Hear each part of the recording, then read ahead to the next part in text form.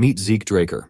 He was born into the Draker household, a family directly descended from legendary Dragonslayers. However, his time to flex the family title was short-lived. He was soon abandoned because his family deemed him unfit.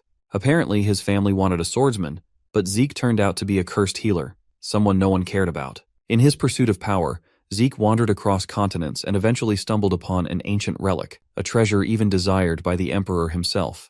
But in the end, he was taken down by soldiers sent by the Emperor. The injuries inflicted were so severe that even his healing magic failed to assist him. Yet fate had other plans. The ancient relic he had stolen triggered an upgrade system that allowed him to regress to a younger age with these newly granted ancient powers awakened inside. And from this moment on, his real story begins at the Draker household's training institution, the Cradle. Before diving deeper into Zeke's story, it's important to understand the background of his family. The Draker family is one of the three great transcendent households. This renown stems from their ancestor, Terrakan Draker, the hero who saved the land 1,000 years ago by slaying the evil dragon Bahamut.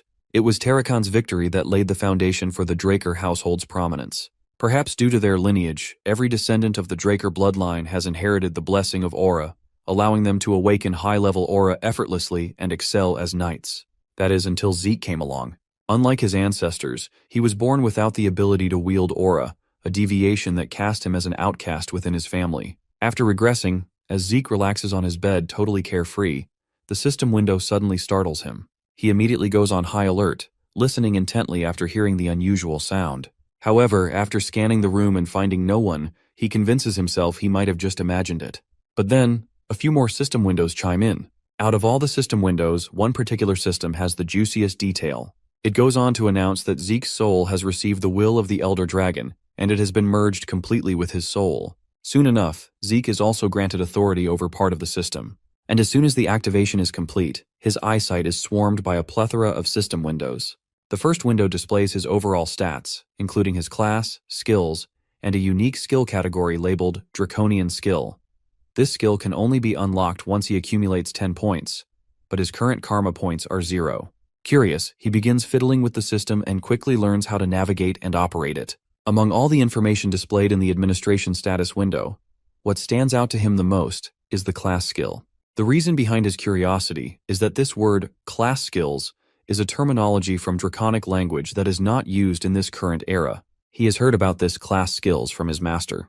According to his master, people of the ancient world classified themselves based on their strengths. Each class trained in specialized techniques referred to as skills.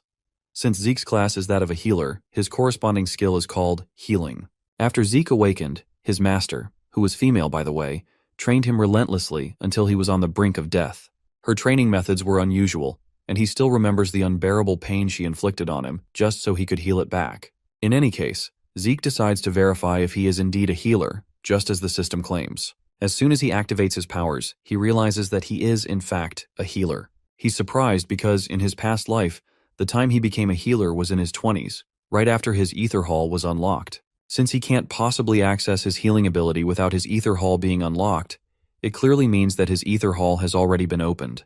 This news is as good as it can get. Not only has he returned to the past with all his memories intact, but his skills have also come along. And this just puts him in an even more advantageous position. As he decides to explore the system further to see what other surprises are in store, someone calls out his name and knocks on the door. Quickly, he scrambles to push the system windows aside before anyone can see. However, the impatient visitor barges into the room without even waiting for a response. The man who just entered is Zeke's exclusive servant, Decker. He's apparently here to check if his young master is prepared for the event ahead. Of course, Zeke has no clue what he's supposed to be prepared for. This ticks off this terrifying man, and he is clearly annoyed by how careless Zeke seems. To think that the young master forgot about this special day is just pissing this butler beyond belief. The poor guy, on the other hand, begins to tremble instinctively under Decker's intense gaze. Now that Zeke thinks about it, he recalls that, in his past life, he was always afraid of Decker. Even though his mind is that of a 32-year-old, his subconscious can't shake the fear instilled in this body. Right at that moment, one of the class skills activates, known as Composed Mind. Almost instantly, all of Zeke's trembling, and any trace of fear that had been on his face fades away completely. Apparently, Composed Mind is a skill that ensures the user's mental state remains unaffected, no matter the situation, allowing them to maintain a calm and composed mind. Zeke finds it rather convenient that it can activate on its own. Meanwhile, the butler continues repeating himself, trying to remind his young master of the importance of the event ahead. However, Zeke doesn't respond immediately. After much insistence from the butler, Zeke finally starts paying attention and admits that he does remember. He clearly recalls the evaluation test, known as pancration. To understand what pancration is, a little context is needed. All Drakers go through a training system called the Cradle, starting when they're 7 years old. For 5 years, they undergo strict basic training. Every year, the instructors evaluate the incoming students through competitions in swordsmanship and combat, specifically pancration, a no-holds-barred combat with no rules. Opponents are typically chosen by the instructors, but on occasion, students may choose their own adversaries, provided both parties consent. Since there are no rules, injuries are common, and sometimes students don't make it out alive. But because this competition determines which class the students will be placed into within the academy, the children have no choice but to fight with all they have. The day of pancration finally arrives, and the students find themselves gathered in the amphitheater. At the center of it all stands the instructor, who reminds everyone that today is the day of pancration, and that it marks the final part of their evaluation. All the students eagerly affirm what the instructor has said, and seeing their enthusiasm, even the instructor is somewhat intrigued by the high spirits of the crowd. This man is actually the head instructor, Panmark, and without further delay, he decides to get things started. In the crowd, the students begin to notice Zeke standing among them. Some students find it laughable that Zeke is once again here after the humiliation he suffered last year. The duel between two students finally begins, and a student named Aaron ends it before it even starts, delivering a single uppercut that knocks his opponent out cold. But while the other students find the quick fight fascinating, Zeke isn't impressed at all. He remembers the time when he, too, used to be terrified of such fights when he was younger. But compared to what he went through in his past life, this is nothing. As Zeke yawns repeatedly while waiting for his turn, one particular student, Leon Conrad, is eagerly waiting for the moment to have a duel with our boy. Eventually, the time for Zeke's match arrives, and his opponent just so happens to be Leon. While my guy is rubbing his tired eyes, Leon throws a jab at him, instantly reminding the humiliation Zeke suffered the previous year. Well, of course, Zeke has not forgotten about it. He vividly recalls how he had begged Leon for forgiveness back then. Those memories are painful, but they're in the past now. Leon has always been Zeke's opponent every year. Our boy knows him all too well, how dirty of a player Leon is, and the kind of trash family he comes from. He is certain that the only reason he's facing Leon in this duel is because Leon pulled some strings behind the scenes to fix the match. Zeke would rather have a dog who bites rather than having a cousin like him. In Zeke's past life, he was never able to meet his 4 siblings of direct bloodline, but there were more than a dozen cousins, and many of them were more than willing to bully him. Suddenly, Leon calls out to Zeke once again, and just like before, he tries to humiliate him by reminding him of the miserable defeat he suffered the previous year. He further questions Zeke whether that level of humiliation wasn't enough to keep him away from participating in pancration altogether. While Leon continues to throw one verbal jab after another, Zeke remains as cool as a cucumber, and it's all thanks to his composed mind ability. Although Zeke is calm and collected, there's still a limit to his patience. He won't tolerate some insolent bug badmouthing him repeatedly without consequence.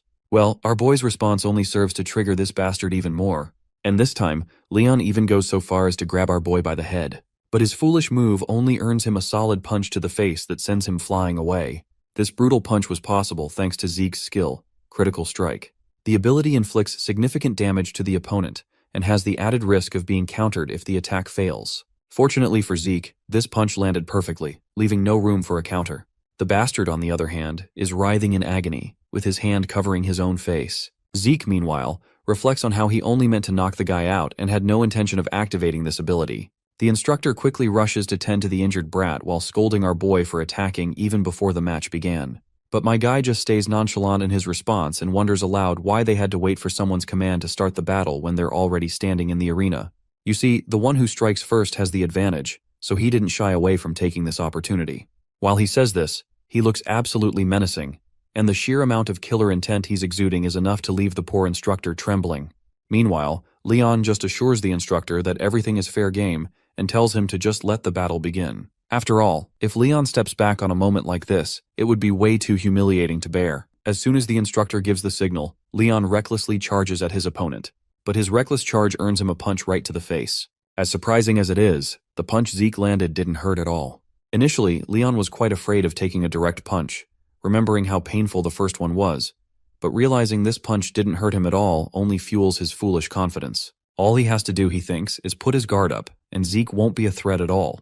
Leon quickly notices our boy using his left hand for a counterattack again, so he ducks down. In that critical moment, he takes advantage of Zeke's vulnerability and takes him into his grasp in order to push him over to the ground.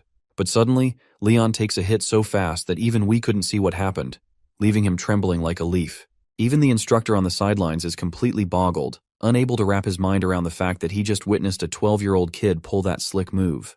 The moment Leon dodged Zeke's counter and tried to take him down, the instructor was certain Leon was going to win. However, Zeke punched Leon square in the chin and escaped his grasp. It's on Leon for letting his guard down, thinking he had Zeke right where he wanted him. But our boy, on the other hand, remained as cool as cucumber, despite the fact that his counter failed. The concentration and precision needed to inflict such exact and effective damage is a feat in itself. The instructor is actually wondering if this is really the Zeke Draker they thought they knew. The bratty bastard, however, is in shambles after taking that brutal punch. His brain is scrambled, and before he can even react, he takes another blow that causes him to trip. But he quickly steadies himself and retaliates with a punch of his own. At that critical moment, one of Zeke's class skills activates automatically, Heightened Sense, which temporarily enhances his perception. With this skill, Zeke can see the punch coming at him in 960 frames per second slow-mo, making dodging it a piece of cake. As soon as the punch zips past him, Zeke quickly grabs Leon's extended arm and slam dunks him hard onto the ground. And the impact was so brutal that it literally shattered the ground beneath. Another skill activates, known as Precise Stab, which helps Zeke target the Leon's weak points for critical damage. After pinning the bratty bastard to the ground, Zeke balls up his fist, ready to obliterate his face. Poor Leon begs him to stop, but my guy still goes through with it, landing the punch square on his face. The sheer brutality of the act leaves the instructor sweating his balls, along with the spectators watching in stunned silence. The final hit feels immensely satisfying, and after this little battle, beating the crap out of his bully, Zeke feels a sense of calm washing over him. He's glad that, thanks to this little show he pulled off, his other cousins will think twice before messing with him again. Not that it matters, though. If they dare say or do anything, he'll make sure to silence them for good. It seems that wasn't enough to instill fear in these incompetent bastards. One particular punk, too complacent for his own good, challenges our boy and picks him as his pancration opponent. This overconfident, cocky punk is Jaken Vardek, itching to make a statement, though he plans to let his blows do the talking. Well, Zeke doesn't mind at all. In fact, he's sure he'll get bored if Jaken comes alone, so he offers him the chance to bring a few other students along to make things more interesting. Our boy specifically calls out another student, Liam Stone, and suggests he join Jaken. Apparently, Liam is nothing more than Jaken's lackey. This suggestion feels like a slap in the face to Jaken. The very idea that he'd need someone's assistance to fight a brat like Zeke is a humiliation he just can't stomach. But Zeke keeps pushing his buttons, which only enrages this piece of flying trash even more. Jaken's seething now, eager to beat Zeke to a pulp. As both contestants stand in the arena, the instructor this time explicitly warns Zeke not to move before the command. Well, it seems like Jaken did bring his servant along after all, which only makes Zeke even happier. After all, in Zeke's past life, Liam had a reputation for being an exceptional fighter, even earning the title of Mercenary King. Back then, as Jaken's servant, Liam joined the cradle in the academy. However, being a distant relative, he was overlooked in education. He desperately begged to join higher education at Academy Valhalla, but ultimately ended up in the Knight Order of a small nation called Baranon. When Baranon eventually fell, Liam became a mercenary. In those chaotic times, the strong naturally drew followers. With his long tenure as a mercenary, Liam rose to prominence as a Red Knight, and eventually founded the Stone Mercenaries. He united the three largest mercenary groups, earning the title of Mercenary King. When the Empire hired the Stone Mercenaries, Liam entered the Continental Wars, where Zeke, along with the Northerners, faced him as a formidable foe. But this time, our boy is determined to carve out a very different future for himself. As soon as the instructor gives the signal, Jaken confidently lunges forward, delivering a punch with such force that it disturbs the air currents around him. But, not surprisingly, Zeke casually grabs and blocks the punch as if it were nothing. Jaken quickly flings our boy's hand away and retaliates with a kick of his own. But that kick ends up backfiring against this filthy bastard. As soon as his kick connects, Jaken feels an immense amount of pain, causing him to stumble. It turns out he hit Zeke's strong barrier, which was created around his elbow, and that caused serious damage to Jaken's leg. As Jaken looks at his injured leg, Zeke quickly lunges forward, balls up his fist with his skill activated, ready to throw it down. But poor Jaken quickly tries to protect himself, putting his hands over his face. Seems like Jaken miscalculated Zeke's moves a little, because our boy never intended to land a hit on his face. Instead, he tags the bastard right on his injured leg. After that sneaky move, He follows up with a punch to the ribs, one that's enough to make Ken gag up copious amounts of blood. The overconfident bastard is finally on the ground. Left with no pride or dignity, he angrily instructs his sidekick to kill our boy right away. The time has come for our boy to deal with Liam, and this bastard is exuding some serious killing vibes as he strides toward him. The most annoying thing about fighting Liam is his insane reach, which puts Zeke at a serious disadvantage if he lets Liam attack first. So my guy takes his stance and decides to take the lead, throwing a few blows of his own. Using another skill known as Slash, Zeke moves so fast that all anyone can see are silhouettes throwing a barrage of punches. The skill Slash allows him to launch a relentless flurry of attacks at the enemy, completely interfering with the enemy's sight. The guys watching from the sidelines are feeling true despair, witnessing just how much of a gigachad our boy is. Zeke knows they're curious and confused because none of them have seen anything like this before. You see, in a place where sword dominates, seeing a brawler's fist-fighting technique is a rare and almost unheard of sight. As impressive as this ability is, it's also taking an equally heavy toll on his body. But even that isn't the biggest challenge here. The monstrous physique of Liam is what truly tests Zeke. No counterattacks, no dodges. Liam is just taking it all with his guard up, and now you can only imagine how aggressive he was during his time as the mercenary king. Since Zeke is unable to do any real damage, he prepares to unleash one final devastating strike, one that will be powerful enough to break through Liam's guard. As soon as our boy launches his strike, Liam effortlessly dodges it by redirecting it. What pisses Zeke off even more is that this bastard didn't even flinch or turn his eyes to see the strike, and he just dodged it like it was nothing. In the next moment, Liam seizes the opportunity to make his move. Lifting Zeke high into the air, he prepares to slam him hard onto the ground. But Zeke isn't about to let that happen without a fight. He quickly strikes Liam over the head. His class skill, Heightened Sense, activates, and with it, he completely turns the tide. Using this advantage, he locks Liam in a deadly neck hold with his legs, cutting off Liam's air supply. No matter how strong Liam's body is, he's still powerless without oxygen reaching his brain. However, it seems Zeke overestimated himself. Liam retaliates brutally, landing one devastating blow after another. The relentless flurry of punches even forces the poor guy to gag up blood. But despite the barrage of hits, Liam's body finally begins to falter. His strength wanes, and eventually, he succumbs, losing consciousness due to the lack of air. The spectators are left in awe, their breaths caught in their throats at the sight of such a jaw-dropping battle. But among them, there's one particular student who, instead of feeling worried or shaken, seems oddly exhilarated. He's actually excited and can't wait to take on Zeke as his opponent. After the day of pancration was over, our boy returns into his quarters, where his servant inquires about his well-being. He has heard that Zeke was gravely injured during the matches. To this, Zeke just shrugs it off, claiming he's perfectly fine. However, the butler does not relent, and insists on checking his pulse to verify that everything is truly okay. Zeke can tell that this old coot just wants to check whether he has awakened his aura or not. Eventually, he extends his hand toward the servant, who quickly shoots a blue energy through his hand and into Zeke's. Seeing this blue energy makes our boy pause and wonder if his servant might actually be a blue knight. You see, when checking if someone has awakened, most people simply examine their dantian. But this man is being unusually thorough with it. Imbuing someone else with aura is difficult enough on its own, but for this old man to control it so precisely like this, he must be a blue knight. Apparently not all knights are the same.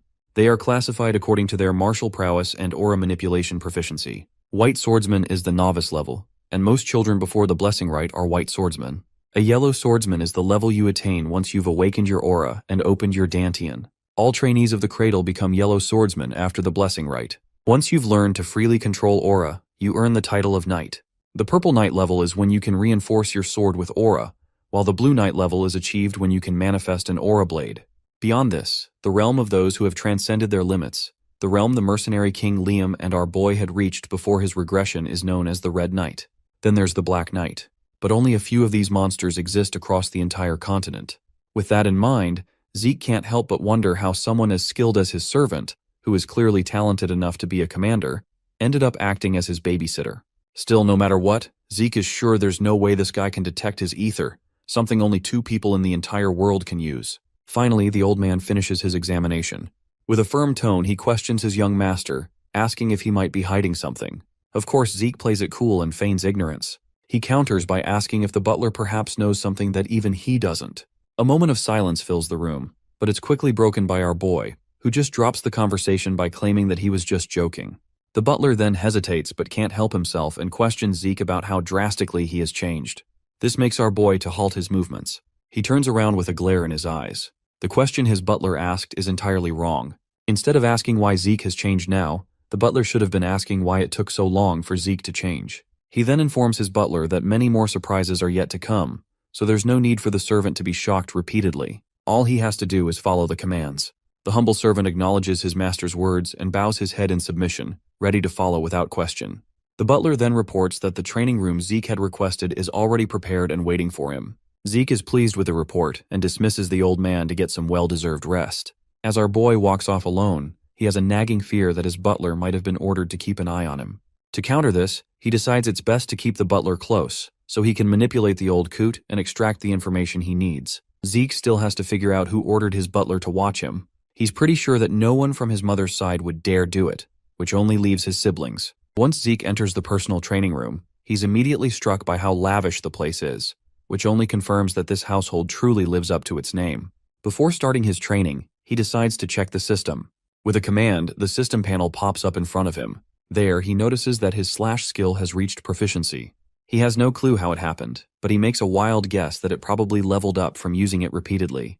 The skill is naturally activated based on his actions, and he doesn't need to do anything in particular to activate it. From what he can understand, if he learns something new, it will likely be added here as a skill as well. He's still unsure about the difference between a skill and a class skill, though he does notice that they both activate similarly on their own. Lastly, there's the Draconian skill, but he can't view it yet because it requires 10 points to unlock. He presses on the option, and the next system window informs him that he can earn karma points by killing monsters. His current karma points stand at 0. Speaking of monsters, Zeke reflects on how there are plenty of them in the dungeons, but he needs to be at least a purple knight to gain access. For now, though, he's more curious about why he regressed to the past and what this system is all about. The concepts of skills and class skills are also something in his curiosity list. At the back of his mind, he has a nagging feeling that all of this might be connected to that ancient relic. However, he can't be certain since he doesn't have enough information to piece everything together. Whatever the case, he grabs his sword and decides to use everything at his disposal to grow stronger, whether it's the system or the Draker lineage. In this world, there are two known powers, the aura of the knights and the mana of the mages. Knights reinforce their aura in the dungeons, while mages refine their mana through circles. The two powers are at opposite ends of the spectrum, meaning if one has awakened one power, they cannot awaken the other. However, Zeke was unfortunate enough to awaken neither a Dantian nor a circle. This inability led to his abandonment by the Draker household, forcing him to wander aimlessly until he met his master during his vagabond days. His master taught him many things, but the most valuable lessons were the art of healing and the Ether Hall, a unique technique his master had developed. Through the Ether Hall, Zeke learned to harness the energy of nature, known as ether. To this day, he and his master remain the only ether users in the world. After only 2 hours of training, Zeke feels as though he's about to collapse. However, his class skill healing activates in tandem with another class skill, Vigor Recovery. Healing is an exceptionally rare skill, one Zeke hadn't even known existed before meeting his master. If others were to witness him using it, they'd brand him an irregular. That's why he refrained from using it during his fight against Liam, and had to rush to heal himself the moment he returned to his room. After his body recovers to full strength, Zeke decides to continue practicing. He knows he cannot afford to waste even a moment. By dawn, Zeke looks utterly exhausted after relentless training. The entire hall bears the evidence of his efforts, with deep gashes scarring the floor and trails marking where his sword struck. Anyhow, a week passes by and we find ourselves in Cradle Cafeteria. There, Zeke overhears some students talking about him. They think he's turned into a completely different person now. Since he is a born loser, they assume he might have dabbled in black magic. Meanwhile, in another private lounge, all the big shot students are having dinner together. The first one chowing down on steak is Raina Tarun. Then there's this guy, Owen Zimmons, calm and composed. And across from him sits a beaten-up Leon, looking as rowdy and impatient as ever. Owen tries to tell him he should eat properly because he'll need the energy for the swordsmanship duel. Leon, on the other hand, gets ticked off for no apparent reason and smashes his hand so hard on the table in frustration that the juicy steak he was served unnecessarily falls to the ground. Because of this table slam, even Raina's piece of steak jumps off her plate and falls, leaving her totally enraged. Her intense glare finally humbles Leon a little. Apparently all 4 of these students seem to hate our boy, so it's not surprising they're together. But even though they're in the same group, they don't seem to get along all that well. The only thing keeping their relationship intact is their shared resentment for Zeke. Owen admits that Zeke was both brave and impressive during the pancration. However, he's convinced he will be pathetic when it comes to swordsmanship. As far as he knows, Zeke doesn't even know how to hold a sword properly, so he's no threat to anyone. One of them points out that Zeke is so weak he had to get a customized sword because the basic ones were too heavy for him. Still, it doesn't make sense to Leon that he lost to that inferior piece of shit. He's convinced Zeke only won against him in Pancration because of pure luck. Well, it looks like Reina doesn't share the same thoughts. If they actually believe this nonsense, then none of them have the right to be knights of the Draker household. With those words, the lady leaves the room. Before we jump to the day of the duel, here is a little context about what this sword duel is all about. Unlike Pancration, sword duels involve real swords, making them the primary cause of most incidents within Cradle. It's also where the difference between cadets' skills becomes glaringly obvious. A month after the current final exams, the Blessing Rite will commence, the event where the Drakers awaken their aura. The day of the duel has finally arrived, and the instructor commands Zeke to come up next. My guy casually walks onto the scene with a giant sword resting over his shoulder. The sword is literally bigger than him, which certainly doesn't go unnoticed. Everyone finds it hilarious, thinking Zeke believes that the bigger is better, so it will somehow give him an advantage. The person stepping up from the other side is Reina, who looks absolutely fired up and dramatically throws down the gauntlet to challenge our boy to a duel. Well, my guy is more than ready to take on this challenge and accepts it without a second thought. It doesn't sit well with Reina to see Zeke effortlessly lifting a claymore. Now that she's facing him in person, she can tell this isn't the same Zeke she once knew. The person she knew once could barely hold a sword properly. His presence is so striking that she begins to feel intimidated. But she quickly snaps out of it, disgusted with herself for even thinking that she could be intimidated by him. Backing down isn't an option now, especially since she was the one who issued the challenge. Meanwhile, Zeke is also feeling quite intimidated. He knows his usual tactics won't be enough to get the victory he wants, because a duel against the Lightning Knight is no joke. It's downright nerve-wracking. You see, Reina Tyrone was well-renowned and had earned the title of the Lightning Knight in his past life. She made a name for herself during the Continental Wars, and is recognized as one of the greatest of the next generation of Drakers. She's one of the rare few who awakened her aura even before undergoing the Blessing Rite. As far as Zeke remembers, she must have awakened her aura a few years ago. However, she hasn't used it in Cradle because she's been focusing on improving her fundamentals. As soon as the signal to commence the duel is given, both contestants clash their swords right away. After the first clash, Reina steps back before charging at him again. With one strike, she sets Zeke sliding backward. Just these two exchanged blows were enough for our boy to draw the judgment that she's even better than he expected. The feisty lady charges at him once more, swinging her sword as fast as she can, lighting up the area with sparks. In the background, her friends are getting restless and impatient, urging her to just finish him off in one strike instead of playing around. But one of the wiser ones reminds these idiots that Reina isn't toying with him, it's Zeke who is pushing her around. Now, switching to her perspective, she can clearly see the openings and vulnerabilities in Zeke's guard. Yet, every time she tries to exploit them, her sword is quickly blocked by his sword, almost as if he's applauding her attempts. What's even more frustrating is that after he blocks one attack, he intentionally leaves another vulnerable point for her to strike.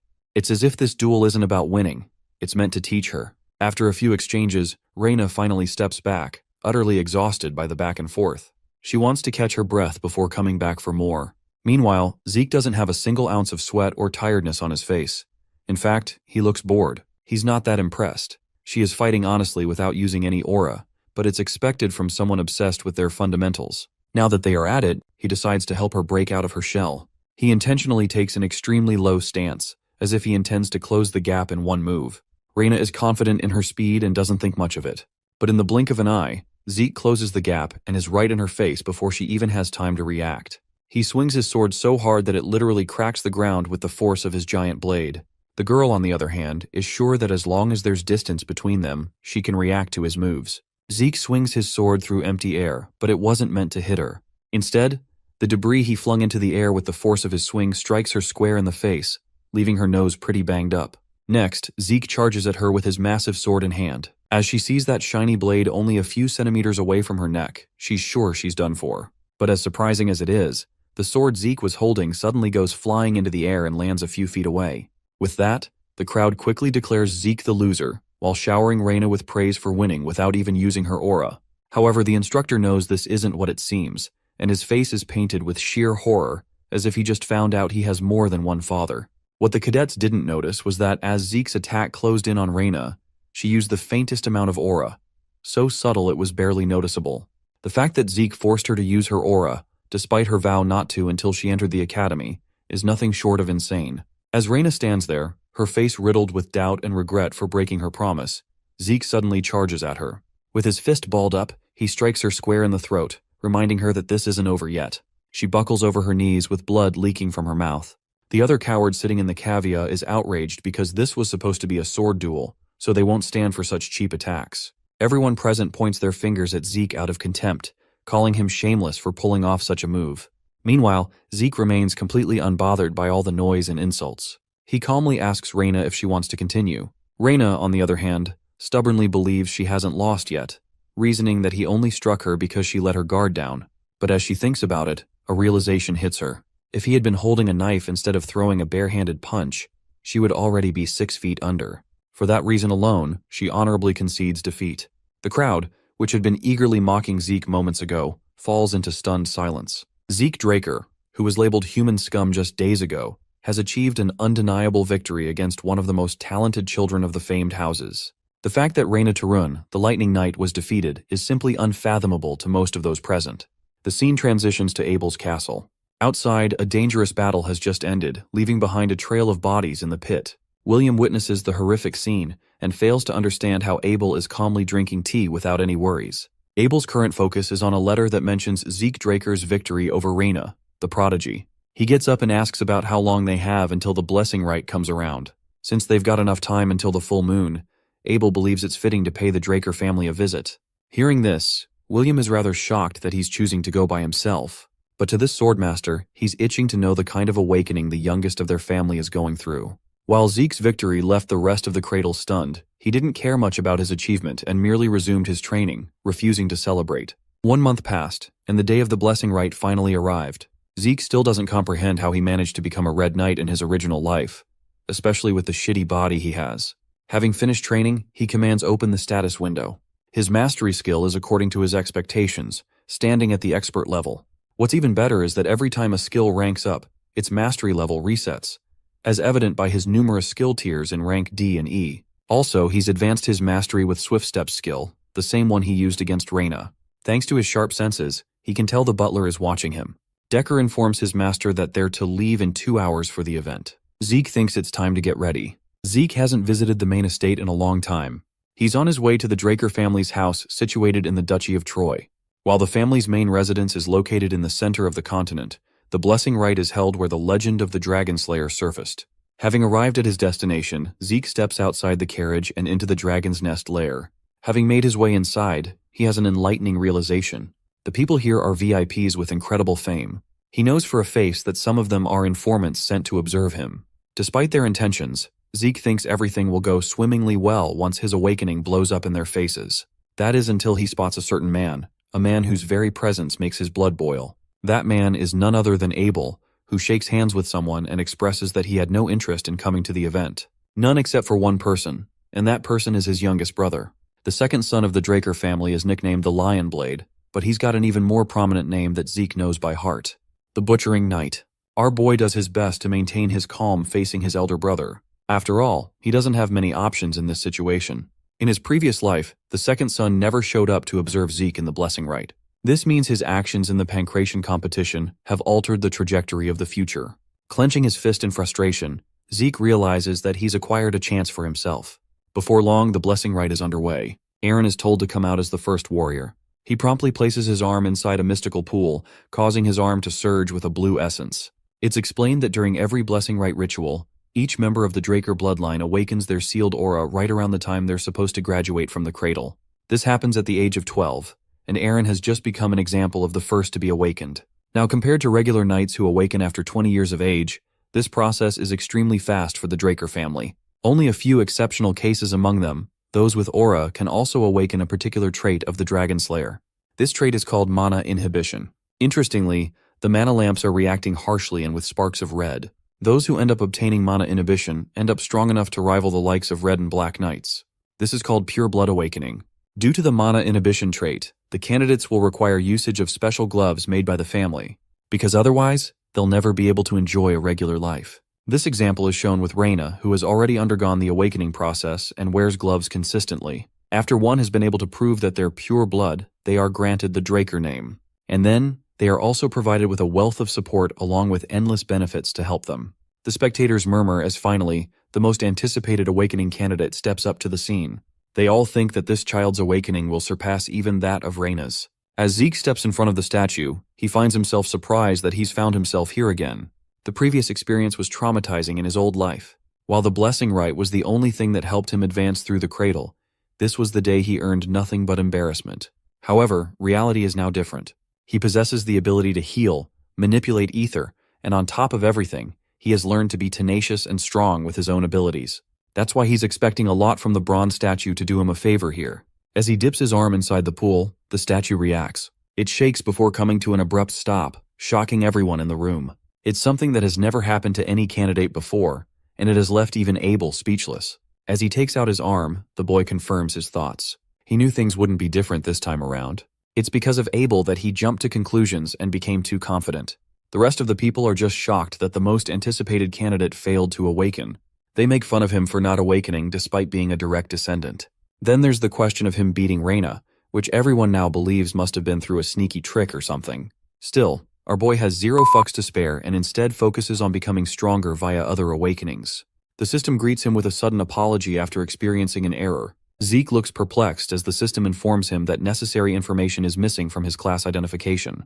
This part of the message captures his attention. The system tells him that the input is complete, and that the terminal has identified the user's talent as a healer.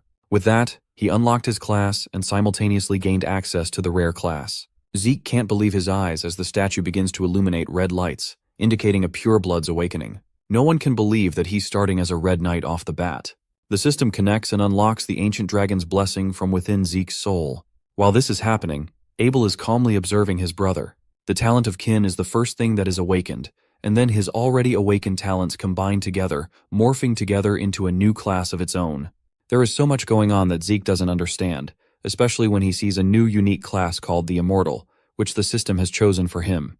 The shimmer of gold light surrounding his body attracts the attention of the spectators. They're certain to have seen the red light from the statue, but they're filled with doubts. Zeke has understood the situation perfectly and thinks it's pointless to speak against them right now. They question if the statue is broken, but then how would one explain the mana lamp reacting to the reading? There wasn't any mana inhibition, so it can't be a pure blood's awakening is what they want to believe. That's when Abel begins to applaud, mocking the people for failing to congratulate the newly awakened purebloods in a single go. He thinks this is an opportunity to celebrate the occasion instead of murmuring doubts. Since they can't speak against him, they give them a round of applause. Abel demands a pair of gloves to be prepared for his young brother. Zeke receives the gloves but has a low opinion of them. He walks away while Abel is satisfied with what he sees. As for our boy, he's pissed that he received Abel's help from all the people. The blessing rite soon comes to an end, and a celebration party for everyone to enjoy is next. Zeke is on his Sigma male grind set and doesn't want to show up to the party. He comes to a sudden stop after a voice calls his name. This is completely against Zeke's expectations, as he wasn't expecting Abel to pop out of nowhere. He wants to know where the kid is going and even congratulates him with a handshake. Despite hating his older brother, declining his handshake here would put him in trouble, so he acts all nice and reaches to shake his hand. That's until he remembers a bloodbath from the memories of his previous life. For some reason, Zeke retracts his hand and refuses to say a word. Abel reveals a hint of his malicious nature, blaming his little brother for the awkward situation. In his thoughts, Zeke simply can't accept shaking the hand of a man he deems the most disgusting and despicable. Abel doesn't really care much and waves him goodbye. He's expecting to meet him later and walks away without bothering him much.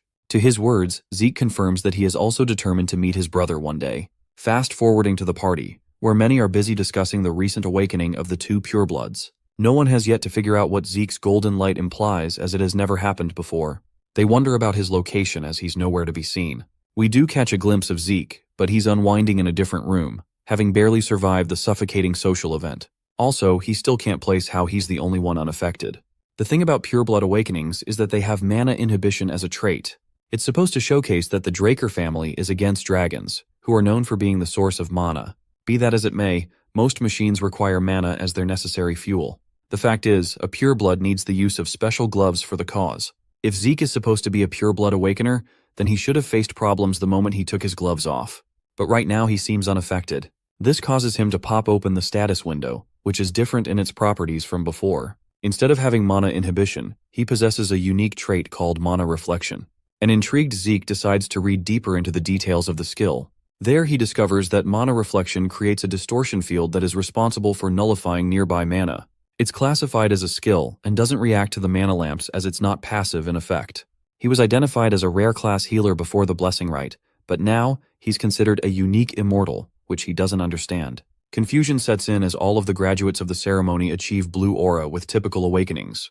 The only person who was an exception to the case was Reina, who received a red pureblood awakening. The same case goes for our boy, but then it eventually transitioned into gold.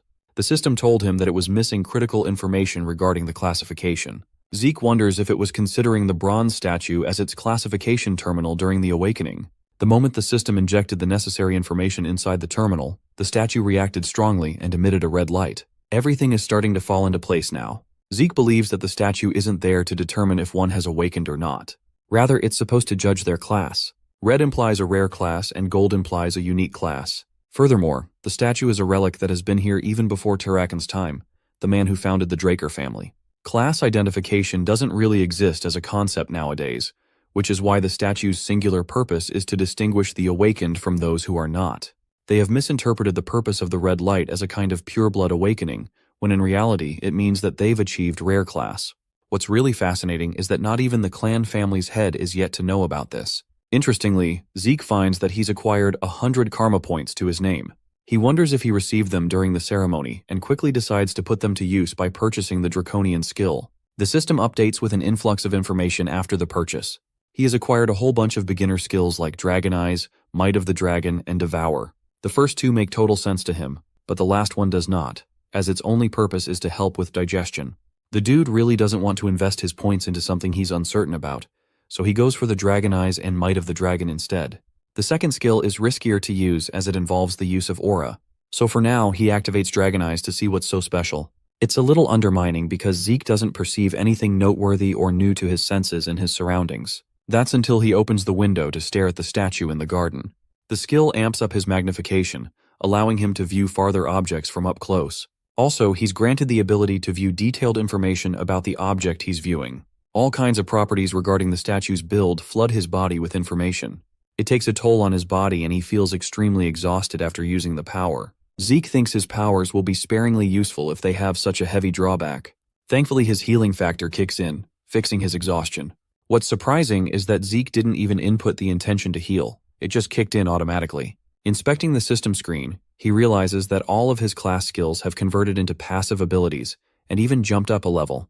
The healing factor allows him to repair his body without triggering the activation. It's an excellent version of his previous skill. While it seems like healing is way too OP, it's not something you can consistently spam. Otherwise, he wouldn't have died in the first place. At the same time, the healing factor is infinite in nature. In order to test his evolved skill, he takes a blade and gives his arm a slight cut. Seconds after the injury, the healing factor automatically kicks in, healing the cut without leaving any marks. The usual time to graduate from the academy is 5 years, but a confident Zeke thinks he'll be able to get it done in 2 years. The Draker Academy is the greatest knight academy ever known. Any aspiring knight would sell anything to take their spot inside. Located in the Duchy of Troy, the academy thrives with the spring life each time a new semester comes around. As Zeke walks among the others, he notes how the higher-ranked students are comparably no different from adults. They're just as capable, and if he were to compare these guys to the Cradle, then they're nothing more than children from great families. Zeke thinks his entire family is messed up. Among the thriving branch families supporting the Draker family, 3 families are the most prominent and have the influence to be called the Great Families. The first is the Tarun of Strength, which Reina is a part of. The second family is Zimans of Wisdom. And lastly, there's the Vardek family of Gold. The children of those 3 families are here, but Zeke couldn't spare a second thought for them. The scene cuts to the high-class dormitory of the Platinum Mansion. This high-class dormitory boasts a training hall, an exquisite library, and all kinds of premium facilities. The best of the best students are supposed to enjoy the luxuries. As for the Pureblood Awakeners, they're granted an additional privilege of Floor Master. This floor is known as the Platinum Floor. A maid greets our boy's arrival, and he's soon escorted to his assigned floor, where others are waiting. Arriving here, Zeke is a little exhausted to find so many people, despite him being awakened as a pureblood. He's told that Decker is waiting for him in another room. Without wasting time, Zeke goes to meet him to see what's up.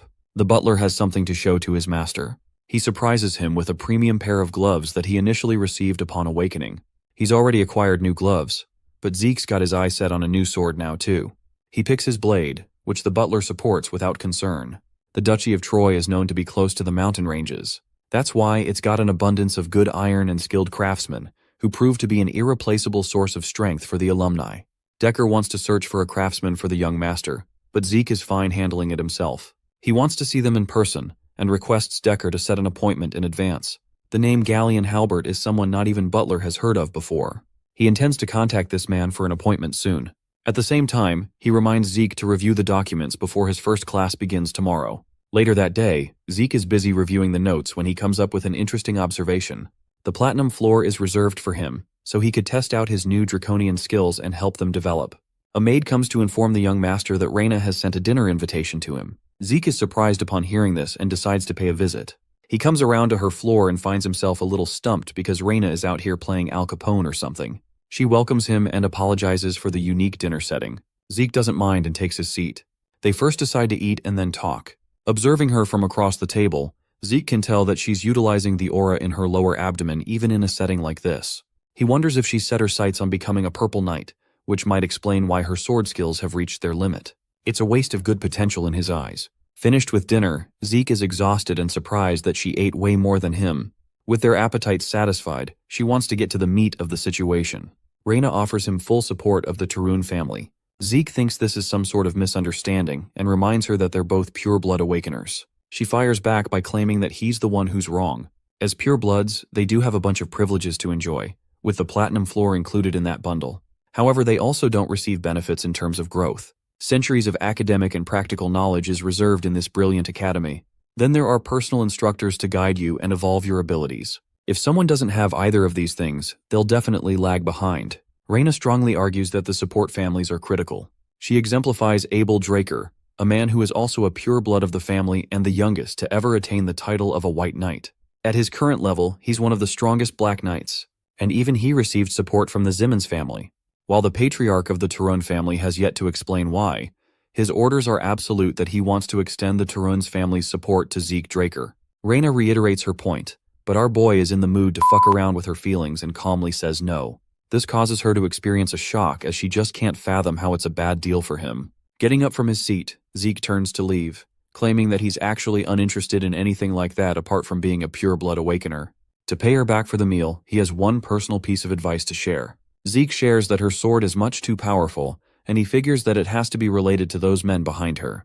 Zeke offers that her greatest strength results from her flexibility of her adaptable body. He advises against attacking her opponents head-on.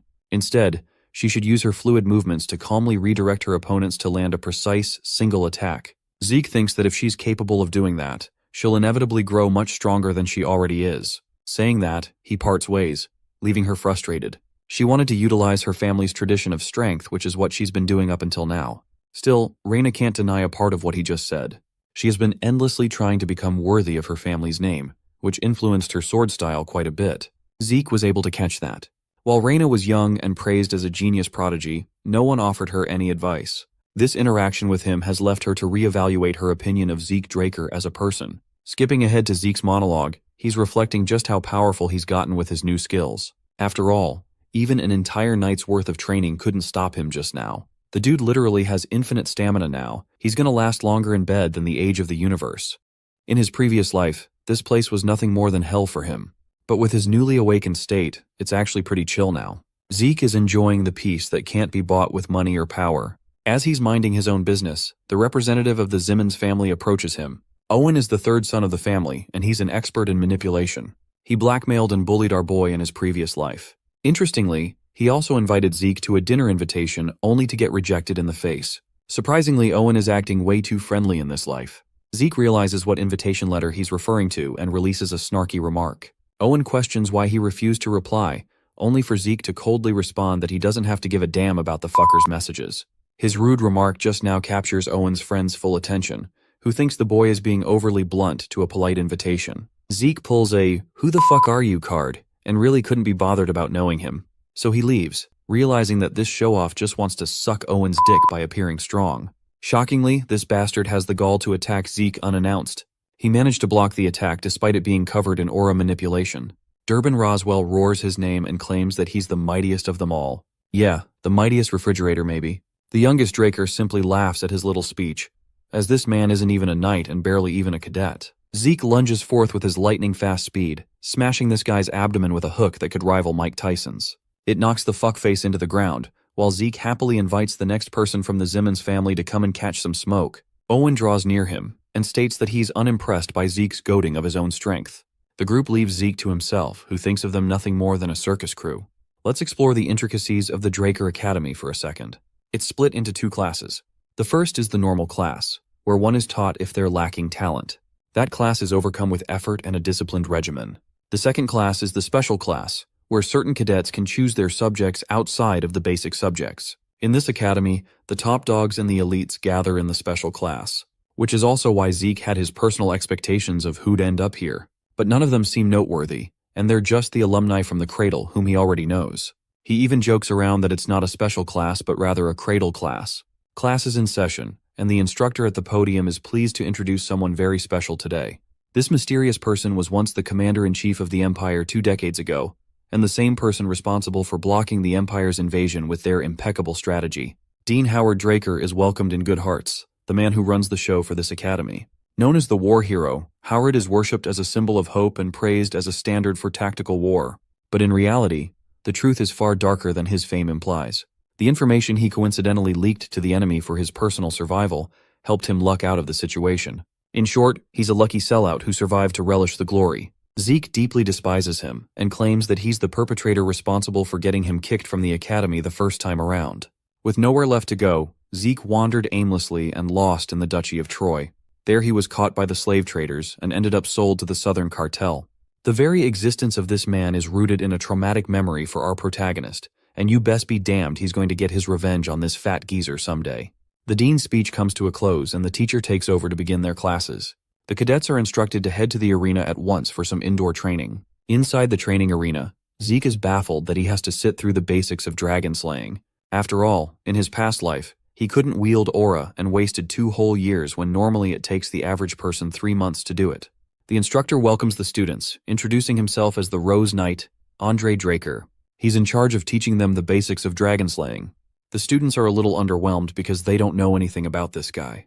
The name strikes Zeke's memory. He recalls that Andre isn't a pureblood awakener who still managed to graduate quickly from the academy, and was praised as a valedictorian from Valhalla. He isn't even from the family, but his talent is simply so remarkable that he earned the Draker family's name. This man is the guy your girl tells you not to worry about.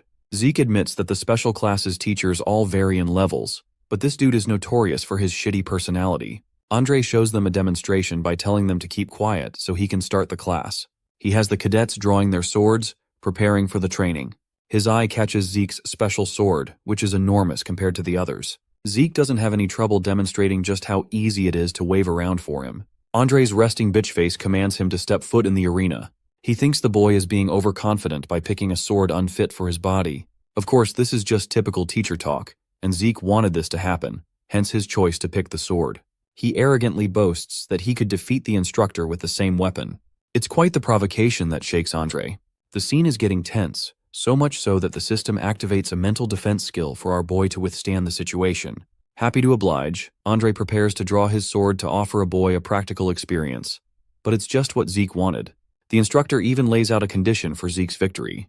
He will not only choose to ignore the boy's arrogant words, but also grant him permission to do whatever he wants in his class. The instructor even gives him a leeway, that he'll go easy and won't even use his aura on the cadet. But that's just playing right into Zeke's advantage even more. He's extremely confident in his ability to best Andre since he knows about the man's weakness. However, since his watchful brother is keeping an eye on him, Zeke doesn't want to risk gaining unnecessary attention like last time, so his battle strategy is to cut Andre's uniform just a bit before accepting defeat. The fight begins as Zeke launches an immediate swing against his teacher's neck. However, Andre deflects his strike even at that range, demonstrating the skills of a blue knight. The fight's going to be tough, and Zeke knows it. He bounces around and attacks from every direction, only to get deflected by his teacher's quick reaction time. The rest of the cadets are stumped to see the knight's brilliant ability to withstand Zeke's attacks for 30 minutes straight. Interestingly, Andre finds his blade quivering and his body slowly getting exhausted. He can't fathom how the boy is inexhaustibly performing without getting tired. Despite suppressing his powers greatly, the fight is starting to become difficult for him. This only goes to show just how brilliant the average pure-blood awakener of the Draker family is, to the point it is considered unfair to compare them. As for Zeke, he's capitalizing on Andre's shitty stamina against him. As for his aura, a typical Draker's aura cultivation is known for its uniqueness. It should be activated during training and all kinds of daily tasks, even sleeping. It should be indistinguishable from the basic need of breathing. So in this case, since Andre is so used to maintaining his aura, he's uncomfortable and unnaturally weak when suppressing it. That is the one factor helping Zeke get an edge against his instructor. Andre deflects the cadet's blade one more time, but Zeke hasn't given up.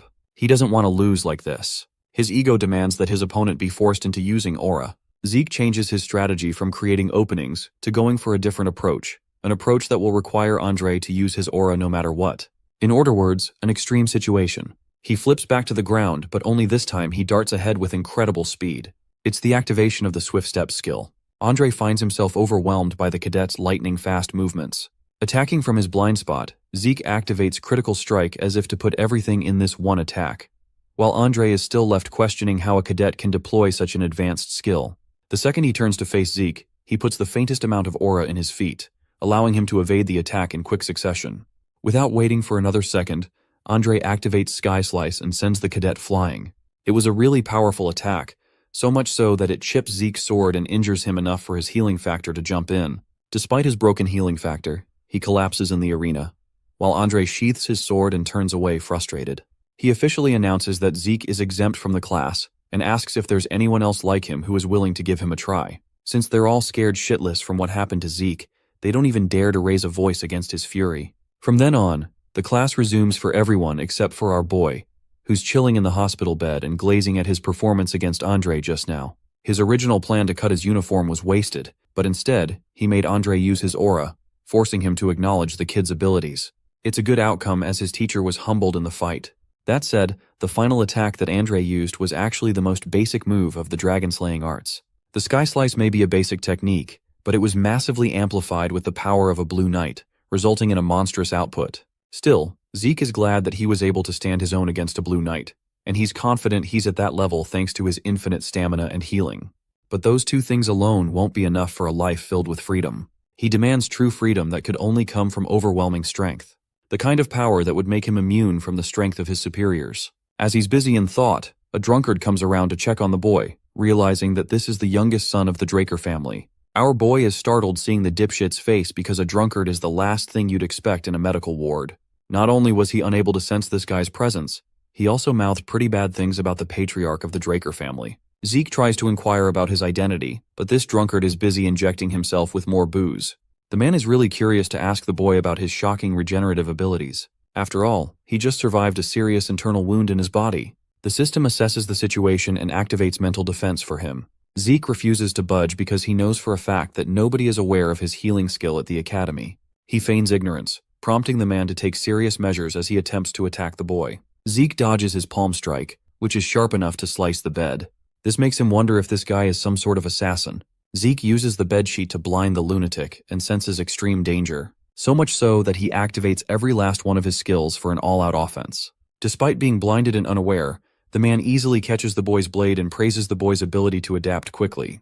Zeke rushes backward anxiously and wonders what he means by mercenary. He assumes the mysterious guy might know something about his past. Seeing a Draker like Zeke throw away his sword and prioritize his life, the man believes he's better suited to become a mercenary instead of a knight. Our boy finally understands his words, and the feeling he gets from the mysterious guy makes his doubts certain.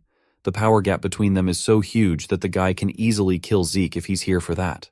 The protagonist assumes he's probably the same level as a red knight. The man points to his heavy claymore and believes he just picked it up from the basic supply. He wonders why Zeke, with such insane talents, is wasting his potential wielding a weapon like that.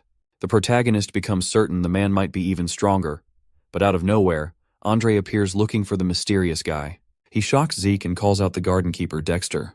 Zeke finds it hard to believe, while Dexter questions how Andre managed to find him out.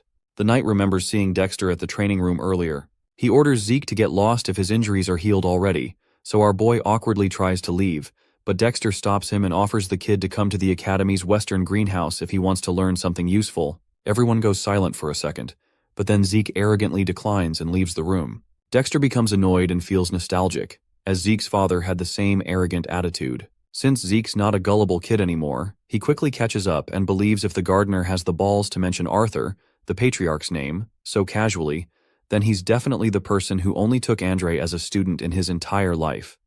Duke Draker, the Gale Knight. He's also one of the knights capable of using martial force.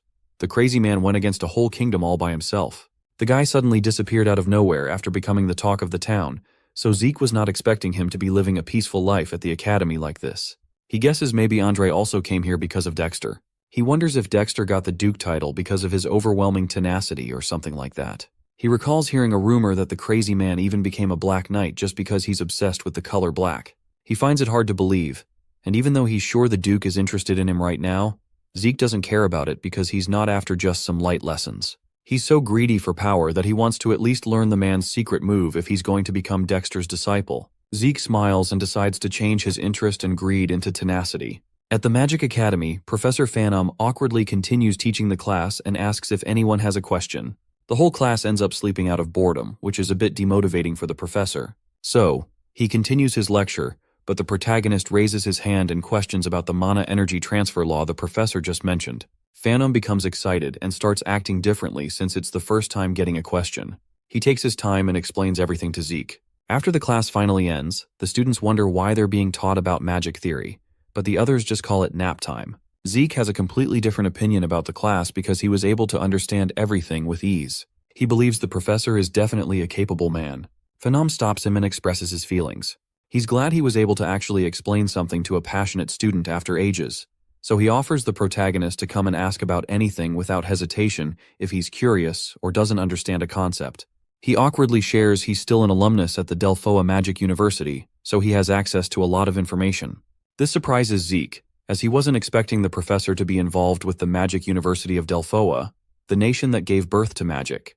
He takes Phantom's offer, as there's no harm in getting close to a capable mage. He believes mages who have a good grasp on math are usually great thinkers, so it's better to have one as a colleague instead of a stuffy knight. He hopes the professor ends up being useful in the future. As soon as Zeke exits the academy, he spots Dexter and realizes the guy is already running out of patience just after a week. Dexter asks if it's finally over, and before the protagonist says something, he cuts off the kid and starts questioning why he didn't pull up to the greenhouse. Dexter was hoping he would get the hint when the guy mentioned he was ready to teach something useful, but Zeke repeats his words and lets the guy know he's not interested. Dexter becomes annoyed and starts acting like a kid, but Zeke explains he's sure Dexter is no ordinary person. But he's busy with individual training, so it'll be hard.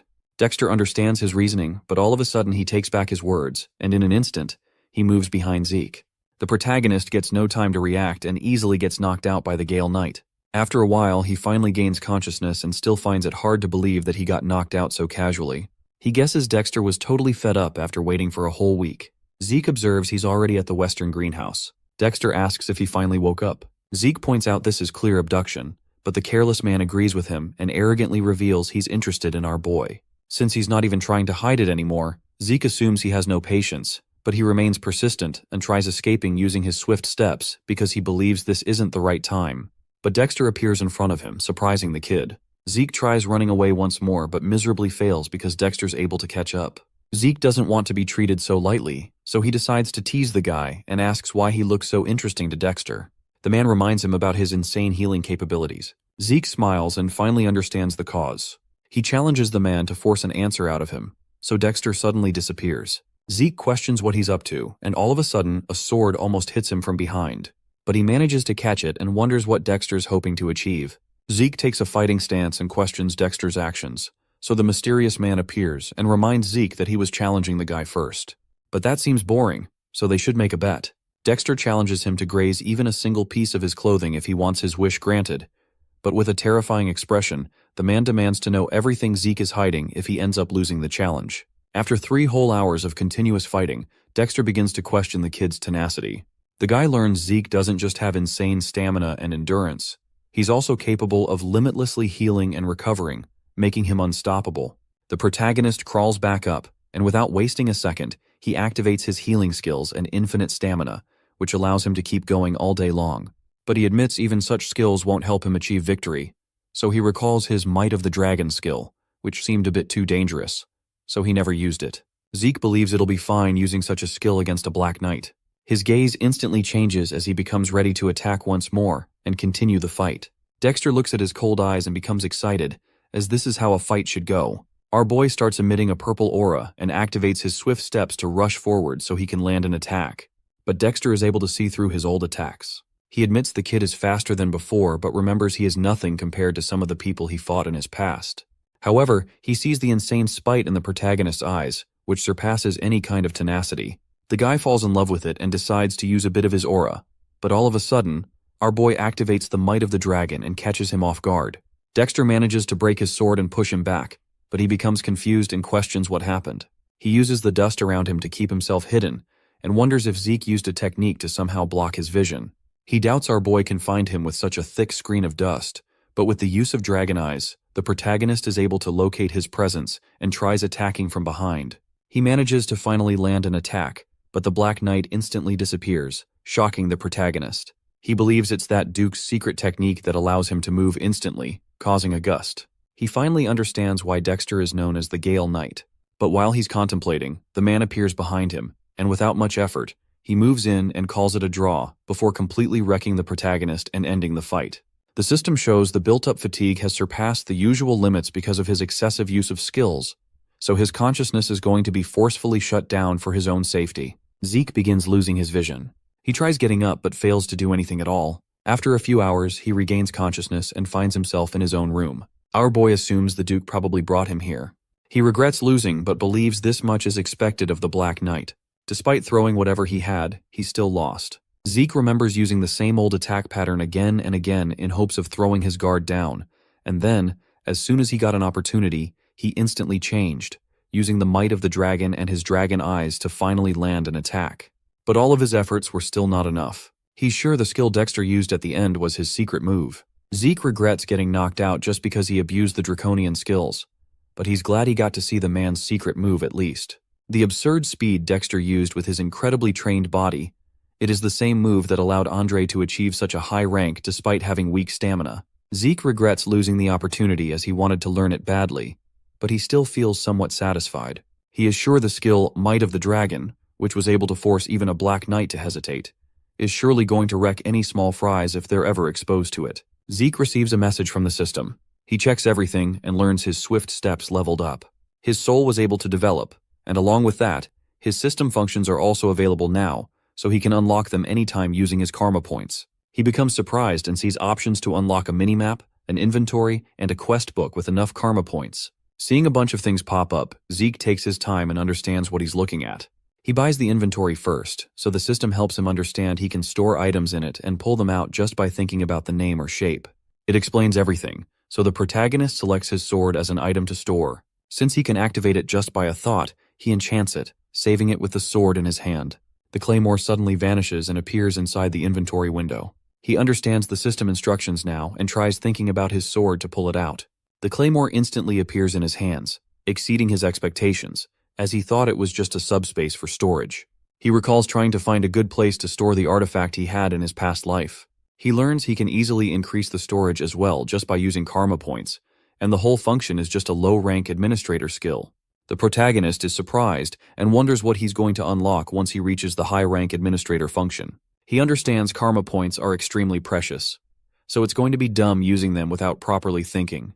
He decides to make a few changes in his plans, but as he's trying to think, Dexter appears and asks for permission to come inside. Zeke gets a bit surprised but lets him in. The butler shares there is a message for our boy. The man said Zeke will understand if he shares it as from the garden keeper Dexter. Our boy smiles and realizes his efforts were not a total waste as he reads the invitation. Dexter assures him to come whenever he's ready to challenge again. He remembers the man called it a draw before wrecking him for this reason. He gets excited since he still has the awesome opportunity. The butler shares another thing, that he managed to locate the blacksmith our boy mentioned. Zeke asks about the appointment, but the butler awkwardly shares it didn't go as planned because the blacksmith refused any appointments. Zeke gets shocked but learns the guy stopped forging weapons now. The next day, Zeke reaches the blacksmith's shop he used to visit in his past life. He finds the name a bit funny and enters the shop. He asks if anyone's inside. In his past life, the protagonist recalls wielding a sword known as the Radiance of Graham. It was a real masterpiece forged by Galleon, who called it a payment in exchange for saving his life. He believes Galleon deserves the grand title Blacksmith of the Soul, because rumors have it that he's able to read the souls of his clients before forging a weapon for them. Zeke remembers that the blacksmith didn't disappoint him in his past life, and forged a weapon with an ability he needed the most. The sword was capable of replacing ether with aura. Galleon used to be the greatest blacksmith on the entire continent, but Zeke feels disappointed finding him in such a drunken state. Galleon notices the kid and orders him to get lost, saying it's not a shop for teens. Zeke is aware the guy had a horrible attitude, but he wasn't expecting this kind of moody temperament. He wonders what happened before Galleon met our boy in his past life. Without hesitation, Zeke throws a bucket of water on the drunk guy. Zeke arrogantly smiles and asks if he finally woke up. He demands an answer for the rejection earlier. Galleon comes back to his senses and recognizes Zeke Draker. He instantly bows down and apologizes for his disrespect. He begins trembling in fear and continues to repeat his apology, but believes a crappy blacksmith like him doubts he's capable of making anything good for others when he can't even make what he himself wants. So he has stopped taking commissions for a while. Zeke is a bit surprised to see even a famous blacksmith like him had a shitty phase. He suddenly recalls the guy was already an incredible blacksmith back when he met Galleon. He never mentioned anything about his life, probably because he felt too embarrassed to share his failures. But Zeke doesn't have time to wait around. Galleon starts going crazy because of his existential crisis, but Zeke snaps him out of it. The insecure guy apologizes for his disrespectful behavior, but Zeke assures him it's nothing and demands to see the weapons he failed to properly forge. While the blacksmith guides him to the back, the protagonist realizes he has no other choice but to help the depressed guy find the right path. As they reach the backyard, Galleon apologizes for the mess, but Zeke assures him not to worry, as it looks cool. Galleon thanks him, so Zeke begins looking around. While he observes the swords, Galleon warns him to be careful because they're all still sharp. Our boy continues checking around and finds out they're not failures at all, but have the same quality as what he used to forge when he was called the best in the entire continent. Zeke's dragon eyes help him see through everything. He notices something and asks the guy if he has any issues with his brazier. Galleon is surprised he knew, but Zeke orders him to just answer. He even points out that the guy goes through smelting using his own methods. He's able to see Galleon mixes multiple kinds of metals to create a lighter but stronger material. But Zeke easily breaks one of his failed swords and calls the durability pathetic. He explains that in such cases, the real issue is that many impurities haven't been properly removed while forging the sword.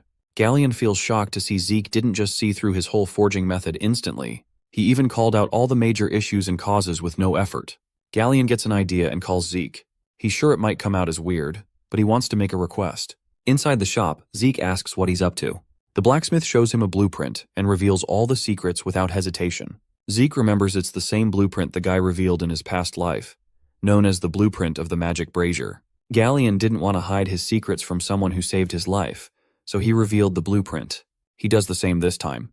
Zeke believes the smelting method will become flawless with this. Galleon expected our boy to recognize it, but Zeke wonders why he's not working on it even though he has the blueprint. Galleon explains he's still missing the most important part, but the Magic Tower's commission fee is 10,000 gold coins. Even a normal family only spends 10 golds monthly. It's 10 times more than that. Our boy finally understands why it took him a good 10 years to become successful. He admits the price is totally insane.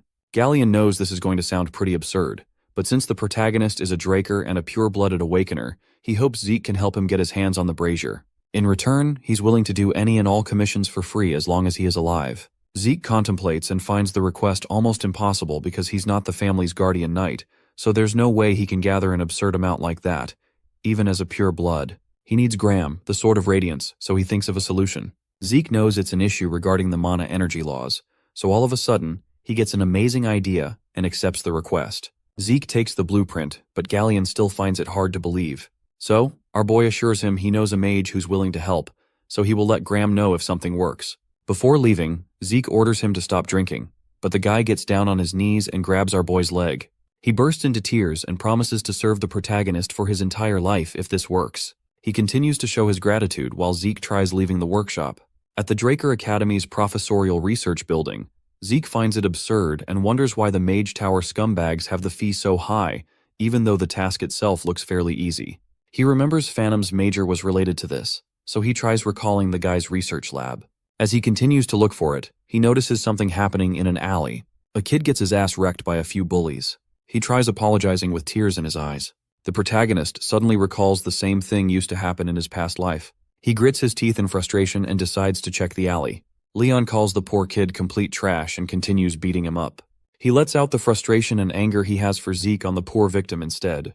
Leon doesn't admit his defeat and calls it all bullshit while he stomps his victim's head onto the ground. Leon thinks his defeat couldn't be helped because of the surprise attack, but he calls it pure luck and doesn't believe Zeke has the right to be called a pure-blooded awakener for it. As soon as Zeke appears and speaks up, Leon's expression instantly changes. The protagonist arrogantly smiles but suddenly becomes serious, and with terrifyingly cold eyes, he orders the bullies to get on their knees if they love their life.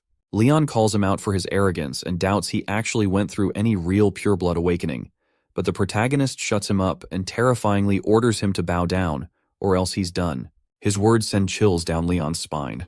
He becomes scared and starts sweating anxiously, but the bully wonders why he's feeling such insane pressure, even though Zeke was completely insignificant just a few months ago. Leon grits his teeth in anger and frustratingly calls him an inferior guy. He orders his goons to rush and attack the protagonist at once, but Zeke remains unfazed despite seeing a punch coming. He warns them once more and easily dodges the punch. Our boy wrecks the first guy, moves forward, and defeats another. Zeke grabs the kid flying at him and throws him back. With ease, he destroys the whole gang instantly. While watching the whole shit show, Leon sweats anxiously, and it's hard for him to believe this is the same Zeke he knew. The protagonist approaches him and arrogantly assures the wimpy guy not to worry, as it's going to hurt just for a second. Leon pulls out his sword in fear and orders the protagonist to stay away, or else he's going to get injured. Zeke reminds him what it means to pull out a weapon in the training area. The wimp sweats anxiously and becomes speechless, just to save himself from the murderous intent of Leon, who pulled out his sword outside the holy training ground. Zeke announces that he's going to fight back in the name of honor. He pulls out his sword as well and makes it clear that their battle will only end once one of them finally dies. Whoever drew his sword first takes the responsibility for whatever's going to happen, and the opponent is not going to be at fault despite the outcome. Zeke turns Liam, the beat-up goon, into their witness and then starts the fight, but the wimpy bully stops him and apologizes. Leon pisses his pants as well and begs the protagonist to let him go this once. Our boy recalls what happened in his past life, so he calls Leon a trashy scumbag and, in a flash, cuts the bully's ear as payment for what he did. Leon starts screaming in pain, but the merciless protagonist warns him to never attach it back, or else he's going to get his head chopped off the next time they encounter each other. The victim calls Zeke and asks why he went out of his way to save the guy. Our boy brushes it off since he wasn't helping anyone. He was just helping himself. While leaving, he wonders if Galleon made him change, as he almost said something embarrassing. He finally finds the professor and asks if it's doable. Phantom gives him a straightforward answer and reveals it's possible. Zeke leaves it up to him, but the guy stops our boy and requests him to properly listen to what he has to say. Phantom explains the overall composition is not hard, but the real issue is its core that's required for power output. The core is said to be the heart of the machine, but since this circuit has a lot of weird restrictions, it might look small but needs a lot of energy. They also have to manipulate the output on time. Zeke understands everything and asks if there's a way to make it. The professor explains they have two options. He can maybe make a few changes in the design because of the core's condition, but he disappointingly mentions such a task is going to take a whole decade or maybe 15 years. Zeke is shocked by this, but the professor repeats it's going to take an insane amount of time. He continues and explains the second method will help them completely avoid redoing the core's design by just using a different material. He admits this method will help them save so much time, but the material they need for it is a high-compression mana stone. Zeke finds it absurd and gets up as soon as he hears about it. He remembers it's an insanely rare ancient artifact that no one can replicate even with modern technology. Phantom calls him correct and reminds him finding such materials in a ruin is even harder. To get their hands on a stone that will work with their original design, it's going to cost them 3,000 gold. Zeke becomes speechless at first. His frustration is expected, as he might get kicked out if someone catches on and learns he's not an aura user. 15 years is just too long, but he scratches his head and admits he can't manage 3,000 gold coins either. It's hard for him to admit defeat and just forget about the blacksmith.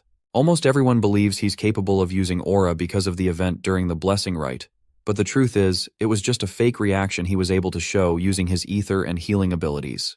He still can't change the fact that he's not capable of using aura. Ether is a power normal humans can't control. Besides the skill Spirit of the Soul, he can't use any sword skills that involve aura, but even with that skill, the only thing he can manage is reinforcing the sword and swinging it around. Compared to Ether, aura is a lot easier to use, so he has to somehow get his hands on Gram, the Sword of Radiance. Zeke remains frustrated and keeps thinking about the Mana Stone to somehow find a solution. Phantom expresses his astonishment and believes whoever came up with the blueprints is probably incredible. He calls it an efficient design and believes even among the Golden Age relics, it's rare for someone to create this. Zeke listens to his words and suddenly gets an idea.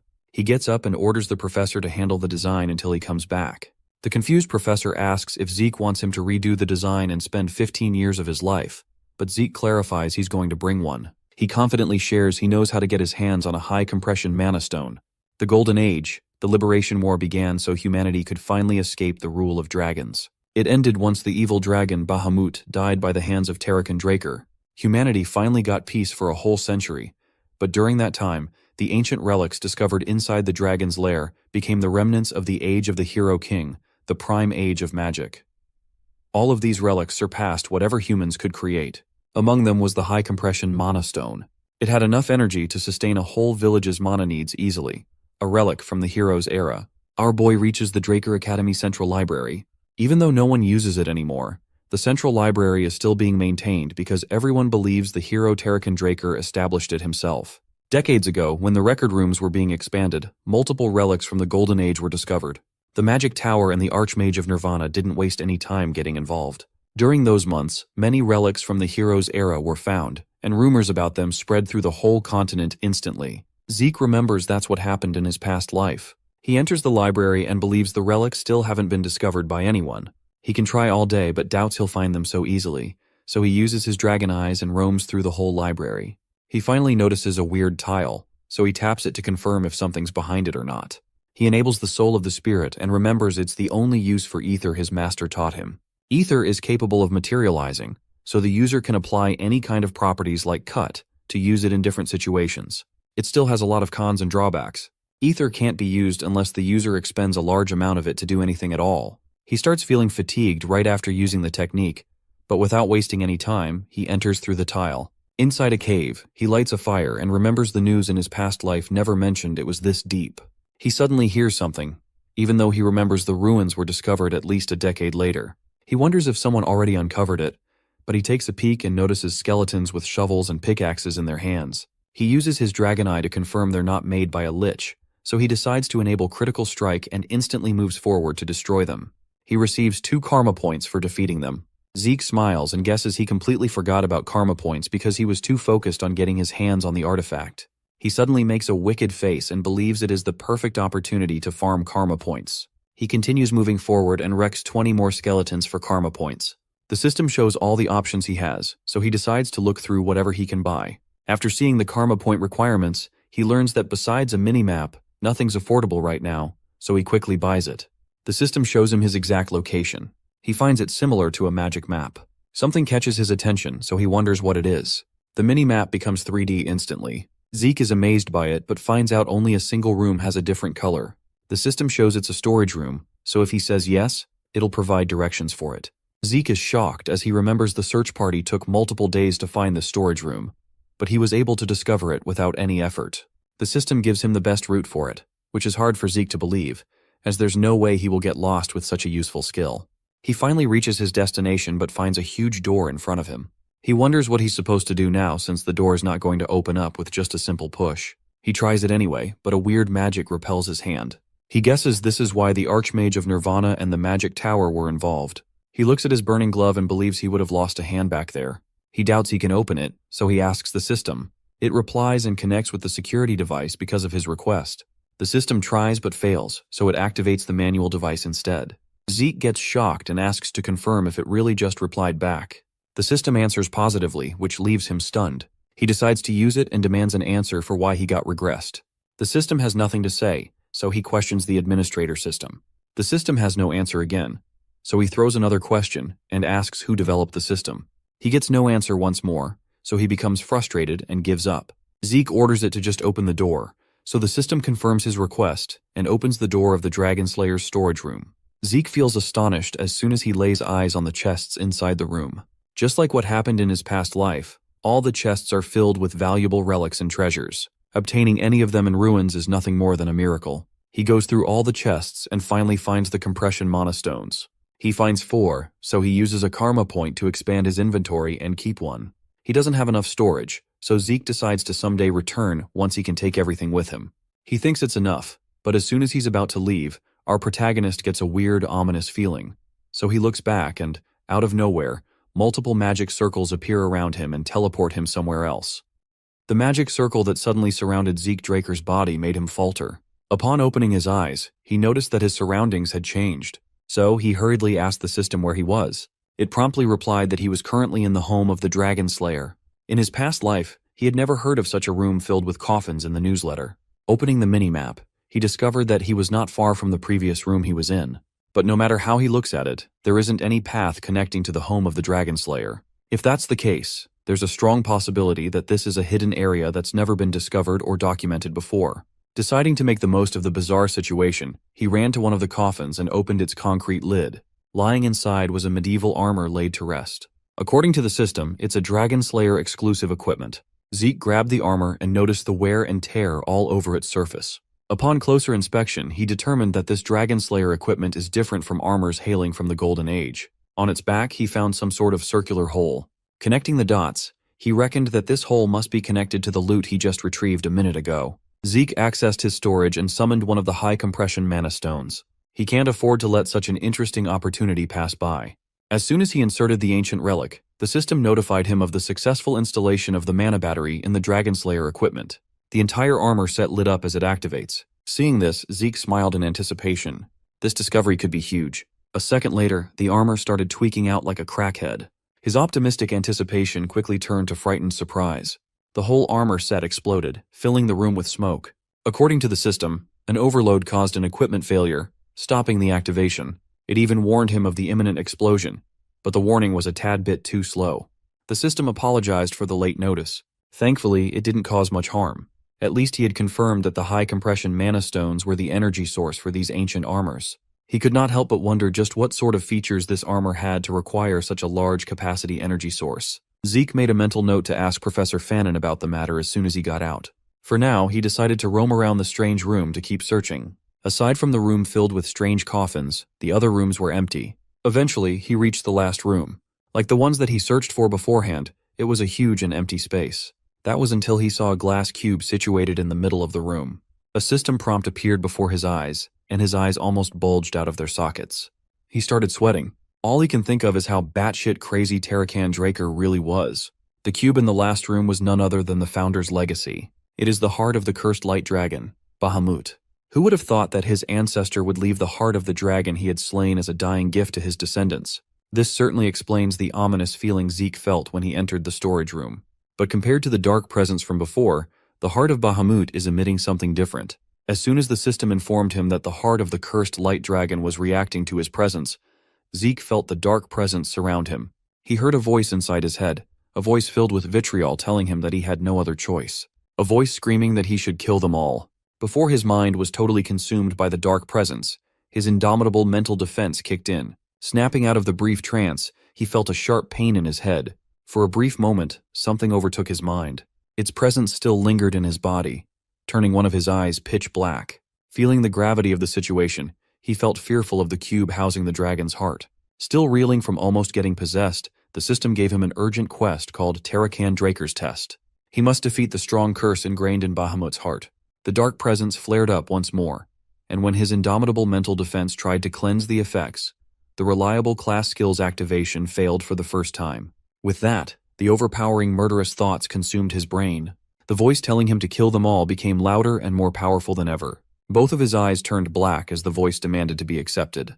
If he does accept, it promises that he will be free. Through sheer willpower, Zeke regained a semblance of control and smashed his head against the glass cube as hard as he could. The pain allowed him to clear his mind. He smiled as blood dripped all over his face. Zeke is not a fan of that annoying and murderous mumbling at all. This dumbass voice swore to give him freedom, but he firmly believes that freedom is not given. Freedom is won. The glass cube shattered into a million pieces as he successfully overcomes the Light Dragon's curse, completing the urgent quest. As a reward, he has been granted ownership over Tarakan Draker's dying gift. The mental fatigue quickly caught up with him. If he didn't have the willpower after his skill failed, the situation could have been a lot worse. His body sensed the damage and triggered his healing factor and infinite stamina to recover. With that, the absorption process for the heart of the cursed light dragon, Bahamut, has started. He looked up to see the heart shining with vigorous light as it floated over to his chest. A domineering power filled his flesh and bones, causing unimaginable agony. As far as he can tell, a pure and dense source of mana he had never encountered before is starting to flow into every cell in his body. This is bad news for someone like him who doesn't have a single circle to properly accept such an intense torrent of mana. Without a place to be stored, All that mana is overwhelming and destroying his body in the most unbearable manner. Zeke knows he has to do something, anything, or this process could be his end. With a skillful sleight of hand, he summoned the purple ether. Using the spirit of the soul, he created a mini black hole to seal the unimaginable quantity of mana. With an extremely limited array of skills in his arsenal, he reckoned that using ether was his only hope. Zeke gritted his teeth as he poured all of his concentration to maintain the ether hole seal in his hands. This eventually caused a massive explosion of magic. With him as the epicenter, the entire room was filled with thundering smoke. The explosion opened a massive crater. Fortunately, Zeke is still in one piece. All the nerve endings in his body are screaming with torturous pain. As soon as the pain started subsiding, he sighed in relief. It was tough, but he managed to make it out alive. His uniform was torn up, and on his chest appeared the mark of Bahamut. The heart inside the shattered glass cube had vanished. Bahamut's mana was no joke. It's a miracle that he survived, thanks to his quick thinking. From the shattered remains of the cube, he saw the reflection of the mark on his chest. It seems like the sealing of Bahamut's rampaging mana yielded some surprising results. Finally, the system notified him of the successful absorption of the cursed light dragon's heart. The absorbed mana has drastically changed his body. His constitution has been changed from ordinary to divine. Upon detection of a power that he can't control as of yet, the system compressed and sealed 95% of its force. As the inheritor of the ancestors' legacy, he has obtained the right to open Terrakin Draker's secure library. The beginner quest book has been unlocked, along with the tutorial for the low-level administrator. Zeke scratched his head. A divine body, Terrakin's library, some sort of tutorial. He has no clue what the hell all these things are. Still confused, he dismissed all the prompts except for one. It looks like the first Dragonslayer was feeling generous in his deathbed all those centuries ago. A prompt asking him if he would like to open Terrakin Draker's other dying gift appeared before his eyes. Just when he thought he couldn't be more surprised, Zeke finally laid his eyes upon Terrakin's second gift. Upon finishing his brush with death in that forsaken room, Zeke made his way back to the Platinum Mansion. He stored the treasures he looted in a secure spot while his eyes were fixated on the system prompt in front of him. His title has changed to the one who received the blessing of the ancient dragon, the inheritor of Terrakin Draker. He gained the authority of dragon control and the divine body constitution. Among the new additions in his arsenal, he was most curious about the draconian skill called incantation. This locked skill will fill his words with power. He gained a lot after that close call with the afterlife, but he's still too weak to fully utilize some of the rewards. Draconic control gives him control over Dragonkin. Dragons under his control can be summoned and will follow his orders unconditionally. As for the divine body, it will allow him to perform at the highest level. His rate of learning for combat and the transfer rate of ether within his body have increased. The descriptions aren't really helping him grasp the whole picture, so maybe some practical tests would. Aside from the ancestor's second dying gift, there's another window related to Terrakin. While he has been granted access to Terrakin Draker's secure library, an information update is still needed. As helpful as ever, the system offered to mark the location where he could obtain the update on his minimap. Zeke is not happy with the extra work, but it can't be helped. Much to his surprise, he recognized the location marked on his minimap. From the appearance of the layout, it looked like Valhalla. You see, Valhalla is the most prestigious knight training institution out there. Individuals other than administrators are unable to view, let alone enter, that area. As he is right now, even Zeke would have trouble entering such a place. To make matters worse, he wasn't even planning on joining the institution in this life. But if something related to Terrakin's dying gift can be found there, it might be worth adjusting his plans. It seems like fate is pushing him to keep being a part of this damned family. The next thing he parsed through is the beginner quest book. The tutorial for low-level administrators will soon start. Upon completion, he will be given a quest to boost his growth. With quests come rewards. Zeke likened this quest system to the missions from an adventurer's guild or mercenary assignments. Curious, he asked the system what the tutorial entailed. Without giving him any time to respond, the start of the quest was automatically triggered. His surroundings started to shift. It was as if reality itself was changing before his eyes. A few seconds later, he found himself in what appeared to be a separate dimension. Grid lines appeared below his feet, and endless darkness surrounded him. The young man remained calm. He looked around to get an idea of where he was. It seems like he has been teleported like before. Being transported against his will twice in a day is crazy. But it feels a little different this time. Instead of a physical plane, it feels like the entire area has shifted. It's like he was rendered in a completely different dimension. Without warning, he felt a hostile presence charging from behind. Turning around, he saw orcs lunging at him with their spiked clubs. Finally, the system explained that for the tutorial quest, he must defeat the monsters within 60 minutes using 2 or more different skills. Upon completion, he will be rewarded with points and system store unlock. While still in thought, his battle senses kicked in, and a sword materialized in his hand. It seems like this tutorial is creating situations where he can take advantage of the system. It would have been nice if he had this feature before. As 3 orcs swung at him from 3 different angles, Zeke vanished in an instant. The attacks caused the entire tutorial area to ripple. With quick succession, he activated swift steps and continuous slash to evade and counter appropriately. These types of monsters are no longer a threat to him. He can simply dice their body up without exerting much effort. He noticed that the claymore he'd been using felt light as a feather. This boost in raw strength must be one of the effects of having a divine body constitution. He reckoned that with a stronger physical form, he should be able to easily defeat a purple knight now. After one-shotting the tutorial orcs, he returned to where he was before as the separate dimension dissipated. He wondered if that was just an illusion, even though it felt incredibly real. Aside from the completion of the tutorial, he gained a critical bonus and a time bonus. All in all, his quest reward amounted to an easy 40-point gain and access to the shop category. He was extremely pleased to find out that he can now buy items through the system. Zeke hurriedly opened the shop tab and saw a bunch of amazing items for sale. Among the wares were the giant's flesh, the breath of a flame giant, and many more. Every item listed is a rare relic that costs a fortune to buy in the market. Maybe he can use this tab to make a killing by reselling the items. Aside from buying, he can also sell items in his possession within the inventory. His training claymore can't be sold, but the elven dagger is priced at 4 points. By the looks of it, the shop only accepts ancient relics. His elven dagger can be sold for an easy 100 gold pieces in an auction, yet it's only worth 4 points for the system. He decided to not sell anything unless he's really desperate for points. With that, he exited his personal training room to call it a day. A lot has happened within the past 24 hours, so it looks like he'll get a good night's sleep tonight. The very next day, Zeke headed for the Draker Academy's research center to meet Professor Fannin. The magic professor couldn't believe that this kid really managed to find a high-compression mana stone within a single day. When asked how he obtained the stone, Zeke refused to explain as it would be too complicated to do so. He hadn't even finished the tea in his cup, and Professor Fannin had already finished tweaking the power source. The magic nerd really is incredible at his job. Even if the professor tried to hide it, Zeke could sense that he was feeling suspicious. Every time a high-compression mana stone is found within the continent, they are registered in a variety of ancient texts. It's used to keep track and manage the ownership of such expensive mana stones. By checking the registration number, the current owner and the location where it was found can be determined. However, the mana stones in Zeke's possession are unregistered. No matter how hard you look, it won't be listed on the Central Continent's registration encyclopedia. Professor Fannin's valid skepticism instead of blind belief is valuable. His judgment and skill are the real deal. Zeke reckoned that such a talented person should not rot in a place where he won't be recognized. Finally, the professor tried activating the design, leading us back to Papnir's breath. Upon completing the design, they handed the apparatus to the blacksmith of the soul, Galleon Halbert. Zeke and Professor Fannin watched the master blacksmith at work. His workshop shined with various intricately constructed magic circles. The look of pure joy on Galleon's face now that he can finally realize his dream of making weapons up to his standards has come true is infectious. Zeke and Fannin are witnessing history in the making.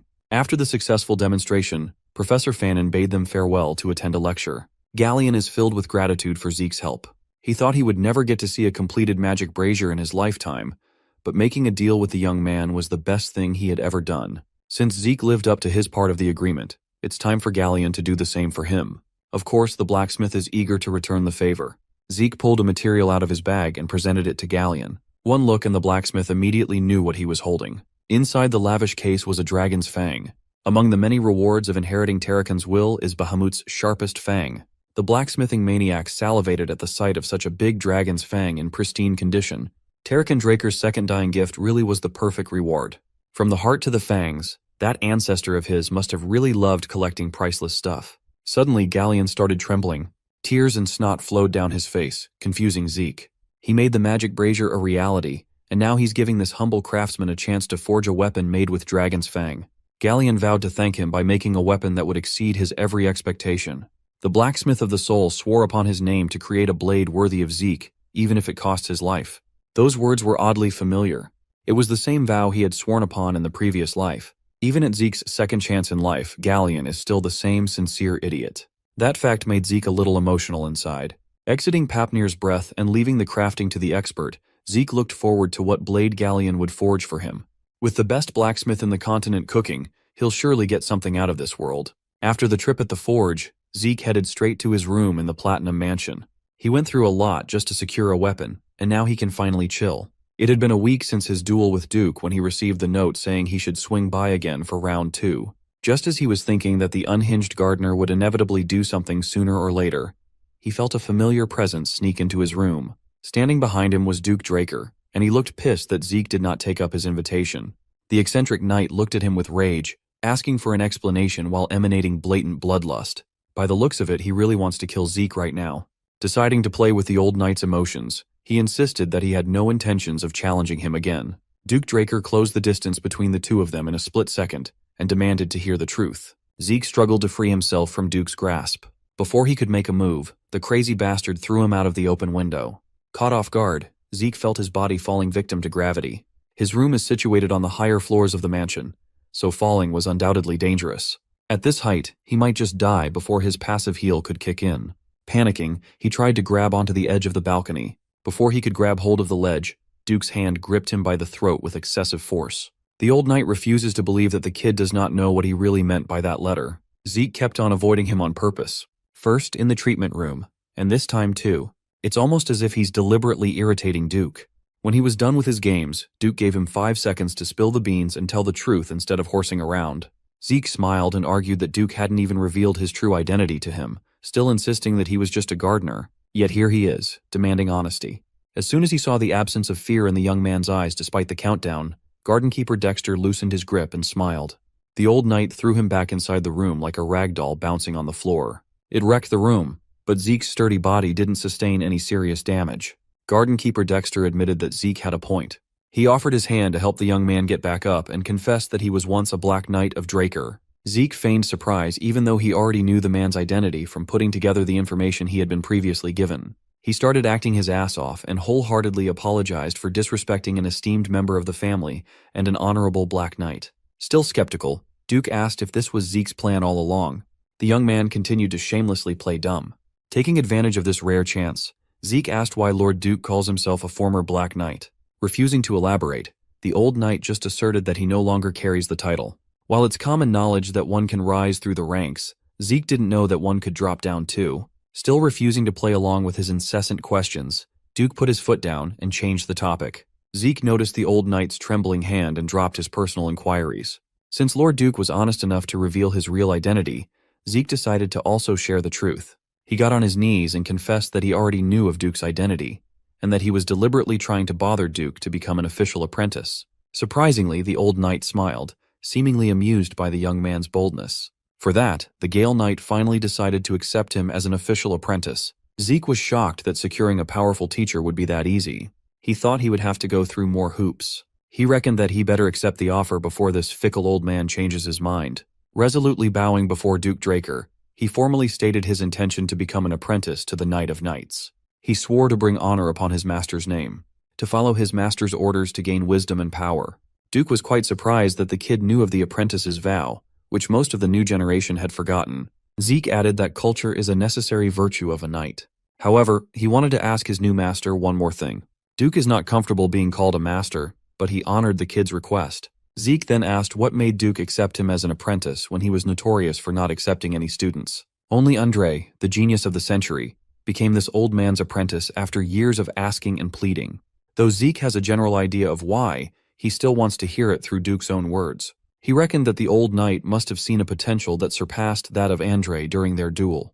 Duke smiled and asked him to take a guess. Zeke candidly answered that he was accepted for being a genius of the family.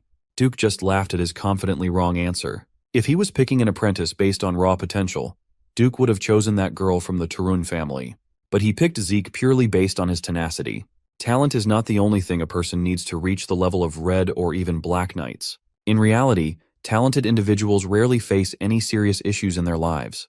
As a result, most of them easily fall in the face of adversity, snuffing out their talent and life in the process. After living through a whole lifetime of hard work and adversity, Zeke could not agree more. Most praised geniuses who were projected to reach the level of a red knight not only fail to reach the expectations put on them, but most of them get stuck at the level of blue knights. After answering, Duke stood up and put a stop to their chit-chat. Right now, he wants to take his new apprentice for his first lesson. The two made their way to the empty western greenhouse gymnasium. Zeke didn't even know that there was a gym underneath the greenhouse. Duke simply ordered him to run around the track, and he's been racking his brain to figure out what his new master has been planning ever since. 3 hours have elapsed since he started, and Duke just continues to observe him wordlessly. Finally, Duke yelled at him to stop and threw him a question. Zeke gladly stopped his jog and asked what his master wanted to know. Before he could react, Duke's hulking body had already appeared behind him. The old knight's hand aimed for Zeke's arm, and the young man instinctively reacted to parry the grab. His battle sense kicked in, and every fiber of his being made him retreat to a safe distance. Duke failed to grab hold of his hands and arm, but the brief moment of contact nearly ruined his special glove. The old knight asked his student if he had a problem with pulse checking. Zeke knew damn well that this sly old bat wasn't just planning to check his pulse. Duke knew something was off with this kid right from the very start. When they fought in the infirmary, when they dueled in the greenhouse, and even after running around the track for 500 laps, Duke did not sense a single drop of aura from the boy's body. He even reacted suspiciously as soon as Duke got close to his wrist. So, the former Black Knight outrightly asked Zeke if he was incapable of using aura. The question prodding at his biggest secret shook Zeke to the bone. Duke had done his research. He saw the bronze statue. He was also aware of the uproar over the never-before-seen golden light that Zeke triggered. If he was wrong in his assumption, then he demanded that Zeke let him examine his pulse. He looked his master in the eye and did not see malicious suspicion, just simple and raw curiosity. Despite the serious scandal that might erupt at the news of a Draker who can't use aura, it seems like Duke's curiosity comes first. Zeke is lucky that Duke is an eccentric bastard. He's still banking on getting his hands on his blade gram to avoid any suspicions about his aura. This is a wake-up call, and he must be more cautious until then. He steeled his resolve. There's no need for him spin lies. Unlike his past life, where he was the first failed awakener in his family, things are different now. Zeke carefully removed the special gloves, stripping the symbol of a pure-blood awakener. He demonstrated his mana reflection, proof that his pure-blooded nature is legitimate. But for unknown reasons, he just can't use aura. Zeke is hoping that sharing truths will cover up his other lies. Still, he apologized to Duke. If it's discovered that a Draker cannot use aura, he's afraid that he'll be chased out of the family. Bro can make himself cry on command and look like a scared little puppy. Give this man an award. Zeke then offered his pulse to be examined, and Duke went ahead and carefully spread his aura inside his apprentice's body. Seeing Zeke cry and look frightened, Duke reckoned that a child is still a child even if this child is holding malak unbefitting of his age. Just as he expected, not a single drop of aura can be detected in the boy's entire body, despite awakening successfully. Duke was stumped. He racked his brain for an answer that wouldn't come. Zeke already expected skepticism even after the pulse examination. That's how absolute the results of the blessing rite are for a Draker. Even if it's true that he cannot awaken to aura, Duke will undoubtedly find a reason to explain the phenomenon, to rationalize, and to deny the evidence in front of him. The old knight labeled him an irregular. Of course, that's his conclusion.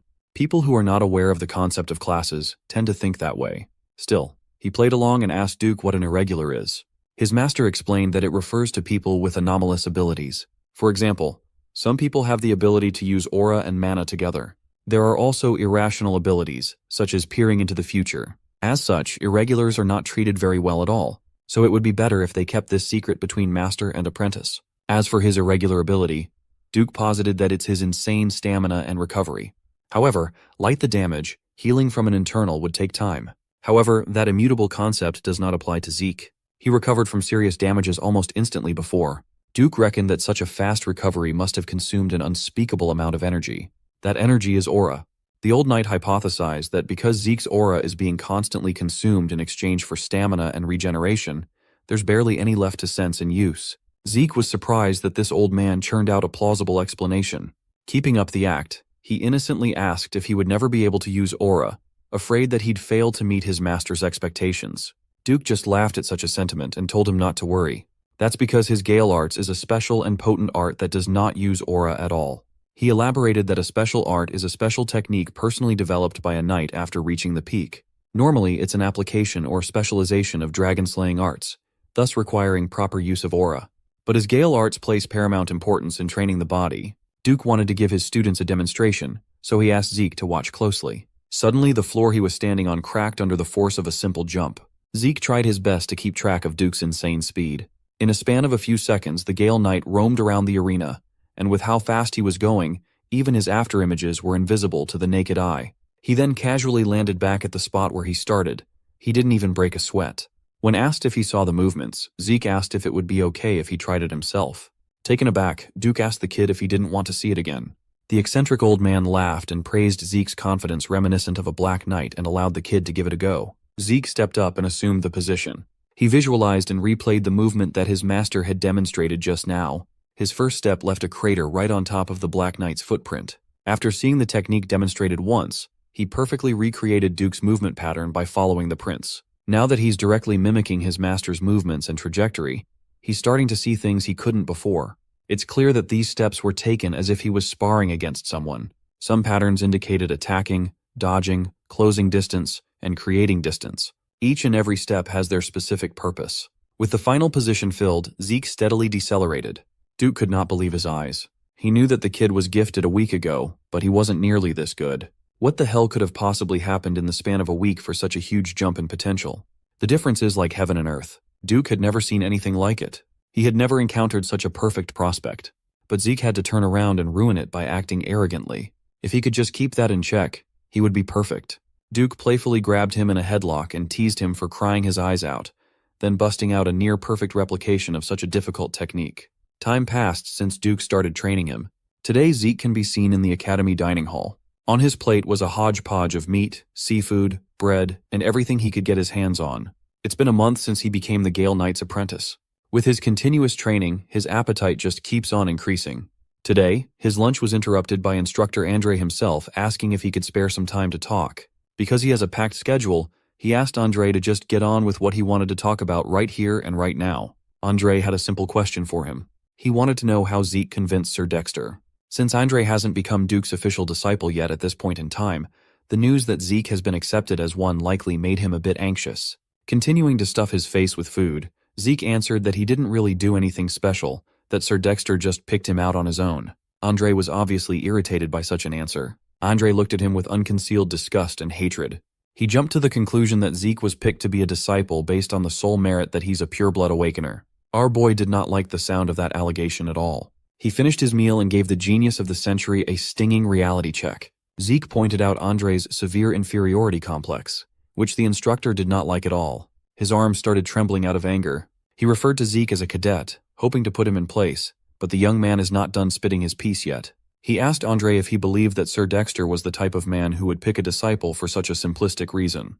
Zeke asserted that the fact that he was able to leverage his bloodline as a foundation to become a disciple is a testament to his own abilities. He then gave Andre some valuable advice. Instead of wasting his time patting his ego with that severe inferiority complex, perhaps he should put in some effort in order to be chosen too. As incensed as he was, Andre knew that there were some merits to the cadet's sobering words. Later that day, in the Western Greenhouse Arena, there were 3 people instead of the usual 2. Someone arrived before Zeke and Duke and is running around the track like his life depended on it. Zeke asks his master what's going on, but the Gale Knight is confused too. He doesn't know what got into instructor Andre, but he came begging him, saying he's fine with being a servant if it means he can stay by Duke's side to learn. The old knight jokingly agreed to take him in if he could run 300 laps without aura, which is how poor Andre ended up like this. Duke was surprised at Andre's newfound tenacity. Similarly, Zeke was pleasantly amazed to see that this guy wasn't just some self-righteous nerd. As it turns out, the genius of the century has quite the backbone on him. Every student of the academy has been summoned to show up and line up on the field. Today is a special day.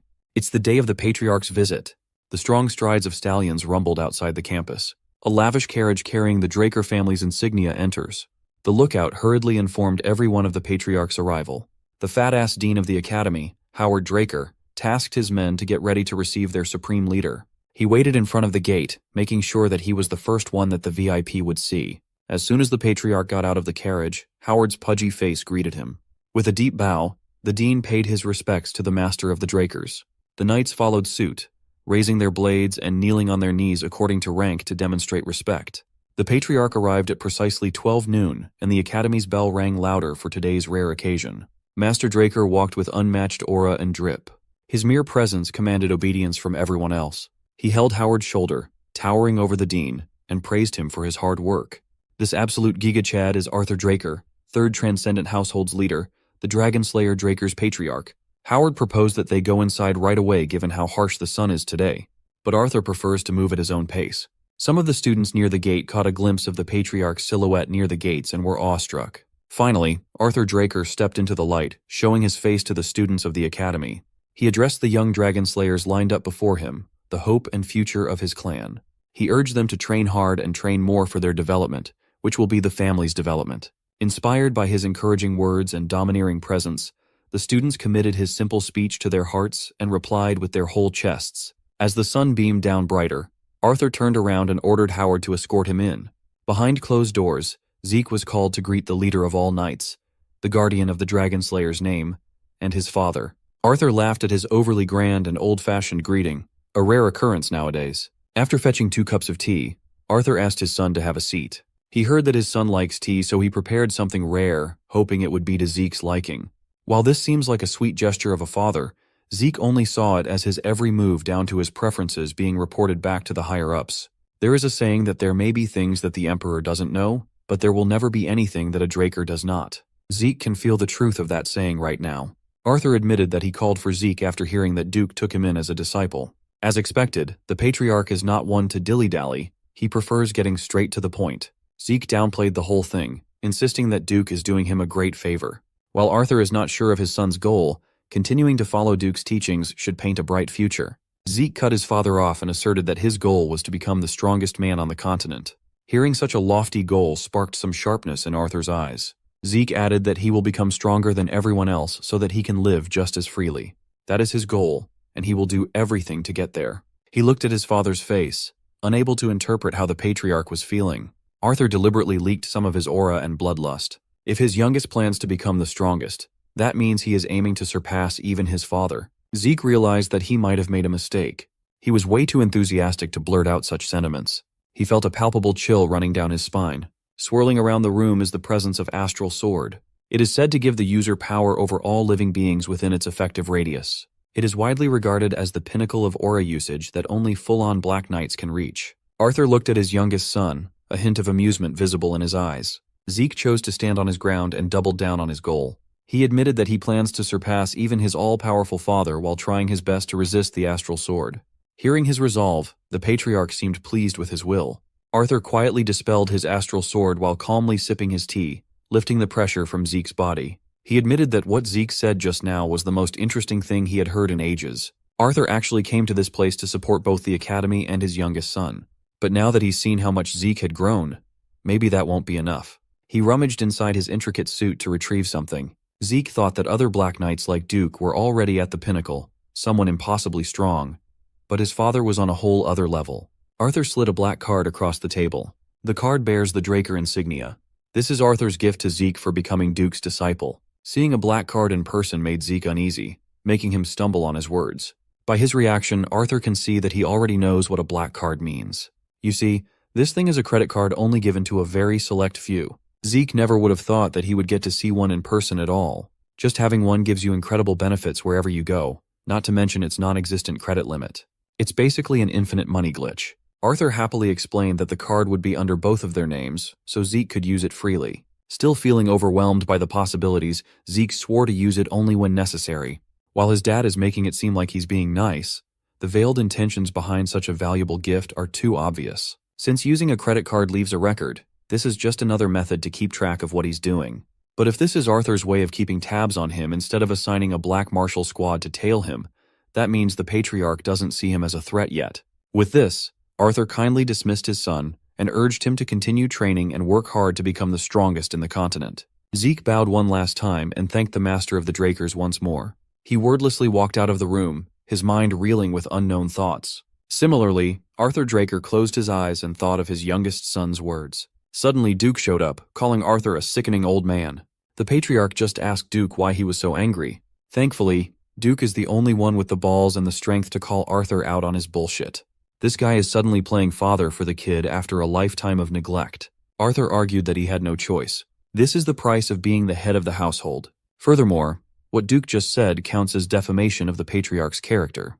Duke sat his ass down on the couch and dared Arthur to cuff him and take him away if he could. The master of Drakers smiled and dropped all pretenses.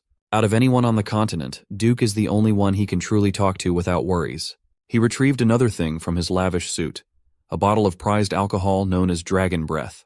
Being offered a drink to go with their conversation, Duke's mood lit up as he praises Arthur's taste when it comes to drinks. The patriarch brought up the strange atmosphere enveloping the continent, and Duke played dumb, insisting that he was just minding his own business inside the academy. But Arthur knows more than anyone else that Duke has eyes and ears all over the map.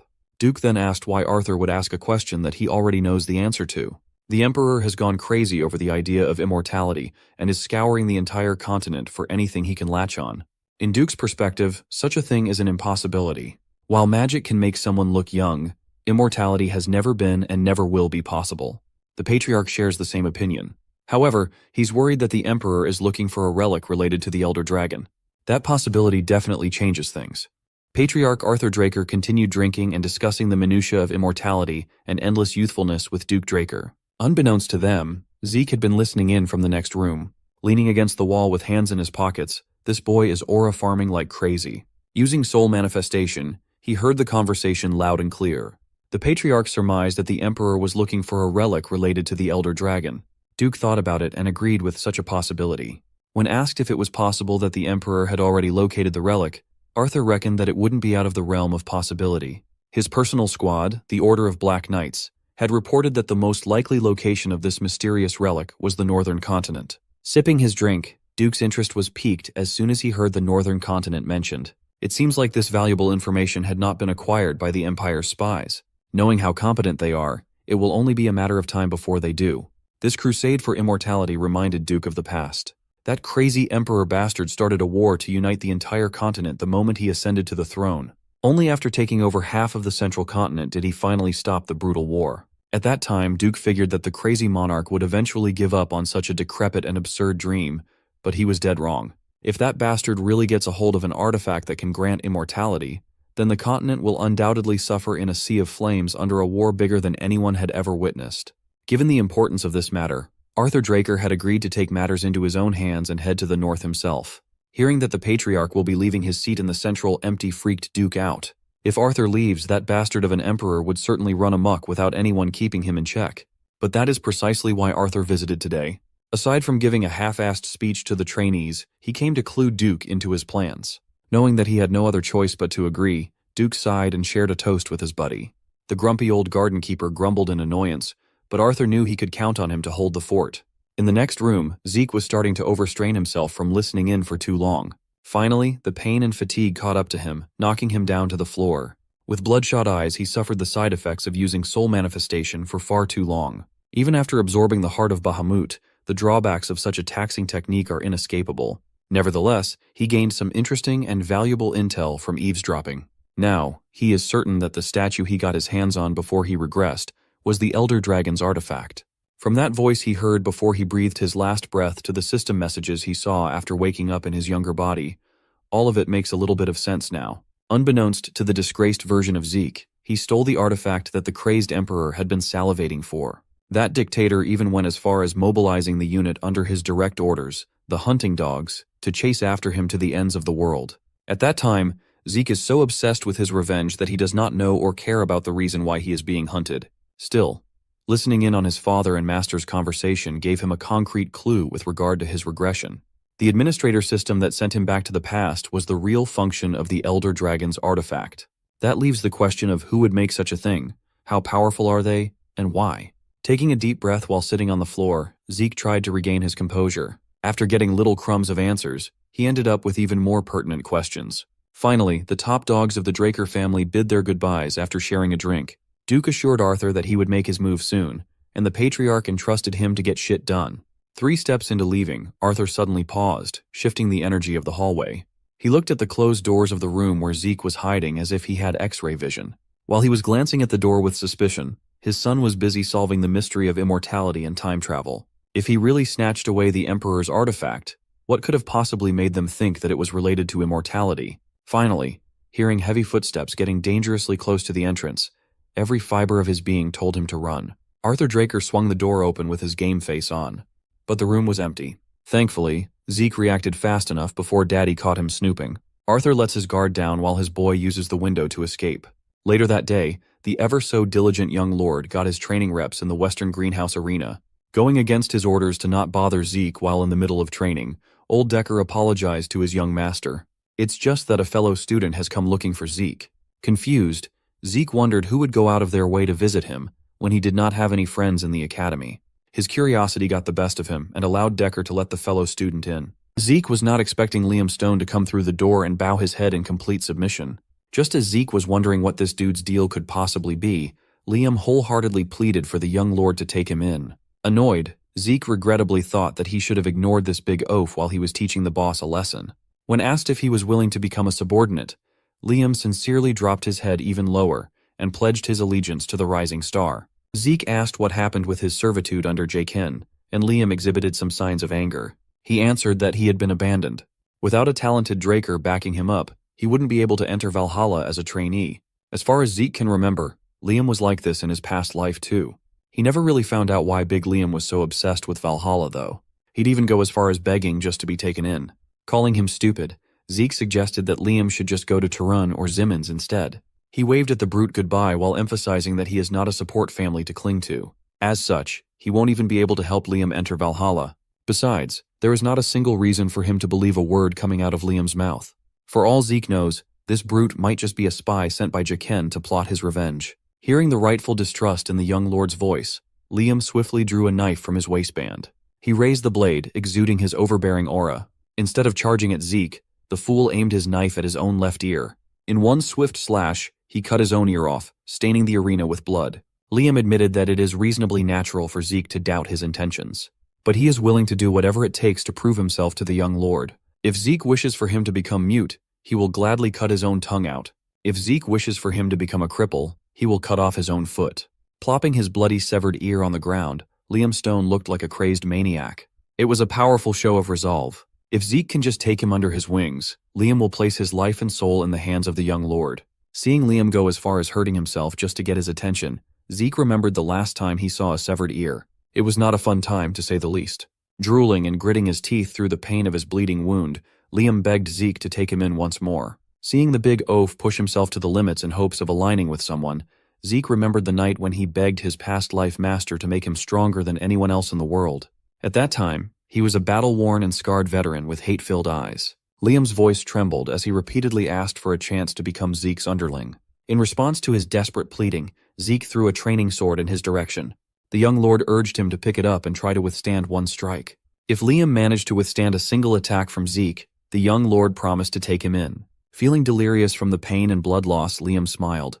Hope flickered in his eyes as he thanked Zeke for such an opportunity.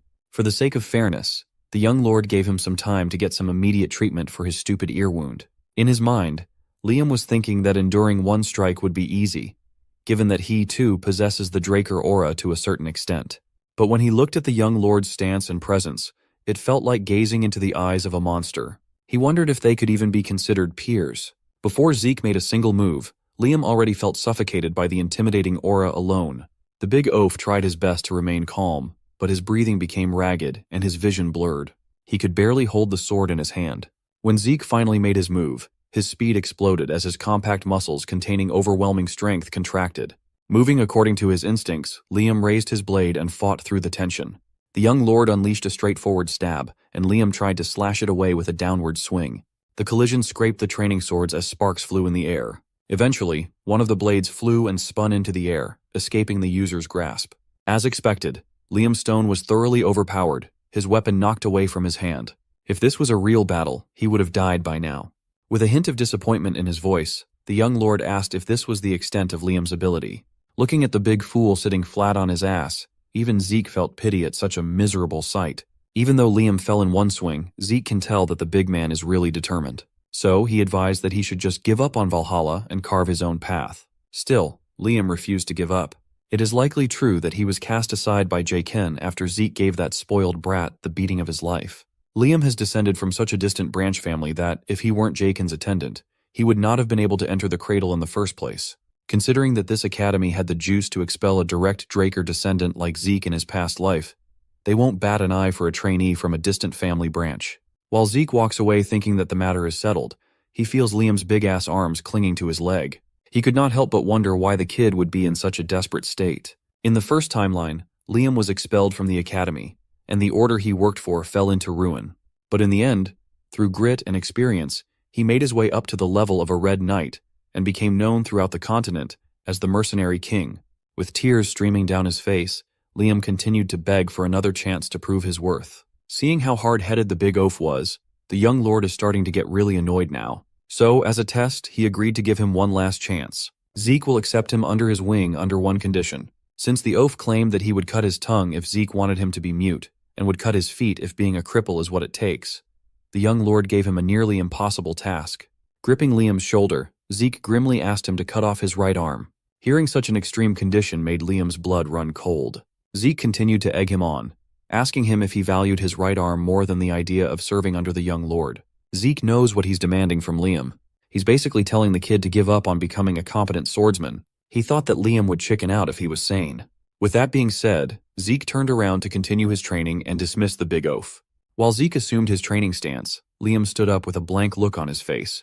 Zeke doesn't know why he's so desperate to enter Valhalla. Knowing what Zeke knows, it won't be too big of a deal if Liam gets expelled right now. Even if he doesn't make it to Draker's prestigious institution, he'll become a prominent figure in the future as a Red Knight regardless. But Liam was not heading for the door. He was walking towards the sword. Alarmed by what this meant, Zeke watched as the desperate Liam raised the blade and aimed at his own right arm.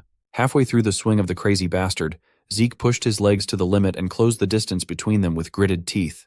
Thankfully, he made it in time before the future mercenary king ended his promising career as a swordsman. Zeke slashed Liam's blade in half. The sound of metal bouncing off the floor filled the arena. Liam, the crazy fool, was really going to do it. He stared at his right hand, confused that it was still attached. Pissed off at Liam for doing such an insane thing, Zeke grabbed him by the collar and lifted his big body off the ground. Irate, he asked if the fool had finally lost his goddamn mind. Even though he gave an unreasonable condition, it's not an ironclad agreement.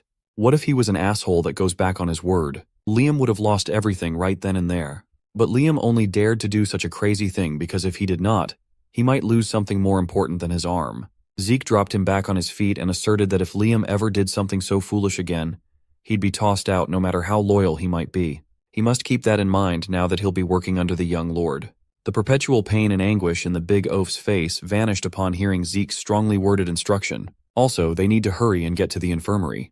What would people think if his subordinate is a one-eared freak? After getting his ear situation fixed, Liam was brought up to Zeke's personal banquet hall to share a meal. Liam stroked his reattached ear, still in awe of how it was fixed so quickly. As it turns out, Zeke shelled out one of his healing potions to help with restoring the ear. Liam felt bad that his new lord had to expend such a valuable potion on him right from the get-go. Zeke claimed that he is simply investing in his new employee, so there's nothing to worry about. Now that things have calmed down, Zeke confronted the big oaf about his reasoning. He asked what Liam values more than his right arm. No, more than life itself. Liam's answer was short and simple, and it made a ton of sense. He was pushed to the brink of desperation because of his mother. A few days after he was abandoned by Jaqen, he received news that his mother had collapsed from an unnaturally high fever back home. Fortunately, the fever soon broke, but that was just the start of her suffering. Her entire body became covered with rose-like patterns, causing her to grow weaker and weaker by the day. Hearing these bizarre symptoms, Zeke was disturbed. Hearing about his mom's condition made Liam take drastic measures. The village healers don't even know the name of the disease, let alone the cure for it. The only answer he could come up with is to join Valhalla. The students of the prestigious institution and their families are offered the greatest medical treatments available on the continent. Zeke sighed. He now understands why Liam would go to such extreme lengths. He grabbed his pen and dipped it into his inkwell. Curiously, the young lord started scribbling on a piece of paper, repeating the symptoms that Liam listed. Rose-like red spots appear all over the body and periodically high fevers. Zeke is all too familiar with this illness. 5 years from now, the entire central continent will be plagued by the rose disease. It is a highly contagious illness with a sky-high fatality rate. Countless people will lose their lives, succumbing to this loathsome plague. But a radical treatment will be invented, and the rose disease will be eradicated. Finishing his scribbles, Zeke handed the piece of paper to Liam. Written down is the method for producing the medicine to treat his mother's illness. It's not very difficult to make, and the ingredients should not be hard to find. Even village healers should be able to brew it. Confused, Liam gladly accepted the paper. If the healers who dedicated their lives to medicine were stumped, how could a young swordsman whip out the cure in just a few seconds? In the future, the genius alchemist brothers, Al and Jeff, will invent the treatment for the disease rampaging through the central continent. The greedy Alchemist Association will take advantage of this discovery, making a profit by taking advantage of desperate people's lives. Upon learning about this disgusting practice, the brothers would publicly reveal the method of production. It quickly spread across the entire disease-ridden continent to the point that even a warrior like Zeke would come to know the formula. Nonetheless, he can't say all that to poor Liam, so he simply answered that he knew a very good alchemist. Since he has the treatment method in his hands, Zeke basically solved Liam's problem in one sitting. He does not need to go to Valhalla or become a young lord's subordinate anymore. Hearing such insinuation made Liam stand up from his seat. He is a man of his word, and he vowed to dedicate his life to serving Zeke in any way he can. With a clenched fist and a stalwart pose, Liam bent his knee and swore his lifelong loyalty to Zeke Draker. Even though he tried to push the big oaf away so many times, hearing the future mercenary king recite an oath of loyalty felt quite reassuring for Zeke. Accepting the pledge, the young lord asserted that Liam should not lag behind, or he'll be abandoned. Before the day ended, an interesting discussion happened inside Dean Howard Draker's office. Cadet Owen Zimmons sought the fat-ass Dean out to discuss an important thing. He came to Howard with a proposal. He suggested that they should raise the difficulty of the examinations for the coming semester. The Dean was surprised. This was definitely unconventional for a cadet. Owen politely apologized for sounding arrogant, then claimed that the first years are quite skilled this year. The stars have aligned, and most of the great families had their own candidates in this batch, not to mention the appearance of 2 pure-blood awakeners. Owen simply thinks that if the examination has the same difficulty as the previous year, it may end up being a poor assessment for the young talents. Dean Howard briefly considered the idea and admitted that what the Zimmons child proposed made sense. With a polite bow, Owen exited the office. The fat-ass Dean looked out his window, lost in thought. He reckoned that the apples really don't fall far from the tree. Owen Zimmons thinks so similarly to his old man. He is already considering any future problems and making moves to nip them in the bud. Days passed, and the semester exam day for dungeon exploration commenced. All freshmen gathered outside of the ruins. This semestral evaluation performed only at Draker Academy pairs 2 to work together and escape a dungeon within a given time limit. There are a multitude of difficulties with these dungeons. Each group is assigned one at random. Of course, Zeke and Liam came as a pair. Even though they are packed and ready to go, the big baby can't help but feel a little nervous. So, his lord assured him that being nervous is natural, but he cautioned him of being too anxious and making a mistake. The same goes for going in too lax and becoming arrogant. One must maintain a suitable amount of tension and nerve to stay sharp. Some students happily chatted, and some waited for the proctor with bated breath. Suddenly, one of the guards yelled Zeke Draker and Liam Stone's names. Without further ado, the freshly paired duo walked towards the nearest ruined door from where they were standing. That was until a black-gloved individual barred them from entry, ordering them to wait. An armed guard working under the academy then pointed at another door on the other side of the room, insisting that Zeke and Liam had been assigned to that one. Zeke shot a quick glance at the guard, immediately sussing out that something fishy was definitely going on here. With a forceful yet stoic expression, the guard urged the duo to hurry up and listen to his instructions. Zeke sighed and accepted the bullshit that's about to unfold, confident that he'll be fine. And so, he and Liam headed for the opposite door that reeks of plotting and trapping. Although difficulty varies between dungeons, these ruins are still specialized exam-exclusive dungeons under the management of Drakers. There should not be much danger. Furthermore, escaping within the time limit is the primary goal. Each group is given a timer that automatically activates upon entry. Everyone is given 96 hours to get out. Time is the enemy. As an added layer of scoring, basic battle abilities are observed and graded as well. One can earn extra points by bringing the heads of monsters subjugated within the time frame. Extra points are nice, but the most important part is leaving the dungeon. Failing to escape within the time limit will automatically yield a failing grade. After a frankly peaceful first part of the journey, Liam and Zeke had just finished filling their bellies up, and it was about time to nap. Since the young lord set up the camp and prepared the meal by himself, Liam, the supposed subordinate, urged his boss to sleep first. Zeke assured his new employee that there was no need to worry. With his current constitution, he'll be fine even if he doesn't get a wink of sleep for 4 days straight. He's just like me, for real. Although a bit shameless, Liam knew better than to argue with his lord. He lugged his huge body inside the tent and reluctantly got some rest. With Liam retired, Zeke was left to his own thoughts, sitting beside the bonfire. It has been 16 hours since they entered the dungeon. He had been training for 3 days straight beforehand. Currently, he's been awake for about 90 hours. While his infinite stamina recovers physical fatigue like a charm, it does not apply the same recovery ability to mental fatigue. Within a dungeon, where everything is uncertain, and you never know what will come from the shadows, Zeke must minimize as many risk factors as possible. The slow crawl of the night and the eerie silence of the dungeon are starting to get into his head. Feeling mental fatigue catching up, Zeke wanted so badly to switch out with Liam. And then, Zeke made the gravest mistake one can make inside these dungeon walls. He dozed off. His dreams brought him back to the icy plains of the northern region, the land where the Emperor's imposing red flag symbolizes cruelty and tyranny. Zeke's mind painted the picture of a woman's corpse, blood pooling all around her body as they seep into the snow-covered ground. He opened his eyes back to reality, panting and sweating as if he just saw a ghost. Well, he might as well have. Thankfully, those few nightmarish minutes of dozing off did not get them into trouble. Zeke is still sitting in front of the bonfire. Nothing sneaked up. Still, he would rather fight a fearsome monster than dream that dream of death again. Zeke immediately locked in. He's convinced that he was woken up by the sound of one of his bell traps getting tripped. Just as he expected, something was coming at him from the door behind. He hurriedly grabbed a water canister and dashed the flame of the bonfire to lower visibility in the dark. Zeke then yelled at Liam to wake the hell up. Zeke plans to check out the situation first while Liam follows. Hugging the wall near where the disturbance came from, Zeke contemplated his plan of action. Using his dragon eyes during a 4-day exam is too risky. Letting his eyes adjust to the darkness would be better for now. As he waited and waited, a strange smell wafted over, kissing his nostrils.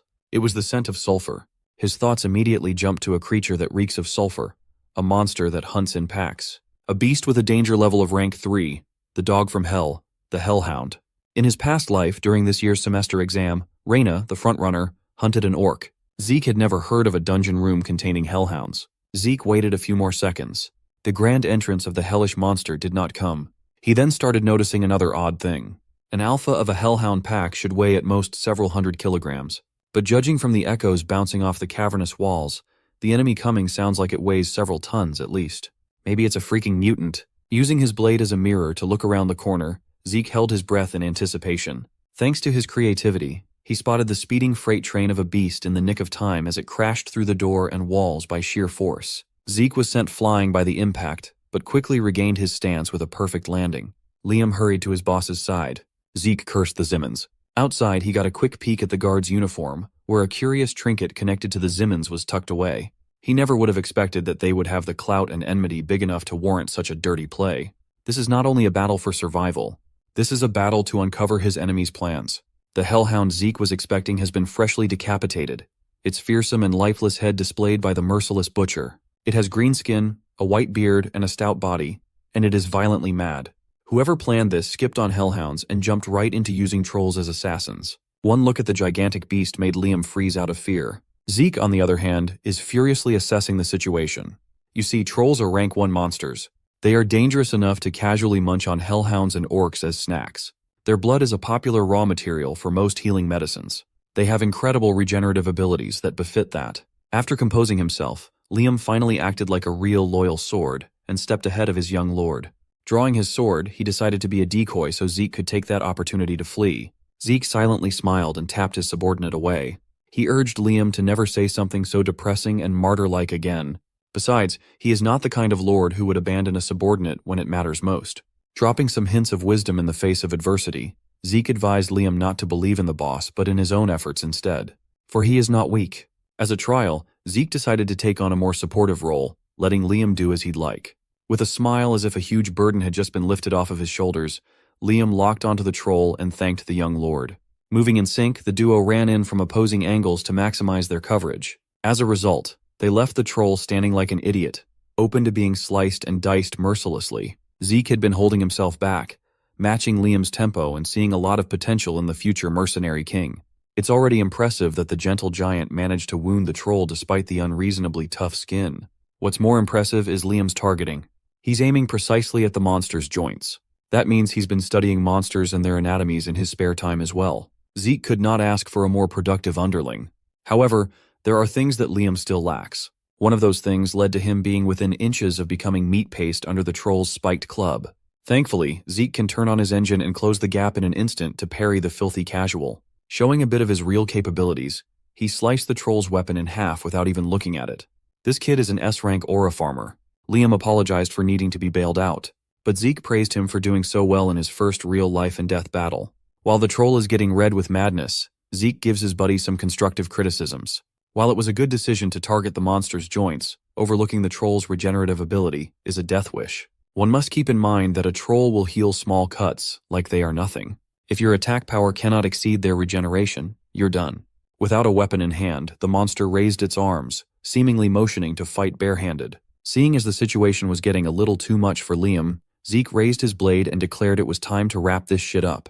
With a blisteringly fast flurry of offense, Zeke killed the giant troll, leaving a bloodied and mangled monster corpse. Subjugating the troll earned him a hefty reward of 30 karma points. Aside from karma, This kill should net the duo with plenty of extra points for the exam. It's up to Liam to pick up the loot. While the gentle giant dismantles the troll, Zeke checks on a new prompt the system provides. It was a sudden quest to hunt 100 monsters of 10 different species within 72 hours.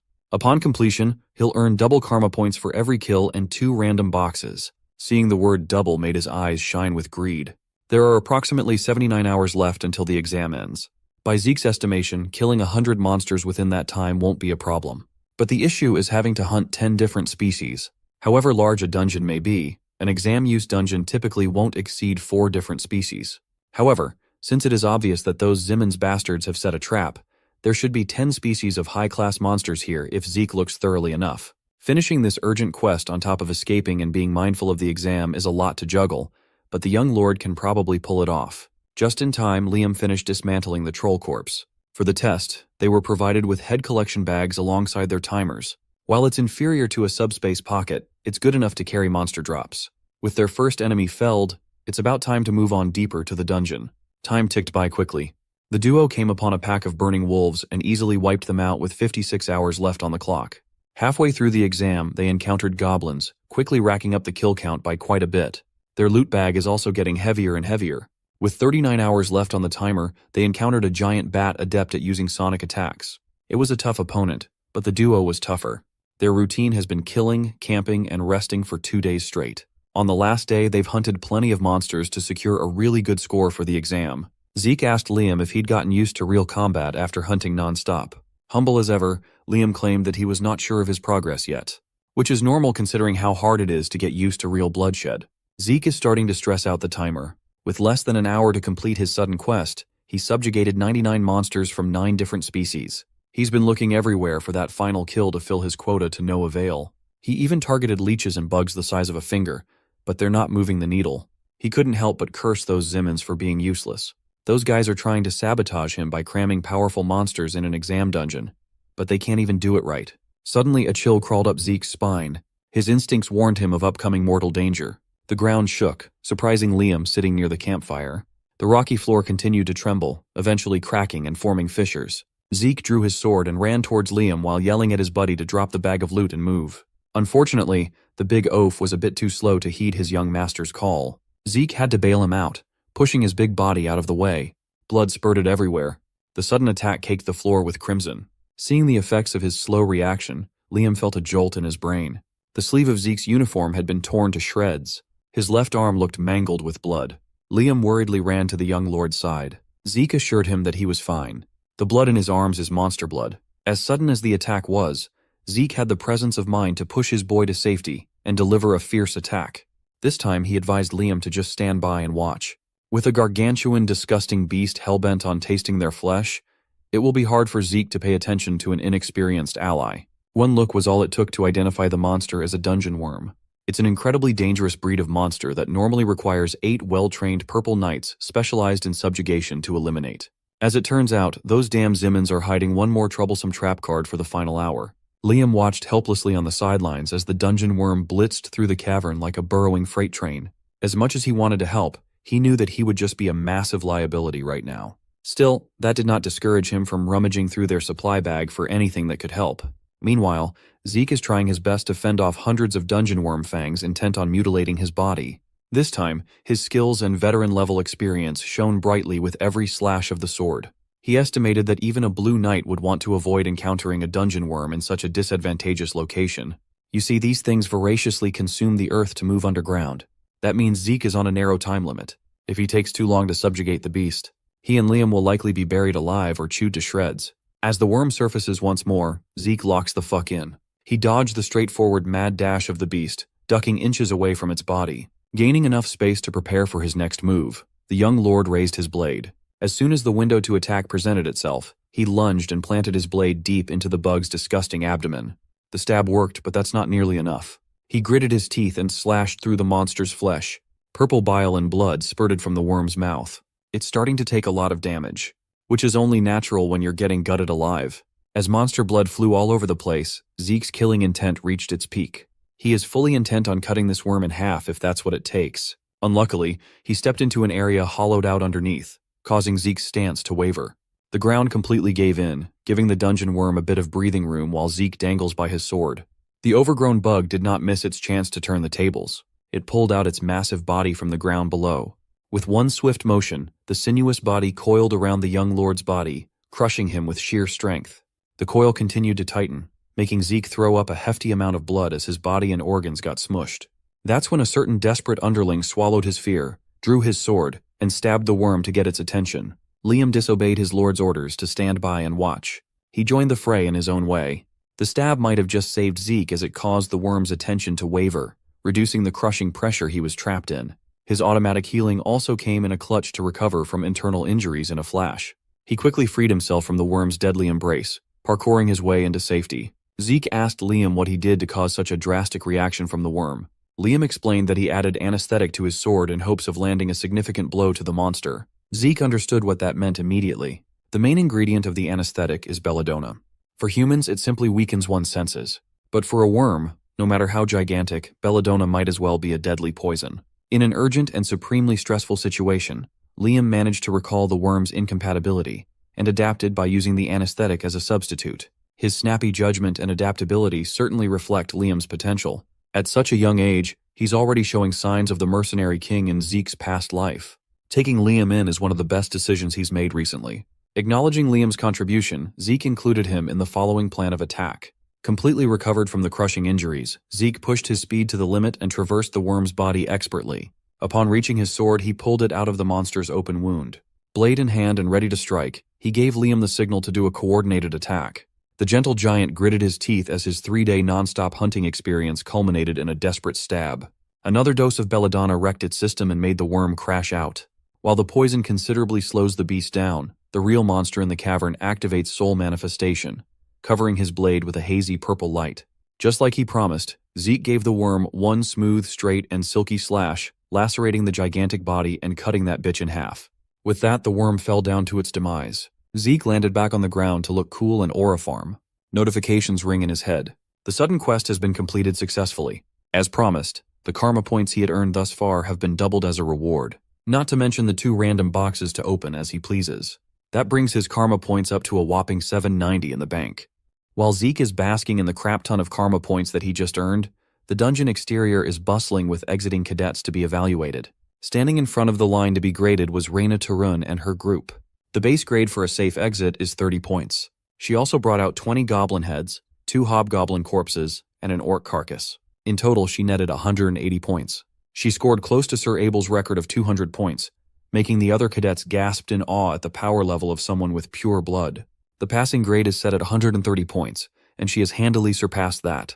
Next in line was none other than the conniving son of a gun, Owen Zimmons. He netted a total of 120 points. Normal cadets only need to reach 70 points, so he did pretty well. Still, it pales in comparison to Reyna's grade. Mr. Inferiority Complex felt a burning jealousy towards Reyna. If need be, he'll just devise another devious plan to take her out of the picture, so she won't be able to overshadow him in the future. Owen is already cooking up a scheme to take care of her like he did with Zeke. Speaking of the devil, Owen's ears grated upon hearing that familiar, confident voice coming out of the dungeon.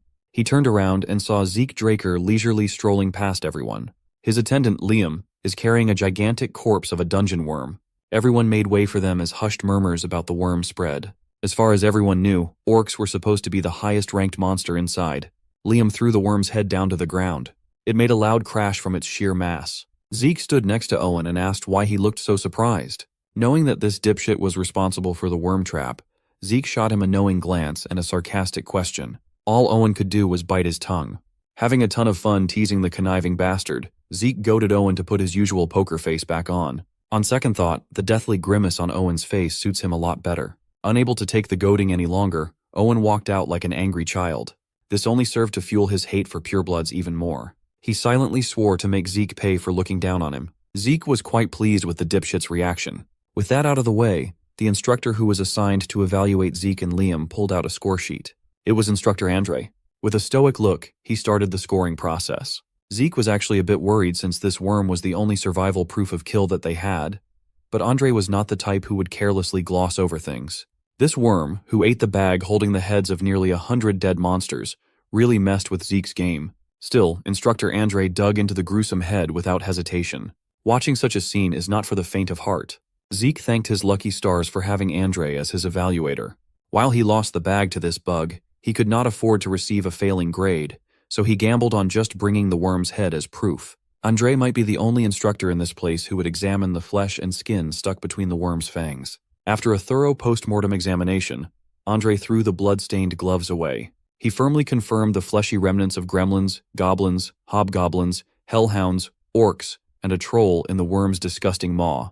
Trolls weren't even on the list of existing monsters in the dungeon. Furthermore, taking the amount of blood and gore into account, Andre assessed that the beast munched on dozens of heads. However, counting everything without definitive proof would be unfair. He decided to just count one of each species. Since the troll and dungeon worm are not supposed to be included in the exam criteria, Andre referred to records stating that a troll is 3 orcs strong and a dungeon worm is equivalent to 6, that is 90 and 180 points, respectively.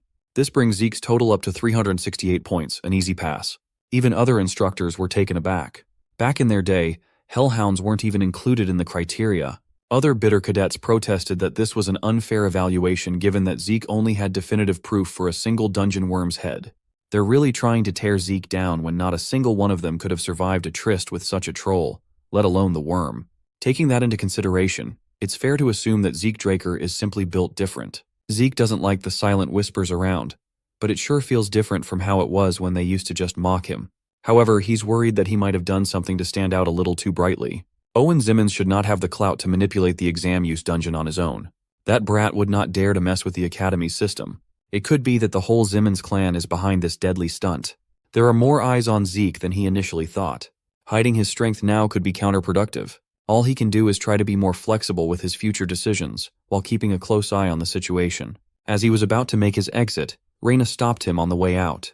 With a determined look in her eyes, she conceded that today was her loss. He didn't even know what that girl was talking about.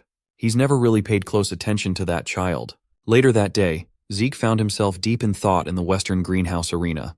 With his stockpile of 780 karma points, he's considering splurging a little bit on skills. The Draconian level 1 skill includes Gluttony for 50 points. He's been ignoring such a useless-sounding skill, but he can easily invest 50 points without hurting his bankroll. So, he accessed the system prompt and confirmed the purchase. As soon as he did, the skill description retroactively changed. Gluttony will now grant him the ability to eat and digest anything to be converted into energy. In addition, consuming monsters with bloodline abilities will grant him those skills. He felt a pang of regret for not buying this skill before the exam. To test this new skill, he pulled out a piece of meat to get a feel for the energy conversion effect. Upon Gluttony's activation, Zeke was taken aback when a black light skewered the meat out of his hand. He looked at his shadow, which had expanded like a void absorbing the meat. The jerky was swallowed up by the pure dark bog with a single thought. Upon complete absorption, he felt the effects of energy conversion right away. His light migraine completely vanished, as if he had just taken a nice nap. Even if only lightly, he feels as though his mental fatigue has been reduced. He felt rejuvenated as his mental and physical exhaustion was alleviated. Even his ether was replenished. From this little test, he can tell that Gluttony is definitely worth 50 points. With this skill, he can significantly reduce various risk factors. Combined with his infinite stamina, Zeke might have just discovered a broken combo. Now he will be able to train for 24 hours straight without the need for sleep or traditional food. Just as he was about to start on a new diabolical training routine, Decker interrupted with a knock at the door of the training hall. The butler apologized as he had come to inform the young master of some important news. You see, Zeke's new sword has been completed. Hearing that lifted his spirits. So, he went straight to Galleon's workshop to take a look at his new weapon. In his past life, Galleon gave him something made of mithril and pure iron. The Sword of Radiance Graham served Zeke until his dying breath. It had become a famous blade that any competent fighter would recognize with just a glance. This time, he gave Galleon the fang of a dragon to work with. He thought a single additional material would produce something similar to Graham's appearance, but that doesn't seem to be the case. In front of him, lying inside a sword box, was a pure black greatsword surrounded by suffocating dark air, the complete opposite of the Sword of Radiance he was expecting. He grabbed the handle and lifted the blade with one hand. Judging by its appearance alone, Zeke would be the first to admit that it's not a very pretty sword. He asked Galleon if the lack of sharpening was on purpose. The future legendary blacksmith explained that it's supposed to be rugged. Even though Zeke has his doubts, he trusts Galleon's judgment when it comes to blades. If the man says it's the sword that suits him best, he'll take it as the absolute truth. Thankfully, it seems like Galleon hit the nail on the head when it comes to the sword's properties. The truth is the blade doesn't have a name yet. Galleon racked his brain for one, but he couldn't find the right fit, no matter how hard he tried. So, the honor of naming this new creation falls on Zeke's shoulders. Graham, the Sword of Radiance, was named by Galleon himself. It seems like the addition of the Dragon's Fang really changed the trajectory of history. Wordlessly, Zeke summoned a dagger and cut his wrist open. The sudden violent action scared and confused Galleon. After wounding himself, Zeke tried to deactivate his passive healing factor to continue the bleeding. Fortunately, he got it working on his first try. With his blood flowing free, he closed his eyes and dripped the crimson drops onto the sword's surface. Galleon finally understood what Zeke was trying to do. This is the Lost Sword naming ritual. It's a traditional dwarven rite in which one grants a weapon its fated name. The owner would infuse their blood with their aura and mana before staining the blade to initiate the ritual. Once the ritual begins, the initiator enters the depths of their subconscious mind. They will spend however long inside until they find the perfect name. This ancient dwarven rite had been lost to time, forgotten by even modern dwarves because of how dangerous it can be. Inside Zeke's subconscious, he fell deeper and deeper, establishing a connection with his new weapon and floating amongst an endless sea of scriptures. Of the infinite names whirling around him, he must pick the fated one. He opened his eyes and bravely dove down untold depths for the sake of his blade. After what felt like forever, the chaos of scriptures vanished. He grasped a single droplet in an infinite ocean. He felt the presence of a dragon roaming his mind palace, the Stygian blade Bahamut. With that, his new weapon had been registered and bestowed an awe-inspiring name. Zeke opened his eyes as the rain of blades singled out Bahamut. His subconscious settled on the name of an evil dragon. Once he woke up, Galleon sang him praises for knowing a traditional rite that was supposedly lost in time. After wrapping his wrist up and losing a ton of blood, he explained that he had just come across the idea while studying dwarven history. With an expectant smile, Galleon asked Zeke to stay a bit longer while he retrieved something to gift the young master. Today Zeke gained a new beastly weapon, and he found out that he could suppress the activation of his passive skills. That means he'll be able to prevent stronger people from peering into his hidden abilities like that time with Duke. This would be huge for keeping his cards close to his chest. For now, he'll have to keep the bandages on even though he's already healed underneath. More importantly, his evaluation of his new weapon just went through the roof.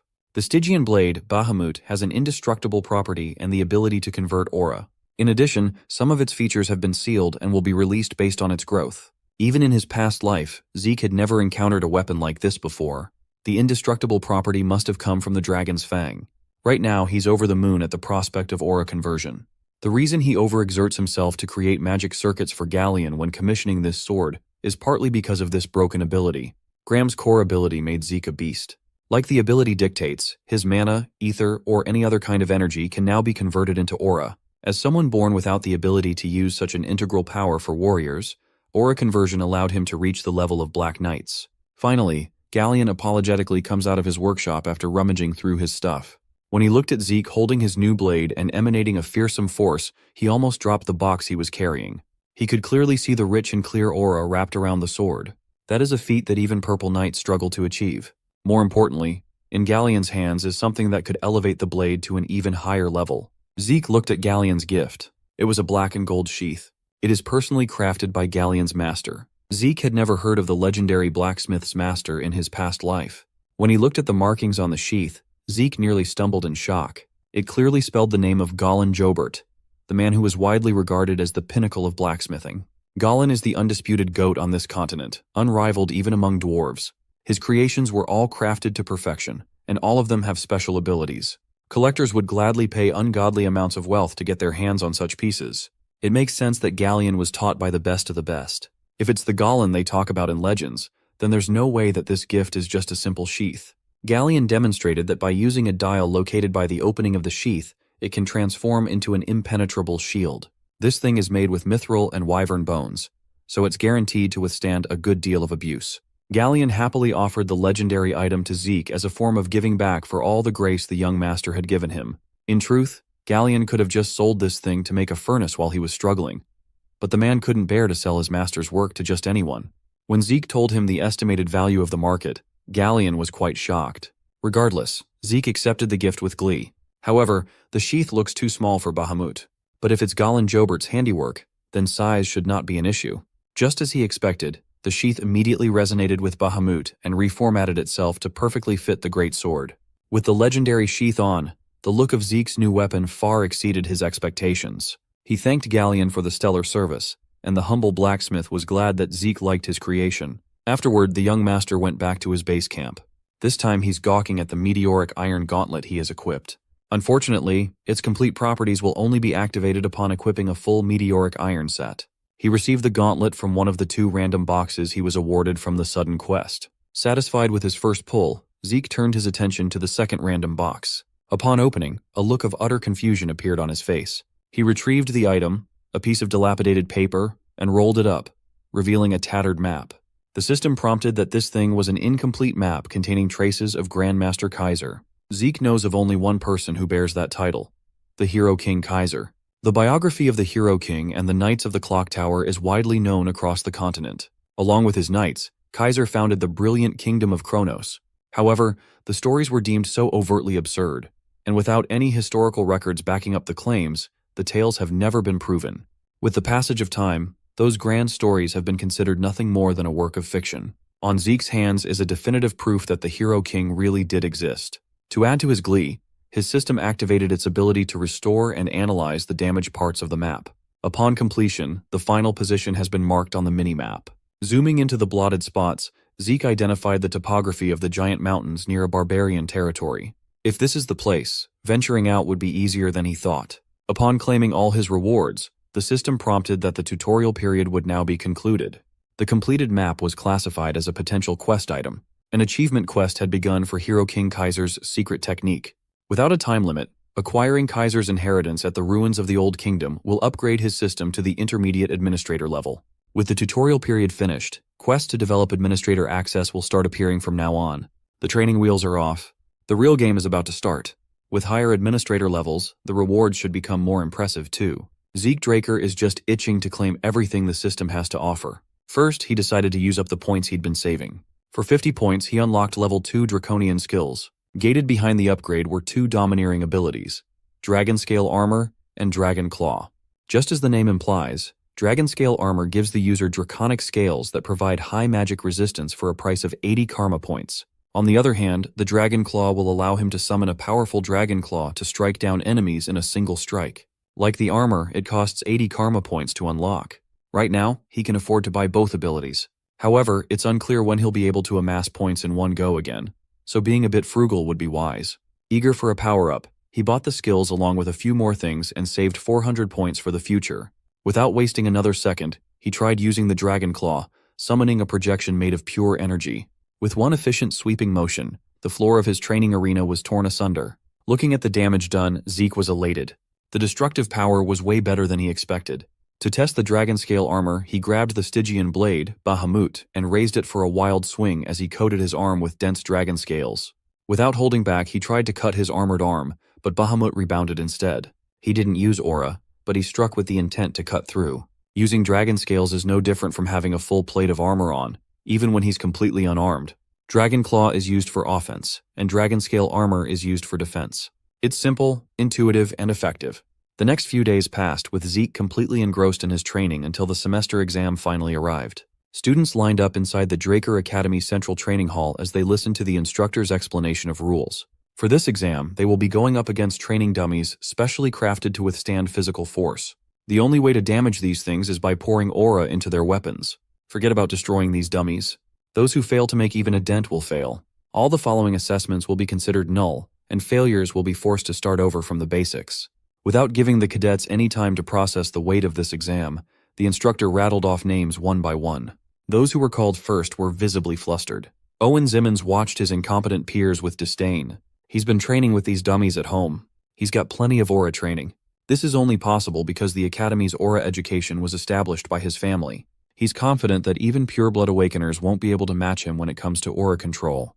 When his name was called up, Owen smirked and confidently unsheathed his sword. Taking up position in the middle of the dummies, he shocked his fellow cadets by showing off his sword resonance. Even some instructors were impressed that he was already adept at such an advanced skill at such a young age. With swift and practiced footwork paired with textbook swordsmanship, Owen left fatal slashes wherever he went. He was precise and sharp as the dummies were torn one by one. No other cadets that have gone up could match up to such a dominant display of skill. Once he was done, Owen stood in the middle of the stage to aura farm while his cloak fluttered. The instructors were hyped, praising the Zimmons kid. Some even lauded that it's only a matter of time before he surpasses Sir Abel at this rate. If there's anything Owen hates, it's being compared to those purebloods. As he walked away after throwing a childish tantrum, the instructors were confused. After Owen's turn, it seemed like the cadets felt more pressured to perform, resulting in increasingly poor performance. It's evident that they were intimidated by the kids' stellar performance. Even so, there hasn't been a single failing student. Every cadet has been able to pour aura into their swords, no matter how little. This much is to be expected for the special class. However, even in a place filled with geniuses, the real prodigies will always stand above the rest. Reina Tarun stepped up to the stage and gave a polite bow. Before starting, she turned to the instructor with a request. With a strong-willed gaze, she asked to be graded according to her dragon-slaying arts. She is fully aware that these are the grading criteria for higher-ranked cadets. In the crowd, Owen scoffed at Reina's arrogance just because she'd been hailed as a pureblood awakener. Pouring aura into a blade and being able to use dragon-slaying arts are two entirely different feats. The mere act of maintaining an aura blade already requires an incredible degree of concentration. In the case of dragon-slaying arts, fine adjustments must be made for each and every movement, making it exponentially harder. Owen reckons that the best she can do is make a swing or two before her aura completely dissipates. He's already praying for her downfall, thinking that Reina is just trying to one-up him. The instructor made it clear that the condition for failure in this criterion is much harsher, but she still wished to proceed. Finally, she raised her slim sword and coated it with aura. All eyes were on her. With a sword in hand, her demeanor only became fiercer. When she moved for the first attack, the nearest dummy was sliced in half, shattering into pieces. The second, third, and eventually the last dummy suffered the same fragmented fate. When she reached the last target, Reina's aura was still going strong, a testament to her control and power. From just a single glance, anyone could tell that this display makes Owen's performance look like child's play. The cadets picked up on this. Owen and Reina aren't even in the same league at this point. Owen's pride and his aura control don't even compare to Reina's. The dipshit couldn't even lift his head up to look at the stage. He bit his lip so hard it was almost torn. After such a high-handed display of skill, Reina turned to the lineup of cadets and raised her sword to point at someone. Owen, ever the narcissist, thought that Reina was mocking him. Then he realized that he didn't even register in her eyes. He's just a nobody. Reina was looking at the young man standing all the way at the back of the queue. She had no interest in competing against delusional and irrelevant side characters. She's trying to go up against the main character himself. Zeke, on the other hand, scratched his head from the hassle this brings. He can't just pretend to ignore Reina when she's publicly challenging him with a death glare. Since that's the case, he'll just try to match the expectations. Raising his hand, he asked the instructor to be graded according to the criteria of the dragon-slaying arts as well. A junior instructor was pissed. He thought the young man was just trying to show off after seeing Cadet Reina accomplish it so easily. Fortunately, the lead instructor stepped in and did not give Zeke any more grief, granting him the approval. With a sly grin, Zeke made his way onto the stage. The junior instructor wanted to reprimand Zeke because he'd never seen the kid attend class even once. He must not have been informed that this cadet won a bet against Instructor Andre, exempting him from all required lectures. Furthermore, Zeke Draker is a generational talent, a golden light pure blood awakener. More recently, he even broke Sir Abel's unprecedented record in the dungeon escape exam. Zeke Draker is more than qualified for some special treatment. Stimulating his ether, the Stygian blade Bahamut activated aura conversion. Now that he's doing it seriously, Zeke noticed that harnessing his full strength was extremely difficult. Once he reached critical mass, he held the black blade with poise. Upon raising his sword to initiate his move, Reina's eyes widened in recognition. This is a move that belongs to the first chapter and first verse of Dragon-slaying arts. The Sky Slice stance. Reina can recognize the degree of perfection that Zeke was exhibiting. His form far surpasses her own. It's even comparable to Instructor Andre's mastery. This is only natural considering how many hours Zeke spent thoroughly imprinting dragon-slaying arts into his body before he regressed. His sword and movements are flawless. His positioning and footwork are swift and precise. Even the minuscule changes in the flow of aura have been ingrained into his body to the point of not requiring conscious thought. He can do this shit in his sleep. In his past life, he came to the point of growing bored of dragon-slaying arts. But starting over from the basics doesn't feel too bad. After cleaving his way through the dummies with ease, he sheathed his sword and walked away. He overheard the shocked discussions about how he effortlessly wrapped his huge sword in aura. Zeke might have overdone it and shown off a bit too much. Unlike Reina's wild demonstration, his form of destruction was clean, precise, and overwhelmingly lethal. He wanted to be evaluated on a similar level to Reina, but he ended up overshadowing everyone again. Even the instructors could tell that he had the combat level of a purple knight. In the crowd, Owen Zimmons was utterly defeated. He really tried to mess with such a monstrous cadet. Reina, on the other hand, felt as though a fire was lit on her underside. After that performance, Zeke was called up to the dean's office. His results have reached all the way to the top brass. He tried to be humble while being praised, but everyone knows that reaching the level of a purple knight at his age cannot be attributed merely to luck. So, the dean asked if he would be open to taking the grade advancement exam. Depending on how he performs, he could skip one or more grades. It's a system designed for remarkable students like himself. This would expedite his plans immensely. So, with a confident grin, he accepted the dean's proposal and made his exit. Since it looks like the fat fuck already has something planned, it would be best to keep playing along while staying vigilant.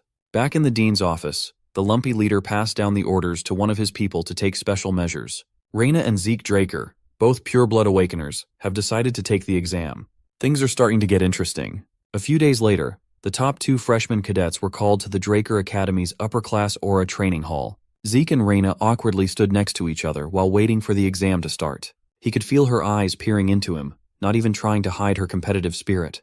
Finally, the examiner for the grade advancement exam had arrived. He's one of the main family's upper-class knights, the man known as Sir Owl Draker. Upon seeing Owl, his eyes widened in surprise. He only knew this man as Dieback Blade. In his past life, he once saw this man carry dead civilians in the middle of a battlefield. At that time, simply seeing the Draker uniform would cause Zeke to raise his guard. Just as he was about to challenge the damned dog of the Empire, he sensed not a single iota of hostility, only grief and desolation. The man didn't come here to kill or conquer. He came here to make graves for the victims of war. In fact, the dirt caking his uniform and the plethora of graves littering the land is a testament to the man's feelings. Zeke grabbed a pair of shovels and offered to help. Even if the man refuses, he'll just help anyway, so they might as well work together. He introduced himself as Zeke Murray, a member of the Northern Allied Forces. When asked if he's a Draker, the man vehemently said no. He had decided to abandon that accursed last name. Zeke and the man have that in common. That day, Owl Draker decided to take the moniker Dieback Blade. Now young Zeke is seeing that man, but only now does he know that Dieback's name is Owl. It suits his curt character perfectly. The 2 cadets bowed and respectfully extended their greetings. Zeke didn't expect that an upper-class knight would conduct their advancement exam. In reality, these knights are the supporting pillars of the Draker clan. They hold a high-ranking position and wield a ton of power. Another instructor explained that the exam format would be simple, a swordsmanship battle. The fight will continue so long as the cadets have not lost consciousness or have given up. Reina grabbed her slim sword and offered to go first, only to be reprimanded by Owl. There is no need to go separately. Owl wants these 2 to come at him together. He wants all the smoke. Reina felt insulted, but Zeke calmed him down with logic. She should be aware that there's a giant chasm in skill level between them and Owl. On top of that, the test had already begun the moment the knight spoke. Reina would have lost a lot of points if she failed to control her emotions and rushed in. With a deep breath, she composed herself. Swallowing her pride, she asked Zeke how they should tackle this exam together. As expected of a combat genius, Reina can set aside their rivalry with quick judgment for the sake of a win. It just so happens that Zeke has already figured out a perfect strategy for this sort of situation. All they need to do is land one good strike. After giving Reina a rundown of the plan, she took her position behind Owl. Zeke paid attention to Owl's blade, an odd sword with a single edge hailing from the Eastern Empire, the Huando. It's the same type of weapon that Dieback Blade used before the regression. It's evident that Reina's pride has been bruised a little, but the weak cannot afford honor and pride. She must learn to cast her feelings aside and focus on the winning strategy. After giving the signal, Zeke and Reina launched themselves toward Owl at the same exact time. Even with the numbers advantage, they can't seem to land a clean hit against the knight's experienced and precise defense. Judging by how easily he's thwarting Reina's flank attacks, one would assume that the man has eyes behind his back. He wasn't just blocking either. He's even parrying some strikes like a pro. After the first bout, the cadets failed to connect with even a single attack. Reina was quickly humbled upon experiencing how skillful an upper-class knight really is firsthand. She's sticking with Zeke's plan to focus her attacks on Owl's blind spots. Even though she's moving with textbook perfection, she can't seem to pierce through an ironclad defense. Growing increasingly impatient, she pulled out the Dragon-Slaying Arts Chapter 3, Verse 1, and charged in with the intent to kill.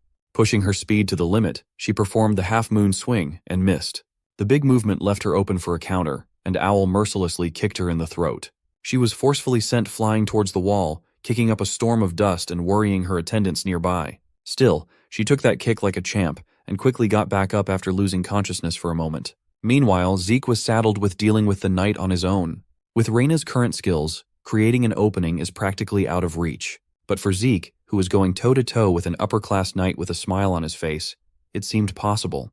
Before they executed the plan, Reyna protested that she was not one to participate in such shameful strategies. She wanted an honorable duel, but Zeke gave her a reality check. Honor would never put food on the table. They didn't come here for a match between knights. They came here to pass an exam, and the academy was testing their ability to kill.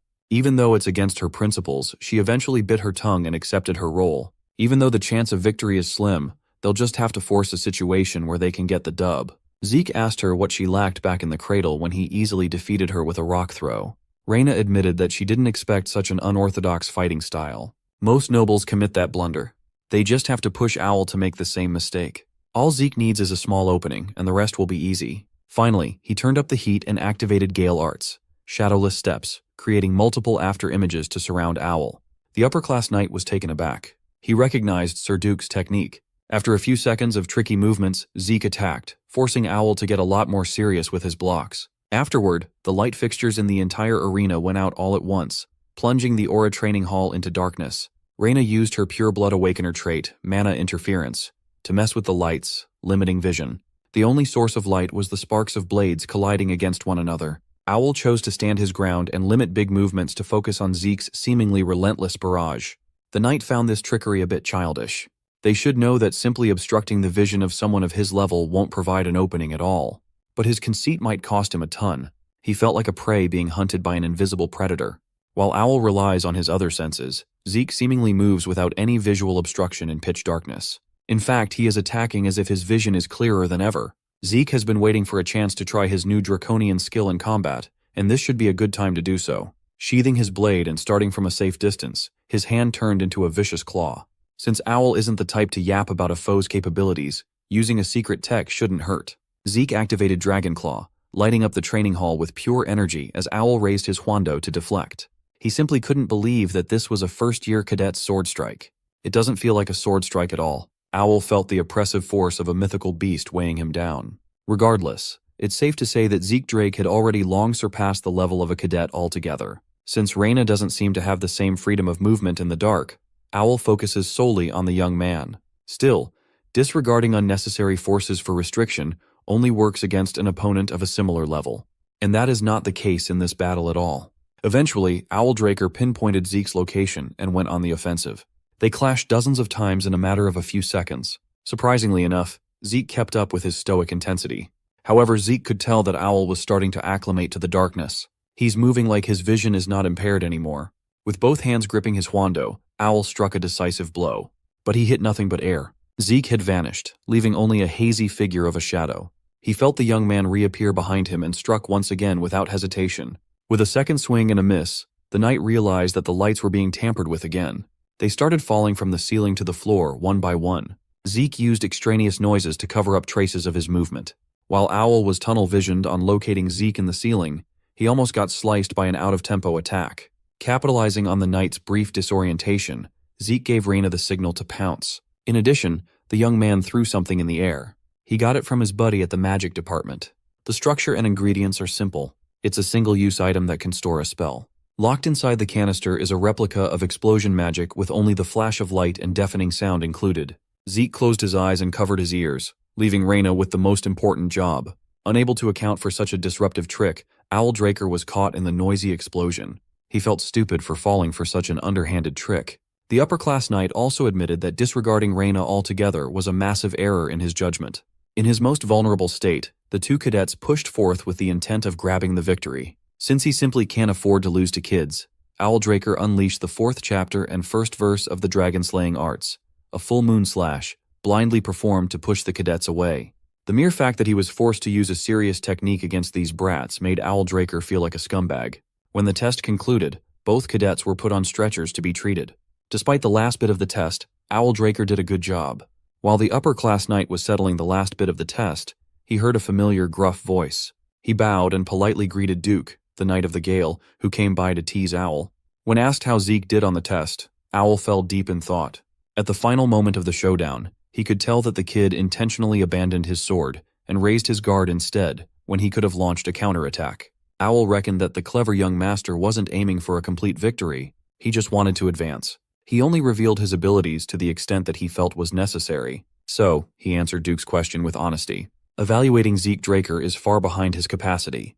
Later that day, the result of the test was discussed by the higher-ups in the Academy Grade Advancement meeting. By the looks of it, they've already come to a mutual agreement regarding the decision. The next day, it was announced that Reina and Zeke would advance to 3rd and 5th grade respectively. From that point on, Zeke lived as quietly as possible. He continued learning all the Gale arts from Duke, and Andre continued working hard.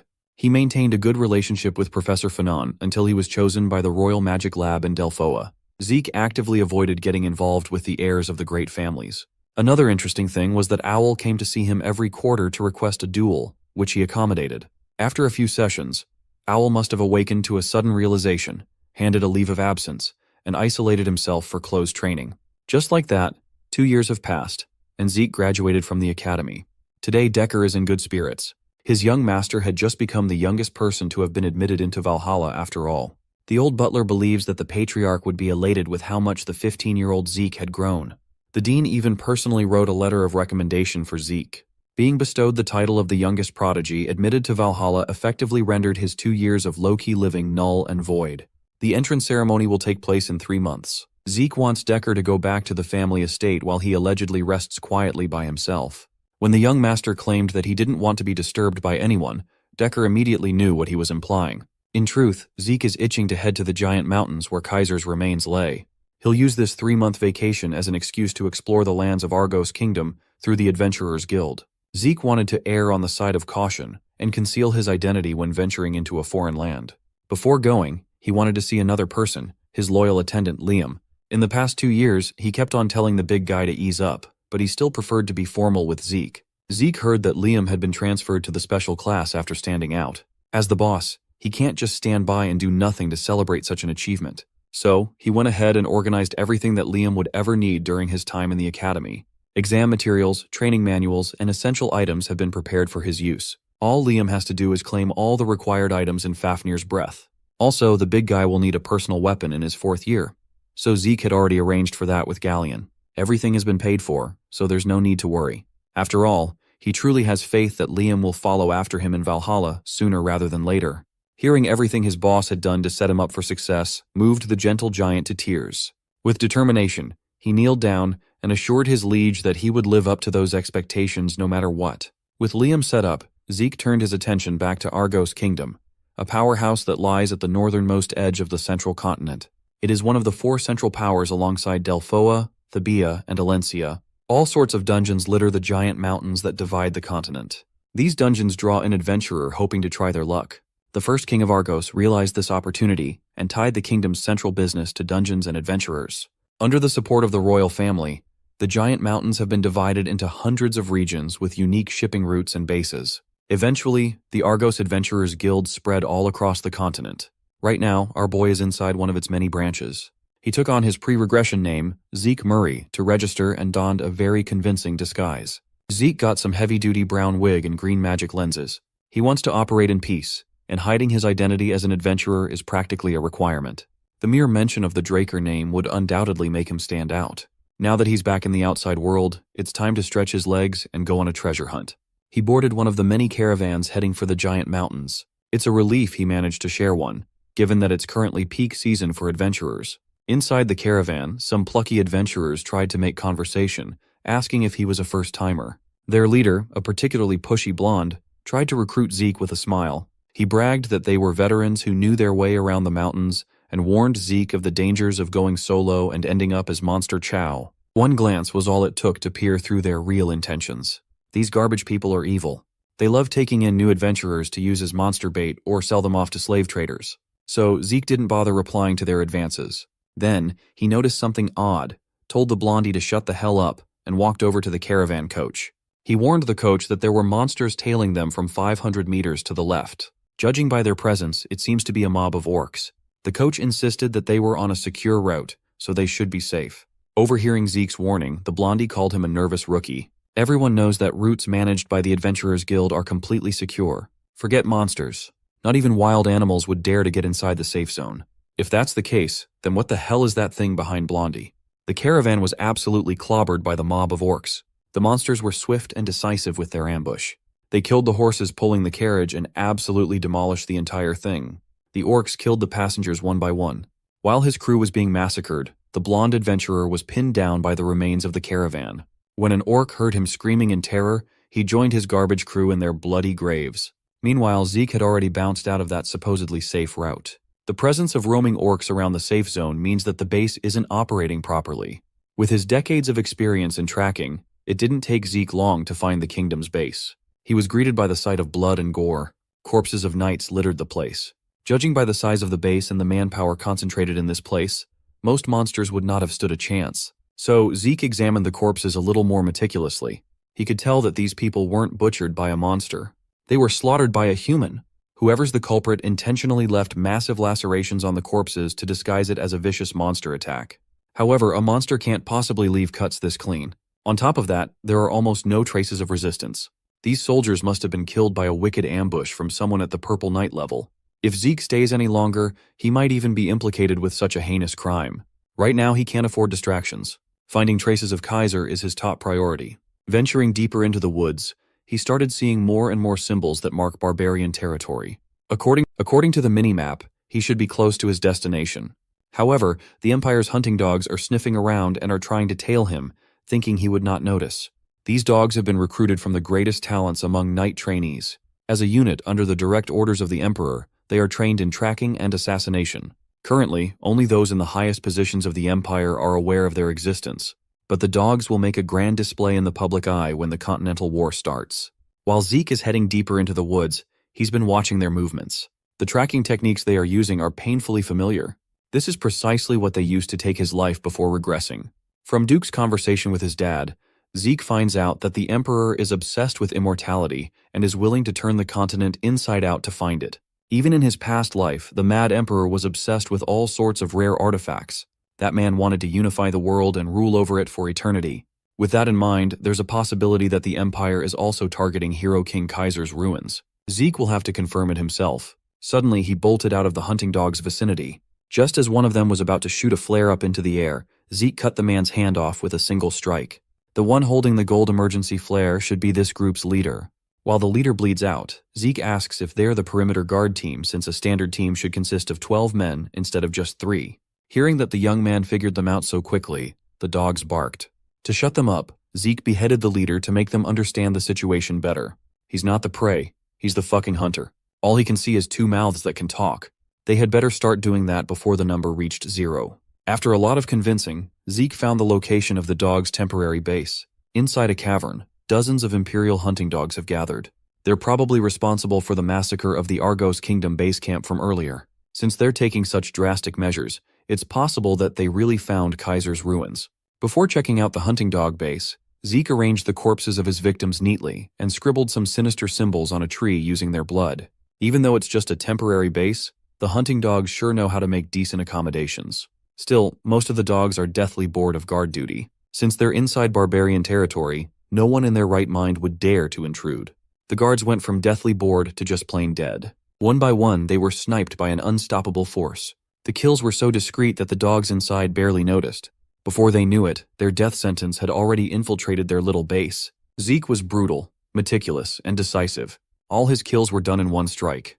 When one of the dogs tried to warn his fellow puppies, Zeke shoved his whole hand on the guy's mouth and slit the dipshit's throat. Holding a dagger stained with the Empire's blood reminded Zeke of old times. He felt nostalgic for the days when he acted as the blade who stifled a 5-year-long power struggle. Once he was ordered by his boss to raid the Pabella cartel. Of course, the hunting dogs spotted and encircled him eventually. The one in charge recognized Zeke's style as the knifemanship of a southern hitman. The only ones who practiced such a brutal style were the McCains and Pabellas. Either way, they need to deal with this masked assassin. With a single glance, Zeke evaluated the battalion's leader as nothing more than a low-quality blue knight at most, far weaker compared to the standard of hunting dogs in his past life. Zeke stirred the pot even further, insulting the survivors after slaughtering their comrades. Finally, he burst into action and took on dozens of hunting dogs at once. No matter what they tried, they couldn't get past Zeke's infallible knife. As the fight continued, he found it odd just how weak these dogs were. Are they too weak, or did Zeke just get too strong? Right now, it doesn't matter. To expedite the carnage, Zeke used his mana reflection skill to kill the lights. The leader correctly suspected that this was the Dragonslayer's mana interference, but the intruder didn't fight with a sword and didn't use aura either. The power outage must be a coincidence. Mr. Leader tried to rouse his men up, assuring them that power would be restored soon. All they have to do is focus on defense. A few seconds later, the power did come back. The lights exposed dozens of hunting dog corpses neatly lined up on the ground. The only one left was the dumbass leader, and Zeke's already got his eyes on the man. When he mentioned Kaiser's ruins, the leader unconsciously reached for his sword with his trembling hands. Zeke is not expecting to extract any valuable intel from this man. It's better to just find the ruins on his own. The leader tried insisting that they're not here for some ruins, but that doesn't really matter. With one more slash, the hunting dogs were completely annihilated. Thanks to the blade he used to kill everyone and the symbols he left, all of the events that occurred here will be blamed on the McCains. In his previous life, Zeke poured blood, sweat, and tears into that criminal organization based in the South. After the Cusco kingdom fell due to a civil war, the McCain cartel divided the resulting land in two and took power. Zeke could have easily covered his tracks had he used his draconian skills, but intentionally using southern knife techniques and pinning it on the cartel was more fun. The Empire would simply blame the criminal organization. If the Emperor launches a crusade to eliminate McCain, Zeke also stands to benefit. Anyway, after searching the base, Zeke found a letter that proved just how crazy the Emperor had become. His only command was to find any kind of ancient ruins. The most shocking thing was the enclosed operation map. Checking every nook and cranny of the central continent is a given, but the dogs are even searching the eastern regions in the middle of a ceasefire agreement. Every hunting dog has been mobilized, extending past the dark seas. They are scouring every place suspected of housing ancient ruins. This would mean that the hunting dogs are already operating on a massive scale. Thankfully, they haven't encroached on Kaiser's ruins. Nevertheless, it would be best if Zeke hurried up since bad news was coming. Looking up to the sky, a red flare shined. The hunting dogs used this special flare to signal a disaster. Zeke immediately pulled up his mask and made a run for it. No matter how swift and tricky he was, the hunting dogs had nearly caught up. The 5-part red flare they shot is an absolute snare. They are under orders to kill the hazard no matter what. Using the flare as the center, they will search, secure, ensnare, and kill. This is their archetypal assassination method, and is synonymous with a death sentence. When Zeke stole the artifact that the Emperor was after, even he fell victim to the absolute snare. But things are different now that he has the system. With a sneak attack, Zeke was boxed in by the dogs. Their swords were fast and sharp, all of them aiming for a kill shot. But Zeke didn't panic. Even with just a knife, he's confident that he can take them on. After waltzing his way out of a disadvantaged position, Zeke assessed his assailants. These guys are definitely on a different level from the noobs in the cave. He tried to keep some distance, but more and more dogs kept on coming out of the woodwork. Surrounded by dozens of the Empire's best and brightest, this simple excursion has turned into a real hassle. Based on these people's skill levels, Zeke can still escape, but that would mean tearing down his attempts to frame McCain. He still has one more trump card that he really didn't want to use, though. Zeke pulled out a tiny horn and put it in his mouth. He blew on it, and the thing produced a guttural sound that blanketed the entire forest. The dogs stopped their advance and observed the situation. Taking advantage of their confusion, Zeke threw some smoke bombs to limit their vision. They tried to close in on him, thinking that the sound was just a distraction, and failed. Still, while the absolute snare is in effect, not a single soul can outrun the dogs. The leader quickly adapted and ordered his men to start tracking for suspicious movements. Zeke seemed to be traceless, but it would only be a matter of time before these dogs picked his scent back up. While the leader was deep in thought, his men started dying off. Coming out of the woods were throngs of barbarians thirsty for blood, even though the dogs tried their best not to provoke these savages. While they can take a few of them, going up against an entire army is just asking to be wiped out. Some of the dogs tried to stand their ground, but their aura blades couldn't even tear through barbarian skin. In contrast, a single punch from a barbarian can crush a man's head. The leader of the dogs had never seen these savages so enraged. At this rate, they'll all die. So he pulled out a flare and shot the signal to withdraw, canceling the absolute snare. As they retreated with their tails tucked between their legs, the barbarians continued to chase. When the coast was finally clear, Zeke dug himself out of his hiding spot and breathed a sigh of relief. That horn was far more effective than he expected. A barbarian's horn is used for efficient communication during the chaos of battle. It's a tool of war. In his past life, Zeke developed a friendly relationship with the Mohawken tribe, and they taught him how to make and use the horn. The signal he sent the savages was a message about outsiders intruding upon their sacred land. Sure, barbarians are considered to be simplistic and uncivilized, but they have clear cultures and traditions and live under their own set of principles. The replica that Zeke crafted only held up for one use, but it was a massive help. With the dogs off his back, he can finally continue his quest. He arrived at the entrance of the ancient ruins rather quickly. Here, he encountered yet another obstacle to his plan. It's just one thing after another today. He had discovered a 9-headed fallen dragonborn corrupted by contaminated energy. Zeke doesn't even know what a fallen dragonborn is. According to the minimap, the door leading to the ruins is directly behind the best. First, he tried to open the door remotely using the system, and it worked. He successfully opened the home of the Hero King, Kaiser. However, this prompted the fallen dragonborn to go on an aggressive rampage. Zeke can't cheese the beast and walk past it now. Since he's being forced to fight, he immediately uses his dragon-slaying arts and closes the gap between him and the monstrosity. In order to dodge 9 attacks all at once, Zeke tapped into his Gale arts and used Shadowless Steps. His plan was to interfere with the monster's vision using Shadowless Steps and sneak into the entrance quickly. For a second, it looks like the bold plan is going to work. Just a bit further, and he would have pulled off the scam, but the fangs of the Dragonborn stopped him from doing so. Alas, he was forced to pull out the Stygian blade, Bahamut. He immediately used Dragon-Slaying Arts Chapter 7, Verse 1, Dragonhead Severance, to the fullest degree. Upon severing one of 9 heads, Zeke discovered that the fallen Dragonborn's blood had a corrosive property. Thankfully, his healing factor kicked in before his skin was peeled off. After the initial clash, Zeke finally remembered what this monster was. His master from his past life barely subjugated such a formidable beast. The 9-headed dragon Hydra. He felt his blood pumping with excitement, eager to test himself against such an opponent. The battle raged on, with Zeke using Bahamut as Hydra's toothpick. While he was dealing with one head, the other ones continued to wreak havoc. He's starting to doubt his clan's naming scheme for the so-called dragon-slaying arts at this point. In this age where dragons are extinct, dragonborn monsters are the closest life forms to them. Still, it seems like none of his attacks are working against the beast. No matter how much he cuts, the Hydra just heals back up. Taking such a monster down might be a bit too much for him currently. The monster is positioned about 30 meters away from the door. For now, Zeke wanted to try something, so he asked the system to close the entrance. His request has been confirmed, and the door has been shut. Zeke took his position with a determination to give it another go. He compounded applied dragon-slaying arts and the 5th form of Gale arts together. Charging forward, he unleashed the Wind Splitter. The burst of speed should give him enough velocity to get through the door. The Hydra eyed him and sent 3 heads coiling to block his path. Zeke made it closer to the entrance than he ever had, but the Hydra was quick enough to stifle his progress with a vicious bite on one of his arms to drag him away. He thought he could outsmart and trick the beast, but it's clearly hell-bent on fulfilling its guard duty. Since the beast wants his arm so badly, Zeke gladly ceded his limb. Using his blade, he cut his own arm to escape from the Dragonborn's clutches. A severed arm is not that big of a deal, considering Zeke's inhuman regeneration. Incensed by his reckless fighting style, the beast showed another new attack. It spewed out a poison fog that quickly enveloped him.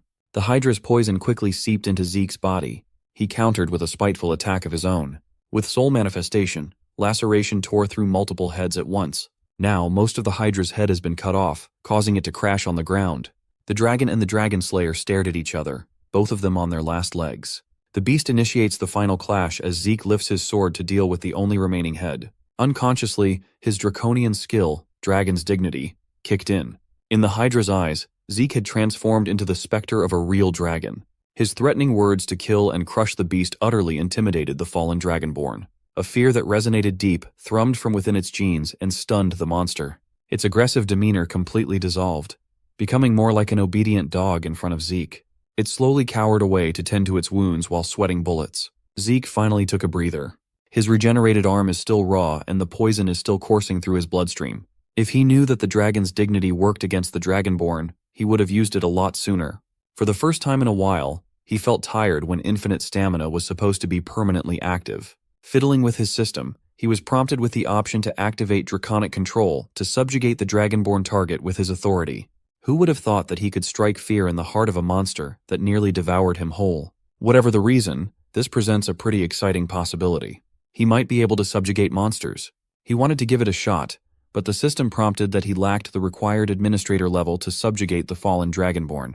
Zeke felt that this was fair. It would be weirder if such a broken ability didn't have restrictions. He slowly stood up and felt a painful throbbing inside his body.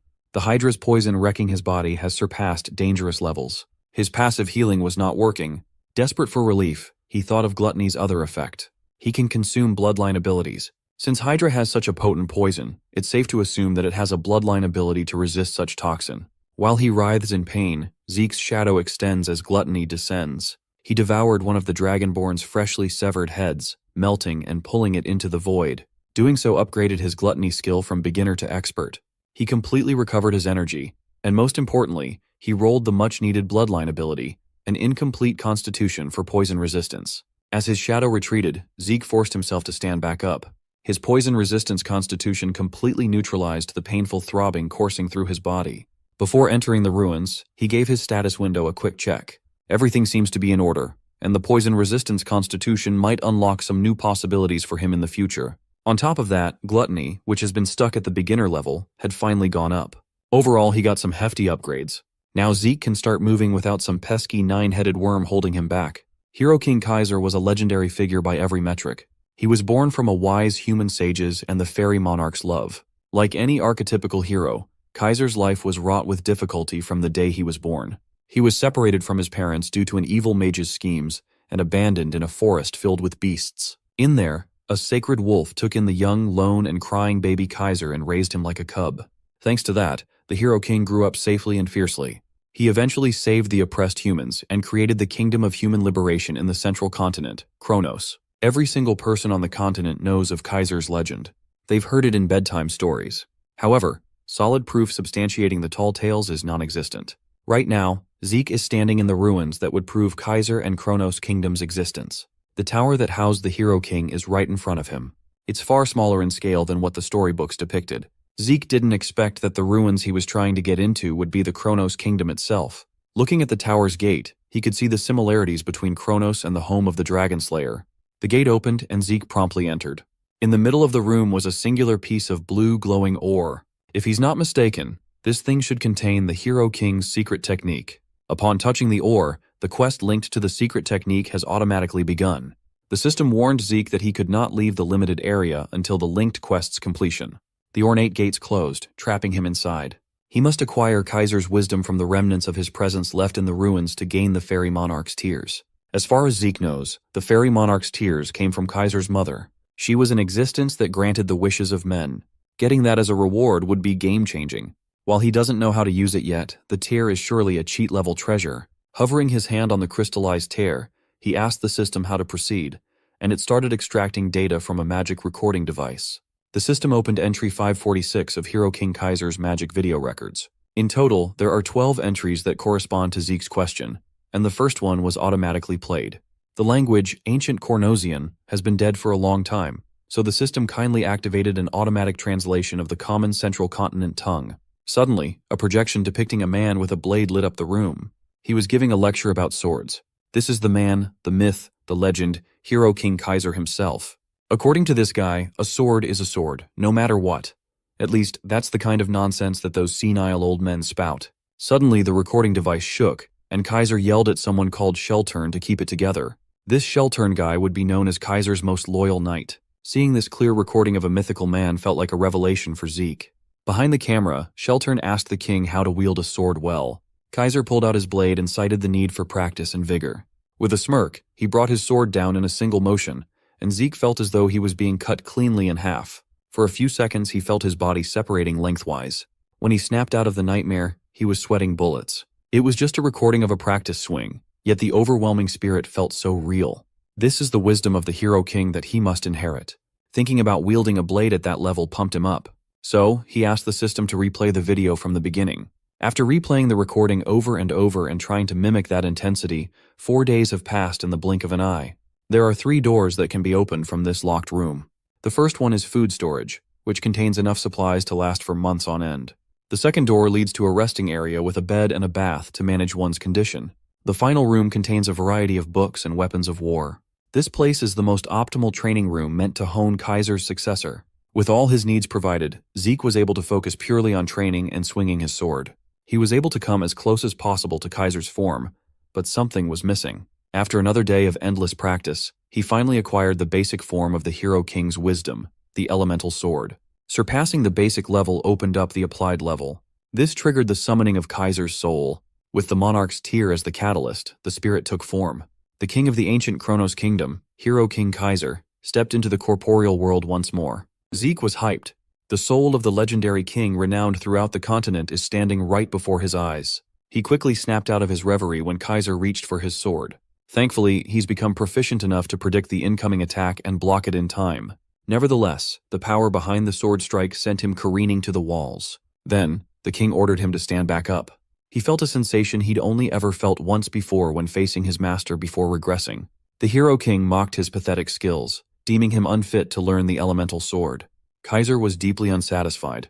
The knight of old would pound the ground and lament at the sight of how pitiful the current generation has become. Zeke reckoned that the king must be testing him right now. Not even giving him the chance to compose himself, Kaiser majestically closed the gap between them. He unleashed another monstrous slash that could have ended Zeke's life. These attacks are clearly lethal. This 1,000-year-old soul is trying to kill him. The hero that he looked up to looked more like an unreasonable monster right now. Clearing useless thoughts out of his mind, Zeke took a deep breath. He dropped the practice sword and steeled his determination to give this duel everything he had. Upon pulling out Bahamut, he immediately coated the Stygian blade with ether and converted it to aura. The Hero King was pleasantly surprised and asked Zeke if he was Sheltern's disciple or something. He vaguely remembers his loyal knight telling him about this power. Kaiser thinks it was called Aurora. Even when he's fighting at full force, Zeke is easily thwarted. It's evident that the king wasn't even taking him seriously. Regardless of what it was called, Kaiser doesn't care about lesser techniques. All that matters is how fun fighting is for him. At least when Zeke is going all out, they can exchange one-sided blows for a few seconds. Zeke already expected that he would be insignificant compared to the ancient ruler. But this was just too much. He didn't think that his abilities would only amount to this much against a real powerhouse. However, he's confident in his perseverance. All at once, he activated Critical Strike, High-Speed Movement, Continuous Slash, and Dragon Claw. The image of the dragon's limb looked a lot more material, and its power was more destructive than ever before. Even so, Zeke's strongest attack didn't even wrinkle the king's robe. All it did was confuse Kaiser. Despite not being a dragonoid, the kid can wield draconian powers. While Kaiser was lost in thought, Zeke pushed his ether to the max and tried a sneak attack from behind.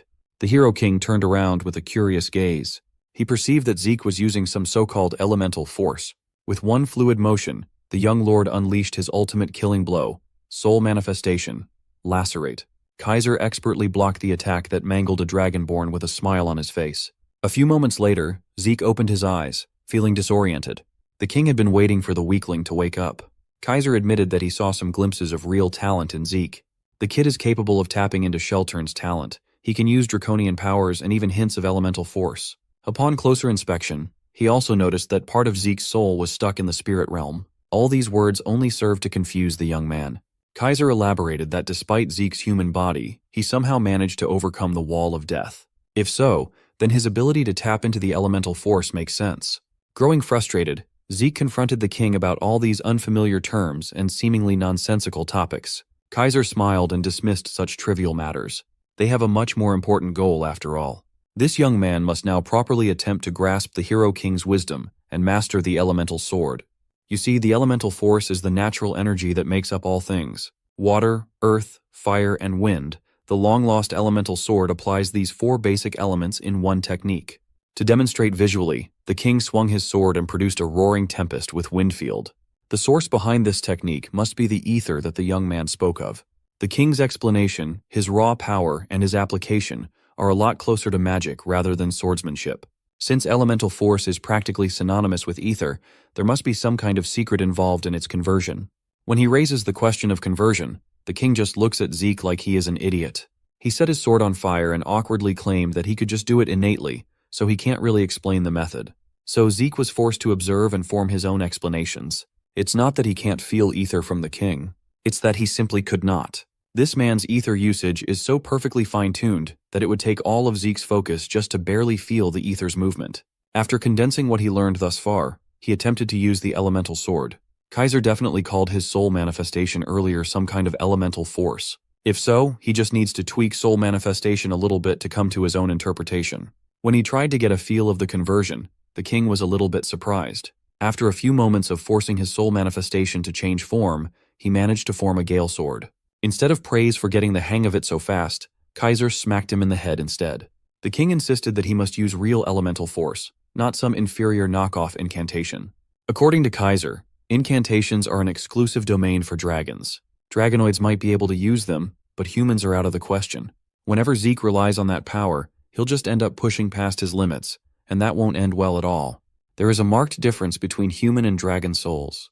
The young man might be able to imitate it for a bit, but he'll never be able to use incantations to their fullest potential. Kaiser is disgusted with whoever developed such a pathetic and reckless imitation. Come to think of it, Zeke had seen mentions of incantation before. When he absorbed Bahamut's heart, he acquired the draconian skill of incantation, but was not able to use it yet due to a lack of administrator experience. If that's the case, he can actually unlock its full potential when he grows stronger. He might be able to use soul manifestation without its drawbacks too. The king impatiently demanded that he practice properly before getting bashed in the head once more. Naturally, application training took much longer than basic physical training. Through the effects of the divine body, Kaiser's expert demonstrations, and regular spars, Zeke eventually came to an understanding of the fundamental principles of the elemental sword. While magic is activated using mana as its driving force, elemental sword uses ether as fuel to drive the power of spirits. After understanding the underlying principles and the method of usage, Zeke quickly began using the technique. Now, he can actually utilize some of Kaiser's fearsome techniques. Even though he's come so far, he's only progressed enough to the entry level in Kaiser's eyes. Reaching the next realm will be incredibly harsh, so he better get plenty of rest. But while he rested, he wanted to ask the Hero King a few questions. As Kaiser lazily rested on his floating cloud, he entertained the young man's queries. Zeke asked why the king called him Sheltern's disciple upon seeing the aura. Now, the king finally remembered what that power was called. Aura. Back then, Sheltern claimed that humans couldn't use elemental swords, so he created his own technique. That damned knight of his, Sheltern Draker, must have ignored the king's technique altogether and only passed down his own creation. Zeke was taken aback. He just casually found out that the right hand of the Hero King and the inventor of Aura was a freaking Draker. That means the original progenitor of his family was not Tarakan, but an even more ancient fighter in the form of Sheltern. Putting all follow-up questions aside, Zeke asked the king what the spirit realm was. Now that he's somewhat proficient with the elemental sword, he still can't grasp the concept of the realm. Kaiser nonchalantly raised his hand and caused a fissure to appear beside him. That fissure was made by the wind field pressure. He doesn't even need to use the sword to conjure such a thing. Kaiser explained that the spirit realm is basically the afterlife, but not quite. Once someone leaves their corporeal body in this current realm and their souls enter the spirit realm, one can never return.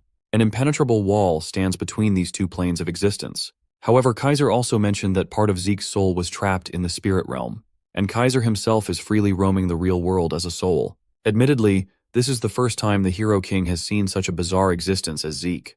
In reality, there are a couple of ways to cross between planes. In Kaiser's case, he enlisted the help of a dragon to cross over. Zeke was flabbergasted.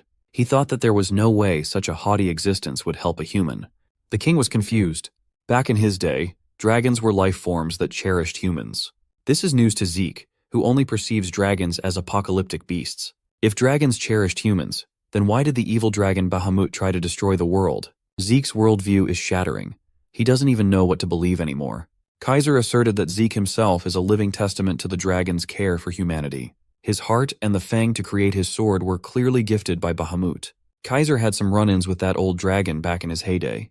Although Bahamut's character is questionable, that old bag of scales also has a cute side and cannot refuse a sincere request. It sounds like the Hero King and the evil dragon were on friendly terms. Keeping the fact that Bahamut was subjugated and killed by humans a secret would probably be best for now. So Zeke played along and claimed that his heart and sword were gifted to him by Lord Bahamut. Kaiser laughed heartily, clearly reminiscing about the dragon's kindness. He even mentioned that Bahamut regularly feuds with Kronos because of his fiery temper. The Hero King cleared up that Kronos was the guardian dragon of his kingdom, and Kaiser was his contractor. While the king was racking his brain over the name of the kingdom, Kronos was leisurely drinking tea beside him, so he named the kingdom after the dragon. Even so, Kronos didn't react much, as though he'd already expected it to happen.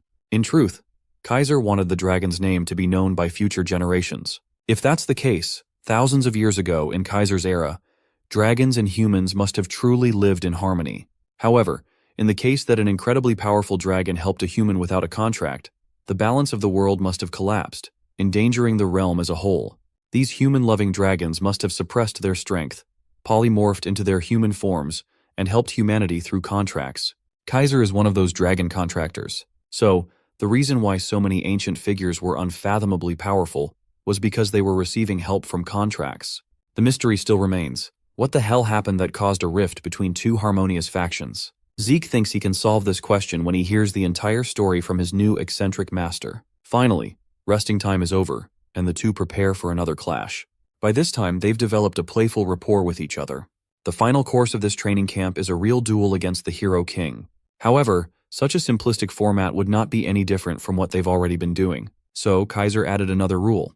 From now on, eating and sleeping will be forbidden, and the duel will continue until he says stop. Also, Zeke will be limited to using the same element as whatever Kaiser is using.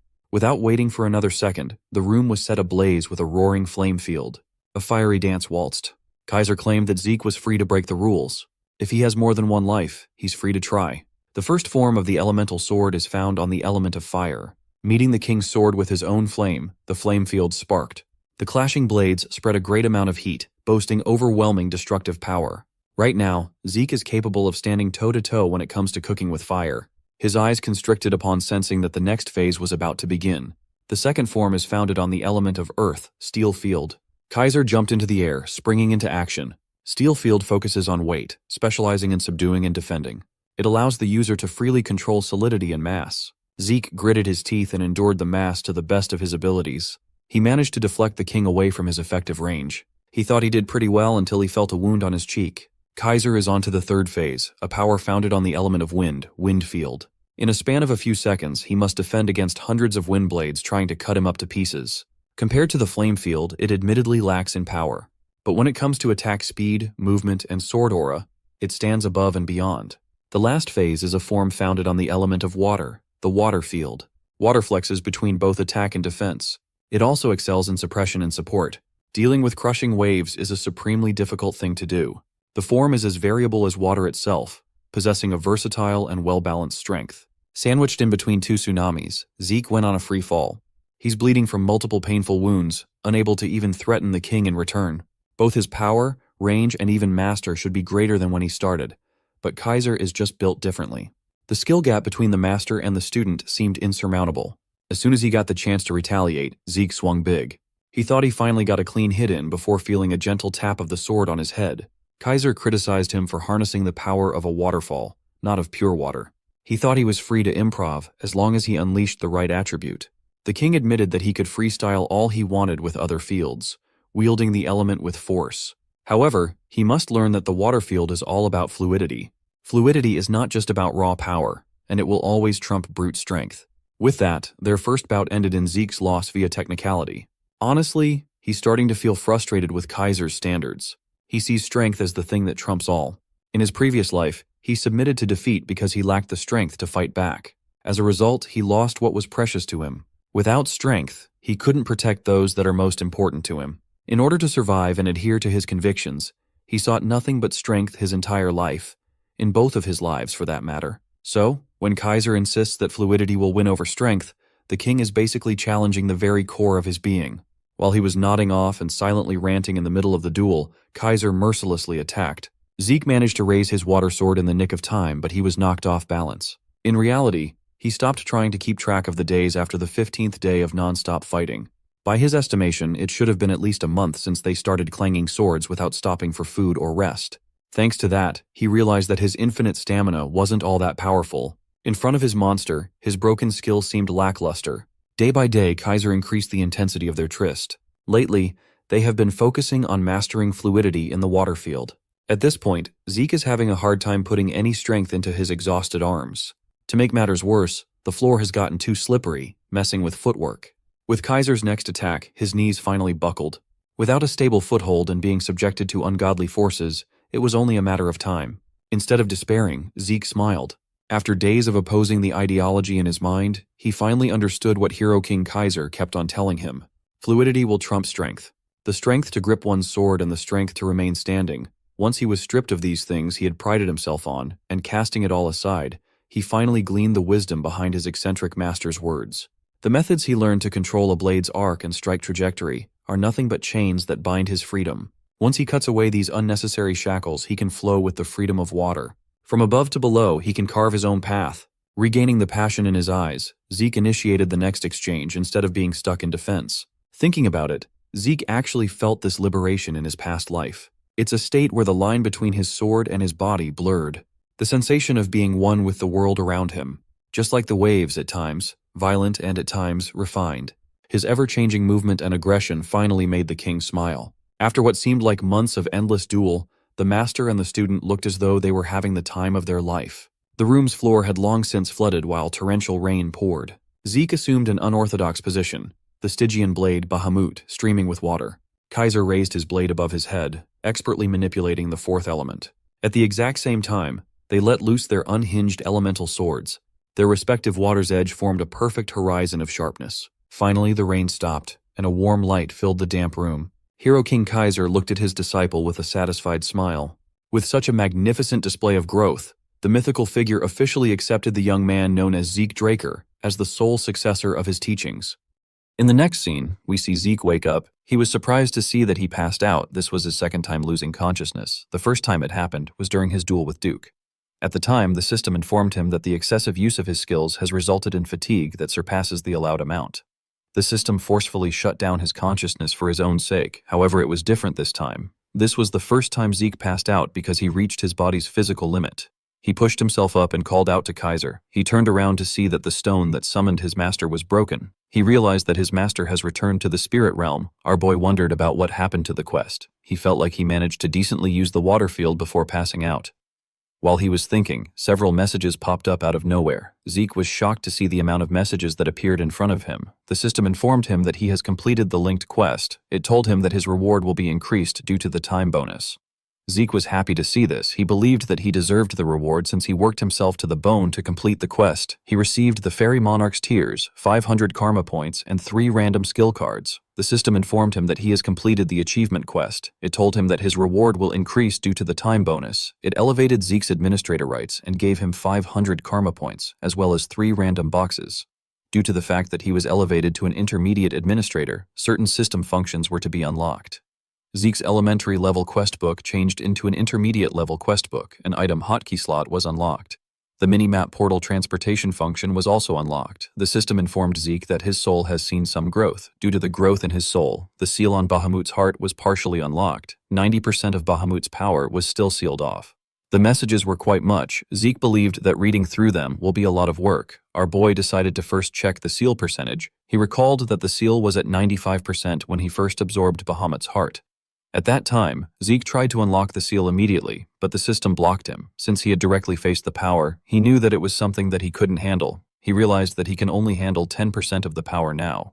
Zeke understood that incantation, which he couldn't unlock with points alone, and dragonic control must be related to the seal percentage. He decided to keep an eye on it. He opened the system and unlocked the random boxes he got as a reward. He got some boots created from meteoric iron and a lower body armor that was also created from meteoric iron. The system told him that the property of the items will be activated once he equips a full set of meteoric iron. The third item he got were some earrings that were delicately made from crystals. The earrings grant the user 15% improvement in their mana recovery speed. They also look nice when paired with a red dress. Zeke knew that he could sell the earrings to a mage for a good price. He could not believe that he managed to get the boots and the lower body armor to match with the gauntlet he got from before. Our boy knew that it won't be long before he gets the full set. He decided to check his random skill cards next. When he opened the cards, he saw that he got a C-rank skill known as Static Discharge. The skill allows him to generate electricity to give a target an electric shock through touch.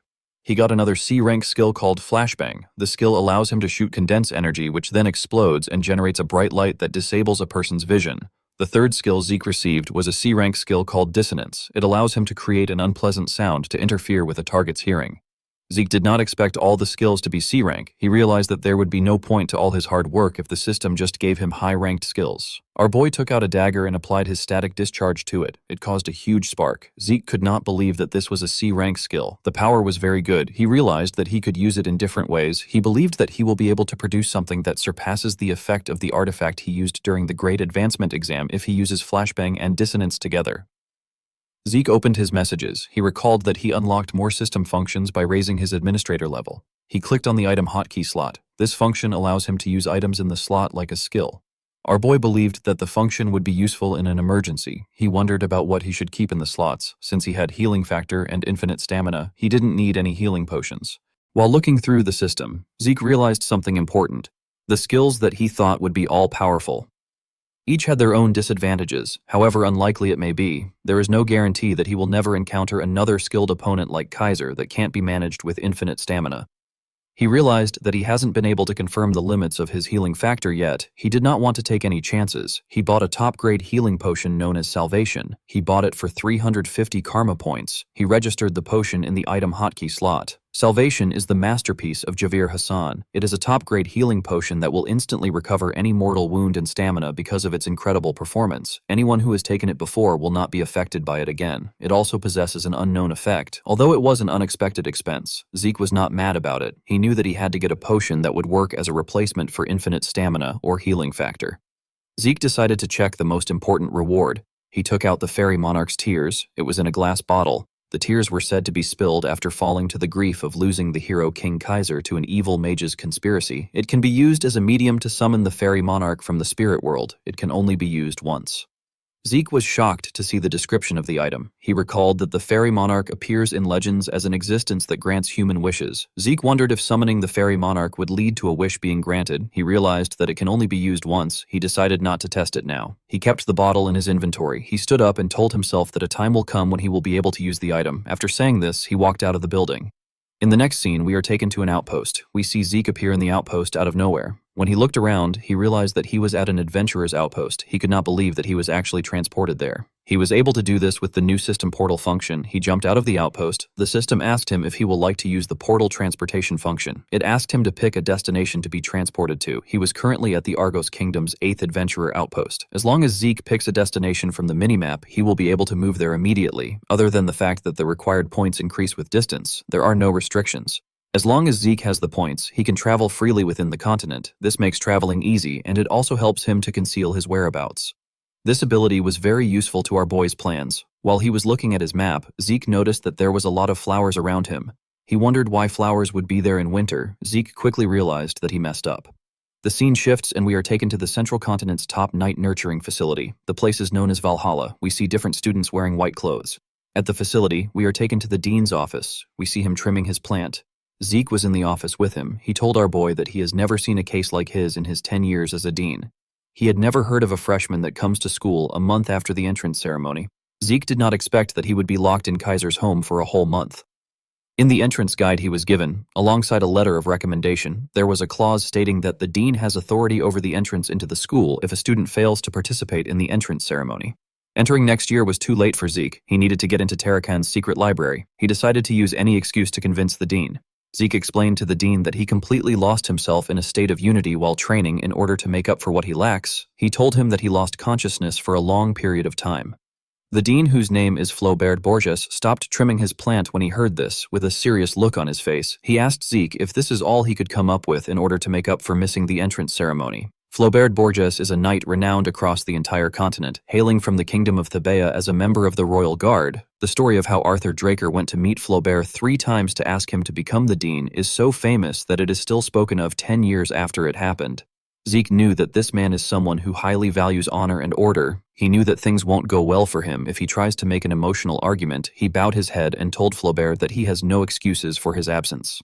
Flaubert did not expect this. He knew that unity isn't something that is easily achieved. If it was any other cadet, he would have dismissed it as a lie. He revealed to Zeke that he received a letter of recommendation from the academy's dean. He told our boy that he will arrange a place for him. Zeke was shocked to hear this. Flaubert explained to him that he will permit his enrollment if his month-long training is determined to have been worth more than a month in Valhalla.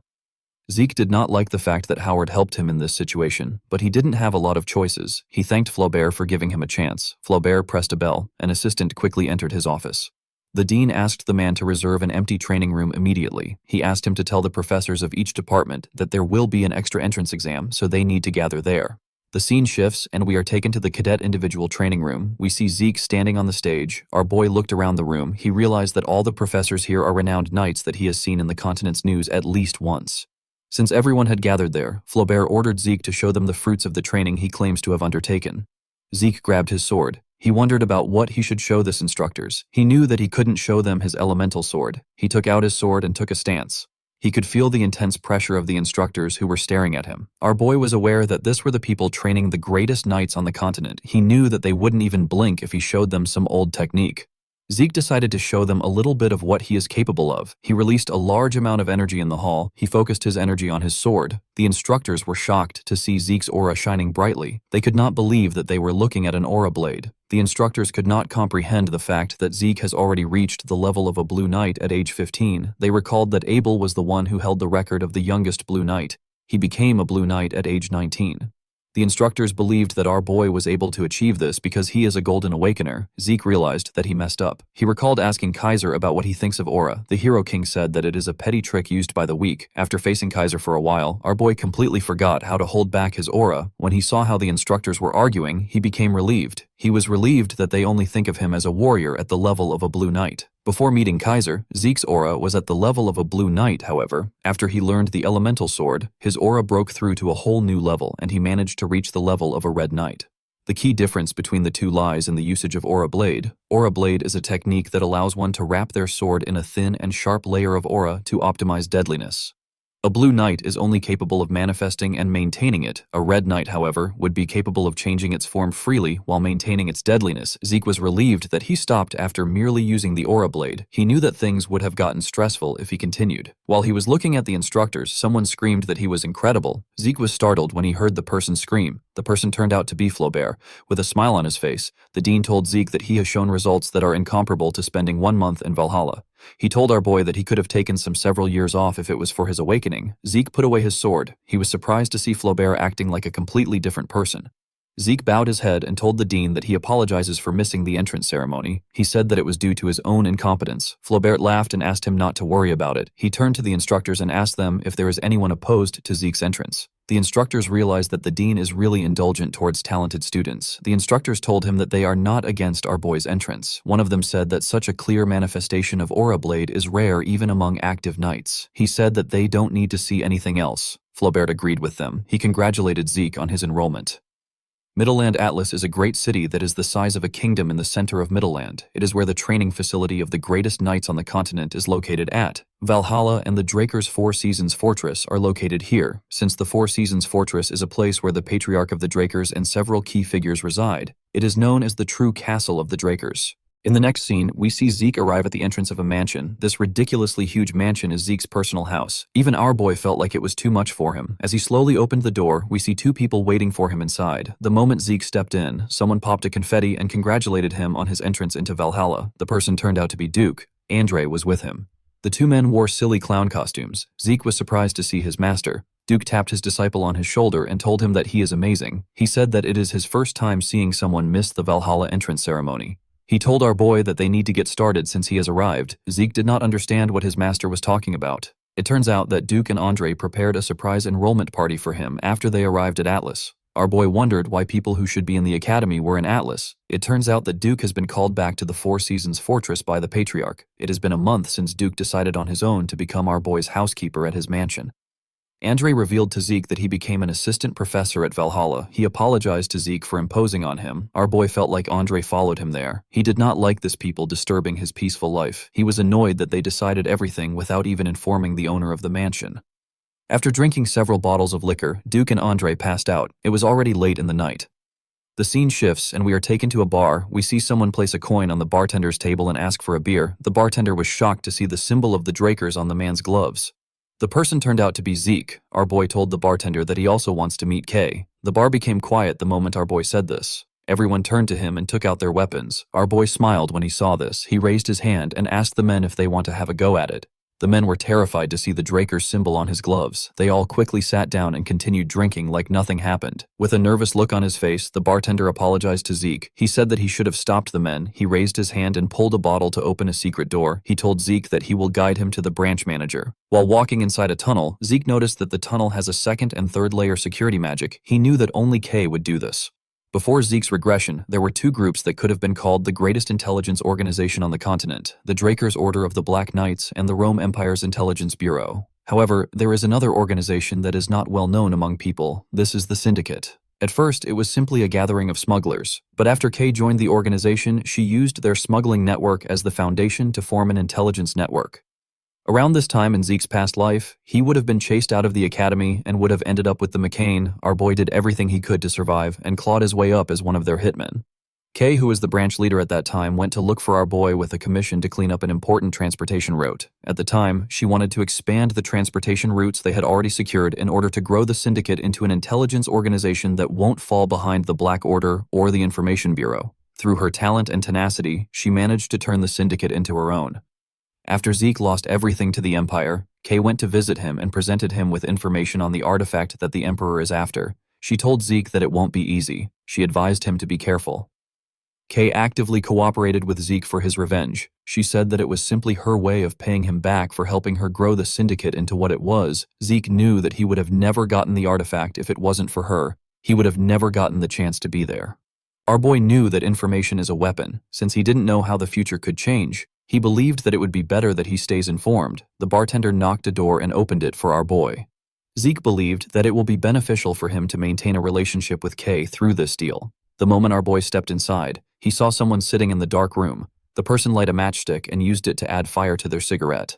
Zeke realized that Kay was still the same. A mana lamp got turned on in the room. Kay asked our boy to tell her why he wants to meet with her. Kay turned out to be a beautiful red hair woman with big boobs. She asked Zeke not to beat around the bush. She asked him to give her only the key points. Our boy revealed to her that he wants to open up a trade with the syndicate. Kay asked Zeke to tell her the reason why a prodigy who has reached the level of Blue Knight at age 15 and is a noble, pure-blooded awakened of the Draker family wants to make a deal with a criminal organization. Zeke was impressed that she was already aware of what happened at Valhalla. He put his hand into his coat. He realized that she was playing games with him because she is not open to the idea. He took out something from the coat and placed it on the table. He asked Kay to make a decision after seeing what he has. Kay saw some earrings on the table. Zeke revealed to her that it is actually an artifact. He asked her to try it on. He told her that she will be surprised. Kay asked him if the earrings enhance mana recovery. She decided to try them on. She told our boy that mana recovery artifacts are common. The moment she said this, her cigarette fell out of her mouth. She was shocked to feel the power of the artifact. She realized that her mana recovery rate improved by 15%. Kay was shocked because most artifacts have a mana recovery improvement of 1%. Even the impressive ones are only at 3%. Kay couldn't believe that our boy gave her something 5 times better. She knew that there would be no way she wouldn't know about the artifact if it was on the market. She realized that Zeke must have either gotten it from a route she doesn't know about, or he managed to get it on his own. Kay became suspicious. With a smile on his face, Zeke asked her if she is ready to talk. Kay wondered about who Zeke truly was. In the next scene, we see Zeke explaining things to Kay. He told her that she can open up a new account with the sealed personal statement she got. He told her that he has already requested for a representative. He told Kay that the only thing she needs to do is go to the Atlas Northern Bank and take care of the item. Kay knew that Zeke wanted to sell the earrings, but she did not expect him to want to work with her to sell unknown artifacts on his behalf. Zeke wrote that she can take 10% for each item sold and an additional bonus for every 10,000 that they sell. Everything Zeke wrote was what Kay had in mind. It was the upper limit of the deal that she wanted to make. Kay realized that Zeke has access to information. This is because he was already aware that she is a magician. Kay stood up and picked up the contract. She told Zeke that she accepts his terms. She told him that she hopes they both get good luck. Before she could leave, our boy stopped her and told her that he has one question that he wants to ask. With a smile on his face, Zeke asked Kay if her ghost ship is okay. The woman glared at him. Several men appeared behind our boy. They were all holding daggers. With a scary tone in her voice, Kay asked Zeke to tell her where he heard about this from. Zeke laughed and said that he was just asking a question. He asked her to tell him why she is so on the edge. He told Kay that she can actually threaten him. He released his dragon fear and asked her if she can handle the aftermath of her actions. Zeke's energy covered Kay. The woman felt like she was looking a monster in the eye. She began to tremble. The men in the room were also shaking. Kay realized that she doesn't have enough information. She wondered if the entire syndicate will stand a chance if they attack Zeke all at once. She wasn't sure about what to do. Our boy called out to his new partner and told her that they should change locations. The scene shifts and we are taken to the office of the branch manager of the Atlas branch of the syndicate. We see Kay sitting on her chair. Our boy was standing in front of her. He looked at something called a contract of oath. He recalled that it was a common item for a magician to use. A contract of oath is a way of sealing deals that is commonly used by magicians to ensure the integrity of the deal. To sign the contract, a person uses their own blood as ink. Although it is a simple method, its effects are undeniable. Once the contract is signed, each side of the contract will have a seal appear on their arms. If someone were to harm the other party, they would lose their life. Of course, the seal would disappear if methods such as assassinations and betrayal were used. However, it will cause an unending restriction. This will make things difficult. Kay asked our boy to sign it since he knows about it. She told him that it is natural for her to want some insurance in case something happens. She told Zeke that there is no way of knowing when he will change his mind and simply kill her. Our boy smiled and told her that she is right. He used the pen to cut himself and used his blood to sign. The moment he did this, a magic circle appeared above him. He told Kay that he is willing to sign as many contracts as she wants if he can earn her trust. Immediately he said this. Their signatures got engraved on their arms. Zeke sat down on the chair and told her that they can continue their conversation now that they are partners. He asked her if the person using her ghost ship is using it to distribute Soma to the Marcan. Kay let out a sigh. She did not know how Zeke got this information. She told him that he is right. She said that she is using it to distribute Soma to the Marcan. Soma is a drug of sorts that is currently banned. With the fall of the kingdom after the Civil War, the southern part of the continent was turned into a breeding ground for Soma. Zeke realized that it must be because of the message from the Transcendent household. Kay told him that he is right. She told him that her customers would like to avoid conflict with the Transcendent household. The only land route that connects the central and the southern regions of the continent is the desert. The desert region is controlled by the Transcendent household known as Ishtar. However, just a few years ago, Ishtar denied all outsiders from entering. Thanks to this, trade with the south has been completely restricted. Since the land routes were closed and most of the sea routes were under the control of the Pabella, our boy was able to deduce that Kay decided to take advantage of the syndicate's sea routes. The woman said that she is fortunate that they have a client that is willing to pay. Marcan and Pabella are two criminal organizations that control the lawless southern regions. They use the central forest as a delineation. The northern part is controlled by Marcan, while the southern part is controlled by Pabella. Marcan took advantage of the land routes to distribute Soma. Since they had no access to land routes, the Pabella had no choice but to develop sea routes. However, with Ishtar closing their doors, Marcan had no choice but to look for new sea routes. Unfortunately for them, the Pabella already had full control of the seas. Kay told Zeke that the story is not important. She asked him to tell her how he found out about her ghost ship. The syndicate decided to cast an invisibility spell on an entire ship to avoid unwanted eyes. Since they are able to hide from both pirates and the navy, the ghost ship has become a key part of the syndicate's money. It is a resource they try to keep secret to this day. Zeke couldn't tell Kay that he learned about it in his past life. He asked her if an information broker like herself is asking for information. He asked her if she shouldn't be focused on the Pabella's offer. Kay was shocked to hear this. She realized that there was no point in hiding it from Zeke. She told him that he is right. She said that the Pabella offered double of what the Marcan is offering them. They promised to give them double for cutting off trade relations with the Marcan. Kay told our boy that they are still looking into things. Zeke advised her to reject the offer. He explained to her that the syndicate can use this to slow down the Pabella and Marcan. He asked her to think about the offer carefully. He told her that once she cuts ties with the Marcan, she will lose an important client. For Soma, Zeke revealed to Kay that the Pabella are pirates defeated by the Knight of White Silver. The woman was shocked to hear this. She stood up and told our boy that this is impossible. She said that the Pabella is known for keeping true to their principles. She told Zeke that they are different from the stupid pirates. Zeke told her that it is all for show. With a serious look on his face, he revealed to Kay that the Pabella is trying to find her hidden treasure, which is the syndicate's hidden sea route. Unlike the Marcan who want to keep the goose that lays golden eggs alive, the Pabella will attack the syndicate once they learn about their ghost ship. Kay told Zeke that he is wrong. She said that the southern pirates and the Pabella are two different entities. Zeke hit the table and told Kay that she needs to pay for the information she got. He told her that he simply wants to meet Don Juan, the boss of Marcan. He told Kay that he will make her the boss of the syndicate if she can do this. Kay was shocked to hear this. After saying this to her, Zeke stepped out of the building. Although Kay's network of information is impressive, it is still not enough. In the past, the fastest way of gaining access to the syndicate's information was to even the playing field and absorb any organization along the way. Zeke hoped that the small fire he started today will grow in intensity and eventually consume Don Juan. The scene shifts and we are taken to Valhalla. We see Zeke looking around. He could tell that this place was completely different from the cradle and the academy. It has a very free vibe. While looking around, Zeke wondered about when the guide the dean assigned to him will arrive. The moment he thought of this, someone called out to him. The person asked him if he is the guy the dean mentioned. The boy with a face tattoo smiled at Zeke and raised his hand to give him a fist bump. Our boy didn't do anything. He didn't know why the boy was acting friendly. The boy tapped him on his shoulder and told him that he has a long way to go for the academy blood to get out of his system. Zeke pushed his hand away and asked him if he is the guide that the dean sent. The boy imitated Zeke and showed him how he asked the question. He smiled and asked Zeke to tell him why he is using such a serious tone. The boy gave Zeke a rock and roll sign and asked him not to be so stuck up. He advised him to relax. He told our boy that he is the guide that the dean personally assigned the duty of showing him every nook and cranny of Valhalla. Zeke could tell that this boy talks a lot. While talking, the boy realized that he forgot to introduce himself. He told Zeke that his name is Diego. Our boy was shocked to hear this. Diego introduced himself as the evangelist of New Age fusion music of Southern traditional percussion and central melodies.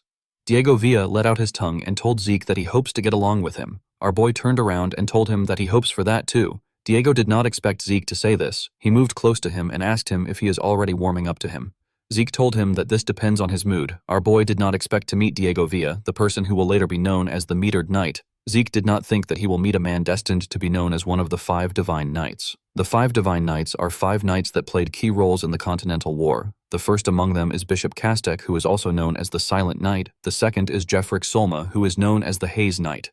The next person is Asta Eladolf, who is known as the Illusory Knight. The fourth person is Reyna Draker, the Lightning Knight. The fifth knight is Diego Villa, the Metered Knight.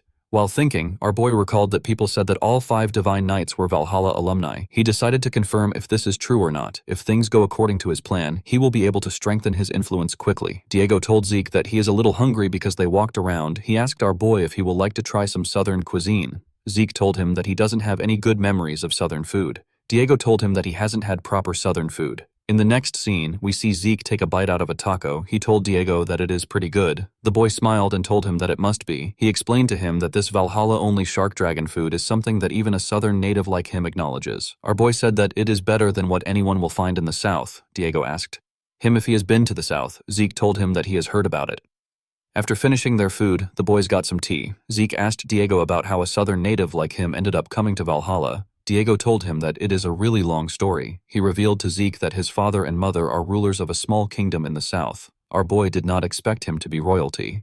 The southern continent is a coalition of smaller kingdoms with the Cuzco kingdom at the center. The majority of the residents immigrated to the central continent when the Cuzco kingdom collapsed after a civil war. Diego raised his cup and told Zeke that he is a prince. He said that he is an important person. Our boy could not believe that he was really a prince. He couldn't believe that royalty this undignified exists. Diego explained to Zeke that there are some really stuck-up old people that insists the royal family's traditional twin swordsmanship must be carried on. Since Diego was such a genius with the twin swords, he ended up getting sent to Valhalla.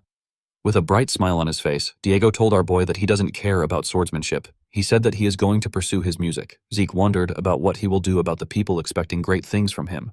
Diego asked our boy if he wants to join the Southern Fusion New Age Music Research Club. Zeke quickly declined his offer. In the next scene, we are taken to a lecture hall. Zeke asked Diego if it is okay to enter the upperclassmen lectures like this. Diego advised our boy to stop acting like he is in the academy. He explained to him that Valhalla is all about freedom. Anything and everything is allowed if it is for the sake of learning. He told Zeke that he can go to listen to any lecture he wants if he wants to. He revealed to him that today's special lecture isn't common. He said that he heard rumors that the school has prepared something huge. Zeke wondered if the boy ever gets tired of moving his lips around. While he was thinking, he heard some people talking about him. They referred to him as the youngest person to ever enroll in Valhalla. The students talked about how our boy is a direct descendant and how he is a prodigy that beat up an instructor. Diego was surprised to hear this. He asked Zeke if he is a Draker. Our boy could not believe what he was hearing. He raised his glove to show the boy and asked him about what he thought the gloves are. Diego asked our boy to tell him what the glove is. Zeke called him an idiot and revealed to him that he is wearing pureblood gloves. He told him that they are a mark of a pureblood Draker awakener. Diego was shocked to hear this. He recalled that Zeke didn't take off the gloves while they were eating. He told our boy that he simply thought that he was a real badass for sticking to his guns. He told him that he had no clue that he was wearing pureblood gloves. Zeke found it funny that the boy came all the way to Valhalla without knowing about the pureblood gloves. He noticed that Diego was panicking. He felt like this was the normal reaction a person would have when encountering a pureblood awakener. Zeke was quite relieved to see that Diego stopped talking. The moment he thought of this, Diego told him that he now understands why he is so stuck up. Zeke was annoyed to hear his voice. He did not know what to even say to him. Diego put his arm around his neck and told him that he should have paid for the meal since he is a Draker. He laughed and told him that he is just kidding. Everyone turned to them when they heard Diego's voice. Zeke could not believe that the boy was becoming rowdier. While he was talking, the dean clapped his hands and asked everyone to pay attention. The students immediately became quiet. Zeke wondered why there were so many people in a lecture hall. He believed that they came because of the special lecture being held by the dean. Upon seeing the amount of student there, Flaubert said that he can tell that they are looking forward to the lecture. Diego took out a book and showed it to Zeke. He asked him about what he thinks about the lyrics. He asked him if the rhyme scheme is crazy. Zeke reminded him that he said that they should listen to the lecture. He asked Diego to pretend to listen. The dean decided to skip the formalities and go straight to the main event. He told the students that he had a really hard time getting this person. He introduced the person as a Black Knight of the Drakers who is returning from the field. Zeke smiled when he saw the person. He recalled that the person returned to the Four Seasons Fortress. He wondered if the man will begin international activities now. The person turned out to be Duke Draker. The students were shocked to see the Gale Knight. They did not expect to see the Black Knight that disappeared. They recalled that rumors were going around that Duke was recently sighted around the Four Seasons Fortress. The students did not expect it to be true. Duke told them that it is an honor for him that they all remember him after he stepped back from the front lines. He advised the students to engrave the lecture in their hearts and soul. He revealed to the students that he became a Black Knight after being part of the normal class in the academy. The content of Duke's lecture was much better than our boy expected. The students did their best to focus on Duke's long lecture. After a while, they began to fall asleep. Diego didn't even listen to him. He was focused on his lyrics. Zeke could not believe that Duke has been bragging for 2 hours straight. He wondered if his master was ever going to stop. Immediately he thought of this. The dean grabbed the mic and said that he feels bad for students who were listening intently. He said that they are out of time. Zeke was relieved to hear this. The dean took a look at his watch and announced that the second speaker is someone they all know. He told them that introductions won't be necessary. He explained to the students that even though the woman is incredibly busy as a guardian knight, she took time out of her schedule to come there. Zeke was surprised to hear this. Within the Draker family, knights are classified as normal knights, intermediate knights, advanced knights, and guardian knights. Because of this, there aren't even 10 guardian knights in the family. Our boy was certain that the second speaker will be a prominent figure. Flaubert took a look at his watch. He wondered why the guardian knight was taking so long. A woman with platinum blonde hair stepped into the hall. Zeke carefully looked at her. Although the woman had platinum blonde hair and a white full-plate armor that stood out, our boy still didn't recognize her. The students were quite happy to see the woman. One of them said that he is so happy he came to Valhalla. He said that he did not expect to see the white silver knight in person. Zeke was shocked to hear this. He quickly turned to the woman. He immediately realized that he was looking at the first of the Draker's direct descendants. He was looking at Carly Draker, the woman known as the White Silver Knight. The port town of Asan is an important hub when it comes to sea travel in the central continent. Currently, it is a city with excellent geographical value due to how it can secure trade routes to not only the trade city of the Dolta Republic and the southern continent, it also has access to the eastern continent as well. However, the situation in Asan was completely different just a few decades ago. At that time, southern pirates had occupied the town, and it was a lawless land where all kinds of felonies were being committed. After she became a proper knight of the Draker family, Carly Draker began cleaning up the pirates. 5 years after embarking on this endeavor, no pirate could be found within Asan. After this, Asan became the greatest port city under the Draker's protection. The surviving pirates hid themselves in the deathly water to the south of the Dolta Republic.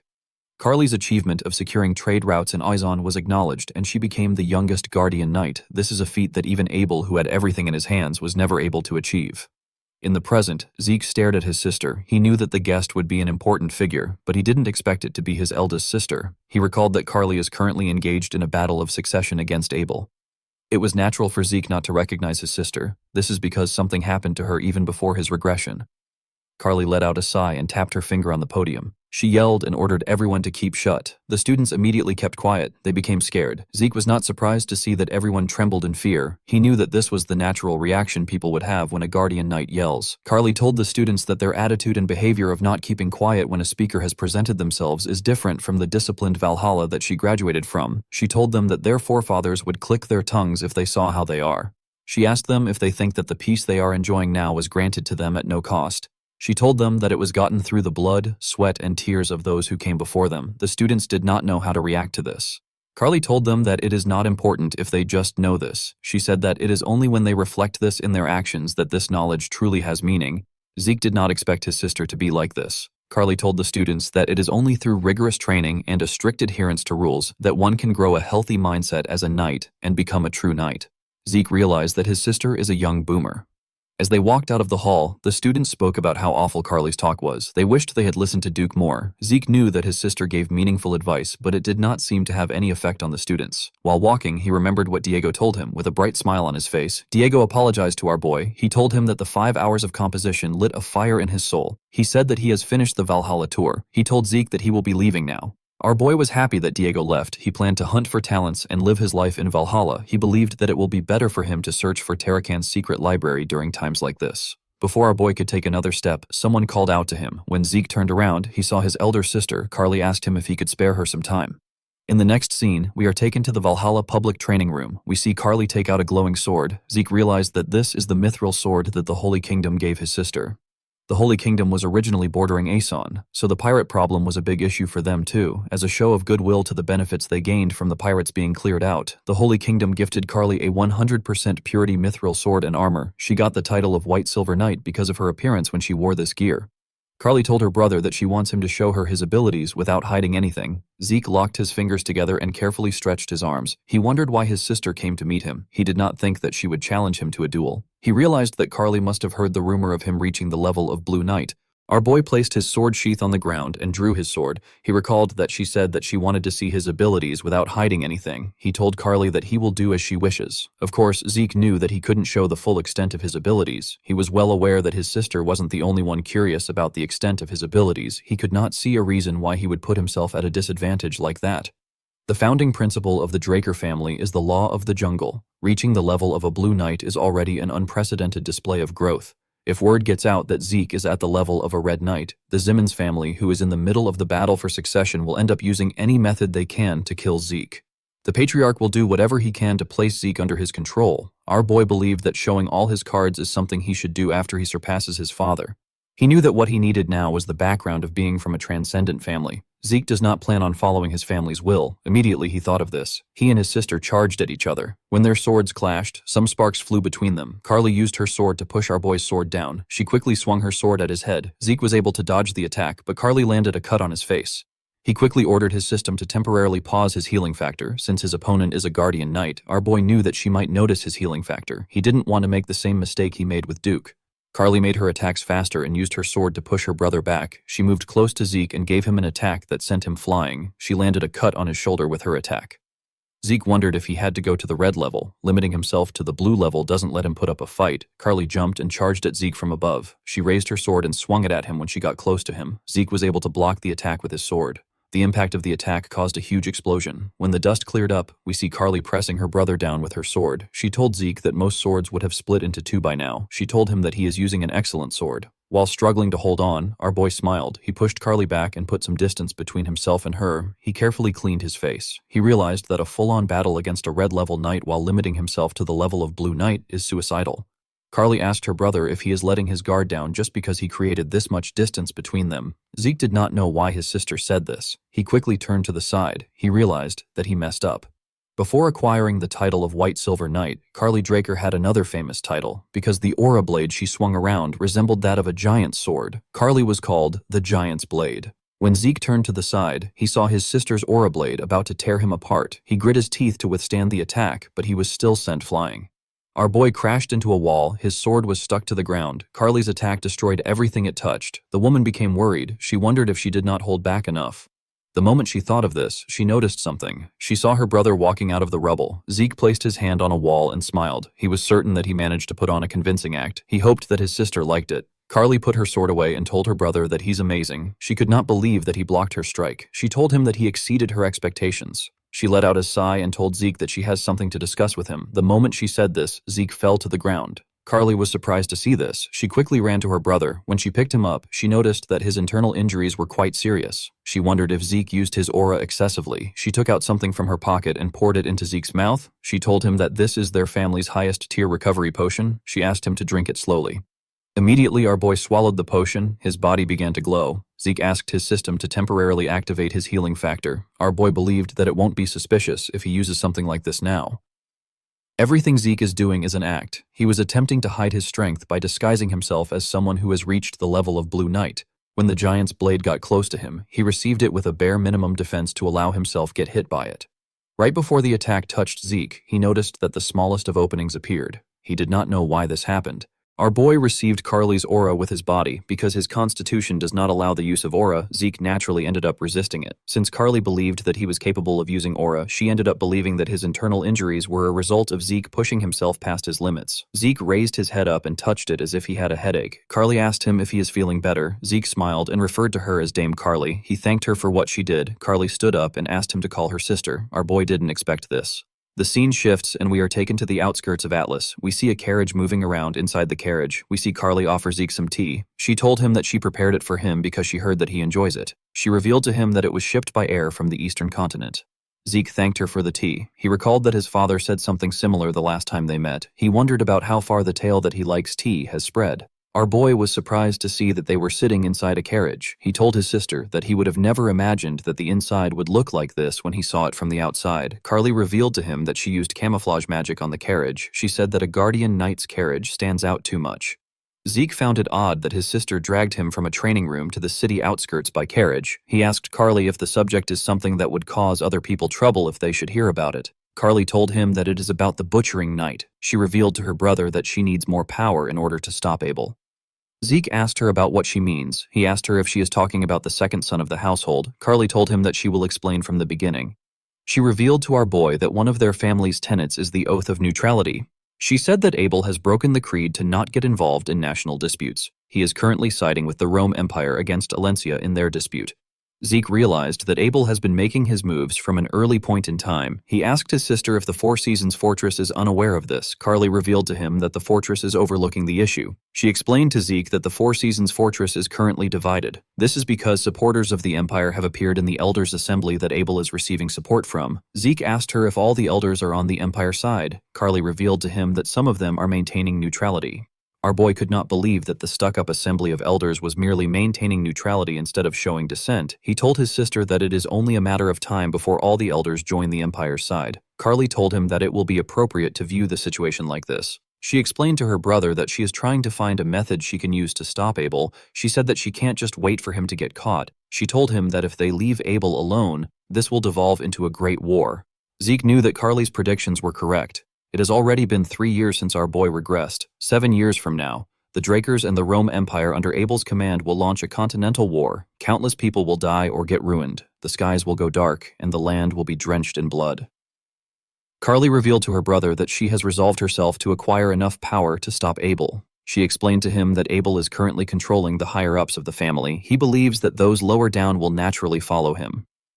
However, Carly believes that true knights do not bow to power, they follow justice and a greater cause. While being true to her beliefs, Carly plans to rally the normal knights in the vicinity of the Four Seasons Fortress.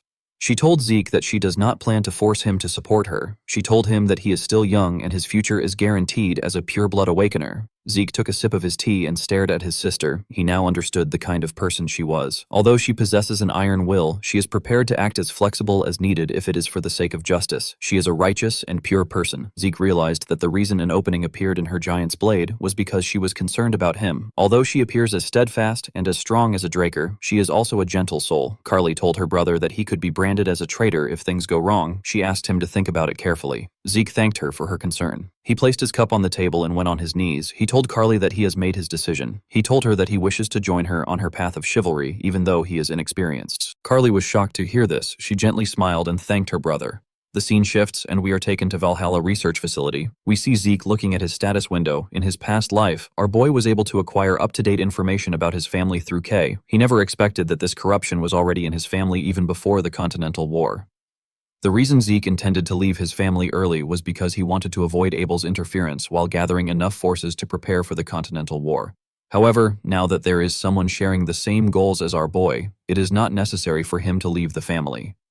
Zeke actually liked this situation. Remaining in the family would make it easier for him to keep tabs on Abel's actions. With Carly at the forefront, Zeke wouldn't have to face the brunt of any retaliation in order to achieve his goal. Zeke needed to officially become a knight and turn public opinion on Carly's side.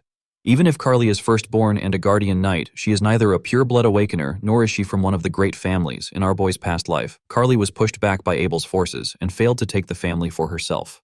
However, if a pure-blood awakener like Zeke becomes an official knight and gives Carly his support, the scale would be balanced. Zeke could not believe that he had to act like a knight even though it didn't suit him in any way. While thinking, our boy looked at the map. He saw that he was almost at his destination. He entered the Great Central Library in Valhalla. He went inside to check for the main reason he came to Valhalla. He went to check for Tarakon's secret library. Inside the humongous library, our boy walked into a closed section. The system informed him that he has arrived at his destination. Zeke could not believe that this was the secret library. He felt kind of disappointed when he looked around. He didn't see anything special or meaningful there, since it was a place the system guided him to. Zeke expected to find something like Bahamut's heart or fangs. He wondered if he ended up coming there in vain. Immediately he thought of this. He took another step. The system informed him that it has detected a data storage point. Immediately it said this. A huge shelf appeared in front of our boy. Zeke was shocked to see the shelf. He was more shocked by what he saw on the system. The system informed our boy that the secret library of the administrator known as Tarakan Draker has been found. Zeke could not believe that Tarakan was a user of the same system. Since this was a bookshelf that only appears in reaction to the system, our boy understood why no one has ever discovered it. The system informed him that the information within Administrator Tarakan's library has been linked and updated in his own system. It explained to Zeke that he will now always have access to Tarakan's secret library. The system provided categories in order to allow Zeke access the information easily. It created 4 categories. The first was the Organization Management Manual. The second was the Dragon Slaying Manual version 5.21. The third was the reference materials, and the last was the collections of proverbs to improve growth. Zeke decided to check the categories later. He asked the system to find him something that will help his growth the most right now. The system confirmed his request and informed him that a book matching his request has been found. Zeke noticed that the book was glowing on the shelf. The book appeared in his hand. Its title is The Secret Technique of the True Dragon's Swordplay. Zeke was certain that he had never heard about this technique. He checked the back to see who the author is. He was shocked to see the name of the author. It was the close advisor to the hero King Kaiser, the man known as Sheltern Draker. In the next scene, we see Sheltern Draker writing in his study. Sheltern wrote that he wants to elaborate on why he felt the need to create the True Dragon's Swordplay. According to him, the relationship between dragons and humans began with the great hero King. It is because of him that even mere humans are able to form contracts with supreme beings like dragons.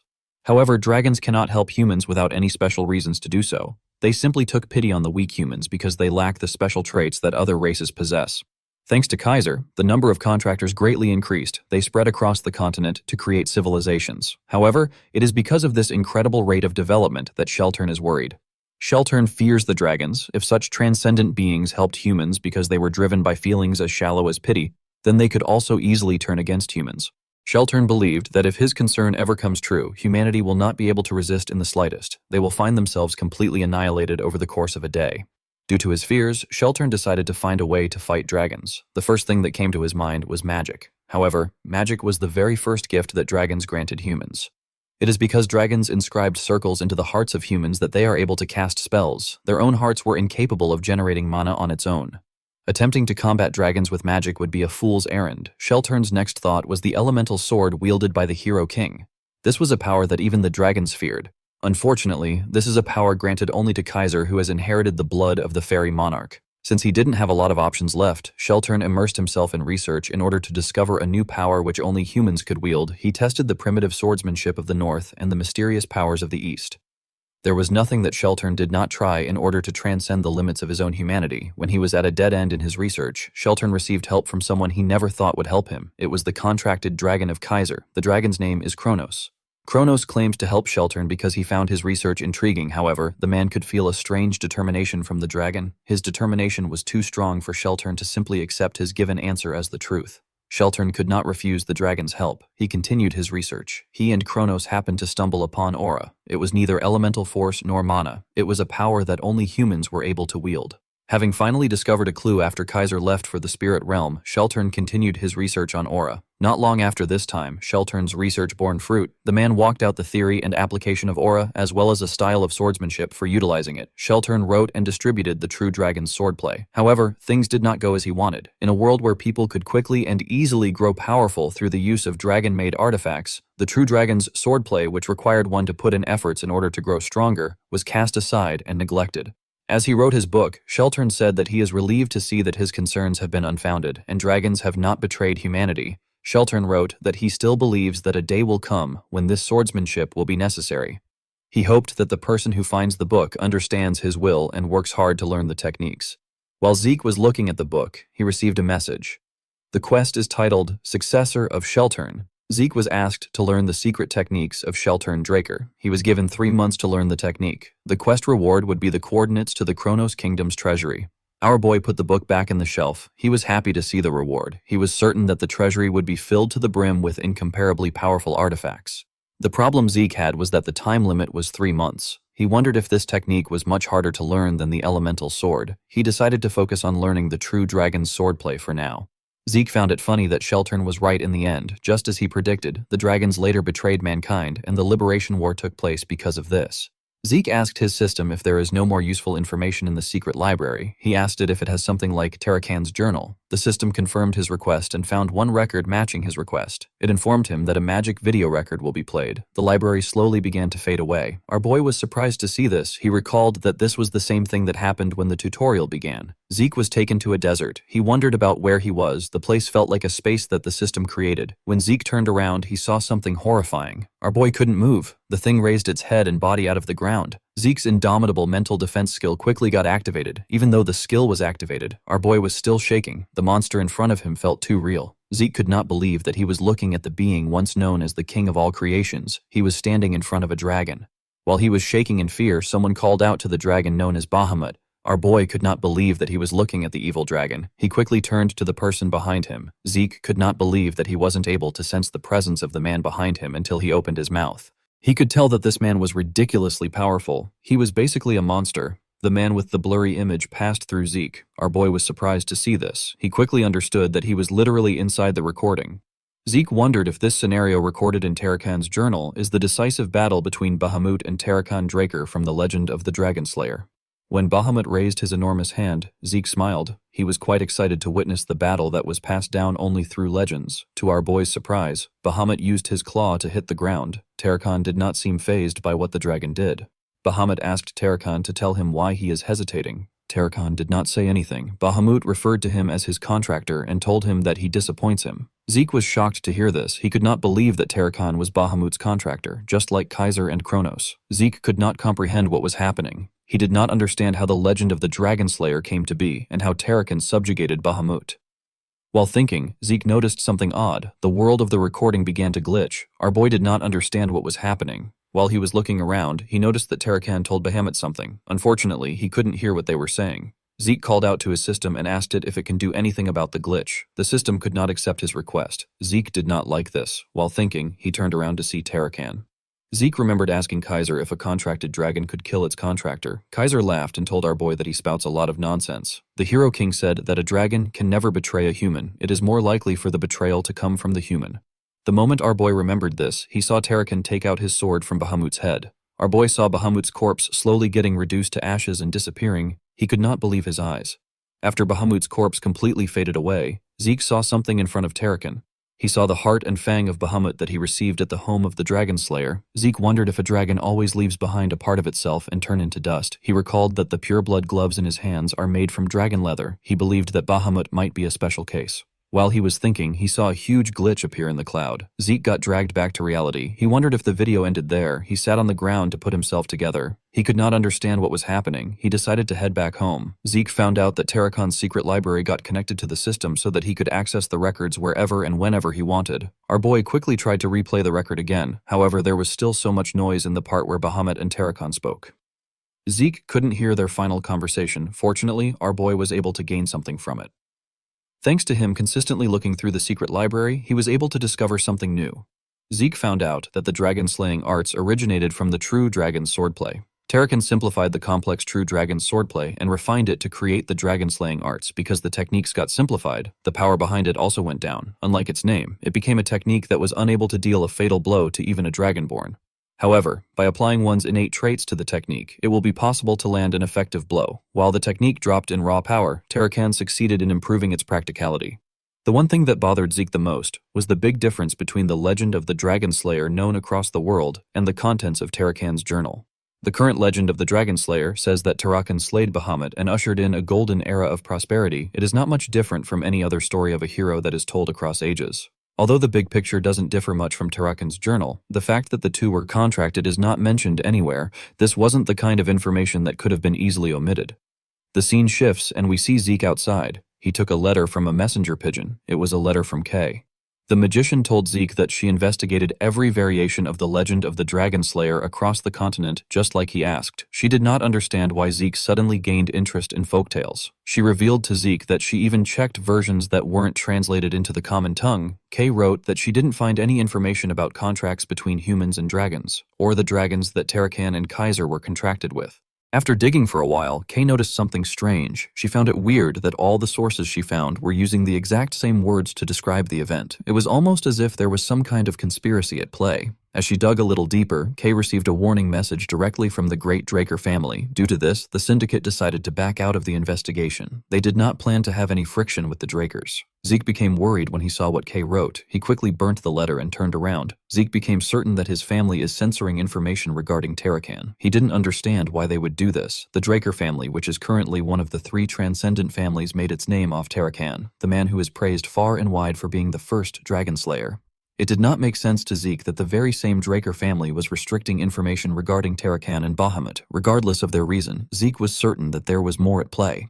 He believed that he might have missed something. He decided to go through the secret library again. When Zeke opened the front door, he called out to the system before he could issue a command. Our boy sensed something. He carefully closed the door and looked around his house. He recalled that all employees, including Decker, are off today. Duke and Andre will both be late because they have business to attend to.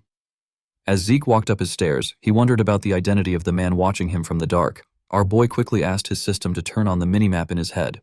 The system confirmed his order. It showed him the location of his intruders. Our boy confirmed that there are 2 presents in this place. One person is inside and the other is outside. Zeke wondered if the hunting dogs from the giant mountains tracked him here. He quickly removed this idea from his head. He didn't use the dragon-slaying arts or even a long sword. Even if the hunting dogs are good, it is impossible for them to draw any connection to him and what happened there. Zeke realized that he needed to find out who ordered the men to target him. He already had a suspect in mind. The man inside his house watched him as he went into his room. While the man was looking at the door, Zeke appeared in a window behind the man like Spider-Man and asked him if he was sent by Abel. The man was surprised to hear our boy's voice. He quickly turned around. Zeke believed that Abel sent an assassin to kill him because he found out about the alliance he and Carly made. He was certain that this was the only plausible explanation of what is happening. Zeke moved to the ground and took out a blade from his inventory. He told the man that he doesn't have to answer the question if he doesn't want to. Immediately he said this. He appeared in front of the man and swung his dagger at him. The man was able to quickly block the attack before the dagger reached his neck. Zeke told the man that he has a lot of ways to get the truth out of him. As Zeke and the man clashed, their swords released sparks. Zeke did not have any trouble pushing the man back. He swung his dagger at the man multiple times, but the man was able to block it with his dagger. Our boy tried to push the man down by swinging his dagger with a lot of pressure. The man was able to block the attack. He quickly pushed Zeke back. Our boy used his leg to hit the ceiling and push himself back. He was able to safely land on the ground. After crossing blades with him, Zeke was able to gain a rough idea of his identity. Even if a person masks their appearance, it is still difficult to hide their swordsmanship style in battle. This style of swordsmanship is from the Gorka Kingdom, which is in the northern regions of the continent. The Gorka Kingdom's rangers are known to be the strongest of rangers. They are known as the northern continent's guardians. They wield a kukri. This is a dagger which bears a distinct shape thanks to their outstanding skill. They are highly valued in the central continent and are used as special forces who are assigned important missions. Since it was a Gorka ranger, Zeke realized that this wasn't Abel's doing. He swung his sword and wondered why the ranger was doing this. The Gorka rangers don't take on requests like assassination because it creates grudges. Zeke pointed his sword at the ranger. He quickly raised his sword and took a stance. Our boy noticed that the man was far too defensive for a ranger. Despite the fact that he purposely showed some openings in their fight, the ranger didn't show any intentions of exploiting them. Even though the man is definitely skilled enough to be able to react to the openings, he didn't intend on pressuring Zeke at all. Our boy was able to deduce that the goal of the rangers was to secure him and not to eliminate him. Immediately he thought of this. Zeke turned to the side. He saw a ball enter the hallway through his window. Our boy realized that the other person outside has begun to move. He knew that the ball contained a sedative meant to subdue him. When Zeke struck the ball with his sword, it released a large amount of gas in the air. Our boy immediately recognized the scent of the sedative. It had the characteristic earthy scent of mandragora rootlets. This was a common ingredient used in sedatives. Zeke let go of his dagger. He decided to play along. When the system detected compounds from mandragora's rootlets, it activated our boy's poison resistance skill. Zeke fell to the ground and acted as if he lost consciousness. The ranger walked up to him and picked him up. His partner came into the building through the window. As the man slowly carried him away, our boy wondered about who kidnapped him. He did not know why someone would do this. He wanted to see how the situation would play out. The scene shifts and we are taken to the outskirts of Atlas. We see Zeke tied up in iron chains in one of the houses. He was surrounded by rangers. Our boy smiled when he saw the person sitting in front of him. He said that he never expected his kidnapper to be an outsider. He referred to the man as Cliff Lionheart. This man is the Reinhardt merchant group leader. Since Zeke knew who he was, Cliff believed that their conversation would go smoothly. Our boy was also acquainted with this man in his past life.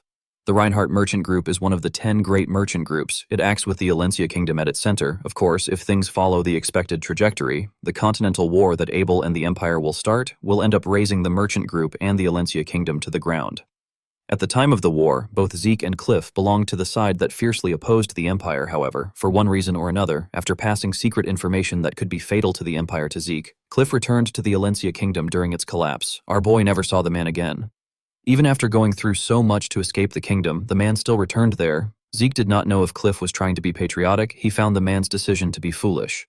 Cliff apologized to Zeke for using an inevitably rough method to get him there. He used his hand to signal someone. The ranger that kidnapped our boy moved close to him and removed his chains. Cliff assured Zeke that he will receive an apology from his merchant group for this discourtesy. He told him that he wants to take his time to have a discussion with him. Zeke carefully moved his wrist. He asked the man to go straight to the point. With a serious look on his face, our boy asked Cliff to tell him what he wants. The man did not expect a young boy to have this kind of response. He realized that a Draker is still a Draker regardless of how young he is. He knew that even the most experienced knights wouldn't be able to help being guarded and anxious in a situation like this, but Zeke didn't falter at all. Although Cliff set the stage in order to take the initiative in their conversation, our boy managed to take back control. Cliff asked Zeke to take a look at the documents in front of him before they start talking. Our boy took out the documents. Cliff explained to him that it is a record of those infected by the new pandemic that recently spread across the southern regions of the central continent. Zeke asked the man about why he wants him to see this.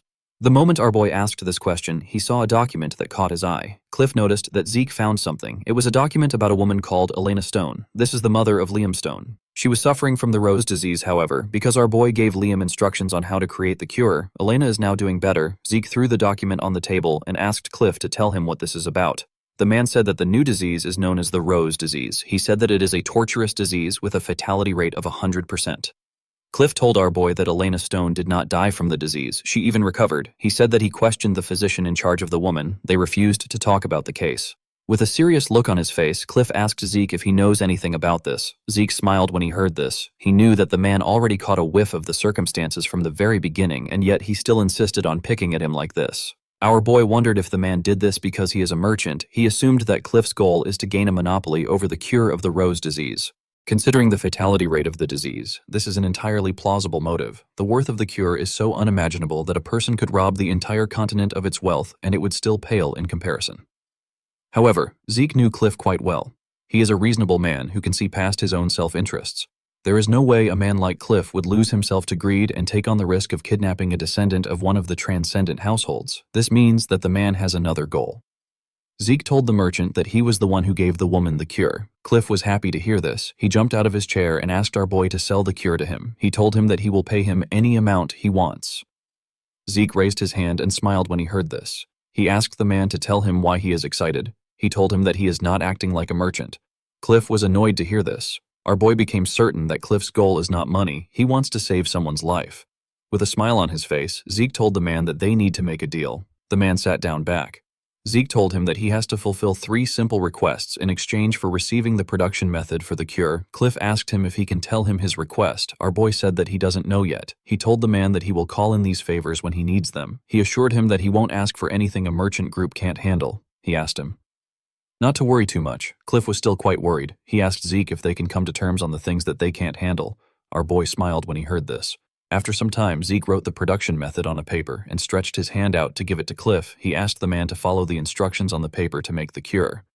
Cliff quickly stretched out his hand to receive the paper. Zeke moved his hand back. He told the man that there is something he is personally curious about. He asked Cliff to tell him the person in need of the medicine. The man froze in fear, with a nervous look on his face. He told Zeke that he simply intends to procure a product with immense worth as a merchant. Our boy explained to him that he got the Northern Rangers to kidnap someone from a transcendent family, and he also reacted with an explosive emotion, as if he forgot what the word composure meant. Zeke told Cliff that this isn't how the Great Reinhardt Merchant Group should present itself. Cliff realized that our boy had caught on to him. He sat down and said that the cure is for a member of the royal family of the Kingdom of Alencia. Zeke did not expect to hear this. He asked the man to tell him which member of the royal family it is for. Cliff told him that he can't share this with him. Our boy did not understand why he would say this. He asked the man if he knows how many royals are in Alencia. The moment he said this, our boy noticed something different about Cliff's eyes. He remembered the man telling him that he is returning to the Alencia kingdom in the past. Zeke asked the man to put himself together. He told him that both the kingdom and the Reinhardt Merchant Group are done for. He told him that he will die if he goes back there. Zeke advised Cliff to seek asylum in the north. Cliff thanked him for his suggestion. He told our boy that he is very tired now. With a look of sadness and emptiness in his eyes, Cliff said that he wants to face his end in Alencia.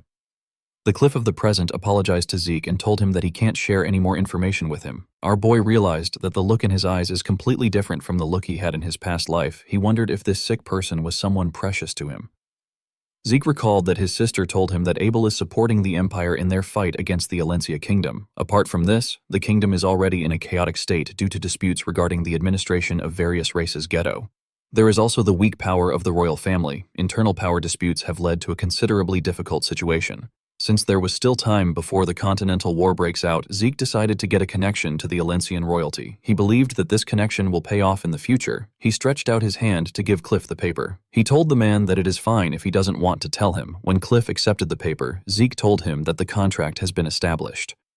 Cliff's hands were shaking. He couldn't believe that the cure was in his hands. He held the paper close to his chest like a man that has found hope. Our boy called out to him. He apologized for disturbing him while he is wallowing in his emotions. He asked Cliff if he is okay with him making his first request now. Cliff put away the paper and told Zeke that he can ask for whatever he wants as long as it is something that his merchant group can handle. With a smile on his face, Zeke told the man that he wants his merchant group to hire him. Cliff did not expect to hear a request like this. He asked Zeke if he is planning to start a business. Zeke explained to him that he needs a fake identity for temporary use. Cliff believed that Zeke could easily get something like this if he wanted. He told our boy that he wouldn't need his help if this is all he needs. He asked him about what he really wants. Our boy explained to him that he plans to use the identity in the southern continent. Since it is a crime-ridden territory, Zeke couldn't afford to take any half-hearted measures. However, the Reinhardt merchant group has built up enough trust in that part of the continent that they can even make use of the cartels there. Cliff told Zeke that he is correct. He said that he is not very proud of what they have done. He told Zeke that he understands the situation. He told him that he can use his cousin's name. The cartels won't be able to outwardly suspect him if he does this. Zeke was happy to hear this. He asked Cliff to provide regular transportation to the south and a house to stay in. He revealed to him that he will be storing his cargo in the house. He asked him to make sure it is on the larger end. He told the merchant that this is the end of his first request since the men kidnapped and brought him there. Zeke asked them if they have prepared a way for him to return. Cliff forced himself to smile. He was annoyed to see that our boy was just making difficult requests. He wondered if Zeke didn't have a conscience. He accepted our boy's first request and told him that he will contact him when everything is ready. He told him that the Rangers will provide a horse for him to return on. Zeke was surprised to see that Cliff accepted the deal calmly. He realized that this person must be extremely important to the man. Cliff got up and left with his guards. The red-haired man and his partner moved close to Zeke. The red-haired man asked Zeke to follow them. They took him outside and showed him a horse. Our boy told them that it is a pretty good horse. He walked past them and took something off them at a crazy speed. He stored the thing in his inventory. When Zeke got on the horse, the ranger told him that their business is over. He said that they will be leaving. Zeke asked the man if this also means that their contract with Cliff is over. The Rangers were surprised to hear this. The red-haired ranger turned around and told our boy that he didn't know that he knows how to speak Gorkhali. He asked him if the Drakers even learn things like this. Zeke smiled and told the man that it is his own hobby. He revealed to him that he wants to hire them for something. Zeke informed him that he wants to rescue someone imprisoned by McCain. The man turned to his partner. His partner shook his head. Zeke asked them if the reward is too small. The man said that the money is not the problem. He knew that they would gain a good profit since it is the same condition as the one they were given by the Reinhardt merchant group. He told Zeke that the problem lies in his identity. He explained to him that their king does not make deals with the transcendent households. Zeke was shocked to hear this. He couldn't believe that this was what they were thinking so hard about. He reminded him that Cliff is going to prepare a fake identity for him. The commission request they will be sending to Gorka will be written under this name. The man told him that it is fine as long as he doesn't get caught. Zeke told him that they need to settle something before they move on. The man didn't know what he was talking about. Our boy threw 2 kukris to the ground. The 2 rangers were shocked to see the kukris. The kukri is no simple weapon for the rangers of the Gorka kingdom. It is a weapon granted to them when they are recognized as full-fledged warriors. It bears equal weight to the ranger's life itself. It is their soulmate. The fact that something bearing equal weight to their lives was stolen from them while they were completely unaware means that their lives were easily taken from them by someone of overwhelmingly greater skills. Zeke told the men that this is his way of saying thank you for kidnapping him. The men didn't know what to say. The red-haired ranger called our boy a monster.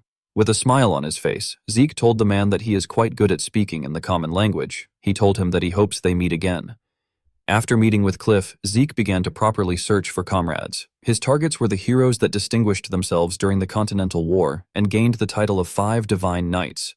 Our boy wanted to get closer to them now and win them over to his side later. He was certain that this people will become great assets. Fortunately for him, he received the Dean's incredible support. He was able to find out that all 5 heroes are graduates of Valhalla. The problem he had was the timing. The Silent Knights, whose name is Bishop Kastek, has already graduated and joined the Knight Order of the Thabia Kingdom. The Haze Knight, whose name is Jeffrick Solma, is in the graduating class and he is currently participating in an on-site training. Asta Eladolf is currently on leave and is refusing to return to Valhalla due to his severe insomnia. Zeke knew that Reyna will be enrolling next year. Since she is a blood relative, he has many opportunities to see her. In the end, the only person our boy has access to now is Diego. In the next scene, we see Zeke playing the drum for Diego and his band. Zeke didn't know how he got there. He remembered going to Diego's club in order to win him over. Diego put his hand around his neck and told him that he came at the perfect time. He told him that they are in need of a drummer. Zeke didn't understand what he was talking about. Diego told him that he understands that he wants to jam. He made him sit on the drummer's chair and congratulated him for joining the Southern Fusion New Age Music Research Club. Our boy didn't know what to say. He began to hit the drum and follow the band's rhythm. He decided to just have fun with them. In the next scene, we see Zeke looking drained and tired. He had a difficult time catching up to Diego's pace. When he stepped into his mansion, his butler bowed his head and welcomed him. Zeke informed the man that he is going to train. He asked him to tell the servants not to disturb him. Inside his training room, Zeke pushed his sword into the ground and sat down to read the True Dragon's swordplay. He saw that he was supposed to concentrate the flow of aura to pierce through his blood vessels. This will take him from the microcosmic orbit to the macrocosmic orbit. Zeke did not know what this meant. He had never heard of this terminologies before. After seeing the book for himself, our boy understood why Tarakan reformed it into the dragon-slaying arts.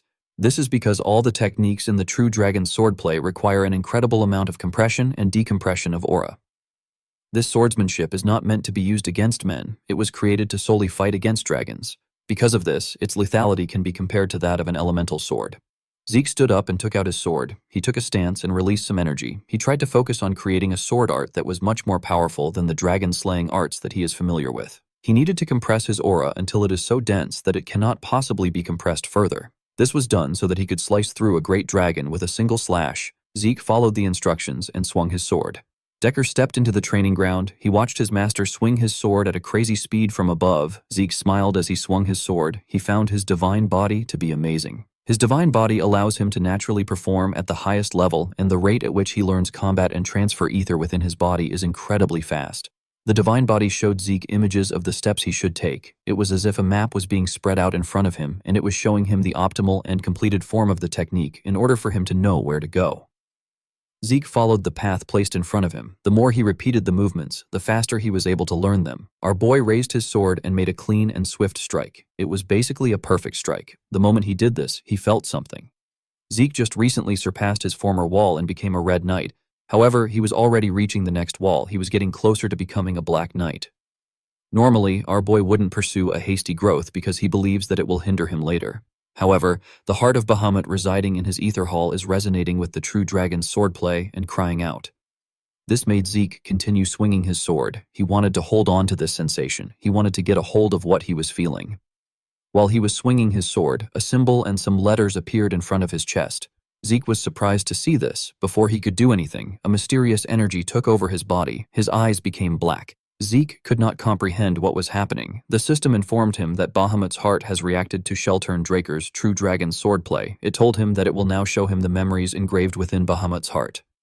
Zeke was surprised to hear that he will be seeing Bahamut's memories. His consciousness got transported somewhere. The place was quite dark. Our boy couldn't see anything. Suddenly, he heard someone coming. When he looked down, he saw a dragon. He saw someone call out to the dragon known as the Lord of Dusk. This dragon is Bahamut. The man told Bahamut that he has a request to make. Bahamut opened his eyes when he heard this. The mysterious man took out a book and told Bahamut that he would like him to hold on to the True Dragon swordplay that he created. This man is Sheltern Draker. Bahamut stood up and told Sheltern that he always knew that he was detestable, but he didn't know that he was mad. Our boy realized that the man in front of him was Sheltern. Bahamut asked the man if he truly plans to entrust a dragon-killing technique to a dragon. Sheltern revealed to him that Kronos has already agreed to it. Bahamut slammed his hand on the ground when he heard this. He gathered his energy inside the cave and created some huge weapons in the air with his energy. He said that Kronos has been led astray by humans, and he has lost his sense as a mediator. Upon seeing that Bahamut wasn't ready to listen to him, Sheltern placed his hand on his sword. Bahamut created more spears in the air. While screaming at the top of his voice, he told the man that he doesn't believe in Kronos' rambling prophecies. The moment he said this, he fired his spears at Sheltern. Sheltern quickly drew his sword. He used it to block the huge spear that came close to him. He easily pushed it away. Unfortunately for him, there were still many more spears. Sheltern wasn't fazed by them. He stood his ground and blocked the ones that came close to him. Each one of the spears had enough power to destroy the cave. Bahamut continued attacking the man with his spears. Sheltern used his sword to skillfully brush them aside. Zeke watched in awe. This was his first time seeing the pinnacle of all creation. It was his first time witnessing dragonic magic. The sheer force of the spears was ridiculous. Our boy knew that he was only capable of knocking down 1 or 2 spears. He couldn't believe that Sheltern took all the attacks head on. Zeke realized that his ancestor is a different kind of monster. Bahamut asked Sheltern to get out of his lair. He told him that his next attack will be directed at the Kronos Kingdom if he doesn't leave. Sheltern asked him if he is really fine with doing this. He explained to him that he will also be subjected to the karmic sanction if he does this. The moment he said this, the spears began to slowly fade away. Bahamut told him that the karmic sanction is a joke.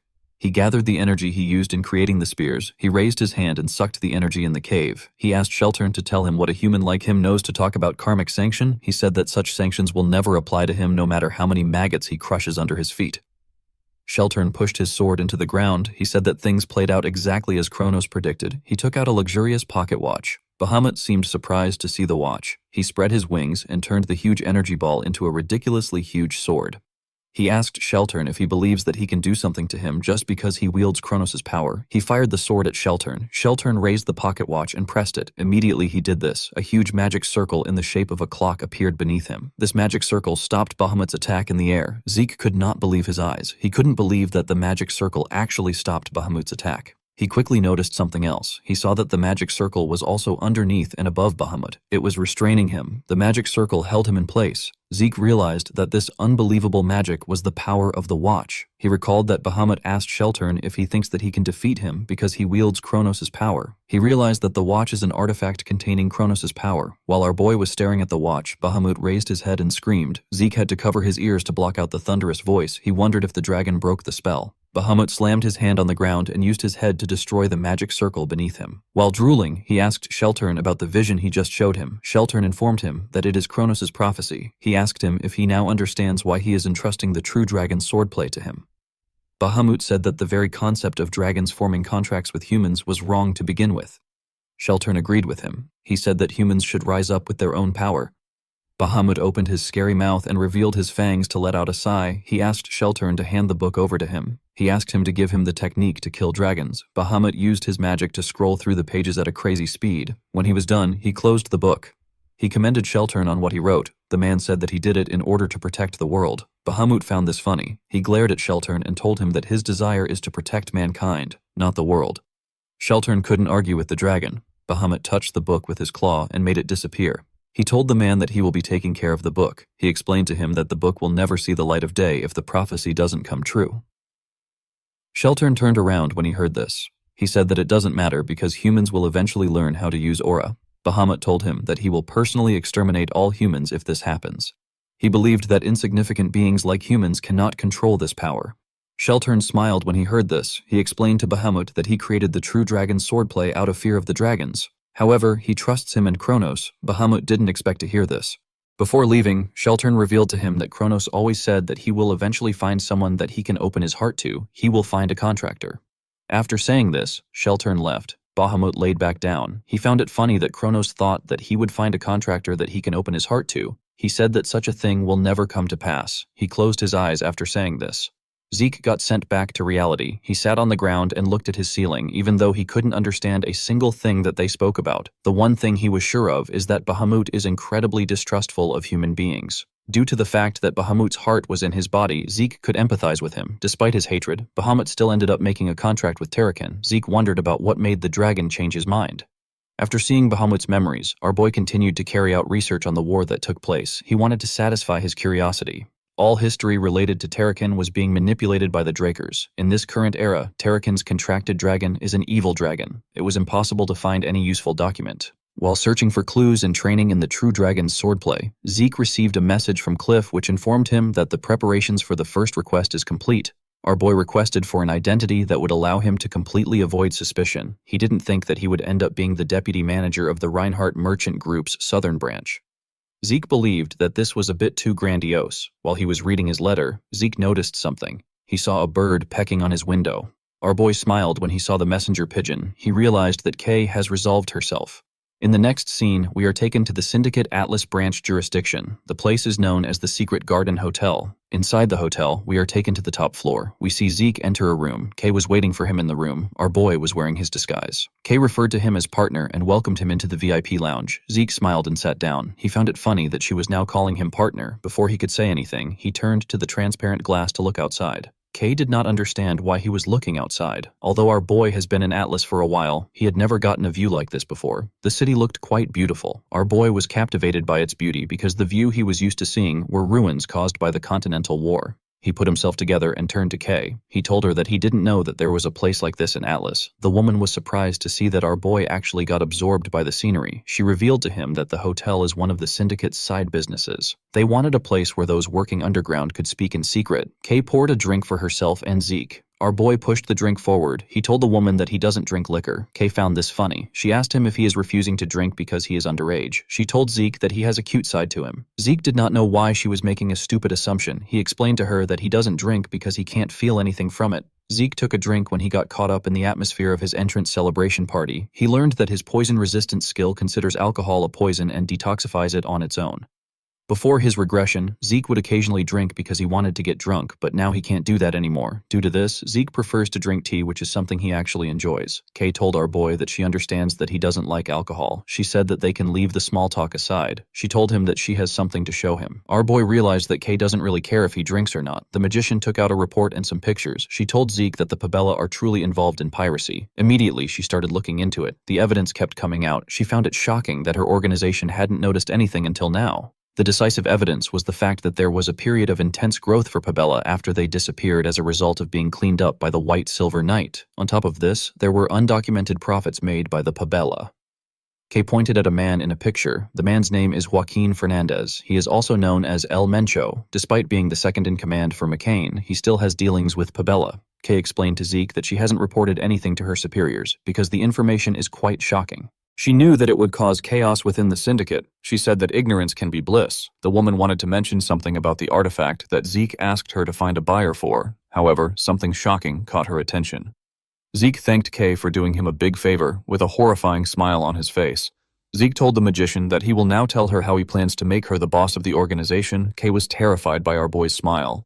In the next scene, we see rain falling in a town. We see trains moving in that town. Zeke appeared in an alley with an umbrella in his hand. He opened his system to check something. The system informed him that he opened a portal at a specified location. Zeke teleported here with the Minimap's portal function. Using this function consumes a significant amount of karma points. However, the function helps make sure that no one suspects our boy. Even in the Nirvana, which is one of the 3 transcendent families that is skilled in magic, there are a very limited number of individuals that can use teleportation magic. In fact, moving between cities would require a magic tower's large-scale portal to begin with. Thanks to his portal function, Zeke can mask this plan as a simple accident. He smiled when he thought about how some old geezers would react to what he is about to do. He couldn't wait for night to fall. Later in the night, we see a building on fire. The people were shocked to see the building burning. Someone said that they need to call the firefighting mages. Another person asked if someone has contacted the owner of the building. While everyone was panicking, Zeke mixed with the crowd and carefully walked away from the scene. In the next scene, we see Kay smoking on her balcony. While smoking, she thought about Zeke. She always believed that our boy was bold because he is a Draker. She now understood that he was more than that. She realized that Zeke is completely insane. She recalled the conversation that she had with him earlier. Zeke informed her that he was going to set fire to all the Soma warehouses belonging to the McCain within the central continent. Kay quickly stood up when she heard this. Our boy explained to her that he wants her to give him the location of the warehouses. Kay revealed to him that this kind of information is something that only the McCain and the executives of the syndicate have access to. She warned him that he will be caught if he does something like this. Zeke told her that this is fine. He said that he has no intention of keeping things under the wraps. He revealed to her that he plans on pinning all the blame on El Mencho. He said that it is better if they have a specific suspect. He asked her if the syndicate isn't yet aware of the fact that the Pabella are pirates. Kay told him that she hasn't reported it yet. The moment she said this, she understood Zeke's intentions. Our boy told her that she catches on really fast. He pushed the glasses and the drinks off the table and explained to Kay that they don't even have to put in any real efforts. With a horrifying smile on his face, Zeke asked the mage to wrap up all the syndicate executives weighing up McCain and Pabella with a neat little bow. He asked her to report all of them to Don Juan. Kay was shocked to hear this. She was horrified to hear our boy's plan. She asked Zeke if he knows what he is saying. Our boy assured her that he does. Kay told him that his plan is preposterous. While trembling in fear, Kay asked Zeke if he knows what will happen to the traitors of the organization. Zeke picked up a bottle of wine and slammed it on the table. Kay was startled by the sound. While screaming at the top of his voice, Zeke asked Kay to tell him why any of this is important when all the executives will be wiped out clean. He asked her if she plans to live as a low-ranked dog of the organization forever. He reminded her that she agreed to his plan to become the boss of the organization. With a serious look on his face, Zeke told the mage that she is no longer allowed to fold. He told her that she can only call or raise. He asked Kay to choose her future. Kay was shocked to hear this. She knew that Zeke was right. She reminded herself that she didn't join the organization to do other people's dirty work. The person in front of her is a phenomenal genius that managed to figure out the Pabella's true identity when no one else had. In addition to this, Zeke managed to find still undiscovered ancient ruins, and he was able to perfectly recover countless high-quality artifacts. What Kay felt after witnessing this unbelievable abilities was a determination to ride or die with him. She realized that she can't get scared and back out after hearing his plans. She dragged the wine from Zeke and chugged it down her throat. Our boy was surprised to see this. Kay told him that she has to bet everything because she will be dead if she fails. She cleaned her mouth and said that she is all in. Zeke was happy to see that she was fired up. He assured her that he will make sure that she doesn't regret making this bet. The moment she remembered this, Kay's hand began to shake. She quickly used her other hand to hold herself. She said that she will believe in Zeke and place everything on the line. Inside her office, we see a newspaper lying on her table. The newspaper spoke about how there is a serial fire in the central continent. People wondered if it is a coincidence or if it is planned. The fires occurred at the same time across the central continent. The investigation agencies from the affected nations have said that it will be difficult to consider it a planned arson. The fires were concluded to be a result of negligence. The scene shifts and we are taken to a mansion. We see a man in his office. The man had the same newspaper as Kay on his table. The man held a drink in his hand and promised to make the person who burnt down the warehouses suffer a painful death. This man is the head of the McCain cartel. He is Don Juan. In the next scene, we are taken to Zeke's mansion. We see our boy nervously tapping his hand on his table. The semester was almost over, and it has been half a year since he revealed that he has reached the Blue Knight level. Zeke knew that something would be coming for him soon, but he did not expect it to happen now. He did not expect to receive the promotion. Celebration banquet invitation. Our boy was quite nervous to see the invitation. The banquet is done when young Drakers have crossed the barrier from yellow swordsman to proper knight. Even among Drakers, reaching the purple or blue knight level usually happens around 20. This is known as a Draker-style debutante. Zeke recalled that it has almost been 3 years since he met the Patriarch. He hoped that things would go peacefully.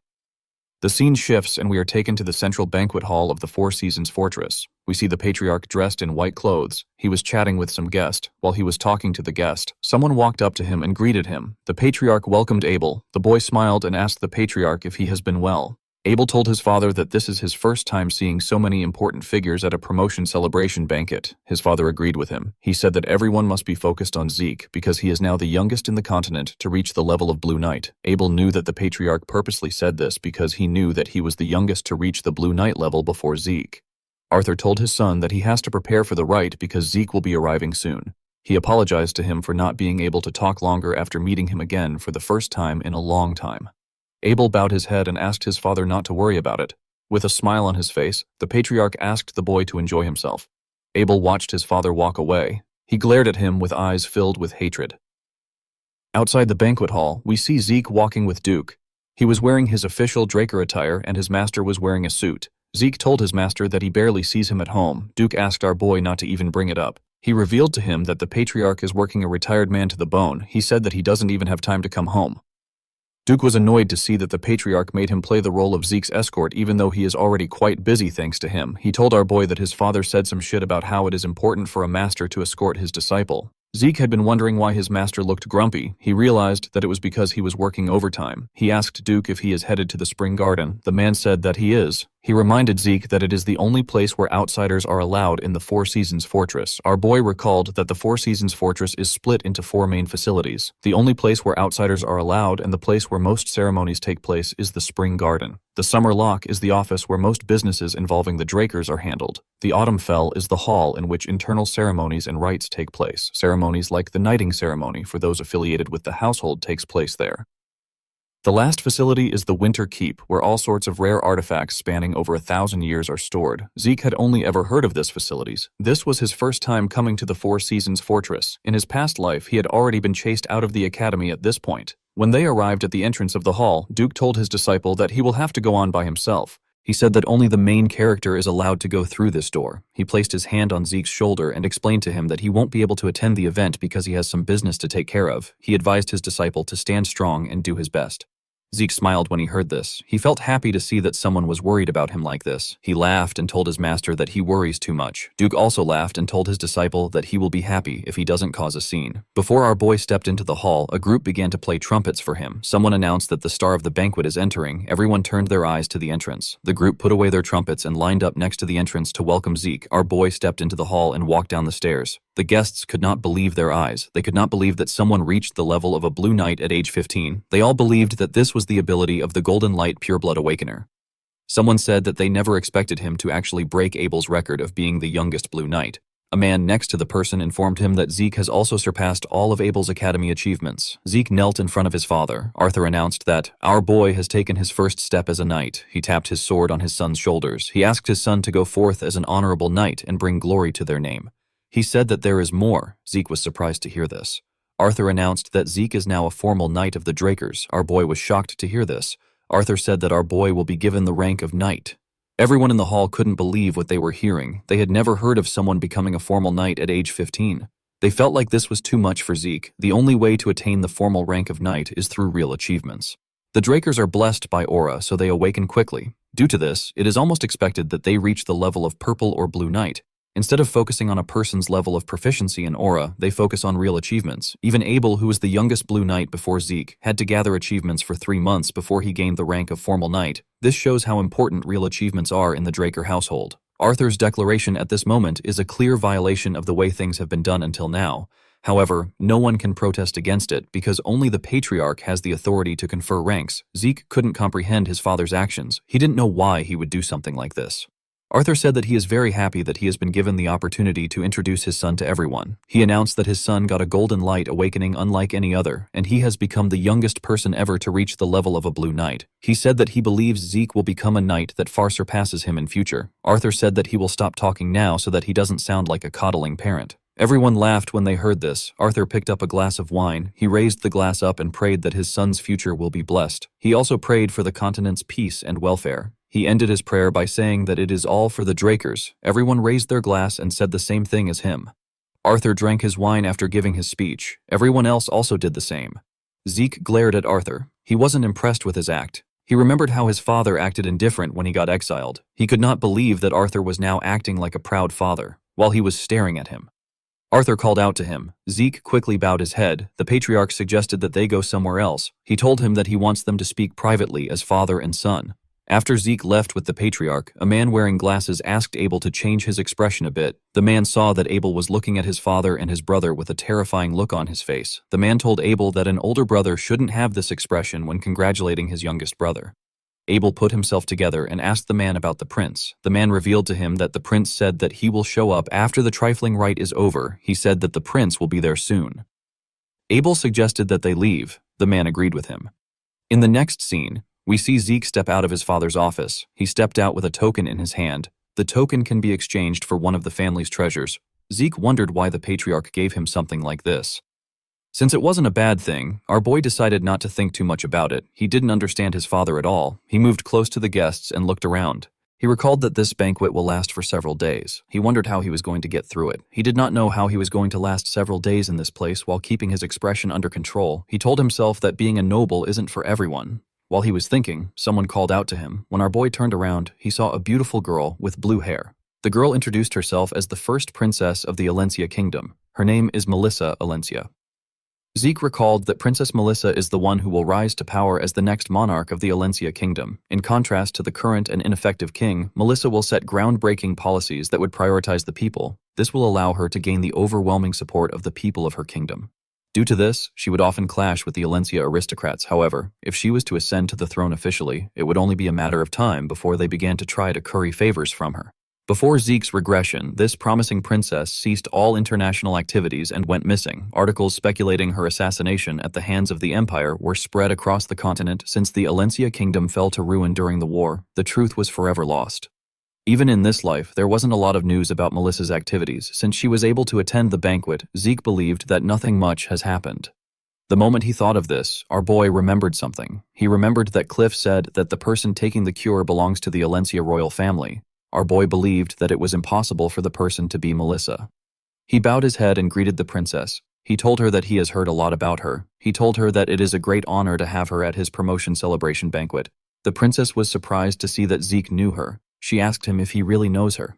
Zeke assured her that he does. He told her that he has been very interested in the policies she makes for commoners. Melissa did not expect to hear this. Zeke told her that some say that her policies are just for show and they don't have any real meaning.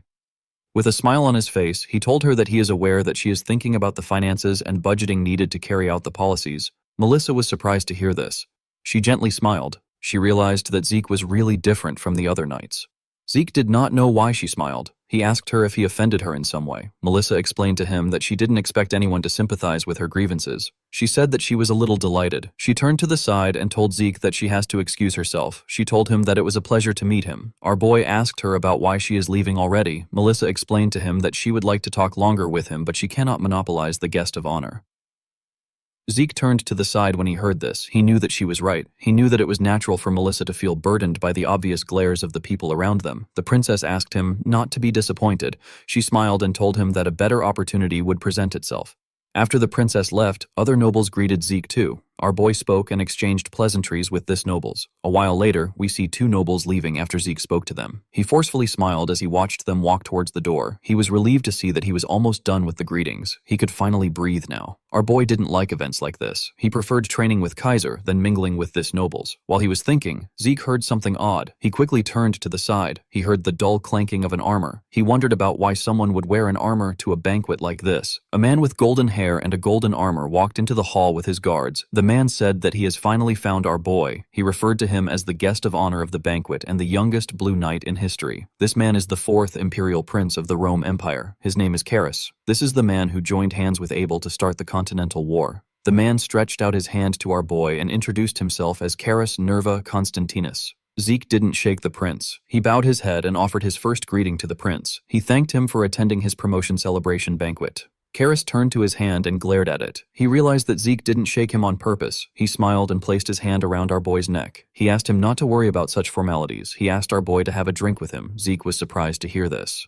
Karis called out to someone and asked him to bring them a drink. He said that the most refined man on the continent and the man destined to be the greatest knight on the continent will celebrate their historic first encounter with only the best drink.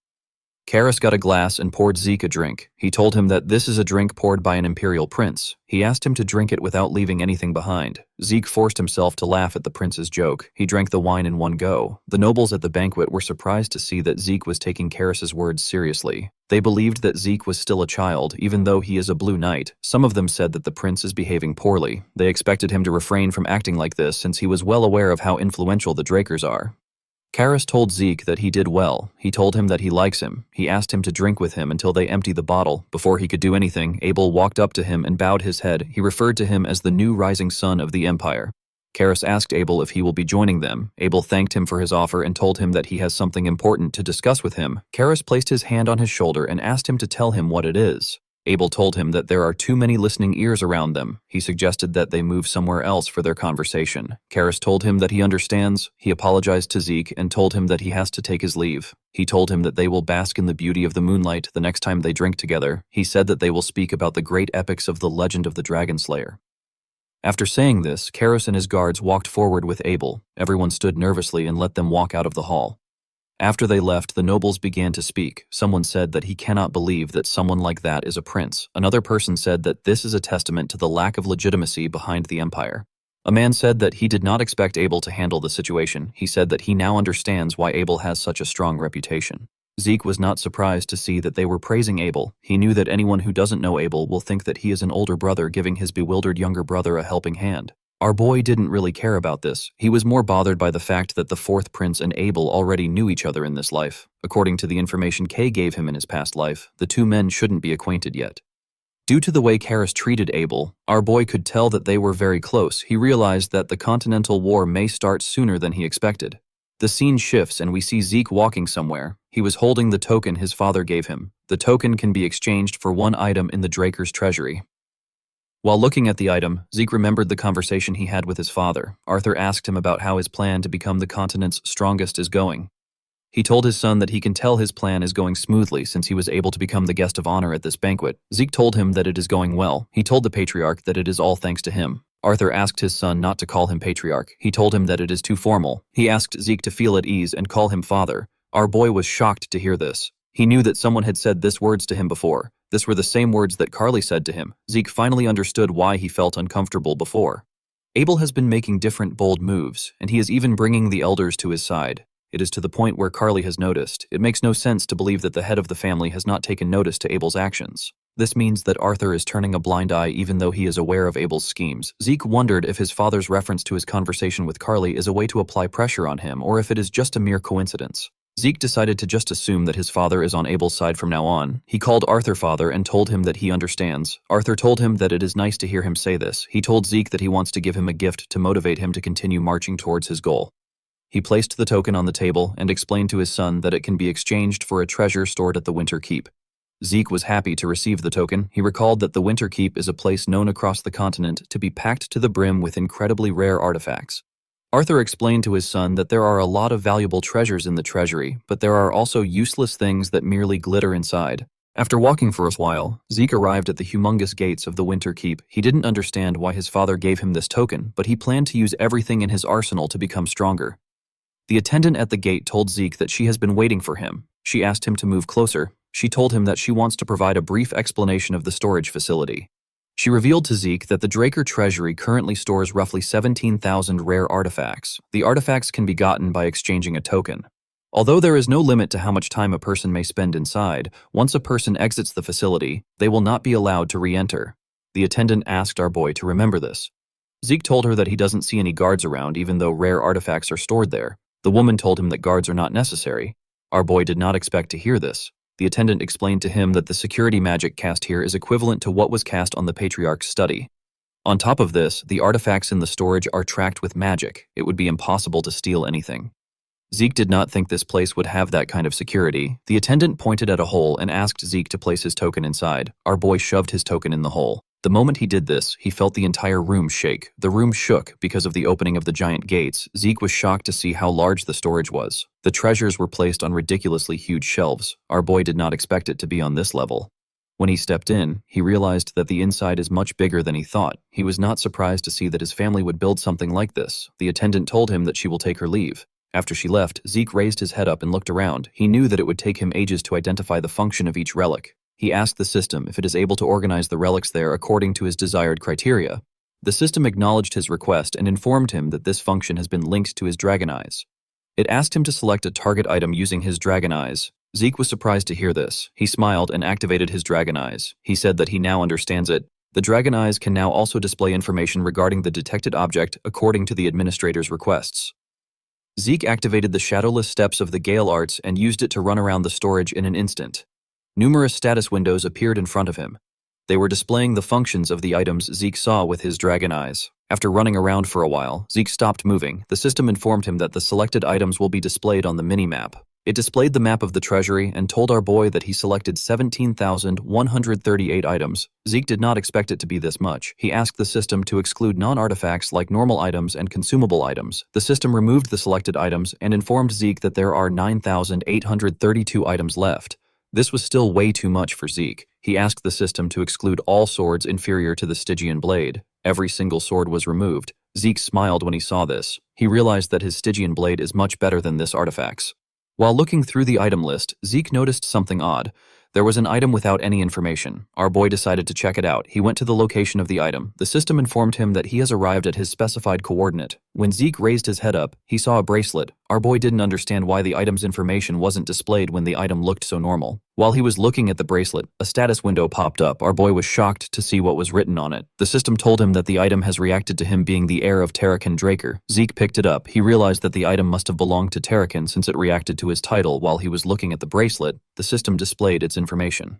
The item is known as the Sacred Guardian Stone. It is a bracelet with a guardian stone embedded in it. It allows a person to call a summon. It calls a summon that matches the user's soul. The guardian stone bears the fairy monarch's blessing. The system told him that the Sacred Guardian Stone is now in his possession. It told him that he can now call forth a summon that is suitable to his soul. The moment it said this, the guardian stone disappeared from Zeke's hand and moved to his wrist. Our boy was shocked to see this. He asked the system if he can't remove the item from his possession. The system explained to him that the item has entered his possession due to his status as heir to Terrakin Draker. It told him that the item cannot be removed. Zeke became nervous. He hadn't looked through all the items. This bracelet could ruin his plans. He calmed himself and said that the bracelet is probably better than most artifacts, since it is Terrakan's legacy. He asked the system to activate the bracelet's properties. The system accepted his request and began to search for a summon suitable for his soul. The bracelet began to glow. A huge magic circle appeared in front of Zeke. The system informed our boy that higher-tier summons like holy beasts will be included in the search thanks to the fairy monarch's blessing. Our boy was surprised to hear this. Immediately the system said this. It informed him that it has found a suitable holy beast. It said that it will summon the holy beast. The magic circle released a bright blue light. The light reached the top of the storage. It could be seen from any part of the room. Something majestic stepped out of the light. It was a huge blue horse with beautiful blue hair.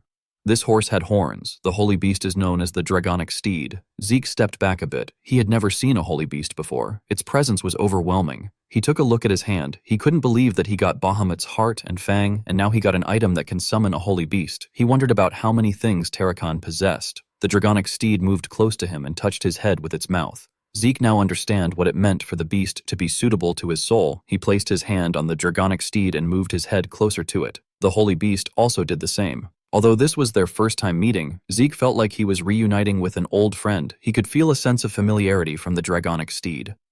While he was hugging the holy beast, a status window popped up in front of him. The system informed him that he will be able to summon the holy beast at any time if he gives it a name. Our boy decided to name the holy beast Bucephalus. The holy beast proudly raised its head up when it heard its name. Zeke was happy to see that it liked the name. The system informed him that Bucephalus is a dragonic steed with holy presence. Its two horns can call forth the power of thunder. Bucephalus is also the king of the dragonic steeds. Even though the monster was the king of the dragonic steeds, Zeke didn't know what it meant. It was his first time seeing a dragonic steed. Bucephalus moved close to him and grabbed him with his mouth. Our boy was shocked to see this. He asked his steed to tell him what is wrong. Bucephalus placed our boy on his back. Zeke asked him if he wants to give him a ride. The beast nodded his head. Zeke gently touched the beast's mane. He could not believe that Bucephalus understood his desire to confirm his abilities and placed him on his back. He asked his steed to run like the wind. Bucephalus raised his head and gathered some energy when it heard this command. It ran forward in an instant. Only a blue light was seen in the storage. Zeke held on tightly to the beast. He realized that he couldn't hear its hooves hitting the ground even though it was running this fast. He wondered if he has gotten his hands on something crazy. When he looked down, he saw something shocking. There were magic circles beneath the beast's hooves. Magic circles appeared in the places the beast placed his hooves. Zeke was amazed. He told Bucephalus that it is the best. The scene shifts and we see our boy in a carriage. Before he left the Winter Keep, the attendant asked him if he will really choose the bracelet. Our boy was not surprised to see her reaction. He believed that it was natural. While thinking, he remembered his father's warning. He realized that this item would be one of the useless items his father was referring to. He understood why anyone would think it was trash. The item responded to his title. Even the system was unable to show any information on it. It makes sense that no one has ever discovered the true value of the bracelet. Zeke always believed that he would only be able to discover Terrakin's legacy through dungeons that the system led him to. He didn't think that he would stumble into it like this. He was happy to see that he managed to get his hands on something incredible today. He decided to head back home to relax. When Zeke arrived at his mansion, he let out a sigh because he saw someone he didn't expect to see. The person referred to him as Sir Zeke and congratulated him on becoming a proper knight. Our boy asked the man about why he is being so formal. He told him that he is creeping him out. The man turned out to be Cliff. He told Zeke that he needs to speak in a reserved way in the presence of a formal knight of the Draker. Our boy sat down and told him that he will appreciate it if he doesn't come looking for him out of nowhere. He explained to him that his future plans could be jeopardized if his relationship with him is discovered. Cliff apologized to Zeke. He pointed at someone on the chair and said that the person demanded to meet him. He said that his hands were forced. The person took off her hood and told Zeke that she will like to extend her greetings again. She introduced herself as the owner of the Reinhardt Merchant Group. The person turned out to be Princess Melissa. Zeke was not surprised by her shocking reveal. He told her that he did not expect her to be the true owner of the Reinhardt Merchant Group. Melissa smiled when she heard this. She could tell that Zeke already knew. Princess Melissa recently decreased her public appearances, and yet she appeared at Zeke's promotion celebration banquet. At this point in time, the Rose disease patient who Cliff got the cure for would have been completely cured. Only an idiot wouldn't have figured out that Melissa is the patient. The princess raised her hand to signal Cliff and said that she will go straight to the point. Cliff placed some documents and thumbtacks on the table. He also placed a map on the table. Melissa told our boy that she wanted to see him to get his assistance. Zeke asked her about the type of assistance she is referring to. Melissa asked him to take a look at the documents before they start discussing. Our boy picked up the documents. The princess revealed to him that the rose disease has recently been spotted in the borders of her kingdom. She said that the documents contain the results of the rose disease analysis done by the Nirvana Transcendent family.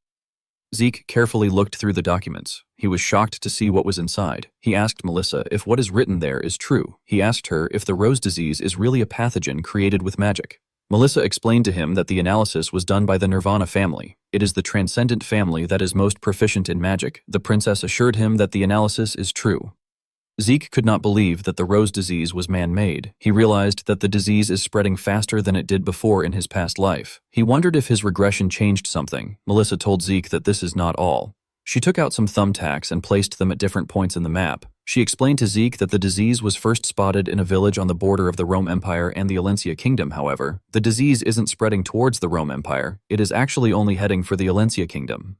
Zeke was shocked to see this. He understood what the princess was saying. Melissa told him that the Rome Empire created the disease and they are spreading it to Alencia on purpose.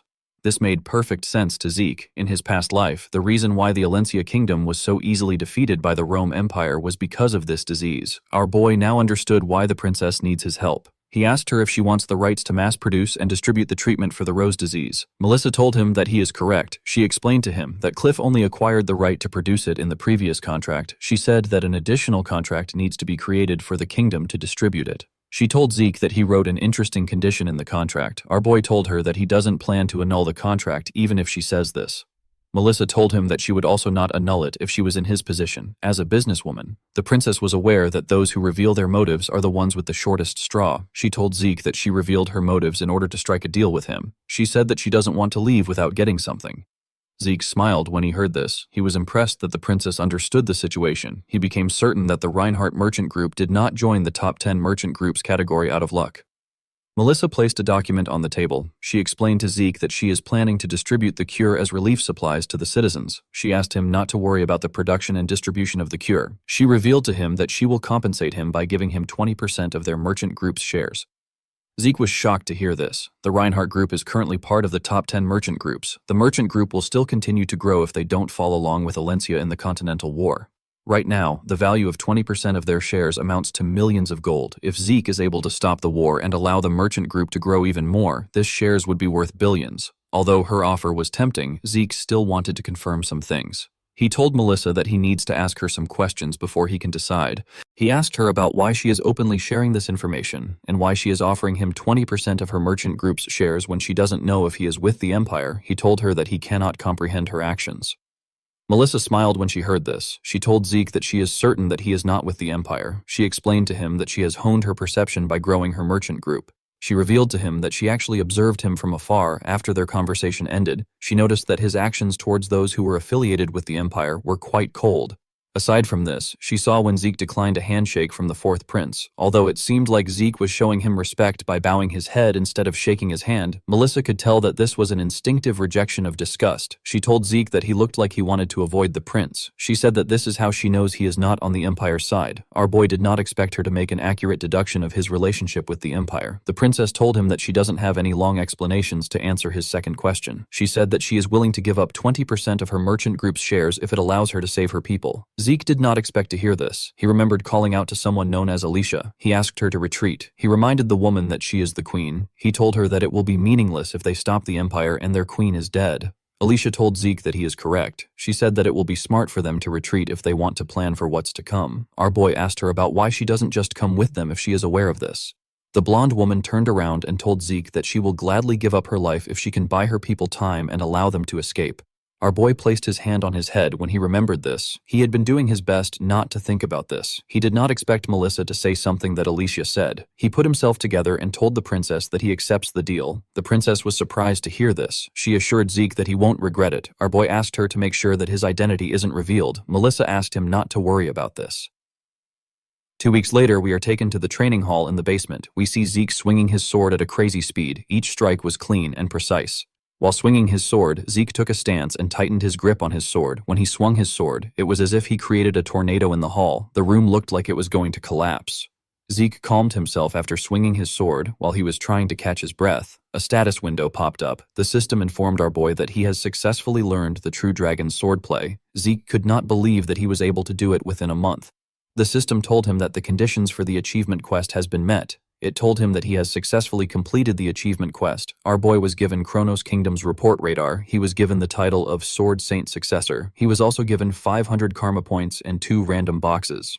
Zeke currently had 1,095 karma points. He was happy that he got 2 random boxes, and he got some points to make up for the points he used to burn McCain's storeroom. He put away his sword. He decided to see the rewards. He took out the Kronos Kingdom's report radar. The thing turned out to be a small object. While Zeke was looking at it, a red status window appeared in front of him. The system told him that it cannot read the corresponding coordinates. Our boy was shocked to see this. It was his first time seeing a red status window. The system asked Zeke to find the seal that can activate the coordinates. It explained to him that he can activate the radar after he has found the scattered seals. It told him that the locations of the seals are linked and visible on the minimap. Zeke quickly opened the minimap. He saw where the seals were. There were 2 in the middle. The other 2 were each in the south and north. Zeke knew that it was going to take a while for him to gather the seals due to the distance between each seal. While he was looking at the minimap, a status window popped up. Zeke smiled when he saw what was on it. He said that he has been wondering why it didn't pop up. Our boy was given a new quest known as the Treasure from the Legendary Kingdom. He was asked to find the scattered seals of the Kronos Kingdom and restore them to their original state. His reward for completing this quest is a title known as Kronos Kingdom's Successor. Cain took out his sword after he confirmed that he had taken out Zeke. He turned around and said that Zeke was a worthy opponent, even though he was his enemy. He said that he hasn't met an opponent like him in a long time. Immediately, he said this. A dagger flew towards his neck. Cain bent his head to dodge the dagger, but it still left a cut on his neck. The man quickly turned to Zeke. He saw that our boy was no longer lying on the ground. He didn't understand what was happening. Zeke appeared behind him with his huge sword in his hand. His system informed him that he used his top-grade healing potion known as Salvation. The potion instantly recovered his stamina and wounds. Zeke used his opportunity to cut off Cain's head with a single slash. The moment he did this, he fell to his knees and coughed out loud. He realized that he would have died if he hadn't placed the healing potion in the shortcut slot. Salvation is the masterpiece of Javan. It is a top-grade healing potion that can instantly recover mortal wounds and stamina due to its special ability. Anyone who has taken it before will not be able to use it again. The item also possesses an unknown effect. Zeke used his sword to hold himself up. He noticed that the potion couldn't recover the Orin-inflicted internal injuries.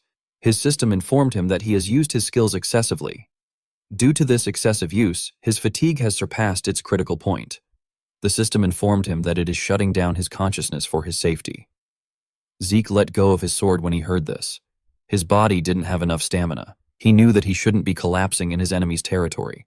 He wanted to recover immediately. As he slowly fell to the ground, he took a look at the bottle of salvation that was next to Cain's body. He also looked at the man's body. He thought about recovering through any means. Before his head touched the ground, Zeke activated a draconian skill known as gluttony. His body released an odd and unusual energy. The energy began to devour Cain's body. The system informed Zeke that he has consumed a miasma-corrupted demonic human. His stamina, mental power, and mana began to fill up. The skill took in Cain's blood and completely covered his body. The system informed its master that he has consumed the demonic human's bloodline ability. It changed his C-rank skill known as Static Discharge into an A-rank skill known as Lightning. After completely devouring Cain, the skill disappeared.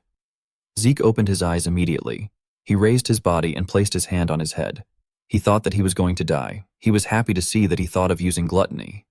When he looked in front of him, he saw Cain's armor floating in the air. The system told him that he has obtained the unknown armor. It asked him if he would like to register himself as the user.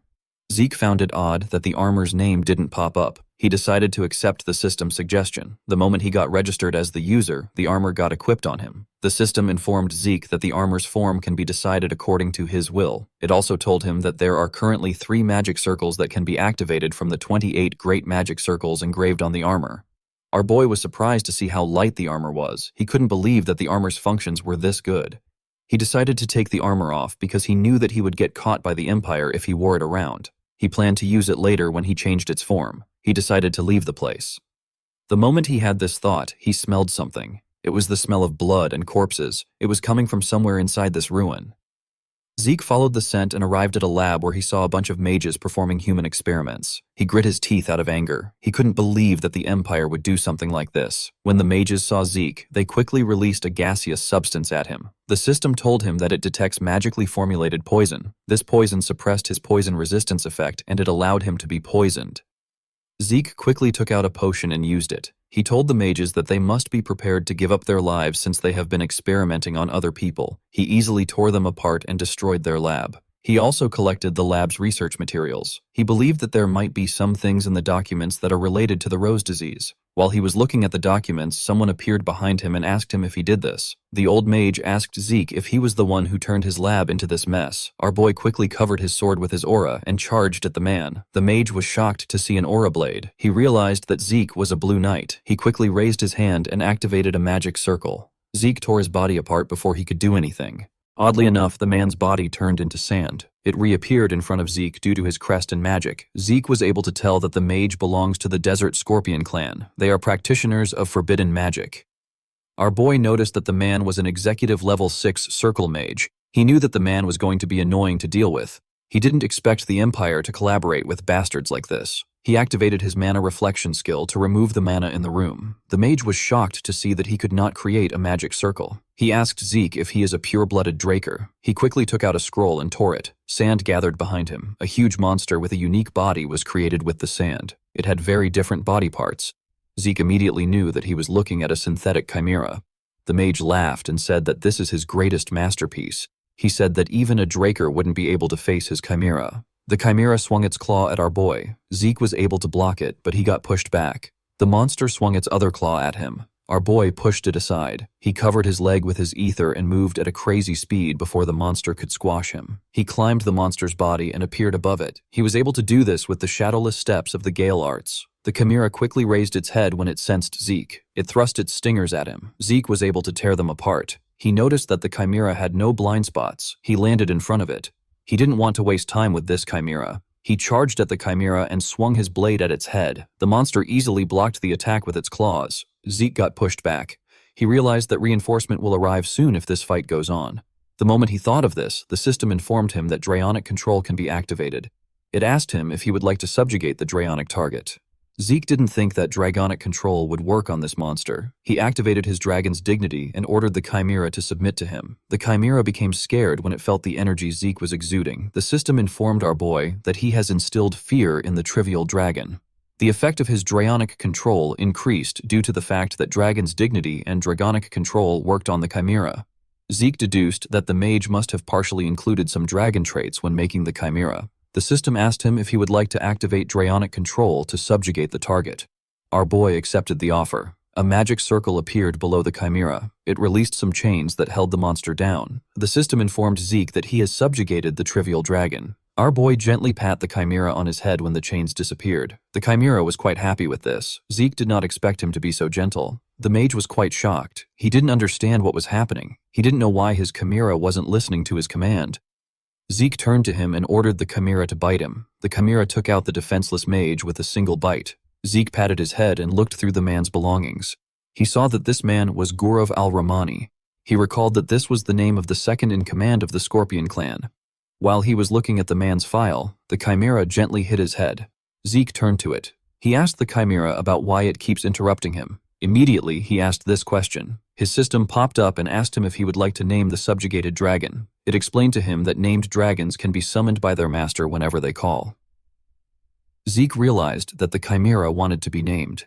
He decided to name the chimera Gurav. The monster was surprised to hear his new name. The system registered him as Gurav. Zeke asked him if he doesn't like his name. He told him that it is too late. In the next scene, we see someone clapping his hands. The person clapped for Zeke. Our boy was wearing some new clothes and his body had fully healed. The person in front of Zeke was Don Juan. The Don sat down and told our boy that he heard he truly eliminated cowardly Paulo. Zeke nodded his head and told the Don that he keeps his promises. Don Juan told Zeke that he has to believe him now that he has proved himself. He said that valiant warriors have the right to be respected. He told Zeke that he treasures strong warriors as if they are his own children. He told him that he wishes to treat him the same way. Zeke remembered how he suffered under Don Juan in his past life. He wondered if the man saw children as beings he can freely use as tools. He was annoyed to see that the Don said this to his face. He promised to kill him with his own 2 hands.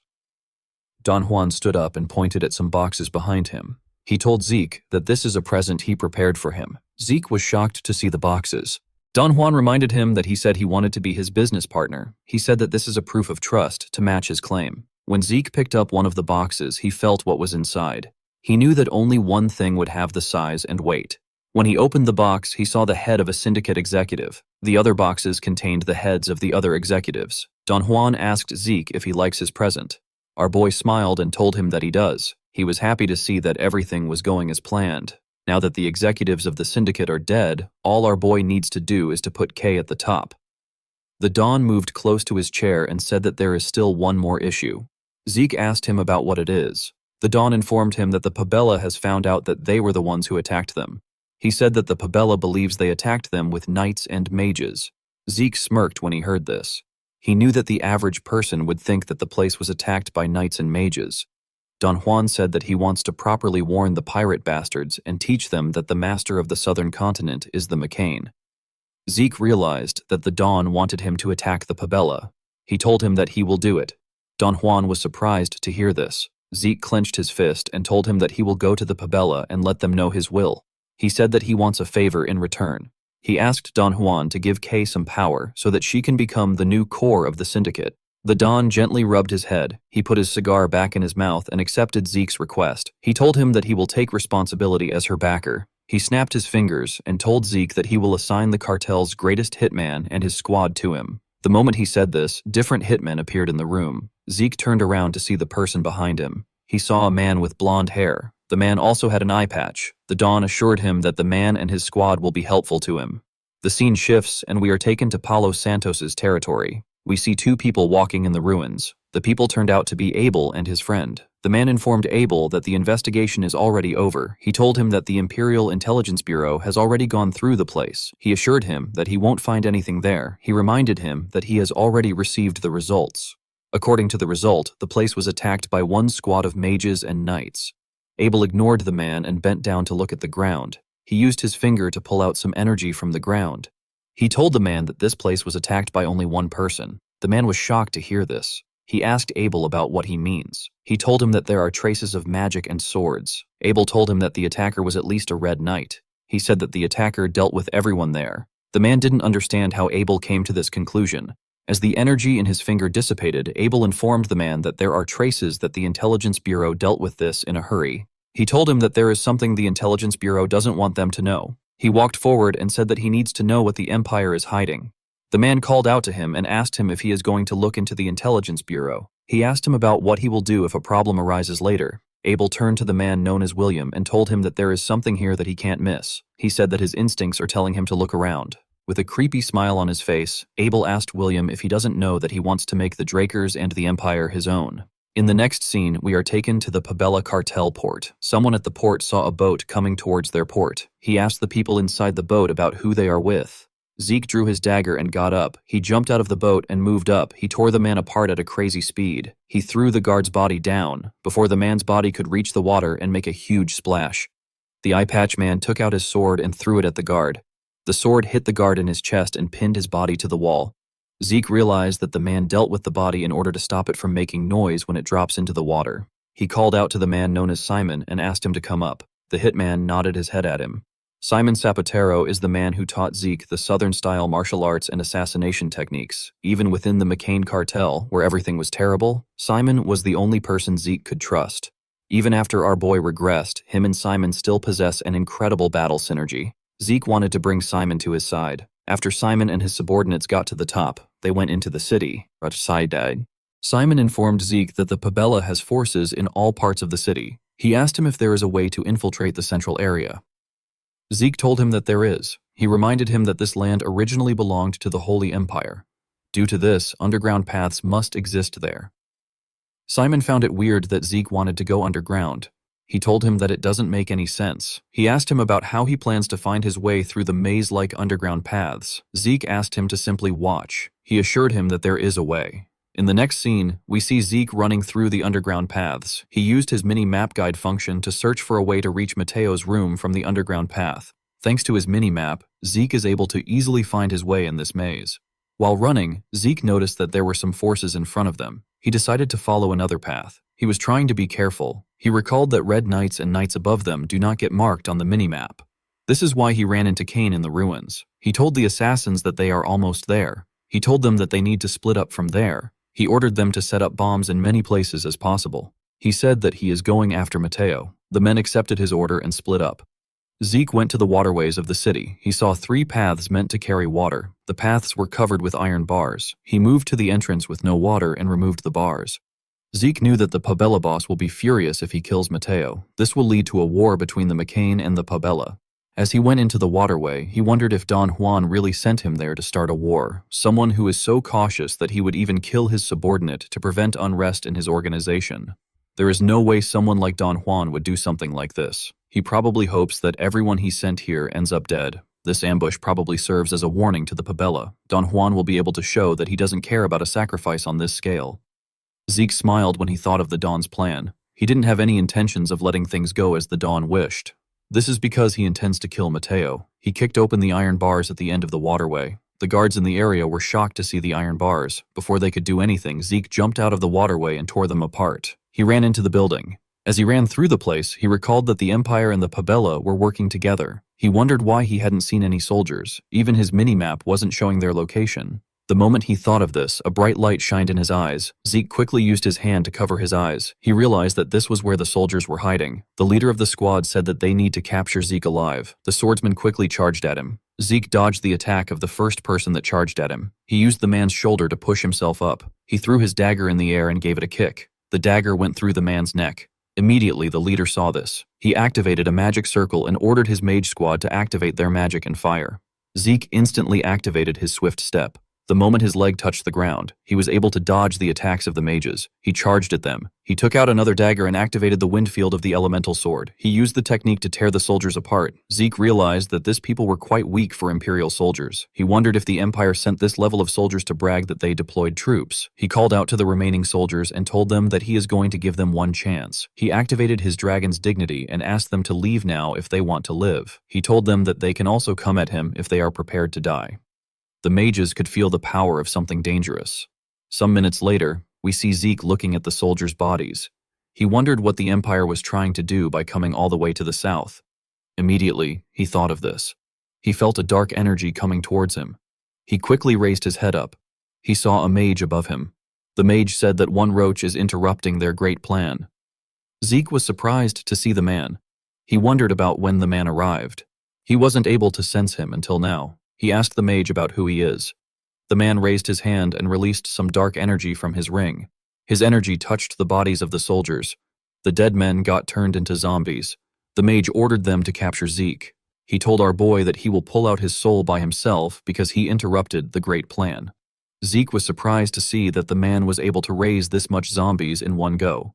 He realized that the man is a high-level black mage. He knew that most black mages on this level are from the Scorpion clan. He wondered why he couldn't see the man's affiliation and magic circle. He decided to take care of the zombies. He swung his sword and beheaded some of them with a clean strike. His system informed him that he has eliminated miasma-corrupted zombie knights. He was granted 10 karma points for this. Zeke was surprised to see this. He smiled brightly when he realized that he could gain karma points. His system notified him several times that he had obtained 10 karma points. After he took out the last zombie, he got his last notification. Zeke turned to the mage. He expected him to make a move. To his surprise, the mage turned himself into his dark energy and left the place. Zeke ignored him and walked forward. He decided to turn the man into points later.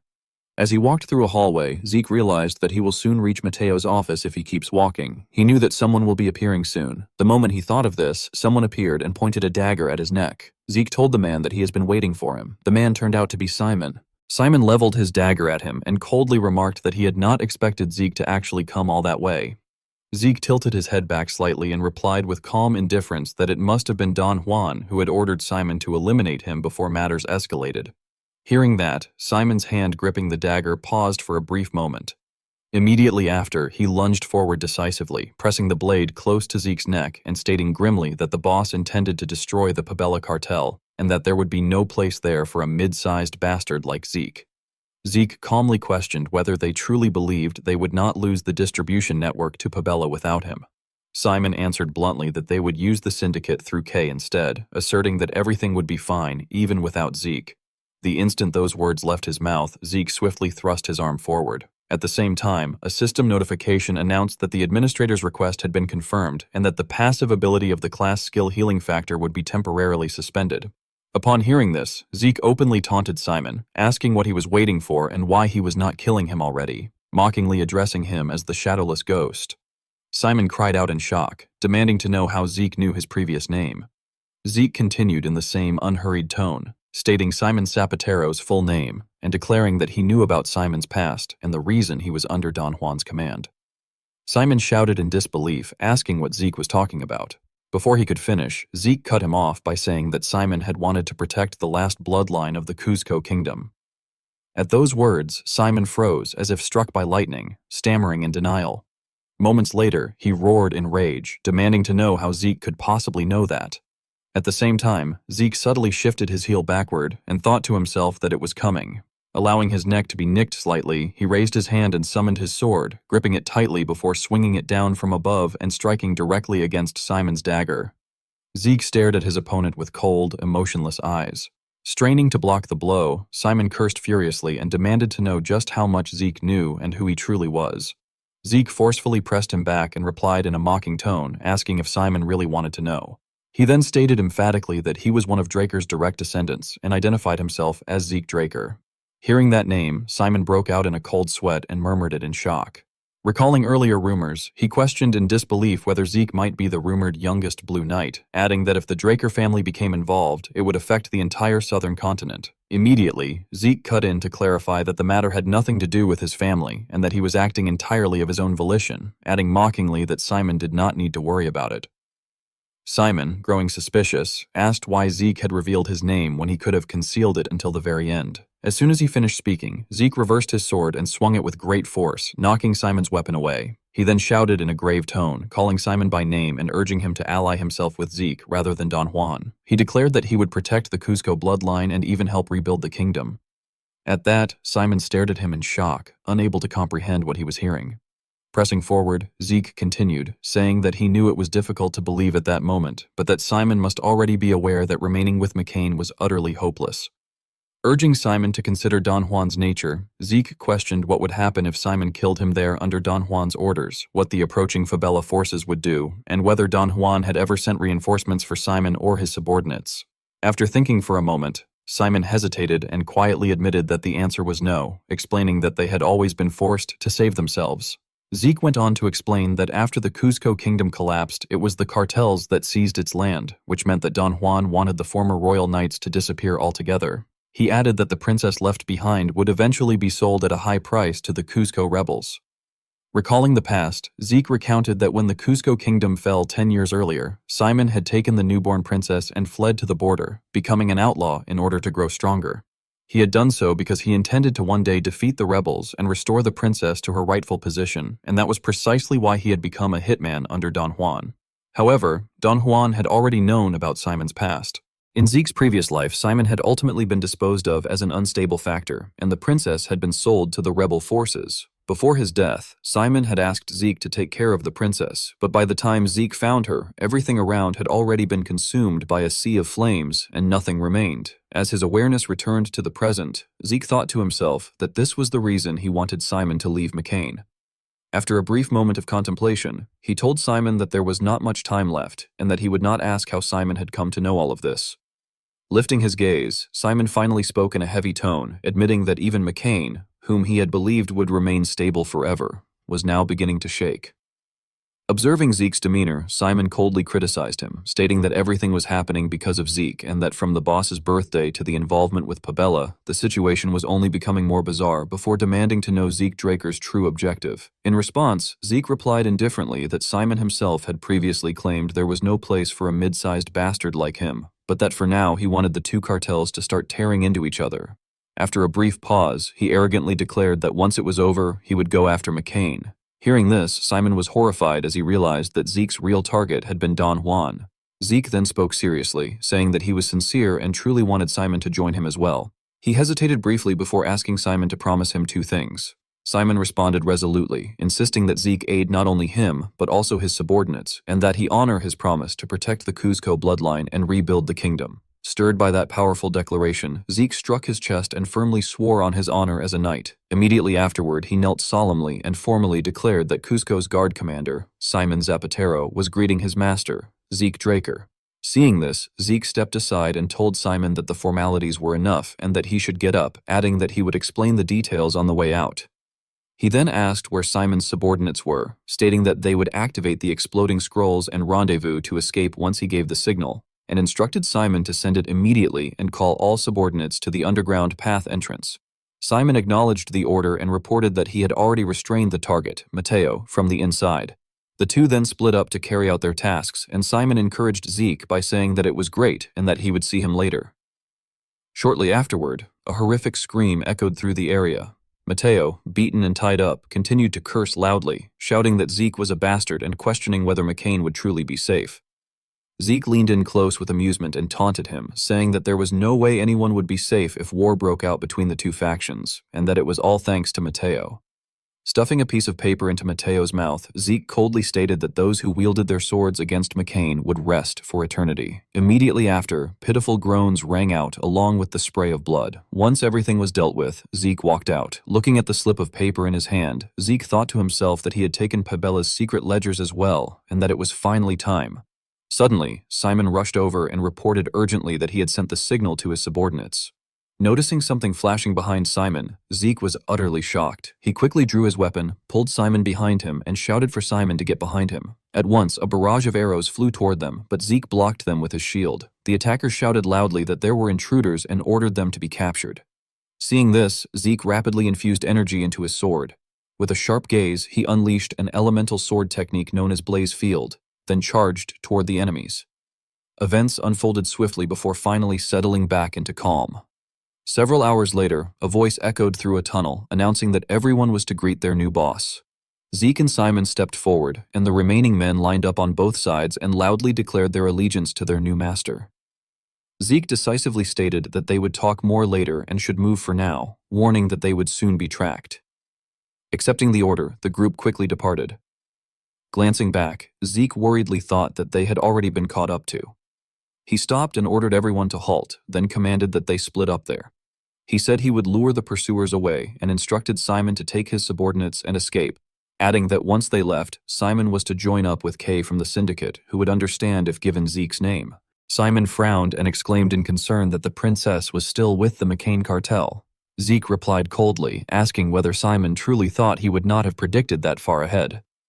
Recalling the past, Zeke remembered asking whether the plan enclosed in the commission had been memorized, to which the young man had confidently replied that, of course he had, explaining that amid the chaos of the operation day, they were to rescue the confined girl from McCain. Zeke had praised him, saying he had memorized it well. Because of that, Zeke was now confident as he stated that she had already been saved. At Don Juan's mansion on the southern continent, Don Juan's furious voice suddenly rang out as he angrily demanded to know whether any of this made sense. In his rage, he slammed his fist hard against the table and shouted that it had already been a month since they struck the Pabella cartel. And yet, even within that single month alone, the situation had spiraled out of control. Seeing his outburst, the subordinates' expressions immediately darkened. Don Juan, his eyes blazing, continued to berate them, questioning how many times they had been struck by those bastards' attacks and shouting that half of McCain's executives were already dead, half of them.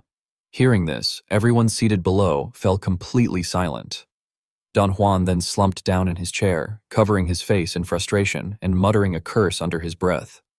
As the images of Simon and Zeke surfaced in his mind, he reflected wearily that those two were far too dangerous. He reasoned that he had tried to seize the opportunity to get rid of them by forcing them into a reckless mission, but contrary to his expectations, they had still managed to carry out their provocation and had ended up enraging Pabella far too much. At that moment, one man spoke up, addressing him as the boss. Don Juan glared at him and demanded to know what it was. The man then suggested that Don Juan distance himself from McCain for a while. Don Juan immediately snapped back, accusing him of telling him to run away like a coward. The man firmly denied it, explaining that those crazy pirates were blinded by revenge and would soon charge straight at McCain without even knowing their place, and that this recklessness could be turned against them. Don Juan questioned whether he meant luring them there and trying to wipe them out in one fell swoop. The man calmly confirmed that this was exactly the plan, adding that Don Juan could issue his commands from his villa in Tawani. Hearing this, Don Juan nodded in approval, remarking that it sounded good. He then crossed his legs and spoke in a friendlier tone, reminding everyone that crisis had always made them stronger, and declaring that this time would be no different, asking if that wasn't right. As soon as he finished, everyone stood up and shouted in unison that it was indeed so, addressing him as boss. After the meeting ended, the group quickly dispersed. The man who had spoken earlier pushed his chair back and stood up as well, and at that very moment, Zeke suddenly appeared out of nowhere. Zeke seized him by the neck and coldly remarked that he really did talk well. Shocked, the man stammered desperately, gasping as he explained that he had only done what he was told and that Zeke himself had instructed him to lure the boss over to Tawani, begging to be spared. Before he could finish speaking, Zeke killed him with a single strike. Indifferently, Zeke commented that he had done well, then added coldly that thanks to him, he could finally enjoy the main dish. Elsewhere, at Don Juan's villa in Tawani, a carriage came to a halt in front of the nearby estate. Don Juan stepped down with his coat slung over his shoulder, planting his hands on his hips as he cursed under his breath, thinking bitterly that they had actually managed to drag him all the way there, and vowing that he would wipe out those damned pirates to the last man. As time passed and night fell, the moon rose high in the sky. Don Juan sat inside his room, staring pensively out the window. Just then, the door behind him opened, and he irritably stated that he had not summoned any servants and ordered whoever it was to leave. When no response came, he hurriedly turned around and shouted again for them to leave. At that moment, Zeke loomed silently as he approached Don Juan. Removing his mask, Zeke mocked him, asking whether he was enjoying a nice, relaxing vacation, even though the situation had become quite ugly. Seeing who it was, Don Juan blurted out Zeke Draker's name in shock. After a brief silence, Don Juan picked up a bottle of liquor and retorted that Zeke should not think he had climbed to his current position without ever facing threats like this, dismissing it all as childish nonsense before slowly pouring the liquor into a glass. However, Zeke suddenly drove his knife forward and severed it cleanly. He gave a cold laugh and remarked that this outcome was perfect, adding that he had been worried Don Juan might beg for his life in tears, which, from the perspective of someone seeking revenge, would have been unbearably boring. Enraged, Don Juan sprang to his feet and shouted furiously, hurling insults at Zeke and demanding that the guards be summoned at once to force him to kneel immediately. Zeke mocked him by calmly stating that no one would be coming. Don Juan reacted in shock and demanded to know what he meant. Zeke replied coldly that he had already killed them all. As light filtered in from outside, Zeke continued, saying that in his previous life he had never had enough time to make Don Juan truly suffer, and that this regret had haunted him ever since. He tapped the knife lightly and added that even now, he often dreamed of those days, of crawling like a dog beneath Don Juan's authority, and of the countless people he had been forced to kill under Don Juan's orders. Don Juan's face turned ashen as he stammered in disbelief, accusing Zeke of spouting nonsense and insisting that he had never ordered such things. Before he could finish, Zeke interrupted him and asked whether he knew what those people said to him in those dreams. Zeke then struck Don Juan violently, slamming him against the glass door, and continued recounting how those voices had begged desperately to be spared. Seeing Zeke's frenzied state, Don Juan screamed in terror, begging for mercy and pleading for his life, while accusing Zeke of being the one who enjoyed wealth and glory while standing atop the blood of others. With bloodshot eyes, Zeke raised his knife and roared that this was exactly how Don Juan had begged, desperately, countless times before. With his throat tightly restrained, Don Juan groaned in agony and attempted to justify himself, proclaiming that he was a savior chosen by God and claiming that everything he had done was for the poor. Hearing this, Zeke angrily ordered him to be silent. Immediately afterward, Zeke sliced off Don Juan's ear. Don Juan screamed in unbearable pain. When it was over, Zeke stood there, breathing heavily. He wiped the blood from his face and declared that Don Juan would now feel the same pain as his victims had and that he would die slowly. Several hours later, the sun began to rise, illuminating numerous footprints along the corridor. Zeke removed his outer coat and descended the stairs. Seeing him, Kay and Simon asked whether it was finished. Zeke replied calmly that it was, then asked how matters had gone on the syndicate's side. Kay reacted with surprise and asked whether he was referring to the matter she had reported earlier. After recalling the details, she explained that everything had unfolded exactly as Zeke had predicted. She reported that the executives who had attempted to side with Pabella were now officially being treated as though they had been killed by Don Juan, and since she herself had been in charge of field operations, the entire affair had concluded without any real punishment. Zeke then gestured toward a stack of documents and instructed that the syndicate would handle everything from that point onward. Kay immediately took the papers, flipped through a few pages, and asked what the documents were, noting in particular a contract related to Reinhardt, a merchant group. He removed the wig and explained that he had heard the merchant group was planning to establish a pharmaceutical company, and that they intended to produce high-quality soma and distribute it through that group. He added that if soma were refined properly, it could be turned into all kinds of medicine, and that they planned to entrust transportation to them. She stared at him in shock and questioned how that was even possible, asking where the production would take place, who would run it, and pointing out that with their name attached, there was no way they could move it openly while staying on the right side of the law. Zeke stepped outside and said that after they helped the Cusco kingdom, they would obtain cultivation permits there. He mentioned that he already had plans for everything else as well, but then added in a playful tone that he did not have the time to explain them all and told them he would see them later. Seeing this, Kay shouted after him helplessly, calling him his partner. Sometime later, on a mountain, Zeke walked through the forest deep in thought, telling himself that it was time to start the cleanup. He reached into his pocket, took out a letter, and thought to himself that he had received a personal invitation from Prince Callus Nerva Constantinus.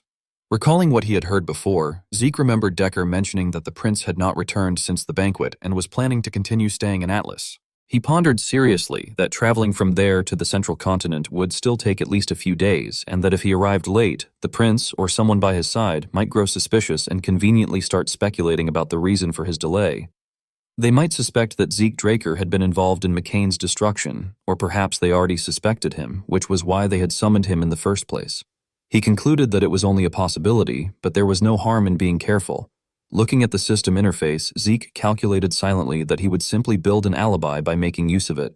At the same time, he revealed a sinister smile and activated his magic. The system prompted him to choose the location he wished to move to, designating the Atlas Ruins area as the destination and stating that the required cost was 600 points. It then confirmed that 600 points had been used, and Zeke vanished instantly.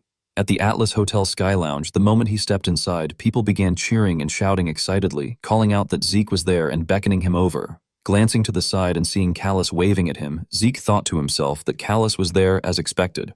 Just then, Abel also looked up and greeted him with a smile, saying that Zeke had arrived.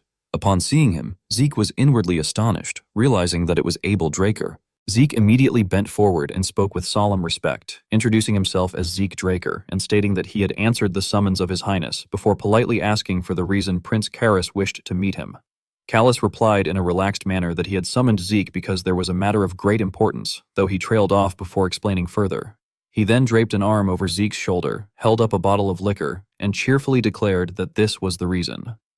Recalling the sight of Zeke downing a glass of alcohol, Callus explained in a playful tone that William and Abel were skilled individuals but weak when it came to drinking, whereas Zeke knew how to drink properly, and that was precisely why he had been called over. After hearing this, Zeke turned his face away helplessly, remarking that it seemed that impression had firmly stuck. Glancing at William and Abel, he thought to himself that, in essence, the three of them, Prince Karras, Abel, and William Zimmons, were together, and that he could roughly guess what they had been discussing. Noticing the sharp look in Abel's eyes, Zeke further reflected that Abel also seemed to want to say something to him in private. Callus eagerly pushed a glass of liquor towards Zeke and urged him not to be shy and to drink together. Zeke responded reluctantly that he would do so if Callus insisted. After that, the two of them clinked their glasses and loudly toasted to having a good time, calling for another round. Not long afterward, Callus became so drunk that he staggered and had to be supported as he was taken away. On Zeke's side, the system issued a notification indicating that alcohol had been detected and that the effective immunity to all poisons had neutralized the detected toxin. Looking at the two of them, Zeke felt inwardly apologetic, thinking that he felt uncomfortable because he was the only one who remained perfectly fine. At that moment, Abel approached and apologized, saying that he had heard Zeke was isolating himself for training and that he had not intended to disturb him. Zeke replied calmly that it was no problem, adding that he was frustrated anyway because there had been no progress. Seeing this, Abel picked up a bottle of liquor and, with relief, suggested that Zeke sit beside him so they could drink together. As Zeke looked at the surface of the glass reflecting his own face, he thought to himself that Abel was deliberately creating an atmosphere like this, something that rarely happened. With the mood now strangely subdued, Zeke surmised that, judging by the way things were unfolding, Abel was certainly about to tell him something important. Abel suddenly called out to Zeke, addressing him by name. Zeke responded with mild confusion, indicating that he was listening. Abel then asked what Zeke thought about the Draker family. The question caught Zeke slightly off guard. Abel continued, calmly yet ominously stating that one day he planned to completely annihilate the Draker family, his expression filled with undisguised killing intent as he spoke. Zeke sprang to his feet in shock, but Abel remained unperturbed. Abel remarked that Zeke carried the same scent as himself, the stench of blood, battle, death, and victory, likening it to the image of someone crossing snow-covered mountains while leaving the weak behind. Abel asserted that these were qualities a Dragonslayer possessed from birth, claiming that Zeke embodied all of them, bearing the unmistakable aura of a predator. As one predator to another, Abel said he believed Zeke would understand what he meant. Upon hearing this, Zeke frowned and cursed inwardly, irritated that Abel was once again obsessing over bloodlines. Watching Abel drain his glass of wine, Zeke wondered aloud whether Abel's alliance with the Empire was part of his plan to destroy the Draker family. Abel forcefully set his glass down and stated that many people called Atlas the greatest city on the continent, but he firmly disagreed. He asserted that to truly be great, one could not remain confined to a single city. One had to grow stronger and broader in influence. Gesturing with his hand, Abel used the Roman Empire as an example, explaining that Rome never ceased its expansion, north, south, and even into the eastern continent, until roads, culture, and resources all flowed back to Rome. Clenching his fist, he declared with conviction that only then would the world become a better place, a united utopia. Zeke replied thoughtfully that such words sounded like those of an emperor. As his mind drifted to the figure of Cain, he reflected on the name Cain Zimiz Constantinus, realizing that the middle name, Zimiz, belonged to Abel's maternal family, one that supported him. After piecing everything together, Zeke arrived at a single conclusion. Abel, the Zimiz family, and the Empire were all deeply connected. After a brief silence, Abel spoke again, addressing Zeke as his brother. He attempted to persuade him by expressing his belief that exceptional talent deserved proper recognition. Abel claimed that for Zeke, he could offer the most precious treasure he would one day possess and urged him to join his cause. Zeke did not respond immediately. Instead, he silently clenched his fist and finally questioned whether Abel intended to make him his right-hand man. After that, Zeke calmly bent forward and stated that he felt honored by the offer, but that he had already made his choice and therefore could not accept it. Once he finished speaking, he swiftly turned around and left. Abel pressed him again, asking whether he would not regret this decision, to which Zeke answered firmly that he would not. After stepping outside, Zeke immediately clenched his teeth, seething inwardly as he angrily thought that Abel truly believed he would become a murderer like him. A short while later, William pushed the door open and walked in. He looked around in confusion and asked why Abel was alone and where Zeke had gone. Hearing this, Abel's expression darkened. Burning with rage, he declared that his beloved younger brother had chosen a different path, and that in that case, he believed he should trample that budding shoot much earlier. He added that he had already given Zeke his final chance. William's face stiffened upon hearing this. Time passed quickly. Outside the office of the head of Valhalla Academy, Zeke stood with his hands on his hips, lost in thought. He reflected that he was currently 17 years old and a second-year student at Valhalla, but that this did not mean he intended to stay until the 5th year. He considered submitting an application for early graduation, reasoning that after obtaining the title of knight, he wished to devote himself to his family as soon as possible. However, he also acknowledged that as a student it was difficult to act openly, and that this situation caused him considerable pain. For that reason, he resolved to humbly request the approval of the respected head of the academy. Thinking this far, Zeke clenched his fist with satisfaction, convinced that this would allow him to secure an early graduation interview and that it was time to set things in motion.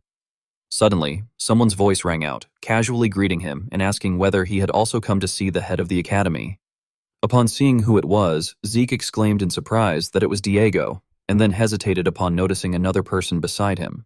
He studied the unfamiliar figure with curiosity, thinking that he did not recall ever seeing this person before and wondering who he might be. At that moment, Aster let out a weary yawn.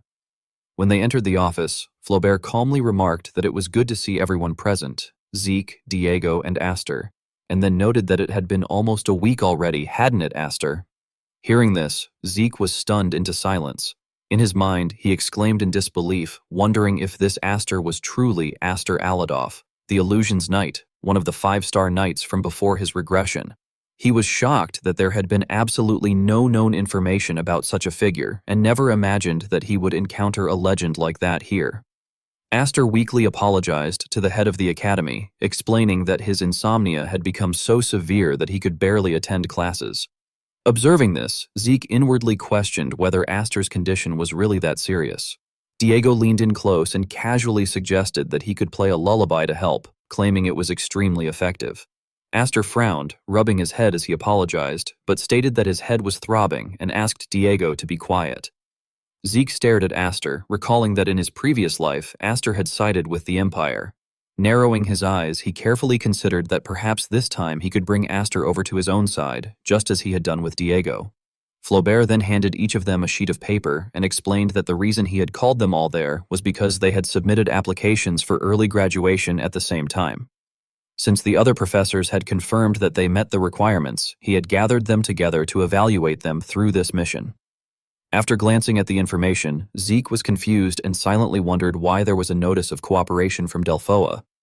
Flaubert then asked whether any of them had ever heard of the Dark Knight demon. Zeke responded gravely, describing the figure as a villain designated a continental-level threat, someone deemed by the entire continent to be too dangerous to be left alive. He added that the Dark Knight demon was one such threat and had recently been sighted in Delphoa. The head of the academy further explained that their mission was to assist the Knights of Delphoa in hunting down the Dark Knight demon. Flaubert then manifested an illustrative image and elaborated that those criminals awakened their aura solely for the purpose of killing, and that their fighting style fundamentally differed from that of knights. Because of this, Delphoa had specifically requested the dispatch of Violet Knights. Extending his hand, Flaubert emphasized that this would be a difficult mission, and stated that if anyone wished to withdraw, they should speak up now. Diego quickly raised a question, asking how many rounds this examination would have. Flaubert replied with amusement that there would be 3 rounds, and that this mission was the first. Diego immediately accepted this, stating decisively that 3 rounds were fine. Flaubert then asked if there were any other questions. When no one responded, he smiled brightly and declared that he would assume everyone was participating. He instructed them to prepare thoroughly and report back once they were ready to move out. After the meeting ended, Astor walked across the lawn while complaining about his headache. Suddenly, someone stepped forward and called out Astor Aladoff's name. Astor turned around with a puzzled expression. Zeke approached him with concern and gently asked whether he needed anything to help with his insomnia. Astor reacted in shock, blurting out in disbelief that it was insomnia medicine.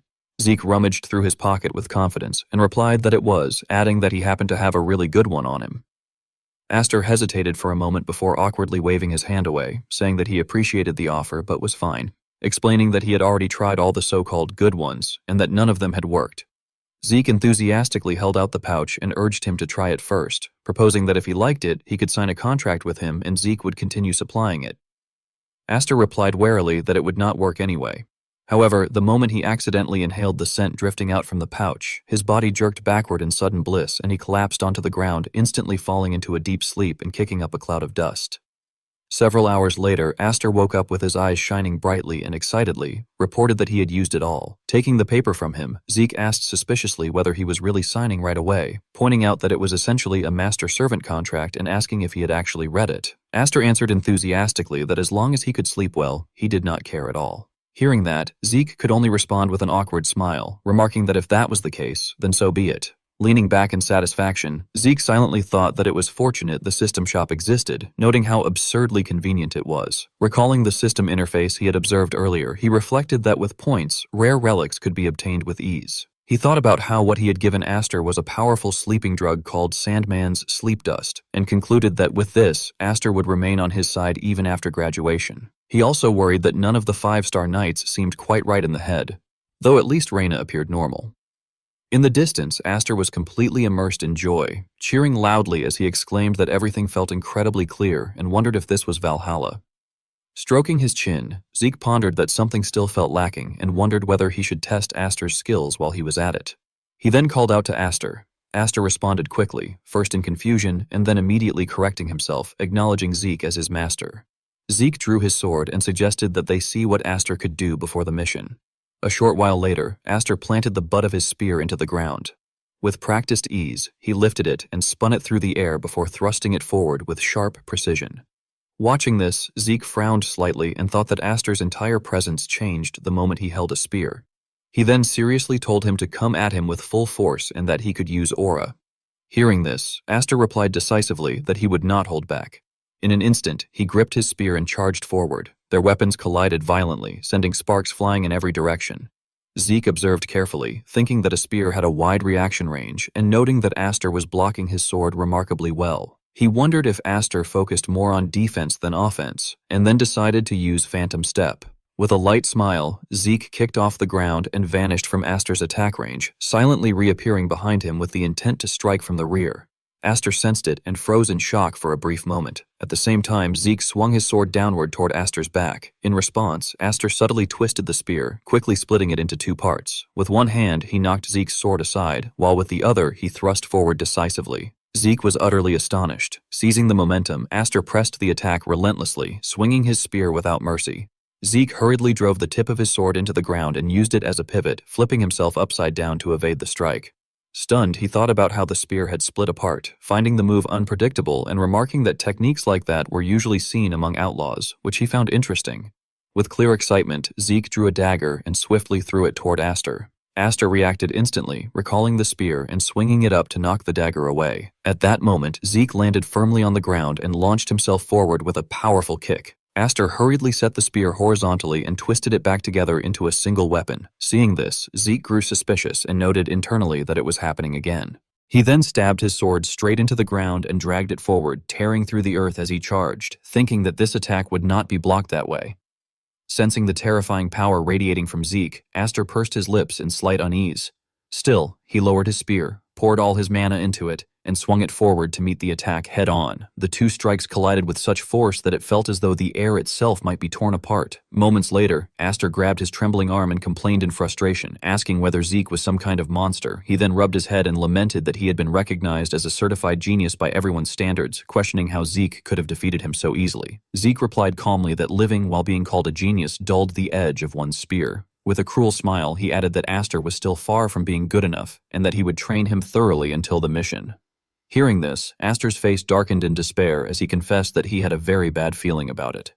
When they returned to the mansion, Decker respectfully announced that young Master Zeke had arrived, causing Zeke to call out in surprise upon seeing him. Decker then solemnly informed him that he had a guest. A short while later, Galleon walked down the hallway with wide eyes, marveling at how extravagant even Zeke's mansion was. Zeke raised a hand in greeting and remarked that it had been a long time since they last met, explaining that he had summoned Galleon because he wanted him to take a look at something. Galleon reacted in shock, asking if Zeke meant him and wondering whether something had happened to the black sword, noting that it had been forged using a magic furnace and should not have even been scratched. At that moment, Zeke recalled inwardly that Galleon must have become quite famous by now, thanks to the magic furnace he had created and that Zeke had used in his previous life. He reasoned that Galleon was likely producing excellent weapons much earlier than expected, and decided that he should soon make him his exclusive craftsman before someone else claimed him. Shaking his head, Zeke clarified aloud that there was no problem with Bahamut and that the real issue lay elsewhere. Immediately afterward, he manifested the armor, allowing it to cloak his body. Zeke explained in bewilderment that he had obtained something like this. Upon seeing it, Galleon stood frozen in shock, his mouth hanging open. After stammering for a moment, he exclaimed in disbelief, prompting Zeke to respond helplessly that he did not know what it was either. He explained that this uncertainty was precisely why he had called Galleon, since it was not something he wanted to investigate publicly. Handing it over, he asked whether Galleon could examine it carefully. Galleon hesitated briefly before agreeing to do so. A short while later, a voice echoed from within the room, apologizing respectfully. Galleon rubbed his forehead in frustration and admitted that there was nothing like it among the modern artifacts he knew. He then asked whether there were any features that might hint at the material used. Zeke remained silent, deep in thought, before recalling his battle with Cain. After some contemplation, he stated that the armor had deflected an aura blade. Hearing this, Galleon sprang to his feet in shock, exclaiming that such a feat was only possible with a single metal in the entire world. As images of the armor and the metal formed in his mind, he gravely identified it as the so-called Metal of the Gods, orichalcum. Still stunned, Galleon murmured that it was unbelievable, recalling that he had once glimpsed orichalcum while he was still alive. Zeke immediately questioned whether it was truly such a precious metal. Galleon replied with solemn intensity that precious was not enough to describe it, explaining that orichalcum was said to be the most perfect substance ever created by the gods. He continued seriously, stating that its mana conductivity far surpassed that of any other metal, allowing far more magical arrays to be engraved upon it. Zeke responded thoughtfully, acknowledging this, before asking how many large-scale magic circles could be carved into ordinary metal armor. Galleon answered cautiously that Zeke could not even engrave large-scale magic circles onto ordinary metal in the first place. Stroking his chin, Zeke admitted that he knew it was no ordinary item, but he had never imagined it was that extraordinary. He then asked whether the armor could be transformed into another form. At this, Galleon raised both hands in shock, declaring that altering orichalcum was absolutely impossible. He analyzed the armor carefully, explaining that although it was a god-made metal and technically workable, the problem was that the armor was already perfect. If they tampered with it carelessly and damaged the magical arrays, the armor might become unusable. He then added that, of course, his master might be capable of doing it. Hearing this, Zeke asked in surprise whether he meant Master Golrin. Looking at the dusk-lit scenery beyond the window, Galleon calmly confirmed that Gulrin would indeed be able to change its form without disrupting its functions. Zeke then asked where Gulrin was currently located. Galleon replied casually that, as usual, he should be in Himonas. Zeke's eyes widened in astonishment, prompting Galleon to continue gently, noting that Zeke might not know where Himonas was, and explaining that it was located far to the north. Immediately afterward, Zeke calmly continued by stating that the territory in question was under the control of the Northern Grand Duke. Upon hearing this, Galleon was shocked and exclaimed in disbelief, wondering how Zeke could possibly know such a thing, given that people from the Central Continent rarely had any knowledge of the Northern Grand Duke. Clenching his fist, he hesitated before awkwardly claiming that it was merely a coincidence.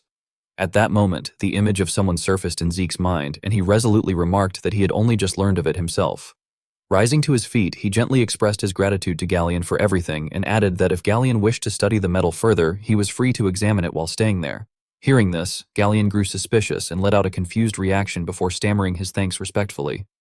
Soon after, Zeke left in silence. Left behind, Galleon remained bewildered, silently questioning why Zeke had suddenly taken such an interest. As Zeke walked away, he made a quiet, firm resolution to himself, thinking that there was still time regarding Himonas, that there was no need to rush, and that he should first focus on what truly mattered. He concluded inwardly that this was what he needed to do, at the Reinhardt Trading Company. Inside one of its rooms, Cliff spoke thoughtfully, stating that there should be no issue producing the medical supplies Zeke had mentioned. After a moment of consideration, he added that, at least on the Central Continent, it would be difficult to build a factory capable of processing soma. Zeke reflected briefly and replied that he was already aware of this, noting that if rumors spread about the princess supporting soma processing, her reputation would be severely damaged. He then asked curiously what would happen if the ingredients were already processed. Cliff answered calmly that in such a case the product would be classified as medicine, and as long as it passed safety inspections by the Mage Tower, there would be no problem. Hearing this, Zeke decisively stated that the matter was settled, declaring that they would build the factory on the southern continent, while Reinhardt would handle importing and distributing the products. Suddenly, Melissa interrupted, apologizing as she explained that the trading company lacked sufficient resources to construct a large factory overseas. She added that they were already struggling to establish even a single factory to produce red blossom fever medicine, and therefore suggested that they might need to consider an alternative construction plan. Zeke responded that such measures were unnecessary, stating that they would build the factory themselves and that Melissa only needed to secure the Mage Tower's approval for distribution. At this, Melissa widened her eyes in shock and questioned whether that was truly possible, cautiously asking whether the Draker family was involved. Zeke replied indifferently that the matter had nothing to do with any family and that all expenses would be covered by his personal funds. He then casually pushed an envelope forward and shifted the conversation, asking whether she could read the documents inside, as that was the main topic of the day. Melissa opened the envelope, and upon seeing its contents, she was horrified, gasping that the Empire had joined forces with the Scorpion clan to conduct live experiments using synthetic poison. Zeke frowned and remarked that if red blossom fever was an artificially created magical disease, then this could very well be clinical testing carried out by the Empire in Alencia. Hearing this, Melissa trembled with anger, admitting that she had suspected something but never imagined they would do such a thing to their own people. Zeke remained silent in response. After a moment, he spoke frankly to the princess, explaining that the reason he was sharing this information was because, for the time being, they needed to keep the Empire's crimes secret. Melissa could not believe what she was hearing. She stood up abruptly, slammed the table, and demanded to know what Zeke meant, insisting that they should expose the Empire's crimes as soon as possible so that they would never be able to commit such acts again. Zeke gently tried to reassure her, telling the princess that he understood her feelings, but that the evidence they currently possessed was far too weak to be used as a diplomatic weapon. Nevertheless, Melissa's face remained clouded with irritation. Propping himself up as he stood, Zeke proceeded to analyze the situation, explaining that the Empire had cleverly shifted responsibility onto the Scorpion clan. He pointed out that they were a prominent group of black mages, which meant that human experimentation conducted under their name would not cause widespread upheaval. Zeke then put forward a grave hypothesis, stating that the Empire could simply deny any involvement, issue a formal statement of regret, and consider the matter settled. He emphasized that, above all, it would be far more advantageous for them to keep this information hidden for the time being. Clenching her fists, Melissa pressed him for clarification, asking what he truly meant. In a serious tone, Zeke explained that the Empire was unaware that they knew about this affair, and that since experiments had been carried out on such a massive scale, There must be more direct evidence linking the Empire itself hidden somewhere. Melissa spoke in shock, asking if he was suggesting that they should seize that evidence as well in order to corner the Empire. Zeke answered firmly that this was exactly his intention, adding that the reason he had shown her this information first was so that they could properly prepare themselves. Still bewildered, Melissa asked what he meant by preparing themselves. After some consideration, Zeke explained that if the red blossom fever had been tested in the Alencia conflict zone, there was a strong possibility that other synthetic poisons were being tested there as well. Therefore, he concluded that they needed to develop antidotes for those poisons in advance. Melissa was stunned as she reflected inwardly that if those weapons were deployed in the conflict zone, the Alencian forces would be fighting without realizing they were being poisoned. Swallowing hard, she reasoned that if they prepared the antidotes beforehand, they could prevent heavy losses and strike the Empire from behind. She then made a firm decision, acknowledging to herself that she understood the situation and that her choice was not wrong. Looking at Zeke's resolute expression, she silently concluded that bringing Lord Zeke into the trading company had been the right decision after all. Finally, Zeke spoke calmly, informing her that he would not be able to attend meetings for a while, as his schedule in Valhalla was already extremely tight. Melissa responded with visible relief, saying that if there were an opportunity, she would like to invite him to Alencia someday. Hearing that name, he softly remarked that Alencia was a place known for its beautiful mountains and lakes. Surprised by his familiarity, she asked whether he had been there before. Zeke gave a faint smile and replied that he had only heard of it, adding that when he eventually visited, he wanted her to show him all the beautiful places there. Moved by his words, Melissa gently placed a hand over her chest and assured him that she would gladly do so, wishing him a safe journey. After that, she and Cliff respectfully saw him off. Meanwhile, Aster lay sprawled on the ground in exhaustion. Diego fell backward as well, panting heavily, complaining that he might die before the mission even began. Zeke casually hoisted his sword onto his shoulder and told him not to complain, remarking that if Diego still had the energy to grumble, he should swing his sword one more time instead. Enraged, Diego shouted back angrily, calling Zeke a devil and insisting that Draker blood was real, before charging forward with his sword in a fierce attack. As Zeke parried the blow, he curled his lips slightly, thinking to himself that, to be honest, they only became motivated once their pride was wounded. As time passed, Zeke quietly reflected that after training under him for a week, Aster and Diego had gradually begun to influence each other. He noted that Diego in particular had changed. Unlike his former joking self, he had become far more obedient after several training sessions together. While they were in the middle of training, someone suddenly approached and commented that all of them had worked hard. Diego turned around in surprise, letting out a confused reaction. Upon seeing that it was Andre, he immediately brightened and cheerfully greeted him, calling him Professor. Zeke, however, looked at the newcomer with suspicion and asked why Professor Andre had come all the way there. Andre calmly replied that he had something he wished to convey to the three of them. Curious, Zeke asked what exactly it was that needed to be conveyed. Andre then revealed that the three of them had been assigned to a mission to subjugate a continental-level threat, adding that they could not simply send students alone. As he spoke, his expression darkened slightly. Then, with firm resolve, Andre declared that he would be going with them. At that moment, the train sped along the rails as it cut through the forest. Inside one of the carriages, Andre sat with his arms crossed and calmly remarked that he had not expected them to accompany him on the Black Yaksha mission. He reiterated that, as he had said before, he could not send only students and that there were additional matters he needed to explain. With a serious expression, he then asked whether they knew what kind of place Delpoa was. Across from him, Zeke replied evenly that they had learned a little about it in class. He added with a slight frown that he had heard Delpoa was different from other places, in that mages held authority there. Andre nodded in affirmation, explaining that this was correct and that Delpoa had a very unique system. He elaborated that Delpoa's knights specialized in using shields, unlike those elsewhere, and that while the knights pushed enemies back with shields from the front, the mages unleashed their attacks from the rear. At that point, Aster raised his hand and questioned whether allies fighting at close range would not end up taking heavy damage. Andre praised him for asking a good question before explaining coolly that this was precisely why Delpoa's knights trained extensively while running with shields. He added that this was also the reason Delpoa knights were not popular among Valhalla graduates. Diego crossed his legs and complained irritably that it sounded like a knight order that existed solely for the sake of mages, implying that they did not care about knights like them at all. Andre gazed out the window and calmly responded that Diego had understood the situation well, advising him not to be too shocked once they arrived in Delpoa.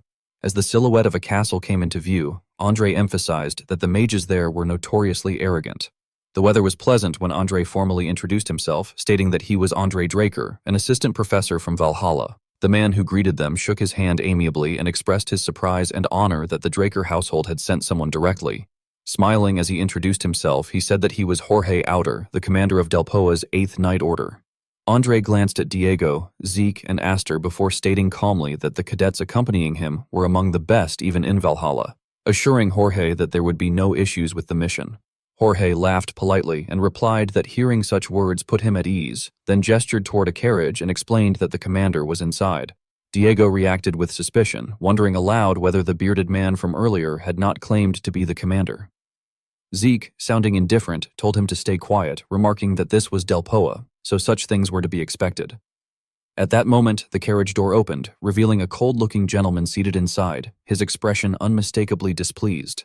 Diego squinted and commented that the man looked extremely bad-tempered, while Zeke, resigned, reminded him that he had warned him to stay quiet. Zeke then reflected inwardly that this man must be Delpoa's mage commander, and he was struck by the fact that even the knight commander seemed flustered in comparison. On the other side, Jorge whispered something to the man, then hesitated before awkwardly explaining that the commander intended to travel separately and that they would need to take a different carriage. Diego stared in shock at the news. Watching the carriage depart, he shouted in outrage that they had been completely ignored and left behind. He angrily protested that this treatment was unacceptable, pointing out that they had come all that way for a joint mission. Before he could finish, Zeke kicked him sharply in the knee, causing him to cry out in pain. Collapsing to the ground and clutching his leg, Diego cursed Zeke, then turned his frustration toward Andre, demanding to know why the professor was not saying anything either. After a brief silence, Andre replied calmly that after graduation, cadets would frequently face situations like this in nightly life. Recalling the image of the man in the carriage, he advised them to remember well everything they experienced from that moment on. When night fell, a sigh echoed through the room as Zeke lay staring blankly upward and muttered that they truly were different. He reflected that their lodging looked completely worn out, as though it had been hastily prepared, while all the mage facilities they had passed were clearly lavishly funded. He conceded inwardly that it was not as though he had expected much to begin with. Sitting up with a weary expression, he said that he might step out for some air. As he walked down the corridor, Zeke thought quietly that he did not really care about being treated this way, since he had endured far worse in his previous life. Frowning, he reflected that what truly worried him was the Black Yaksha subjugation mission itself. He recalled how, during the strategy meeting, Commander Jorge and the other knights had merely stood there in silence, listening to the mages speak. He had expected as much, but not to such an extreme degree. Letting out a long sigh at the thought, he was suddenly approached by someone who asked him what he was doing there alone. Hearing this, he looked up in surprise, realizing that this person was the mage commander from earlier. The man spoke coldly, remarking that he had something to say anyway, and that the timing was good.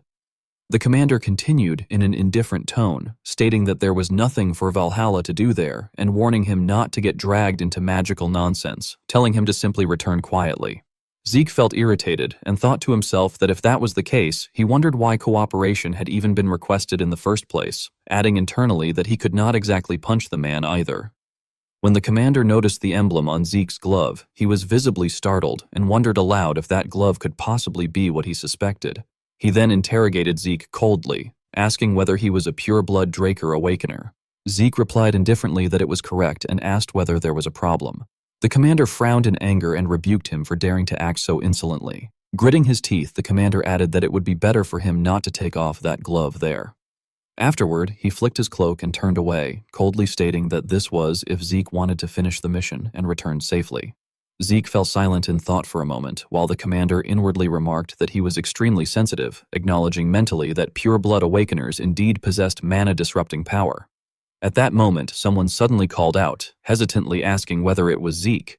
He turned around in confusion, uttering a small sound of surprise. Looking at the person before him, Zeke questioned whether it was Professor Feynman.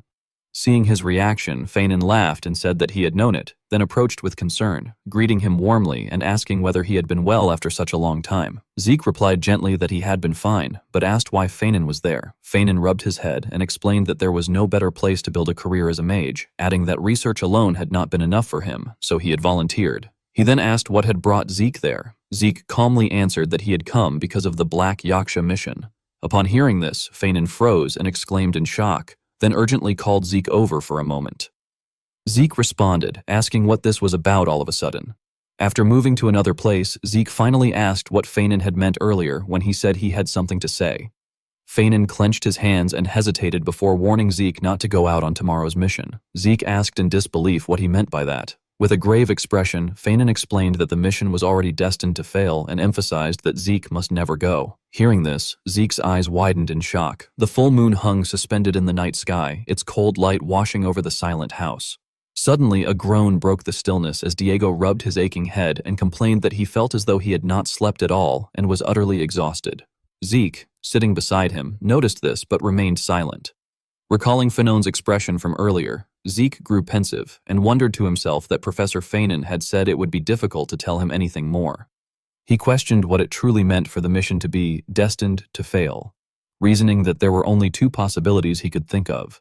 Either the higher-ups of the subjugation force were corrupt, or they had made some kind of deal with the target itself. Resting his elbows on his knees, he continued to reflect that even though Del Poa was a place where mages abused their power, it should not be so rotten that military corruption ran rampant. He then stood up abruptly, concluding that if corruption did exist, collusion with the target seemed far more likely, and therefore he should assume the second case. At an open clearing on the mountain's summit, the commander stood with his arms crossed and calmly instructed squads 1 through 3 to advance along the mountain's side. Pointing as he continued issuing orders, he added that squads 4 through 6 would advance from the front and asked Jorge if there were any objections. Jorge replied gently that there were none. As the commander moved on to address the remaining units, someone suddenly interrupted by saying that they had a question. Zeke frowned seriously and asked what they were supposed to do. The commander, angered by this, shouted that Zeke must not have heard him yesterday when he had been told to stay put, even after everything had been explained. Before he could finish, Zeke cut in coldly, stating that he was a blue knight, while Diego and Aster were purple knights. Fixing the commander with a sharp gaze, Zeke added that since such a force had been sent for cooperation, he had merely been asking whether they were being left unused. The commander stared back in shock and asked if Zeke truly was a blue knight. Those around them erupted into murmurs of disbelief, remarking that at such a young age he was already a blue knight, and that there were even 2 purple knights present, commenting that Valhalla truly was different. Gritting his teeth, the commander angrily ordered Jorge to assign them a scouting mission. Jorge, flustered, responded that he understood. At that moment, Andre stepped forward and asked Zeke why he had done that so suddenly, remarking that Zeke would not provoke the commander without reason.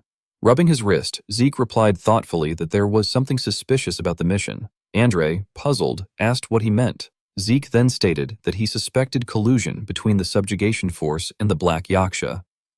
As soon as he said this, Andre's expression tightened. Andre calmly acknowledged that he understood and remarked that if Zeke said so, he must have his reasons.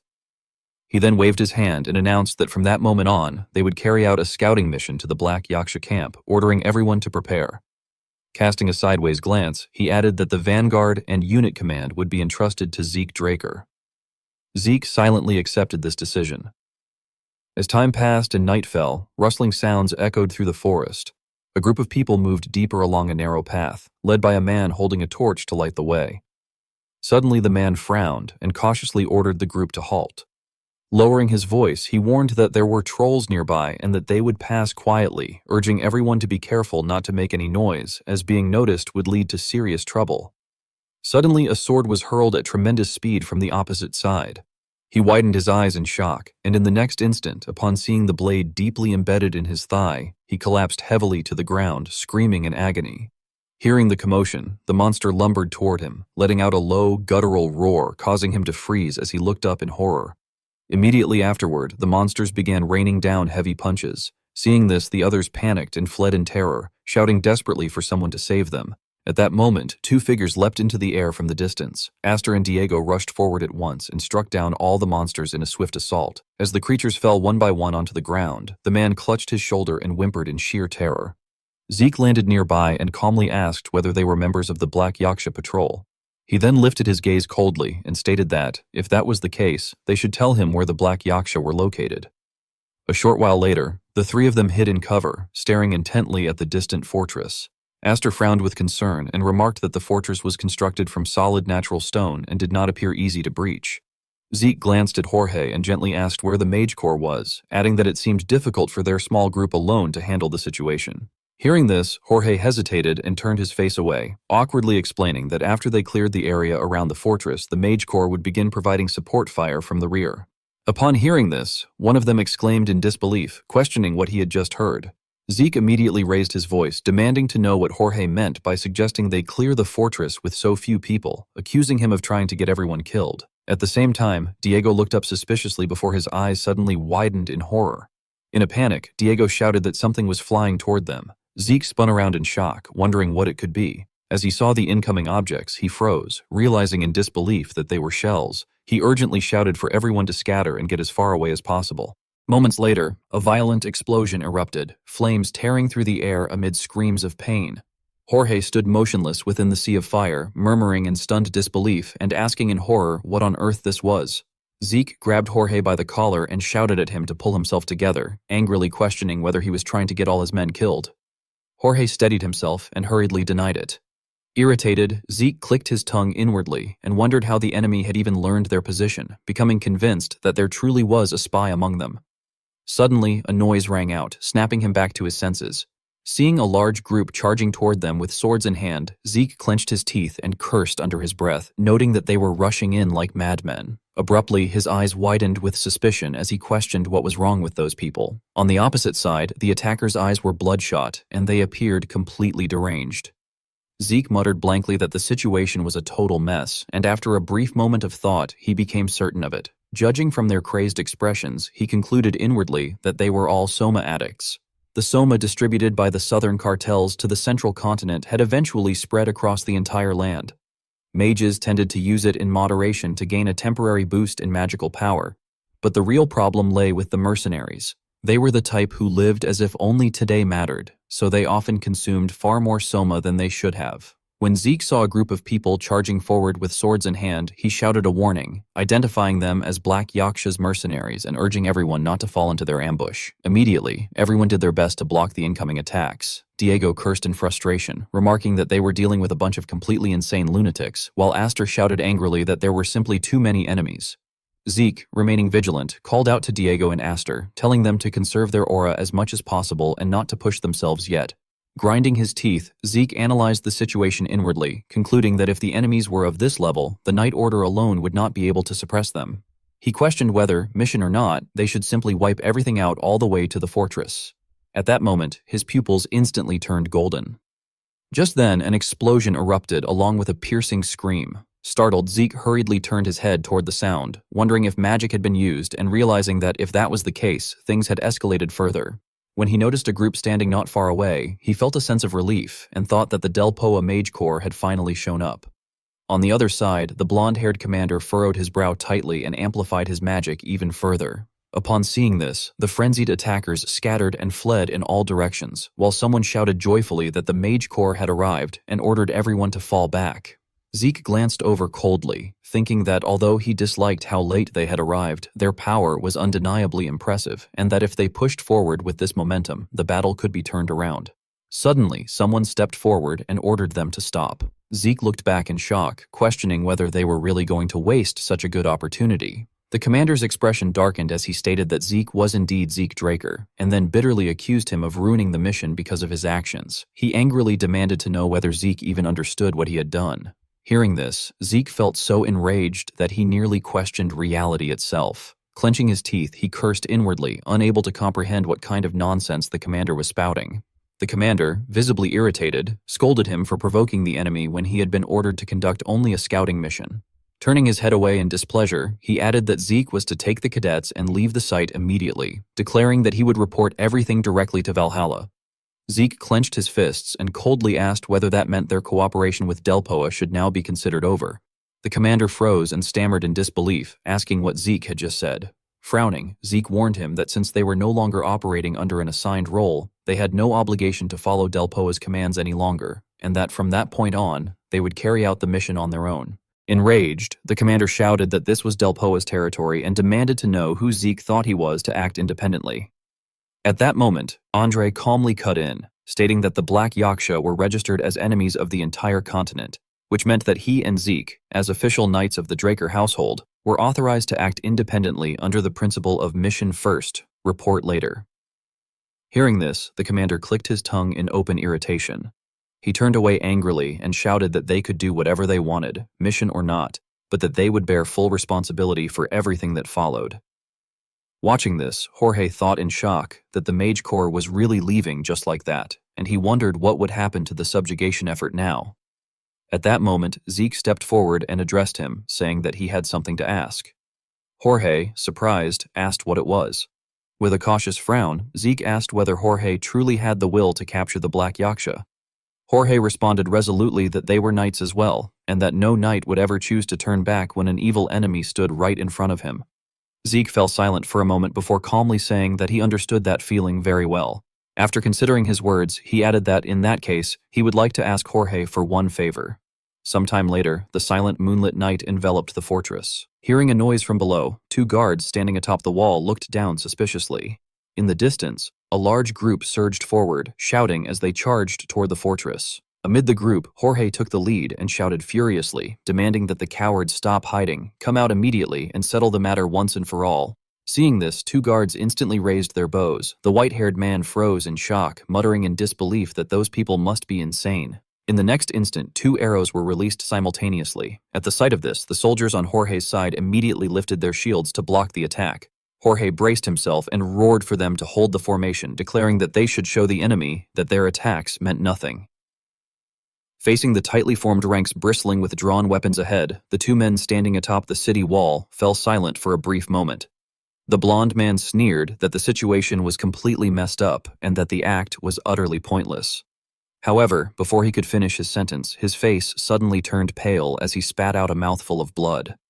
At the same time, a mocking voice rang out, questioning whether it truly was pointless. Nearby, Zeke and his companions spoke with open contempt, saying they would see about that. Suddenly, a sharp sound echoed out with a piercing creak. Hearing it, Zeke shot a glance to the side. He noticed someone urgently spurring a horse forward and wondered to himself what was wrong with that person, questioning why anyone would ride out on horseback in such a situation. A dreadful realization struck him, and his pupils instantly turned golden. Fixing his gaze on the man's face, Zeke silently concluded that it was exactly as he had expected, as the man matched the description of the Black Yaksha perfectly. Stepping onto the edge of the wall, Zeke announced that he would chase that man down. He instructed the professor to cause chaos inside, open the main gate, and fire a signal flare. Hearing this, Andre promptly acknowledged the order and said that he understood. Immediately after, Zeke kicked off the cliff wall and plunged downward at high speed. In a cold voice, he called for Bucephalus to come forth. The moment the words left his mouth, a warhorse materialized instantly, accompanied by crackling bolts of lightning. Zeke calmly addressed the steed, asking if it could keep up with that man. In response, the horse surged forward at an astonishing speed. As Zeke rapidly closed the distance, the fleeing man cried out in panic, unable to believe such speed was possible. On Zeke's side, he curled his lips into a satisfied grin, remarking that it was good. Immediately afterward, he leapt from the horse's back. Seeing Zeke swing his sword down toward him, the man was utterly terrified. In the next instant, a thunderous explosion erupted. The man hunched over and staggered backward. With shock written across his face, he watched as Zeke stepped forward and asked with clear amusement where he thought he was rushing off to at such a late hour. Zeke then added with a mocking laugh that he was, after all, addressing Mr. Black Yaksha. Upon hearing this, the Black Yaksha's face tightened with unmistakable tension. The 2 flashing techniques clashed repeatedly in mid-air. Black Yaksha decisively swung his blade forward, and Zeke, already holding his sword at the ready, immediately counterattacked. Black Yaksha frowned darkly and asked who Zeke was, remarking that Zeke did not look like someone from Delphoa. Zeke curled his lips into a mocking smile and retorted that knowing his identity would not change anything. Immediately afterward, the attacks of both sides collided, erupting in a violent flash of light. Black Yaksha then swung his sword again, releasing streams of green liquid. The system detected this and announced that desert scorpion poison had been detected, but also stated that the poison had no effect due to Zeke's poison immunity trait. Hearing this, Zeke pondered inwardly that it was desert scorpion poison, noting that it was just like an outlaw to rely on so many dirty tricks. Seeing that the poison had no effect at all, Black Yaksha irritably questioned where Zeke was from, asking whether he came from the desert or the southern border region. Zeke calmly remarked that Black Yaksha was rather curious. Black Yaksha leisurely stated that it did not really matter, and as he spoke, his hand tightened while steel spikes rose up, radiating a chilling coldness. He then charged forward with a sword in one hand while throwing the steel spikes with the other, shouting that Zeke was going to die there anyway. On the opposite side, Zeke swiftly swung his sword to deflect the spikes away, and at the same time, the system announced that the Dragonkin skill, Dragon Scale Armor, had been activated.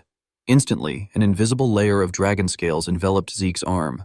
Zeke frowned slightly and thought to himself that the attack was quite impressive. Suddenly, his eyes widened in surprise as he realized something. Seeing Black Yaksha's sword begin to glow, Zeke exclaimed in astonishment that it was an aura blade, then angrily reflected that Black Yaksha had been hiding his true strength all along. At that moment, Black Yaksha rushed forward at full speed and casually declared that he would finish it, shouting for Zeke to die as he slashed horizontally across Zeke's chest. At that critical moment, Zeke spoke coldly, stating that from Black Yaksha's swordsmanship, it was clear that he was from the Empire's intelligence bureau. Upon hearing this, Black Yaksha froze in shock and blurted out how Zeke could possibly know that. Before he could say more, blue lightning surged around his body, and the explosive power caused his facial muscles to contort. He collapsed to his knees and screamed in agony. From behind him, Zeke walked forward calmly with his sword and said that now it was his turn. Placing the flat of the blade across Black Yaksha's chest, he coldly stated that he wanted to ask something, specifically why an Intelligence Bureau agent was causing trouble in Delphoa. Black Yaksha cast a panicked glance aside and thought desperately that he had to kill himself somehow. He immediately bit down on his own tongue. A large amount of green liquid was poured into his mouth, causing him to be utterly stunned. Zeke's indifferent voice followed, stating that it was useless. The system then announced that a healing potion had been used. Zeke continued pouring the green liquid down Black Yaksha's throat and remarked calmly that he knew very well how ruthless Imperial intelligence agents were. He raised an eyebrow with a cold, provocative expression and stated that if Black Yaksha told him something satisfying, he would allow him to die afterward. Hearing this, Black Yaksha became so furious that his face twisted. After a while, he sat on the ground, breathing heavily. Zeke held a dagger and asked coldly whether he felt like talking now. Black Yaksha closed his eyes in resignation and asked what Zeke wanted to know. Zeke answered firmly that he wanted Black Yaksha's identity and an explanation of what he had been doing there. Hesitating, Black Yaksha confessed that he was an agent from the Empire's Intelligence Bureau, Section 13. Zeke reacted in surprise, remarking that he had thought the Bureau only went up to Section 12, and commenting that there was indeed a section specifically for people like Black Yaksha. Hearing this, Black Yaksha was deeply shaken and asked how Zeke knew about Section 12. Zeke crouched down in front of him, holding the dagger threateningly, and stated that he was the one asking the questions, demanding again to know what Black Yaksha had been doing there. Sweat poured down Black Yaksha's face as he stammered that he had been conducting experiments on a stimulant.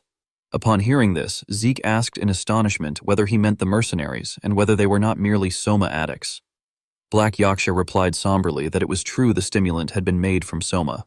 Under the full moon hanging high in the silent night sky, Zeke continued to question why Black Yaksha had created that stimulant. Black Yaksha answered decisively that it was to create warriors who felt no pain or fear. Zeke narrowed his eyes slightly and reflected grimly that this was yet another form of human experimentation by the Empire, which had been waging a war of attrition with Delphoa while observing the test subjects' combat behavior.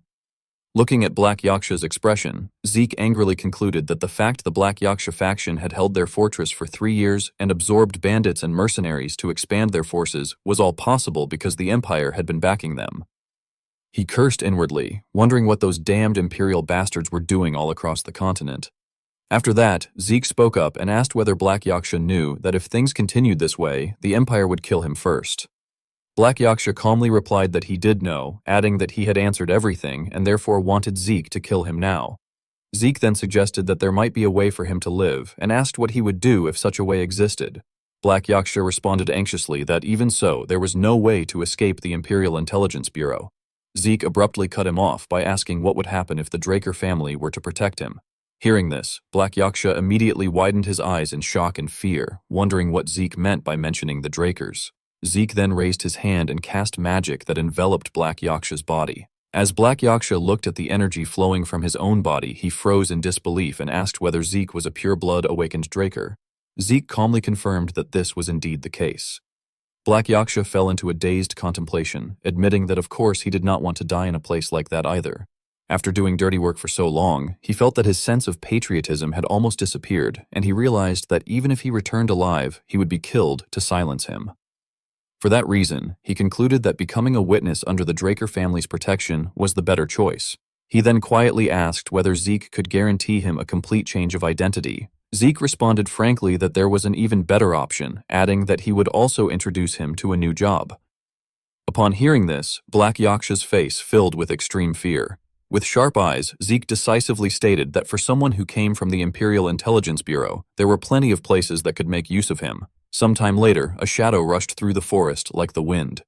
Zeke moved at an astonishing speed, thinking to himself that the fortress still had not fallen and that without Black Yaksha, Andre's group alone should have been able to take it.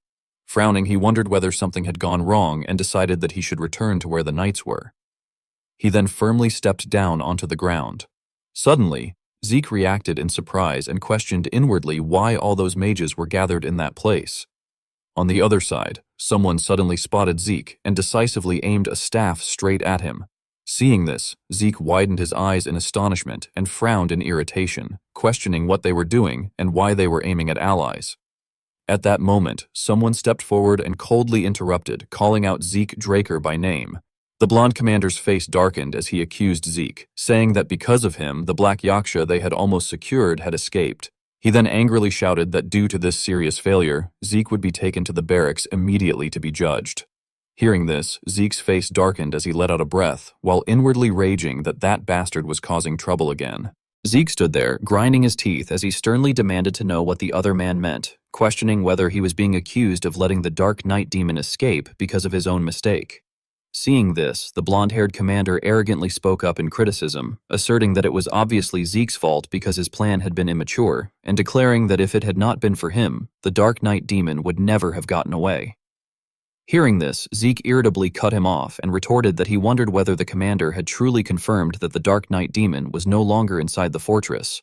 He pointed out that, regardless of everything, the defenses there were still intact. Upon hearing that, the man hastily shouted for Zeke to shut his mouth, insisting that he had already checked and that someone had rushed out of the fortress.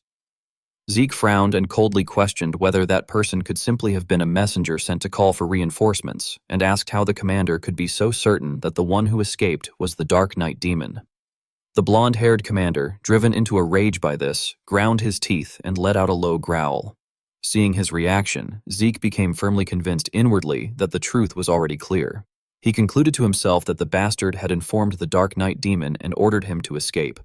Staring fixedly at his opponent, Zeke silently reflected that the man had committed betrayal for 3 whole years, colluding with the enemy, and that although he might not have realized his actions had aided the Empire's experiments, he was, in the end, nothing but trash. At that moment, the blonde-haired commander darkened his expression and declared that it was enough, ordering Zeke to follow him. Turning around to leave, he threatened loudly that he would report all of Zeke's crimes to their superiors. Seeing this, Zeke let out a sigh and thought to himself that the man could do whatever he pleased. In the quiet darkness of the night, Zeke and the others slowly advanced toward the towering stone gate, where flickering firelight cast long shadows on the ground and filled the atmosphere with gloom.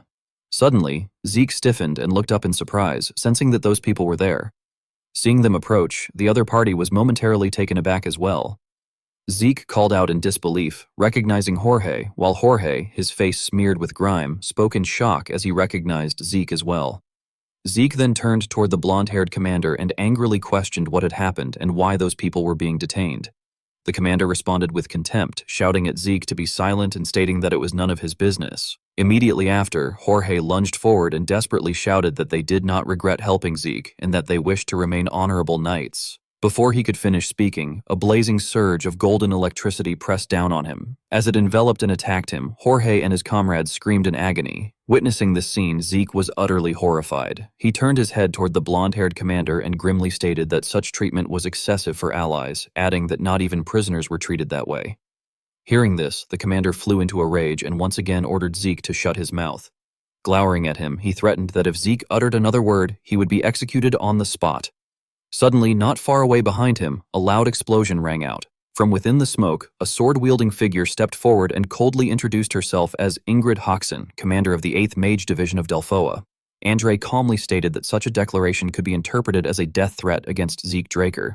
He then frowned in displeasure and added that, from that moment on, the Draker family would consider Delphoa to be in a state of wartime readiness. Faced with the overwhelming presence of the three of them, Ingrid, standing opposite, froze in place. In panic, he thought to himself that out of so many people, a direct warning from the Draker family had been issued, and it had been directed at Delphoa as a whole.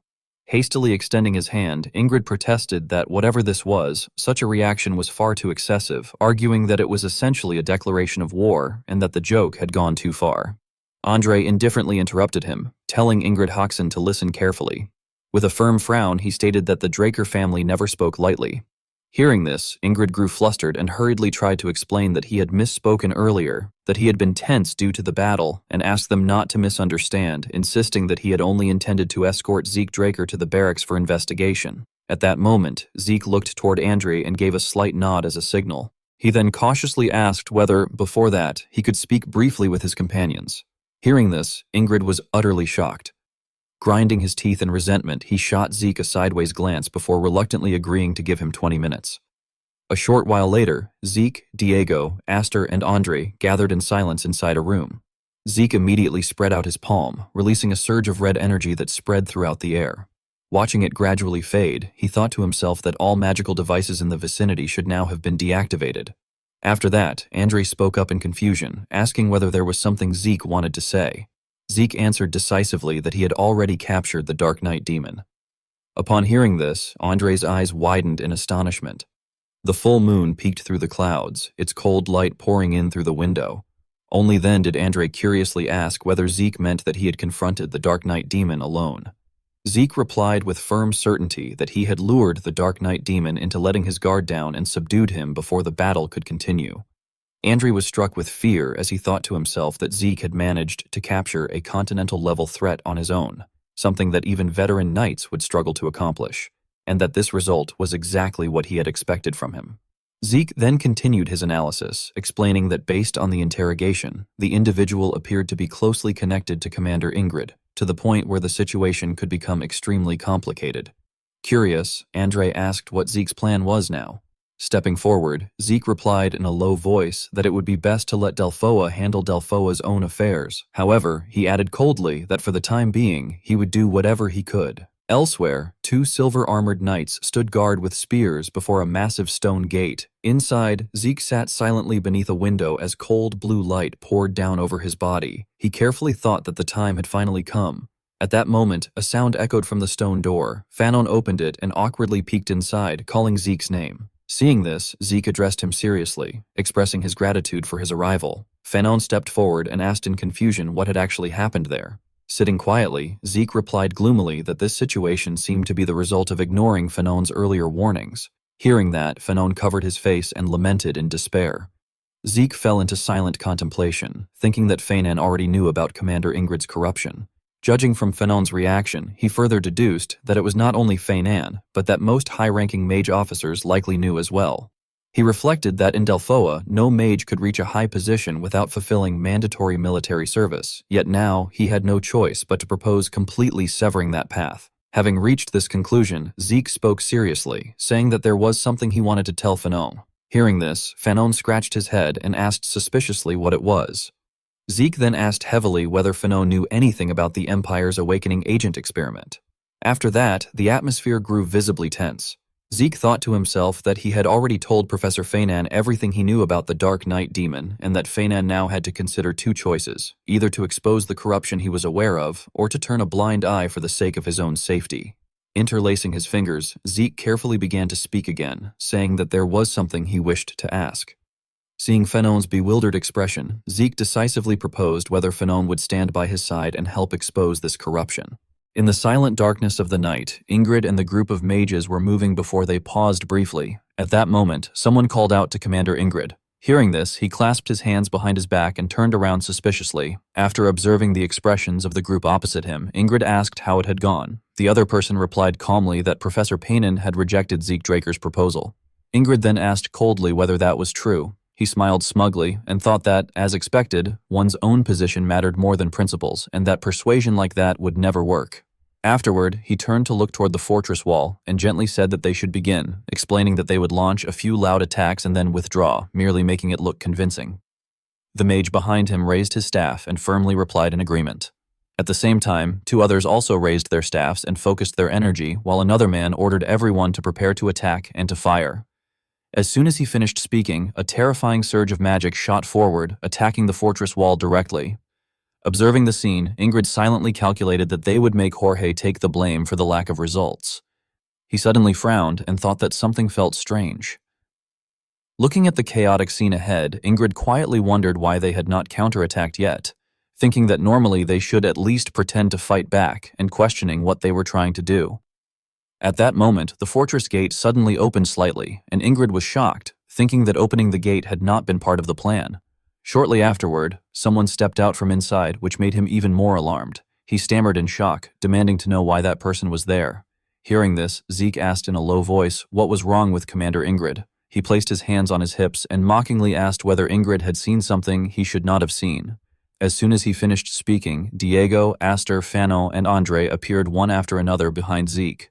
Several hours earlier, Zeke had held out a scroll with a magic circle drawn on it and calmly stated that he had used a magic scroll that blocked eavesdropping, explaining that now no one could hear their conversation. He then glanced aside hesitantly before asking Fanon directly whether he had been serious about cooperating, addressing him as Professor Paynon. Fanon remained silent for a moment before firmly confirming that he was, explaining that he could not ignore the awakening drug experiments. Hearing this, Zeke cautiously remarked that if Fanon did this, his career in Delphoa would likely be over. Fanon calmly responded that it was fine, and declared firmly that rather than building a shameful career, he would rather give it up. Zeke expressed his gratitude and thanked the professor, then said that they should move quickly because they needed to strike that commander hard. Returning to the present, Ingrid's group and Zeke's group stood face to face. Ingrid angrily shouted at Paynon, calling him a useless fool and asking how he dared to betray them while questioning whether he thought he could get away with it. Before he could finish, Zeke glared and cut him off by addressing him as Ingrid Haxon. At the same time, several people calmly appeared behind Zeke, and he coldly and indifferently stated that, for Ingrid's collusion and communication with continental enemies, they had brought people to investigate his corruption, ordering him to surrender peacefully. Immediately afterward, the 3 inspectors stepped forward indifferently. Seeing them, Ingrid was startled and thought in confusion about who those people were. After examining their appearance more closely, he became certain and realized that they were Delphoa's inspection unit. He immediately spoke anxiously, claiming that it was a misunderstanding and insisting that he had never colluded with anyone, arguing that it must have been something fabricated to frame him. The brown-haired inspector responded indifferently that they had already secured all the evidence inside the fortress and told him not to even think about denying it. Hearing this, Ingrid ground his teeth unwillingly. He then lunged forward and shouted furiously, asking if they thought he would die alone, warning that if he spoke a single word, everyone would die, and claiming that he had connections, not just within the division, but across all of Delphoa, which would be shaken. In an instant, Zeke raised his fist and rushed forward, striking Ingrid directly in the face and sending him reeling backward in shock. Sitting on the ground, Ingrid angrily shouted that even after he had warned them, they still dared to act against him. Zeke heard that and disdainfully remarked that if they had connections, they should use them all they wanted. Oh. Seeing this, the other person immediately became stunned. Zeke then coldly added that he was a direct blood Draker and a pure blood awakener, as well as the sole successor of Duke Draker, the former Black Knight. Locking his gaze on the opponent, he warned in a low, threatening tone that it might be fun to make a bet and suggested they see who had more connections. Seeing the situation, Ingrid hurriedly dropped to her knees and desperately admitted that she had been wrong and had truly messed up, pleading repeatedly for forgiveness. Zeke immediately lashed out angrily, telling her to beg forgiveness from the knights who had died because of her, not from him, and called her a piece of trash. At that moment, someone approached and addressed him as Sir Knight, causing Zeke to instantly turn toward the voice. Jorge placed a hand on his chest and solemnly expressed his deep gratitude, saying that thanks to Zeke, their injustice had been cleared. Zeke thought to himself that his testimony had excluded them from the inspection list, but if the 8th Magic Division disappeared, its Knight Order could not survive. Observing Jorge's sorrowful expression, he further reflected that if no other Magic Division took them in, the 8th Knight Order would be dissolved. After thinking this over, Zeke curiously asked whether Jorge regretted it. Jorge immediately and firmly replied that he did not.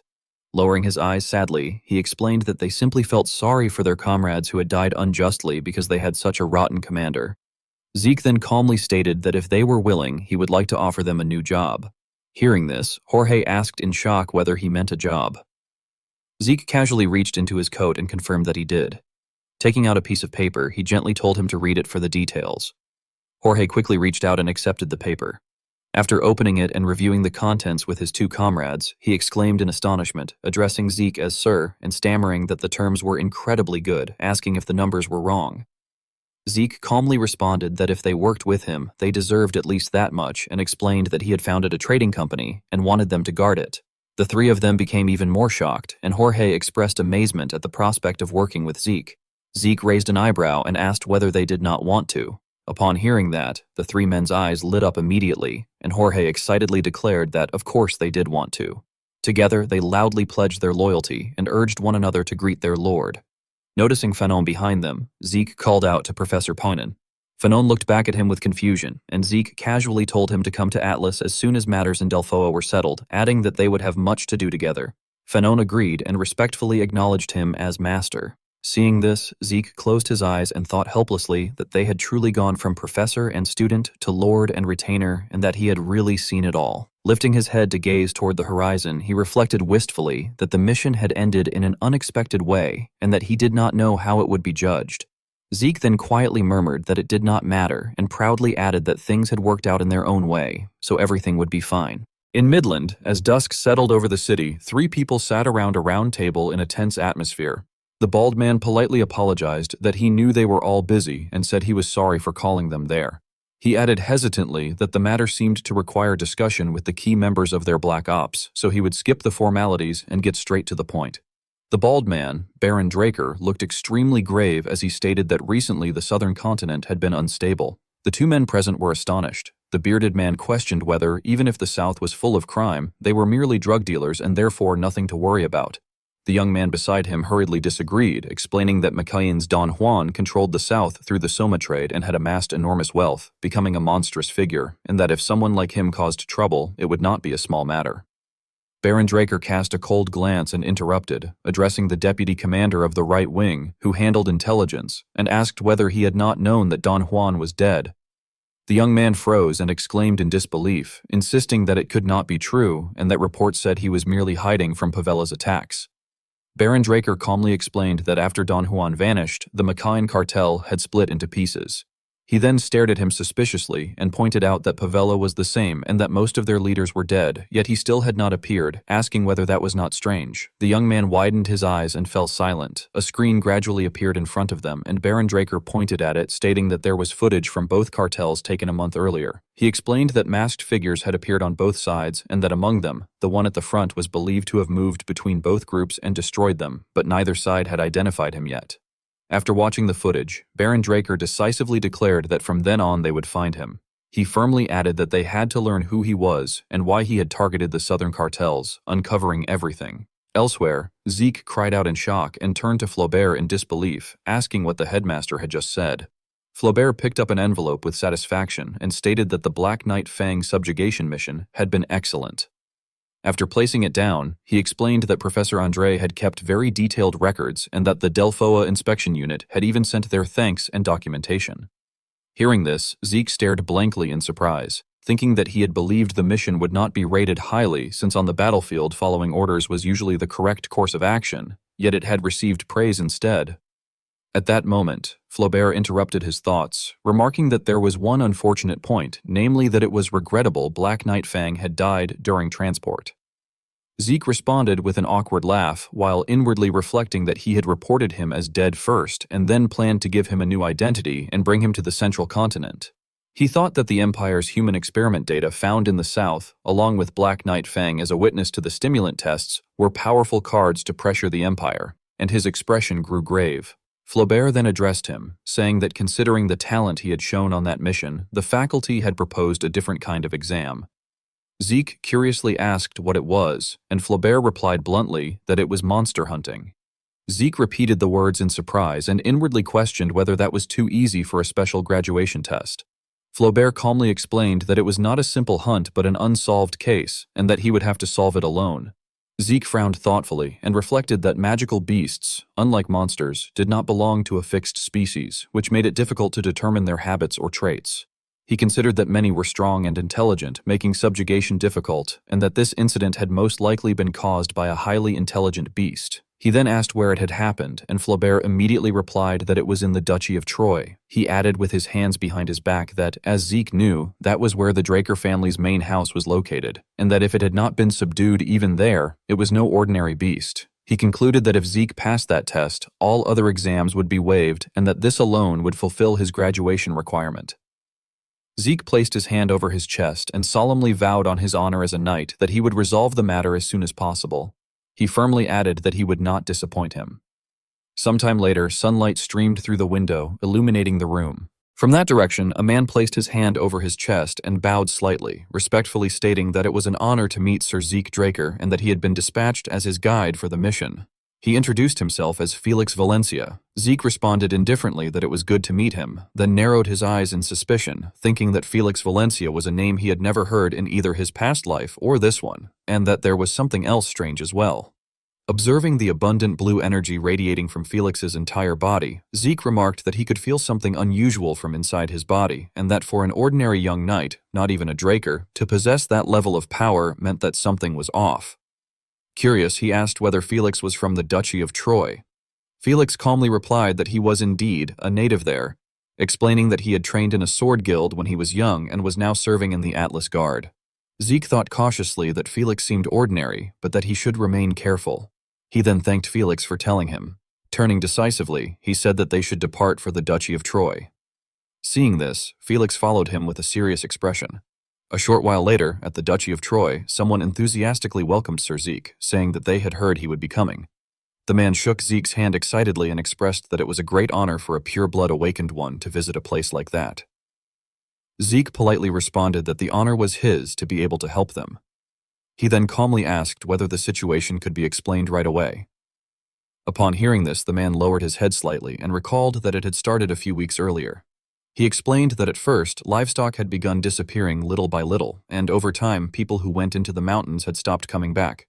He added that first children had vanished, then women, and then adult men, and that it had seemed to target larger prey as time passed. Hearing this, Zeke asked whether there was a site where traces remained.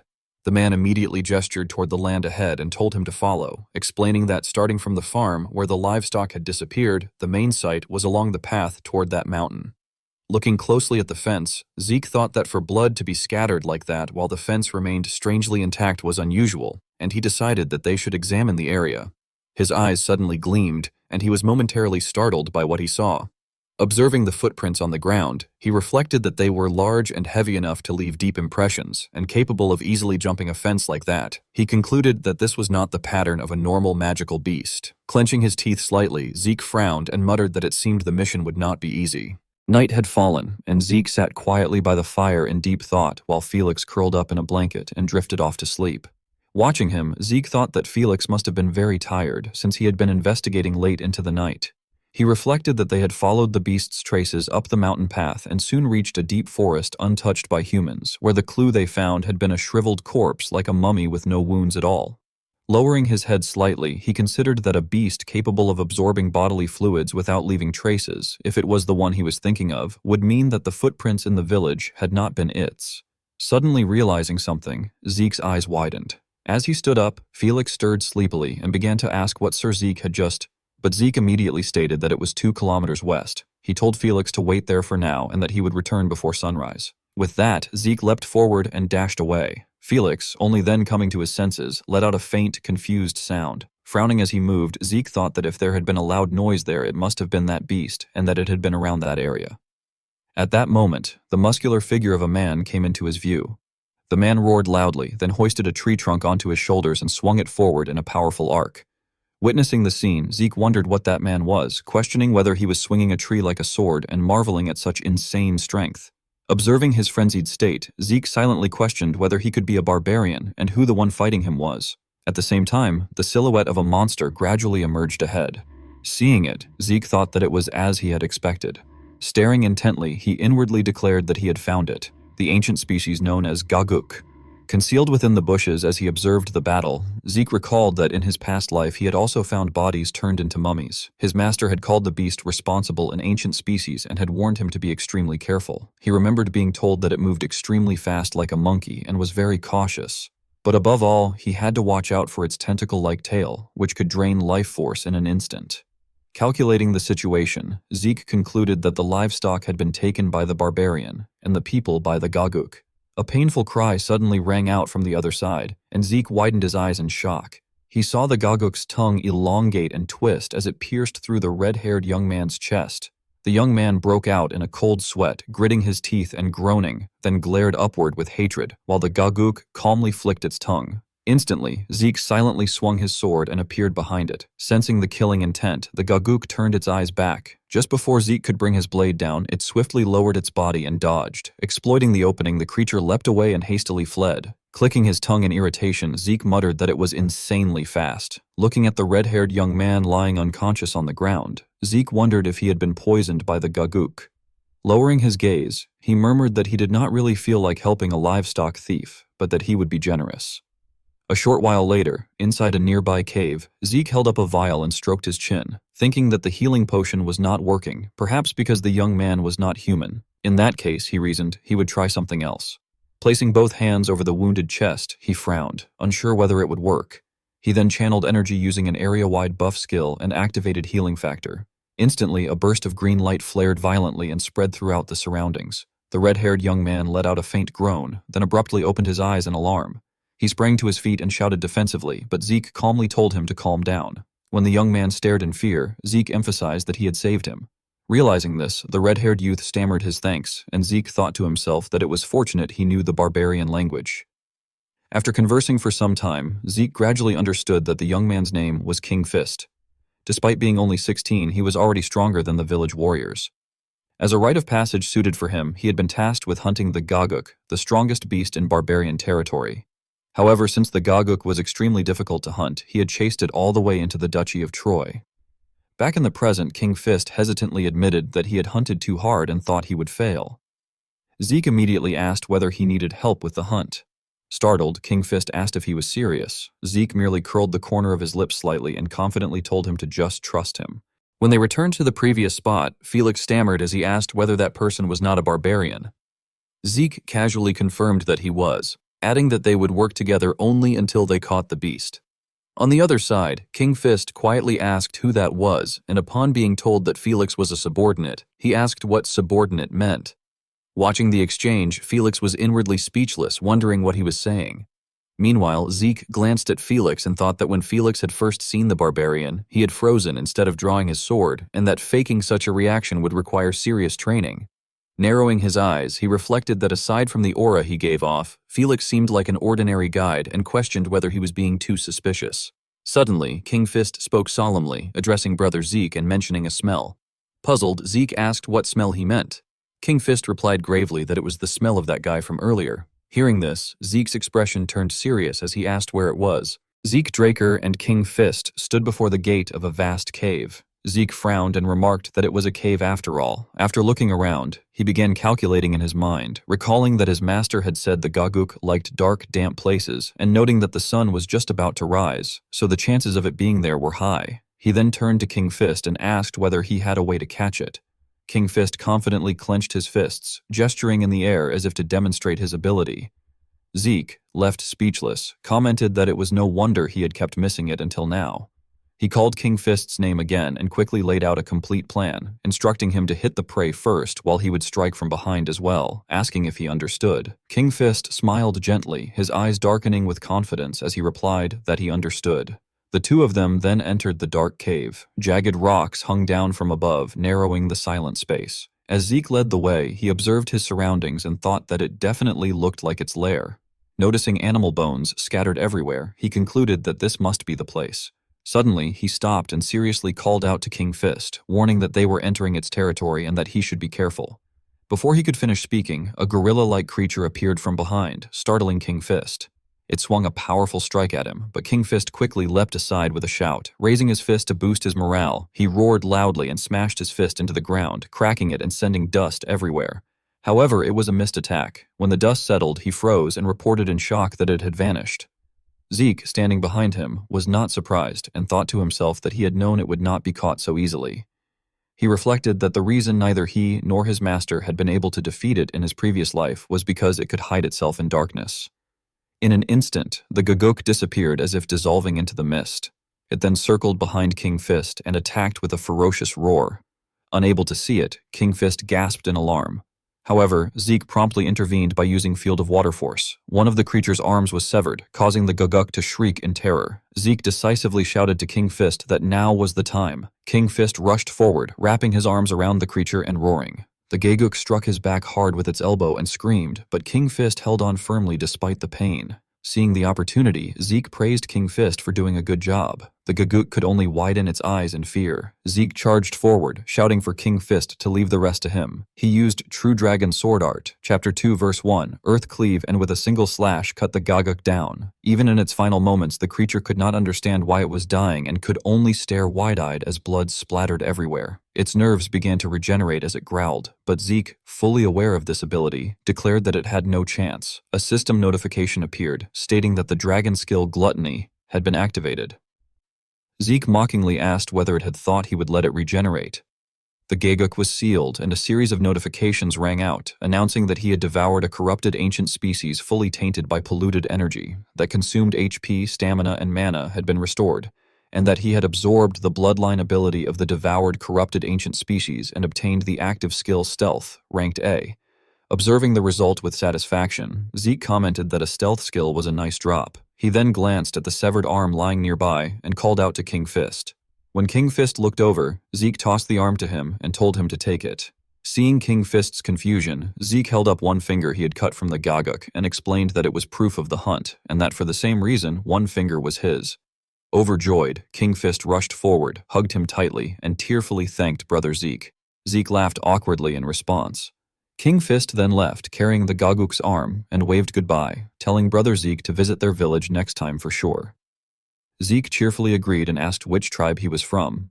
King Fist proudly replied that he was from the super-strong Rock tribe. This answer shocked Zeke, who muttered in surprise and quickly realized that it was the largest tribe among the barbarians. While Zeke was still stunned, King Fist called out to him again, smiling and urging him not to forget to visit their village. Zeke smiled and waved back, assuring him that he would definitely visit next time.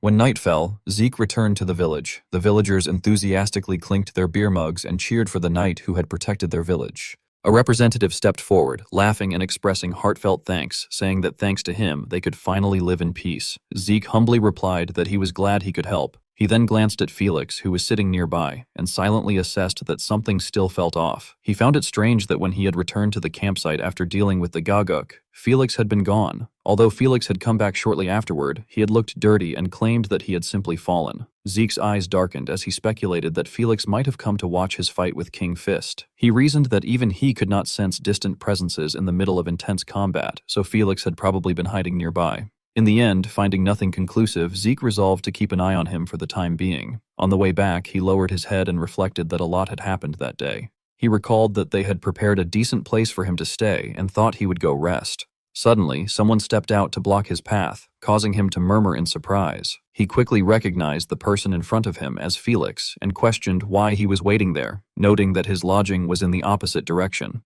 Felix hesitantly responded before lowering his head and respectfully requesting that Sir Zeke accept him as his squire. Zeke was bewildered and asked what he meant by a squire. Felix then grasped the hilt of his sword and asked him to look at something first. With a determined expression, he drew his sword and assumed a stance, beginning to execute a series of precise movements with intense focus. After observing for a while, Zeke was deeply astonished and tensely realized that there was no doubt about it. He recognized with certainty that the swordsmanship Felix was performing was none other than the Holy Kingdom's Paladin heritage swordsmanship. Felix finished his demonstration in the darkness by delivering a decisive sword strike. After stopping, he let out a relieved sigh and explained that that was as far as he could go and addressed Zeke as Sir Zeke. Hearing this, Zeke Draker seriously questioned him, asking how Felix knew the Paladin inherited swordsmanship when he had clearly said that he had only completed the Swordsman Guild course. Felix seemed somewhat startled by the question and explained that Paladins had extremely limited contact with the outside world even within the Holy Kingdom. He added that those who belonged to the Holy Knight Order were called paladins, and that the swordsmanship was a secret art passed down only among them, so very few people should be able to use it in such a way. After pausing briefly, Felix avoided Zeke Draker's gaze and hesitantly admitted that, for some reason, he had felt that Sir Zeke would recognize that swordsmanship. He then put a hand into his pocket, raised his head, and stated that there was no longer any point in hiding it from Sir Zeke. Felix then took out an item and handed it towards Zeke Draker, asking him to take a look at it as well. Zeke Draker raised his eyebrows in slight confusion and exclaimed that it was something he immediately recognized as the emblem of a formal paladin. Felix confirmed this by explaining that his grandfather had been a paladin. However, his expression darkened as he continued, saying that in the past his grandfather had been caught in internal power struggles within the Holy Kingdom, had been framed, and had eventually been excommunicated. This revelation was somewhat beyond Zeke Draker's expectations, and he reacted in surprise, asking what had happened while inwardly feeling that the situation was becoming complicated. Felix continued his story, explaining that his grandfather had risked his life fighting internal enemies in order to expose the corruption within the kingdom, but he had not been able to avoid the accusations that were turned against him. Felix added that not only had his grandfather been excommunicated, but he had also been on the verge of being executed in disgrace. However, with the help of his comrades, he had barely managed to escape the Holy Kingdom, after which he had lived while hiding his identity in the Duchy of Troy. At this point, Felix seemed somewhat troubled. After sheathing his sword, he hesitated before continuing, explaining that as time passed, before his grandfather died, the old man had told him everything that had happened and had passed that swordsmanship down to him. Only then did Zeke Draker suddenly seem to understand. He repeated the words, "passed down," in surprise and wondered aloud whether that meant something else as well. He then asked Felix whether his grandfather had tried to pass down aura to him before he died. Felix looked confused and asked what aura inheritance was. In response, Zeke Draker took Felix's hand and instructed him to hold it out. Although Felix did not understand what was happening, he quickly complied, responding with some confusion before agreeing.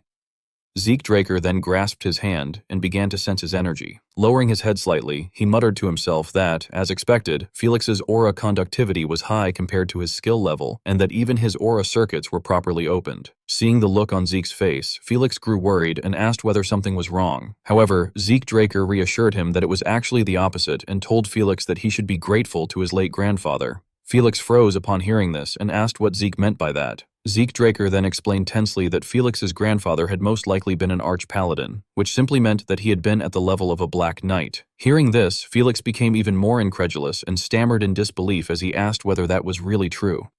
Zeke Draker stated seriously once again that the paladins of the Holy Kingdom possessed a unique technique that had been passed down since the Empire era.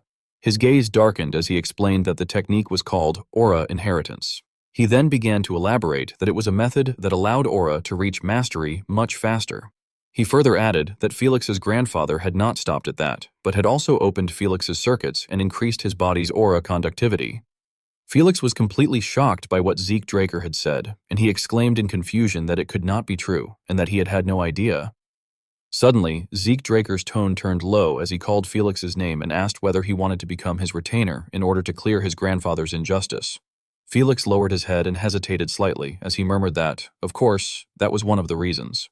However, he also admitted that after secretly watching Sir Zeke fight during the last mission, he had genuinely come to want to serve by his side. Placing a hand over his chest, Felix sincerely assured him that if Zeke allowed it, he would not regret it. Zeke Draker frowned slightly as he looked at Felix and cautiously thought to himself that if Felix were merely a normal spy, he could keep him close and discover who his enemies were, but if not, then it meant he had gained a retainer with great potential.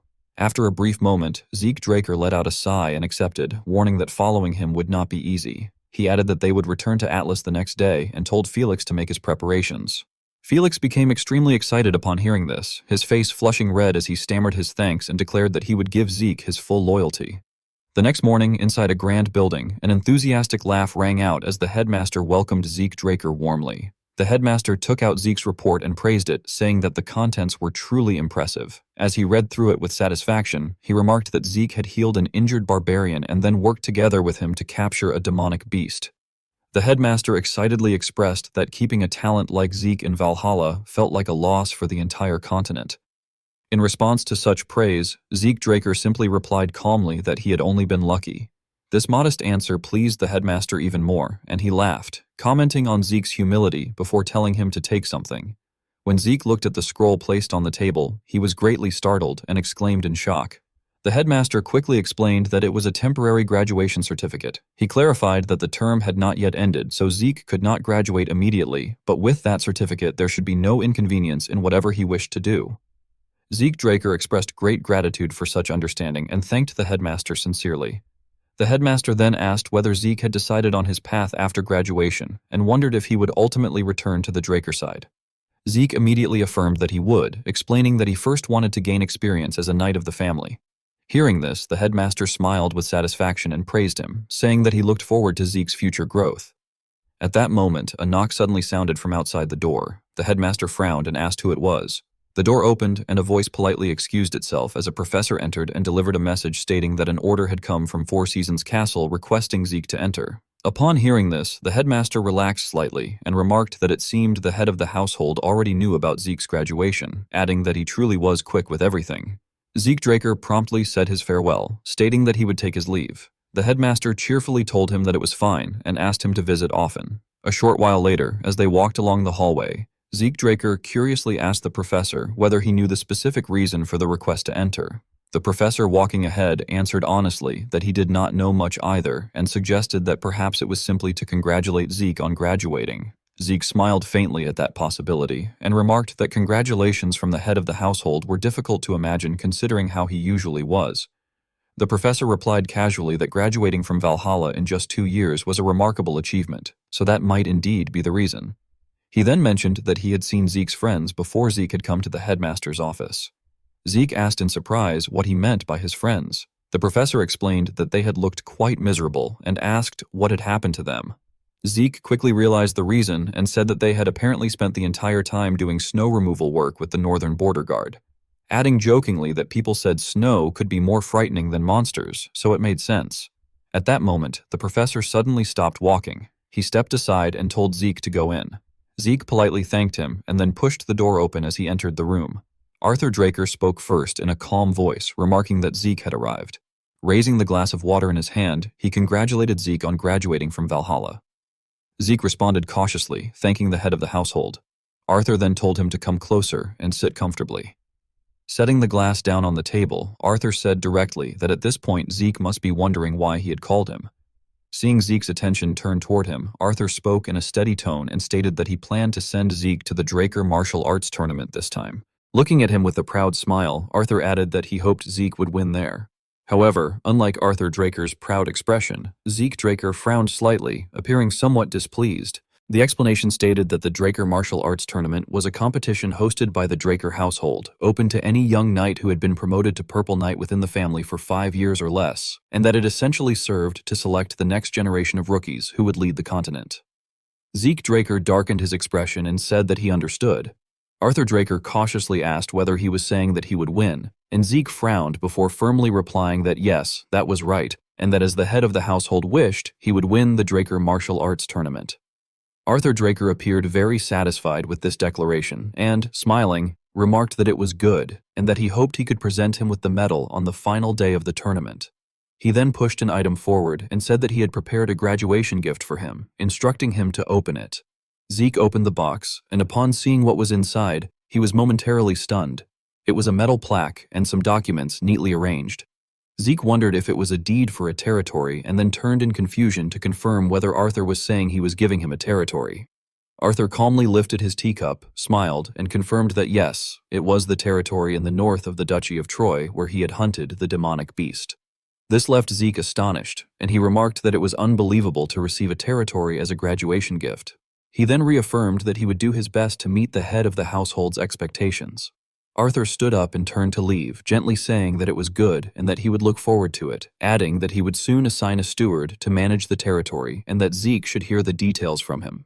He then paused, looked at Zeke, and told him that he could leave now. Zeke silently stared at him and expressed his gratitude for the consideration before departing.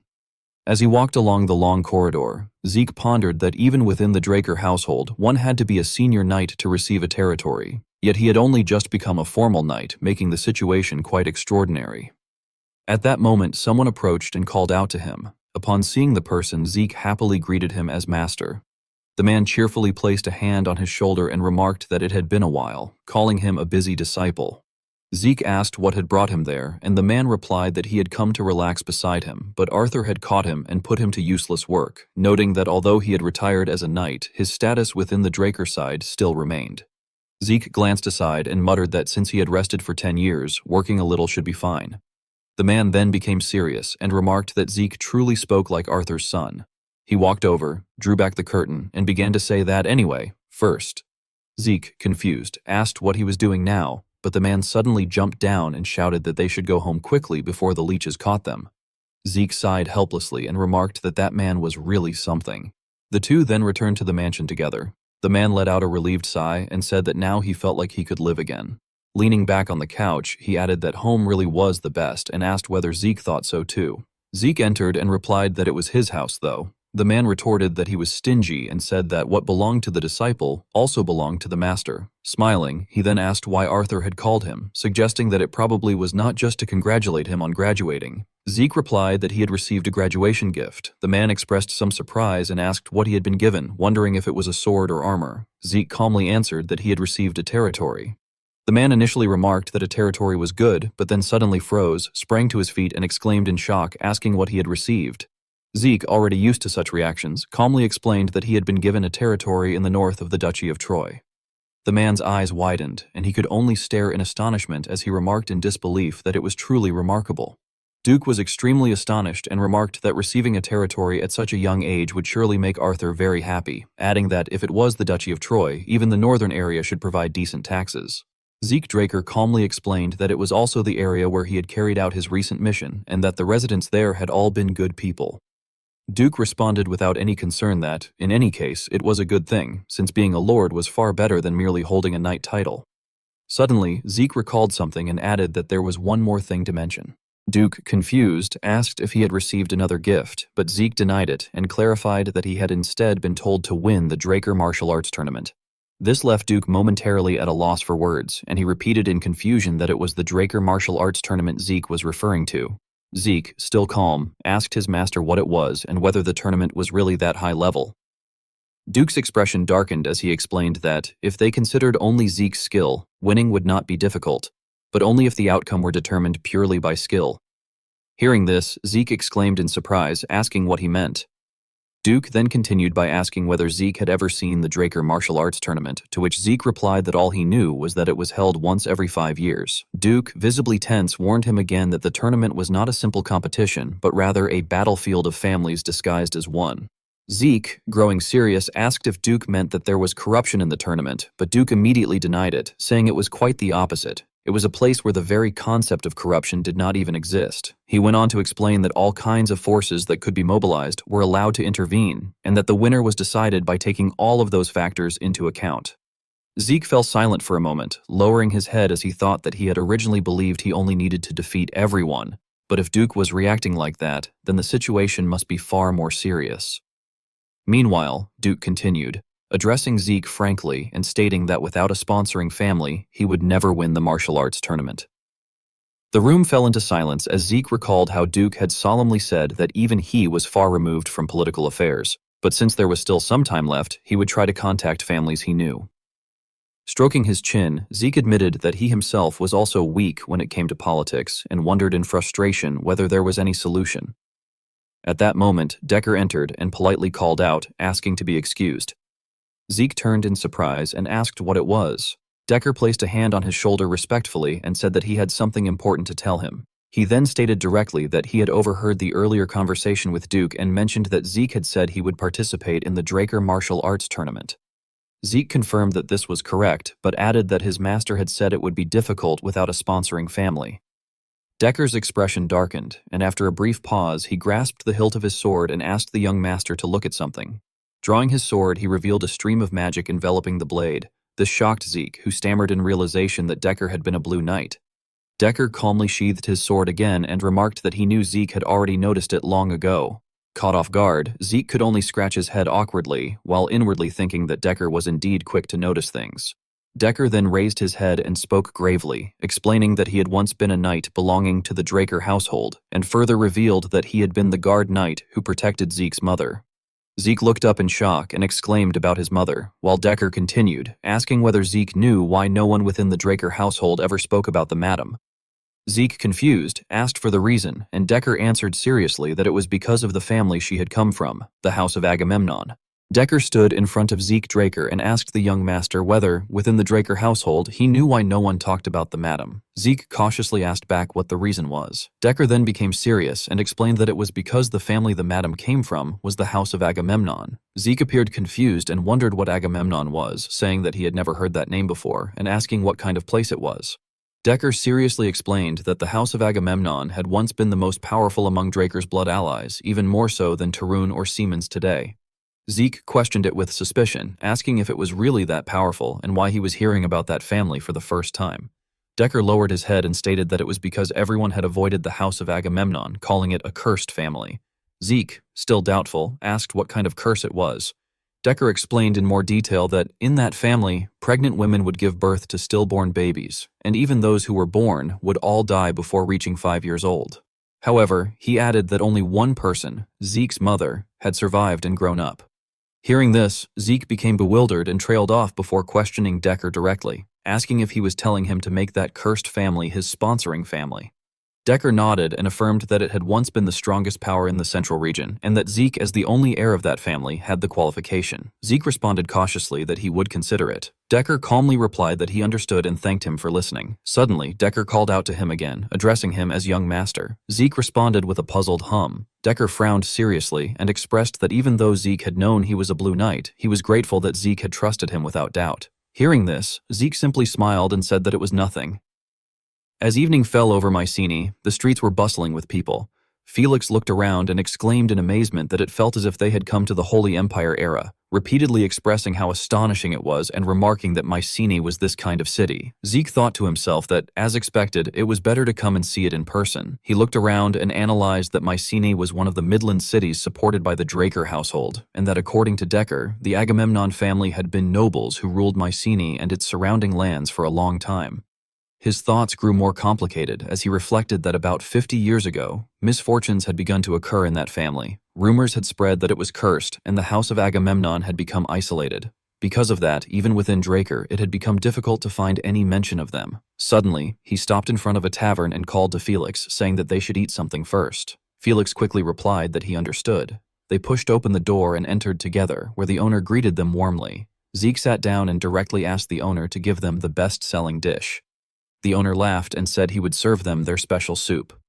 While the owner went to prepare the food, Zeke carefully observed the surroundings and thought that overall, the people seemed relaxed and public safety looked good, and that the city itself appeared to be fine. At that moment, someone approached them and asked if they were travelers, offering to treat them to grilled beef ribs if they had not eaten yet. Another person chimed in, saying that if they came to Mycenae, they must try it. Zeke smiled warmly and thanked them, remarking that the people of Mycenae were truly kind. He then raised his head and asked the owner to give each of them a glass of beer. One of the people reacted in surprise, while the owner responded generously that it would be done.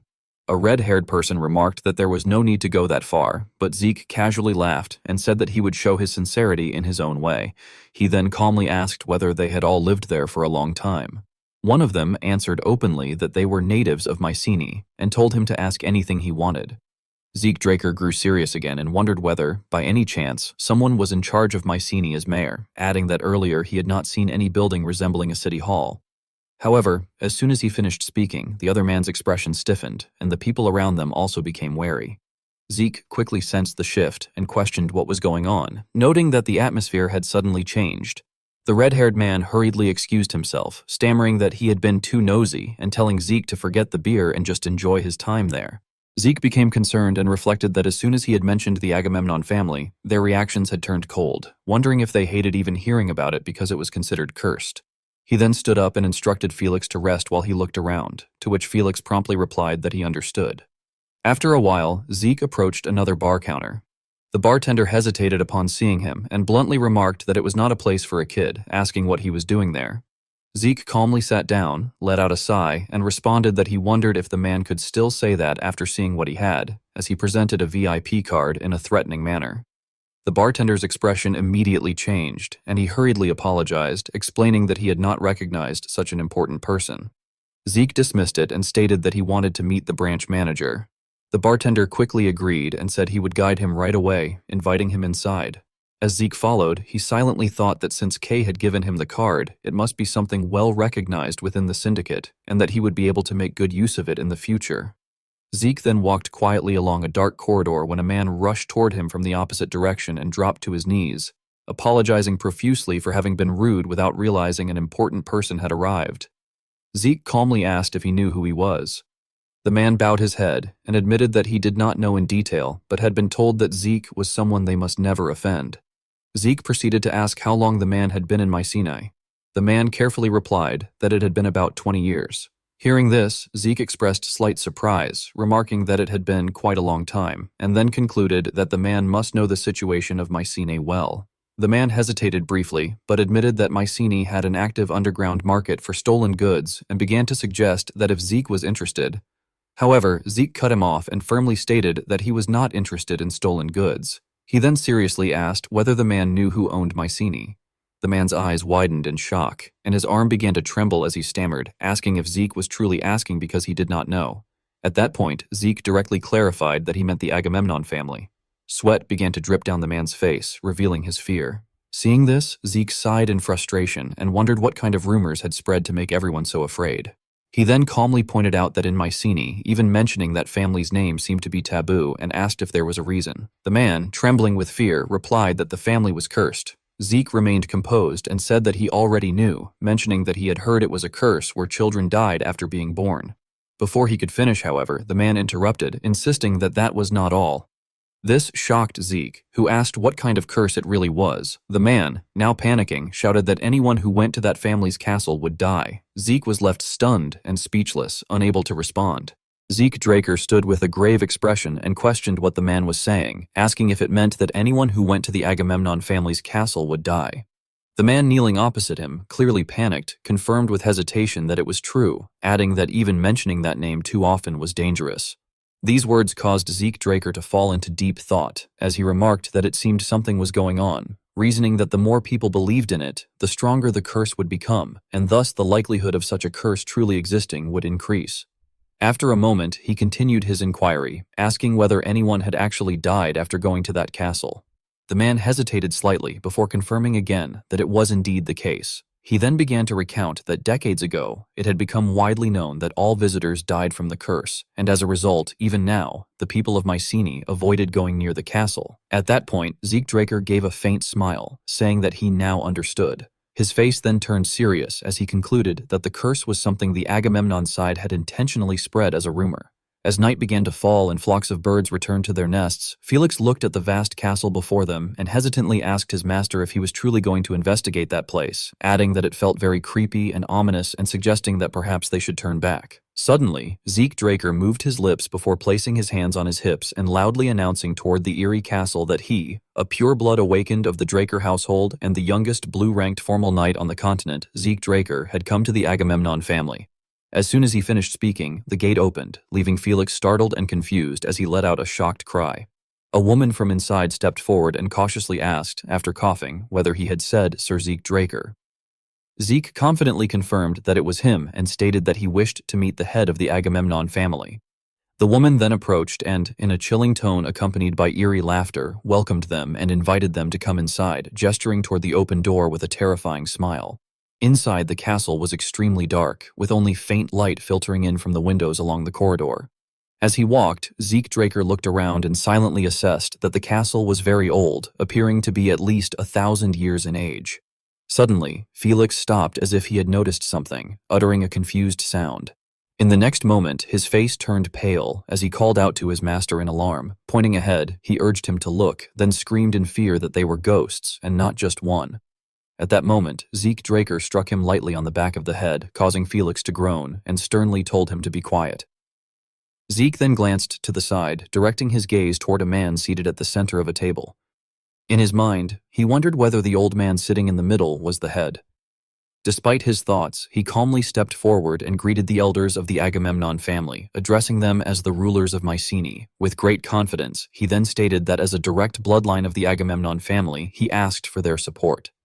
Suddenly, the elderly man slammed the table and stood up from his seat, lifting his head to look above. Seeing this, Zeke Draker speculated that there seemed to be a painting above. He then turned to Felix and ordered him to shine the lamp on that wall. Though confused, Felix obediently agreed and raised the lamp in his hand toward the wall. As the oil paintings gradually came into view, he was utterly shocked and exclaimed in disbelief, questioning what kind of painting it was. Zeke Draker turned his gaze in that direction and silently thought that there were two paintings the head was looking at. He observed that one showed many people coughing blood and dying, while the other depicted bodies being thrown near a lake, abandoned without mercy. At that moment, the man stepped closer and said that it was the family's symbol. Suddenly, he shouted angrily that the family's symbol was gone, cursed, and that there was no right to inherit. He added that everything in that place was cursed and that everyone died. Zeke Draker calmly asked whether it meant that since the symbol was gone, there was no right to inherit. Behind him, Felix seemed stunned and, filled with confusion, wondered how Zeke had interpreted those words that way. Zeke Draker, still resting his chin on his hand, murmured about the family's symbol and a lake. After a moment of thought, he asked whether the family's symbol had sunk to the bottom of the lake. The woman beside them turned and made a faint, unclear sound. Seeing this, Zeke directly requested that they guide him to the lake. They were soon led to a lake illuminated under the moonlight. Felix, witnessing the scene, exclaimed in amazement that he had never seen such a large lake and noted that it was murky, making it very difficult to find anything. Meanwhile, Zeke Draker tried to summon something, thinking that in the painting there had been a person jumping into the lake while holding something, and that this was the only clue he had, which was why he had bought whale's breath. He took out a small bottle, determined that he needed to go into the lake himself. The item in his hand, whale's breath, allowed one to breathe underwater. As soon as Zeke drank all the liquid inside, the system displayed a notification that whale's breath was being used. After that, he slowly approached the lake and told Felix that he would go into the lake for a while and that it might take some time, so Felix should wait there. Felix, confused, responded hesitantly. Only when Zeke jumped straight into the water did Felix come to his senses and call out for him to wait, but by then Zeke had already dived beneath the surface. Underwater, Zeke opened his eyes wide and tried to observe his surroundings, wondering what he was seeing. Moments later, he noticed something glowing and realized that it was a huge pile of bones, concluding that the story in the painting had been real. When he saw a mask nearby, he became even more puzzled and wondered what it was. Swimming closer, he picked it up and thought that on top of the finely crafted golden mask was a pattern similar to the emblem of the Holy Kingdom. Suddenly, a strange tremor occurred, startling him as he wondered what the vibration was. Behind him, something appeared, leaving him bewildered. The system then displayed a notification that it had detected an ancient dragon species corrupted by polluted energy.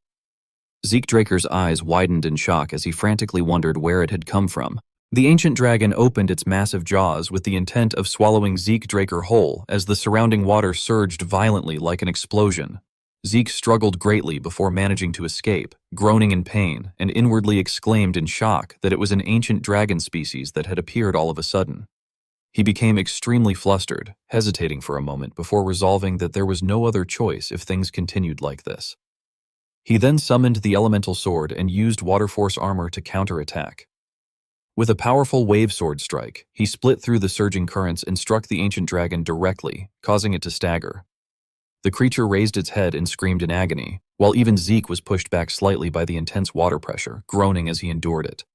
Internally, he assessed the situation, noting that the water pressure was incredible and that continuing to fight under such conditions would put him at a severe disadvantage. Suddenly, his expression froze as he realized something, recalling that he had another option. Acting immediately, he transformed into Hersian, and a suit of armor materialized around his body. Tightening his grip on his weapon with determination, he declared inwardly that he would proceed. Having regained his momentum, he prepared to attack once more, activating Dragonslayer art, True Dragon Sword Form, Chapter 8, Section 1. He then unleashed a dragon-scale slash that struck the ancient dragon's body directly, causing it to growl in pain as its vision darkened. At that moment, the system displayed a message stating that he had drawn fear from the ancient dragon species corrupted by polluted energy, and that the unique authority Dragon Domination had been activated, asking whether he wished to subjugate the target. Reading this, Zeke was taken aback and questioned in surprise whether this one could also be subdued. After a brief moment of consideration, he decided that it was better than doing nothing and chose to subjugate it. Chains shot outward and wrapped around the ancient dragon, and shortly after, the system confirmed that he had successfully subdued it. A radiant light then began to shine from the creature's face, causing Zeke to feel confused as he wondered what was happening. Soon, a large golden sphere of energy expanded, filling the underwater space, and the system explained that the demonic energy that had corrupted the ancient dragon was being purified, restoring its former divinity. Small glowing particles began to appear beneath the water, and the ancient dragon transformed into a completely different form. Zeke quickly noticed the change, observing that it had previously looked like a monster, but now, freed from demonic energy, it appeared quite sacred. The creature made a soft sound, and the system asked whether he wished to give a name to the subdued dragon.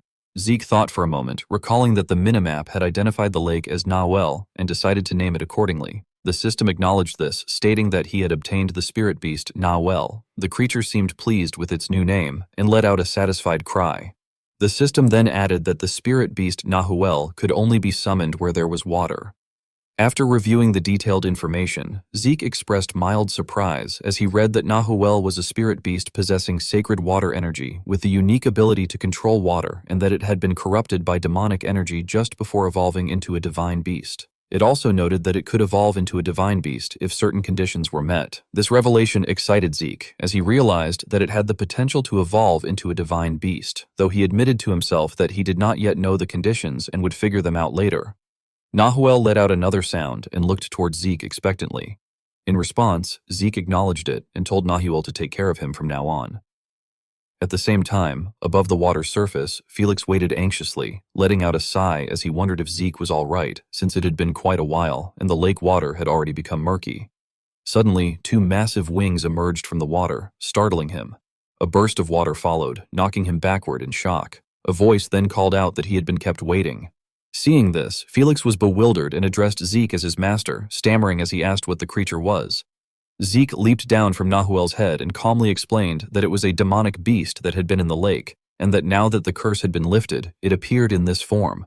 Felix, still dazed, responded that he understood. Meanwhile, Zeke lowered his gaze to the mask in his hand and wondered what exactly that artifact was. Felix, who was standing nearby, was also extremely curious, and he remained lost in his own thoughts as he reflected that he had seen it earlier, and that the sun pattern looked very similar to the emblem of the Holy Kingdom. Meanwhile, Zeke Draker made a decision, wondering if, just in case, he should infuse it with some ether like he had done with the Terracan relic. After he collected it, the system displayed a notification stating that he had obtained a mask. The question marks surprised Zeke Draker, and he noted with curiosity that its name was also hidden, just like when he had first obtained Hercian. He then recalled that, according to Jellion, who had studied Hercian, it had been made at least before the Golden Age, and he inferred that this mask, which had similar features, might also be a relic created during that era.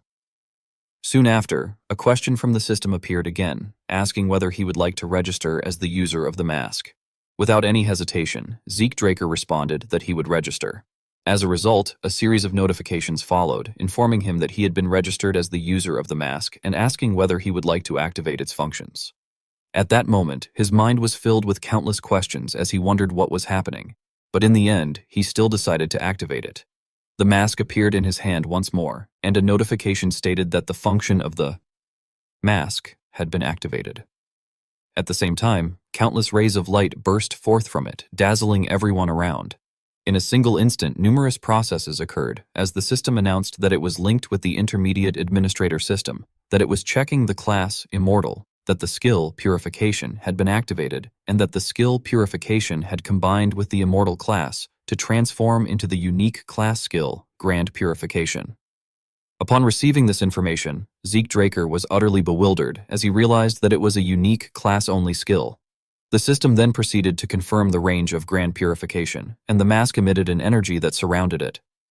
That energy shot straight into the sky, as the system declared that it was proceeding with the purification of the demonic energy that had corrupted the land.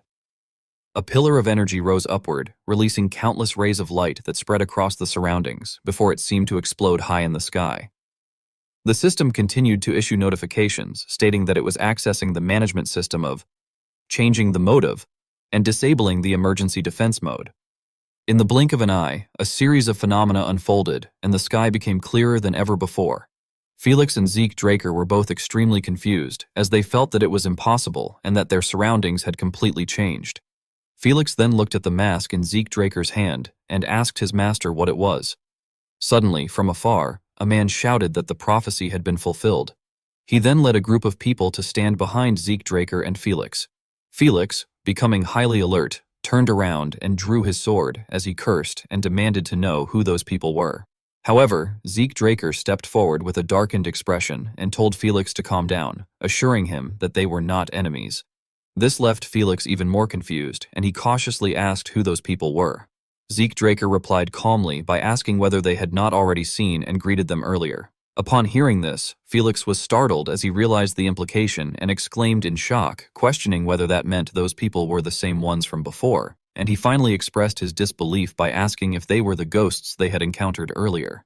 The group dismounted from their horses, and the man leading them declared that the prophecy had been fulfilled. He clenched his fist in excitement and proclaimed that the child with black eyes had restored the family to its original state. His words seemed to unsettle Zeke Draker, while those behind him began cheering enthusiastically, calling the child with black eyes the savior of the family. Felix, witnessing the scene, stammered in confusion and wondered how those ghosts could exist. Understanding what he meant, Zeke Draker interrupted and explained that they had not been ghosts, but people whose condition had worsened due to the curse, and that now that the curse had been lifted, they had returned to their original forms. At that moment, the leading man approached and called out to Zeke Draker, welcoming him warmly as his grandson with black eyes and praising him for lifting the family's curse and saving them. Zeke Draker smiled proudly and replied that it was true, addressing him as grandfather, and added sincerely that he was glad they could meet again like this. Afterward, everyone returned together to the luxurious palace. Felix remained frozen in place, murmuring in disbelief and wondering how the castle could have changed so drastically in just one night. He questioned whether, at the moment the surroundings had changed, it had indeed indicated that the emergency defense mode was being disabled. Meanwhile, Zeke Draker looked around thoughtfully and considered that if it worked in conjunction with a system like Dragonslayer or Kaisir's Sanctuary, then its ability must be related to an Elder Dragon's artifact. Just then, an elderly servant approached and asked young Master Zeke whether the meal had suited his taste, adding that it was the first time in 50 years she had demonstrated her skills and that she was glad he had enjoyed it. Felix, standing opposite her, looked over in confusion and wondered who she was, before gasping in shock and questioning whether she could be the same person who had guided them the previous day. The servant laughed happily and confirmed that it was indeed her, adding that they no longer made those strange sounds anymore. Zeke Draker's grandfather then explained that, all that time, because of the curse, they had been unable to see sunlight and could not even eat properly to sustain themselves. He added sorrowfully that as a result, their condition had worsened until they were no longer able to speak properly. Zeke Draker nodded in understanding and said that he had something to show him regarding that matter. He took out a strange mask he had found at the bottom of the lake and presented it. Upon seeing it, his grandfather was greatly shocked and exclaimed that it was the golden mask of Agamemnon, expressing disbelief that the family's symbol had returned. Zeke Draker then asked if he could tell them what had happened. His grandfather, holding the mask sadly, replied that Zeke had the right to hear all of the family's secrets. His eyes lit up as he began recounting that about 50 years ago, a great plague had spread in Mycenae. At that time, the Agamemnon family had done everything possible to prevent it from spreading beyond the city. The elders had isolated the infected and gathered the remaining citizens into the castle to prepare thoroughly. Yet despite their efforts, the terrifying spread of the plague could not be stopped. He explained that after suffering from high fever and red spots, most victims would vomit blood and die within 3 days. Hearing this, Zeke Draker shuddered and speculated that the plague might have been scarlet flower disease, noting that although the time to death was somewhat different, the symptoms were very similar. His grandfather then continued, saying that the real problem had begun when the sun went down. He explained in a somber tone that those who had died from the plague rose again and began attacking the living. Zeke Draker lowered his gaze and asked whether that meant they had become zombies. However, his grandfather denied it, explaining that they were different from zombies controlled by dark mages, and added that if the dead bit the living, those victims would also transform and attack others. Zeke Draker realized something and exclaimed that it had spread like a plague. His grandfather, clenching the hand resting on the table in anger, said that they could only explain it as a curse falling upon Mycenae. With a displeased look, he muttered that it had been too strange and terrifying for ordinary people to accept. He then continued that after that, they had fortified the castle and, with the remaining survivors, could only wait for the plague to subside, but without a clear solution, the number of corpses had only continued to increase. Returning to the present, his grandfather presented the mask and told Zeke that it had been passed down from the oldest ancestor of their family. Zeke, somewhat confused, asked whether he knew who had made the mask. His grandfather replied that they did not know, explaining that most records from before the Golden Age had been lost. Zeke began to feel disappointed, thinking that it could have been a chance to find a connection with Herzian, and that although he had not expected it to be easy, it was still disappointing. Suddenly, his grandfather stood up and said that, in any case, the castle and the golden mask had long been symbols of the Agamemnon family. Turning and walking away, he continued that because of the divine power within them, the dead could not enter that far, but holding out inside the castle also had its limits. Finally, he stopped in front of several paintings and murmured that, in the end, the head of the family at that time had made a decision. Looking at a painting of people being thrown into the sea, he sorrowfully explained that the elders of the family, including the head, had volunteered to become bait and purify the corruption by sinking the dead into the sacred lake. His expression grew serious as he added that, as Zeke had seen, a problem had occurred, since the corrupt energy had even tainted the sacred lake and turned its guardian spirit into a monster. Zeke frowned and thought that that was why Nahuel, who had once been a spirit beast, had turned into a demonic beast. He then listened as his grandfather explained that it had been a decision made for the city and its people, no matter how long it took, and that sadly, no one had expected it to cause another problem. Zeke then asked, following his grandfather's gaze, whether spreading the rumor of a curse had also been to protect the citizens. His grandfather quickly confirmed that it had, explaining that the remaining corrupt energy could have caused the plague to spread again. Zeke, still curious, asked whether the curse of children dying had also been caused by that corrupt energy. His grandfather lowered his head slightly and confirmed that it had, adding that weak children were more vulnerable. Zeke then became serious and addressed him as grandfather, saying that he would like to hear about his mother as well. This made his grandfather somewhat uneasy, and he asked whether Arthur had not told him about his mother. Zeke stated directly that everyone in the Draker family had avoided talking about her, so he had not even known her name until now. Hearing this, his grandfather became furious, gritting his teeth as he cursed Arthur and said that he should have stopped Laura from marrying that man. Zeke quickly grasped the key point and realized that his mother's name was Laura Agamemnon. He then added that he had heard the Agamemnon family had once been more powerful than any allied family. His grandfather let out a sigh and exclaimed that originally, the Draker household had been an allied family of the Agamemnon family. This revelation shocked Zeke, who asked what he meant. Seeing this, his grandfather angrily explained that during the Holy Empire era, the Draker family had been nothing more than an insignificant rural knight family, and without their help, they could not even have dreamed of entering the central continent. He went on to say, in great anger, that when Mycenae had fallen due to the plague, they had taken the opportunity to absorb other families and grow stronger, which was how the current Draker family had come to exist. Zeke came to understand some of it, and remarked that those Draker people who were good at politics would certainly have done such a thing. However, still confused, he asked why his mother would have married Arthur Draker if she had known about their actions. His grandfather scratched his head awkwardly and admitted that he did not know either, explaining that Laura had always been a mysterious child, having been born while overcoming the corrupt energy. Zeke then brought up another point, asking why only his mother had been able to survive. After a brief pause, his grandfather admitted that there was a reason for that and revealed that Zeke's mother had been a healer class. Zeke was stunned and repeated in shock that his mother had been a healer class. The instructor explained to the class that those with talent in swords walked the path of a swordsman, those with talent in bows followed the path of an archer, and those with talent in spears became spearmen, adding that this was the meaning of class. It was also stated that Zeke Draker's mother, Laura Agamemnon, had been a healer class individual capable of overcoming corrupt power.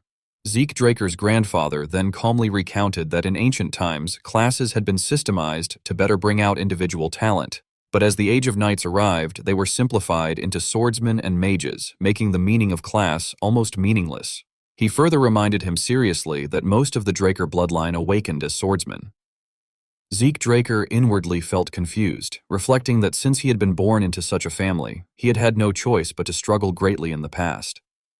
Suddenly recalling something, he wondered if, since his mother had been a healer class, Arthur Draker had known about her class, and he cautiously asked his grandfather about it. His grandfather nodded and affirmed that Arthur most likely had known. Upon hearing that, Zeke Draker began to think further, reasoning that if Arthur had known, then he should also have known that Zeke possessed talents beyond the sword, and he questioned why, in his previous life, Arthur had expelled him from the family. He then asked whether the Agamemnon family had often produced healer-class individuals. His grandfather explained that it had still been rare, but that the position of head of the family had always been held by someone born with healer talent. Frowning with a hint of sadness, his grandfather recalled that Laura had left the place before coming of age and had gone to the Holy Kingdom, saying only that she was searching for a way to save the family. This caused Zeke Draker's expression to tense as he wondered if his mother had gone to the Holy Kingdom to learn more about the healer class in order to find a way to purify the corrupt energy that had been destroying the family. His gaze darkened as he concluded inwardly that only his father, Arthur Draker, would know the truth about his mother. At that moment, his grandfather suddenly handed him an item and told him to take it. Zeke Draker, confused, reached out to accept it and asked what it was.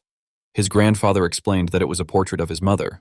His grandfather then asked him mysteriously whether he knew what Laura had said when she had once returned to the castle. Without waiting for an answer, he revealed that she had said that the child with black eyes would restore the family. Startled, Zeke Draker asked if his mother had made a prophecy. His grandfather responded hesitantly that they could not confirm it, but added that Laura had also been an irregular, and considering how extraordinary she had been since childhood, it was possible. Zeke Draker lowered his head and looked at a picture of his mother, thinking to himself that she had been an irregular. His grandfather then spoke again, reminding Zeke that he had said he needed the family's support. His expression darkened as he added that since Zeke was Laura's son and had saved the Agamemnon family, he would acknowledge him. Raising his head and extending a hand toward Zeke, he declared that from that moment on, Zeke would be the sole heir of the Agamemnon family. As time passed under a clear blue sky, strict shouts rang out, urging someone not to turn that way, to maintain better balance, to focus, and to hold the sword properly. Felix panted heavily, gasping for breath, and turned to Zeke beside him, pleading for mercy and calling him master.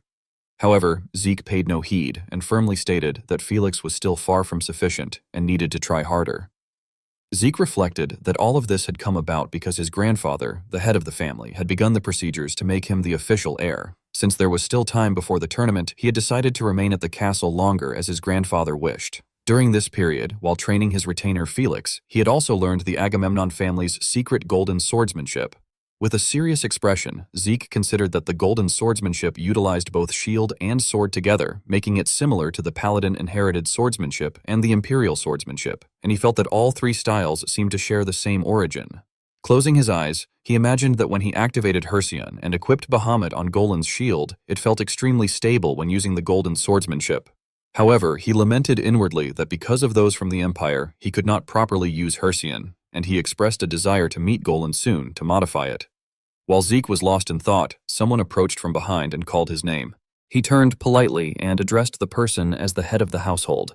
His grandfather rubbed the back of his neck and remarked that doing paperwork after such a long time was giving him a headache, adding that he had something to say and suggesting they take a walk. The two then went together into the nearby garden. As Zeke followed behind him, he asked how the city had been managed during that time. His grandfather answered frankly that he had entrusted it to reliable agents outside the territory, explaining that important decisions had been made within the family and delivered by letter. He then suddenly stopped and said that this was precisely why he had called Zeke that day. With a serious tone, his grandfather explained that the Agamemnon family had long protected the place as the guardians of Mycenae, and that 3 subordinate families bound by a deep oath had assisted them. Zeke quickly realized that he was referring to the vassals, and his grandfather confirmed this. He then elaborated that to become the official heir, Zeke would also need to be recognized by them. Zeke's expression darkened as he admitted that he had actually wanted to ask something related to that matter. His grandfather told him to speak freely, prompting Zeke to raise his head and request that, including those 3 families, all the heads of families connected to Agamemnon be invited to the castle. Outside the vast palace, countless people gathered and streamed inside, murmuring in disbelief that the Agamemnon castle had completely returned to its original form. As the doors opened amid their confusion, they wondered whether the curse of the Agamemnon family had truly been lifted. Their chatter abruptly fell silent when someone welcomed them. Zeke's grandfather stepped forward and addressed them, expressing his gratitude to the allied families who had filled the absence of the Agamemnon family for so long. Several counts immediately approached him in astonishment, exclaiming that they could not believe they were seeing him return in such good health. However, others grew pale with fear, questioning whether the ruler of the central continent had returned once more. He then continued, explaining that the reason he had invited them all was to announce that the Agamemnon family had been freed from the curse and had fully returned. He added that, on that occasion, he would introduce the heir of Agamemnon to the assembled allied families. At that moment, Zeke stepped forward from inside, and everyone was shocked by his appearance, recognizing him as Zeke Draker. They whispered among themselves that he was the youngest Blue Knight on the continent, and a genius who had recently graduated from Valhalla in the shortest time. Suddenly, a man stepped forward and respectfully addressed Rufus Agamemnon, stating that as an old friend and loyal vassal, he wished to say something. Rufus smiled politely and acknowledged him as his oldest friend, Arnold Achilles, granting him permission to speak. Arnold expressed that it was a great joy that the official heir of the Agamemnon family had been decided. However, he pointed out that according to the law of the proxy, the Achilles family had the duty to verify the heir. As he spoke, two others stepped forward in silence, and the three of them bowed, adding that the Hector and Aegis families would do the same. Rufus Agamemnon's expression turned serious as he declared that they must once again follow their old tradition. He agreed to their request and announced that, according to their will, they would verify the heir's qualifications through a knightly duel. This declaration caused everyone present to become solemn. A large crowd had gathered around a combat arena, where murmurs and excited chatter rose लगातार as spectators remarked that it was better than expected and that witnessing a historic knight duel in person was astonishing. A man nearby, tense with anticipation, agreed and added that it was unbelievable that Zeke Draker was participating as a challenger. Zeke Draker, clad in armor and gripping his sword tightly, looked toward his opponent before lowering his gaze to the shield in his hand and murmuring that in today's match he would have to use the temporary armor prepared by Agamemnon. He reassured himself internally that it should be enough and noted that he could not use Hercion there anyway. From the opposite side, his opponent suddenly spoke up, acknowledging that Zeke Draker was the man chosen as Agamemnon's heir. With excitement, the warrior declared that he, the great fighter of the Hector family, would personally test Zeke's qualifications, then loudly challenged him to show everything he had. However, immediately after issuing the challenge, a loud crash resounded as the Hector family's representative collapsed to the ground. The referee, startled, announced that Zeke Draker had won, while the fallen warrior could only groan incoherently. The surrounding crowd reacted in shock, and the head of the Hector family stammered in disbelief that their great warrior had fallen so quickly. Beside him, the head of the Aegis family hesitantly declared that it was now their warrior's turn. The Aegis representative charged forward aggressively, shouting that he would demonstrate his family's strength. Yet his expression twisted in alarm as a wave of sword energy approached, and in an instant, Zeke Draker struck him away. Zeke followed up by stepping forward forcefully and thrusting directly into the center of the Aegis representative's body. The man cried out in pain and shock, internally reflecting that as far as he knew, Zeke Draker was only 17, yet possessed unbelievable power for someone so young. Zeke landed back on the ground and calmly remarked that he thought this was enough. The Aegis warrior, confused, questioned what he meant, but Zeke's gaze sharpened as he declared that he would end it there. Another loud crash followed, and the Aegis representative fell unconscious as the referee once again announced Zeke Draker's victory. Zeke then looked on thoughtfully and noted to himself that now only one opponent remained. The final representative stepped forward as the referee excitedly introduced him, stating that everyone already knew he was the current champion of the traditional duel league, the final warrior, Feral Achilles. The two stood facing each other in silence until Feral politely greeted Zeke and introduced himself. Zeke responded in kind, formally stating his own name. As Zeke observed him, he internally concluded that Feral was clearly different from the previous two opponents, noting that his aura did not waver and that his mental discipline appeared deep. Deciding to test him, Zeke stepped forward decisively and declared that he would see his skills. For the first time in the match, Zeke was the one to initiate the attack, swinging his sword heavily against Feral's shield. Feral countered by twisting his body to deflect Zeke's strike and immediately retaliating. Zeke was slightly taken aback by Feral's strength, but openly praised him, thinking that his fundamentals were extremely solid and that he possessed extensive real combat experience. Meanwhile, the spectators expressed astonishment, remarking that it was incredible to see a knight who could fight evenly against Feral Achilles, and that matching the current Central Region champion so evenly was truly remarkable. Rufus Agamemnon, however, watched with pride and silently affirmed his trust in Zeke. On the battlefield, the constant clashing of metal rang out as their attacks became so fast they left only after images. As Feral pressed forward with relentless attacks, he thought to himself that this battle would prove whether Zeke was truly worthy of being the family's heir.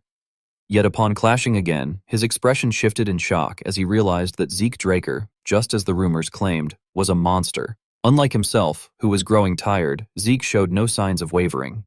Opposite him, Zeke maintained a serious composure while blocking the attacks, eventually swinging his arm to knock Feral backward. In that moment, Feral's face darkened as he resolved internally that he would stake everything on a single strike. He then unleashed the Achilles-style shield spear technique, Ultimate Charge, followed by the attack Black Spear's Fury, directed at Zeke. Zeke, his gaze unwavering, calmly acknowledged that Feral had finally revealed this level of power and declared that he would respond with the inherited swordsmanship he had learned from Agamemnon. He then unleashed the ultimate counter, Agamemnon Golden Swordsmanship, Majesty of the Golden Sword. The ultimate techniques of the two great families collided head-on, and a powerful burst of light erupted at the center of the arena. As the arena suddenly erupted and black smoke billowed into the sky, the spectators stood up in confusion and wondered what had happened and who had won. Suddenly, someone noticed something and shouted for everyone to look over there because neither of them had fallen yet.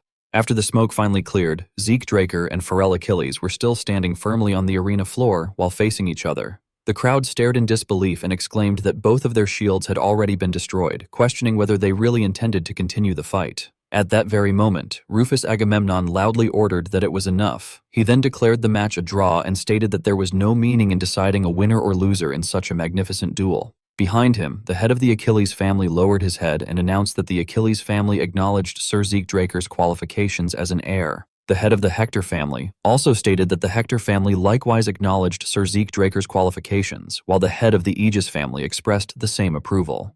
Hearing all of this, Rufus Agamemnon appeared extremely satisfied and declared that the matter had been decided. The people then looked toward Zeke Draker and loudly offered their blessing to the new heir of the Agamemnon family. Zeke Draker smiled cheerfully and remarked that it had been an extraordinary battle with Sir Pharrell, adding that if the duel had continued, he himself might have been the one to lose. However, Pharrell Achilles rejected the compliment and stated that he was actually the one who might have lost. He calmly explained that Zeke's previous attack, had he truly intended to carry it through, would not only have destroyed his shield, but would also have allowed him to launch a counterattack afterward. Pharrell Achilles then sincerely thanked Zeke Draker for his consideration. Across from him, Zeke Draker was inwardly surprised that Pharrell had realized it. He then smiled to himself in satisfaction and thought that regardless of everything else, he had already secured the title of heir. Raising his head confidently while looking around, he decided that it was finally time to seriously prepare for the martial tournament. After returning to the mansion, Felix excitedly praised his master and declared that it had truly been a spectacular battle. He continuously gestured while describing how Zeke had managed to draw against Sir Pharrell Achilles, the defending champion, who also possessed an enormous following throughout Atlas. After listening for a while, Zeke Draker warned him not to exaggerate, explaining that Sir Pharrell had deliberately held back in order to preserve appearances. Felix immediately froze in confusion and asked what he meant by that.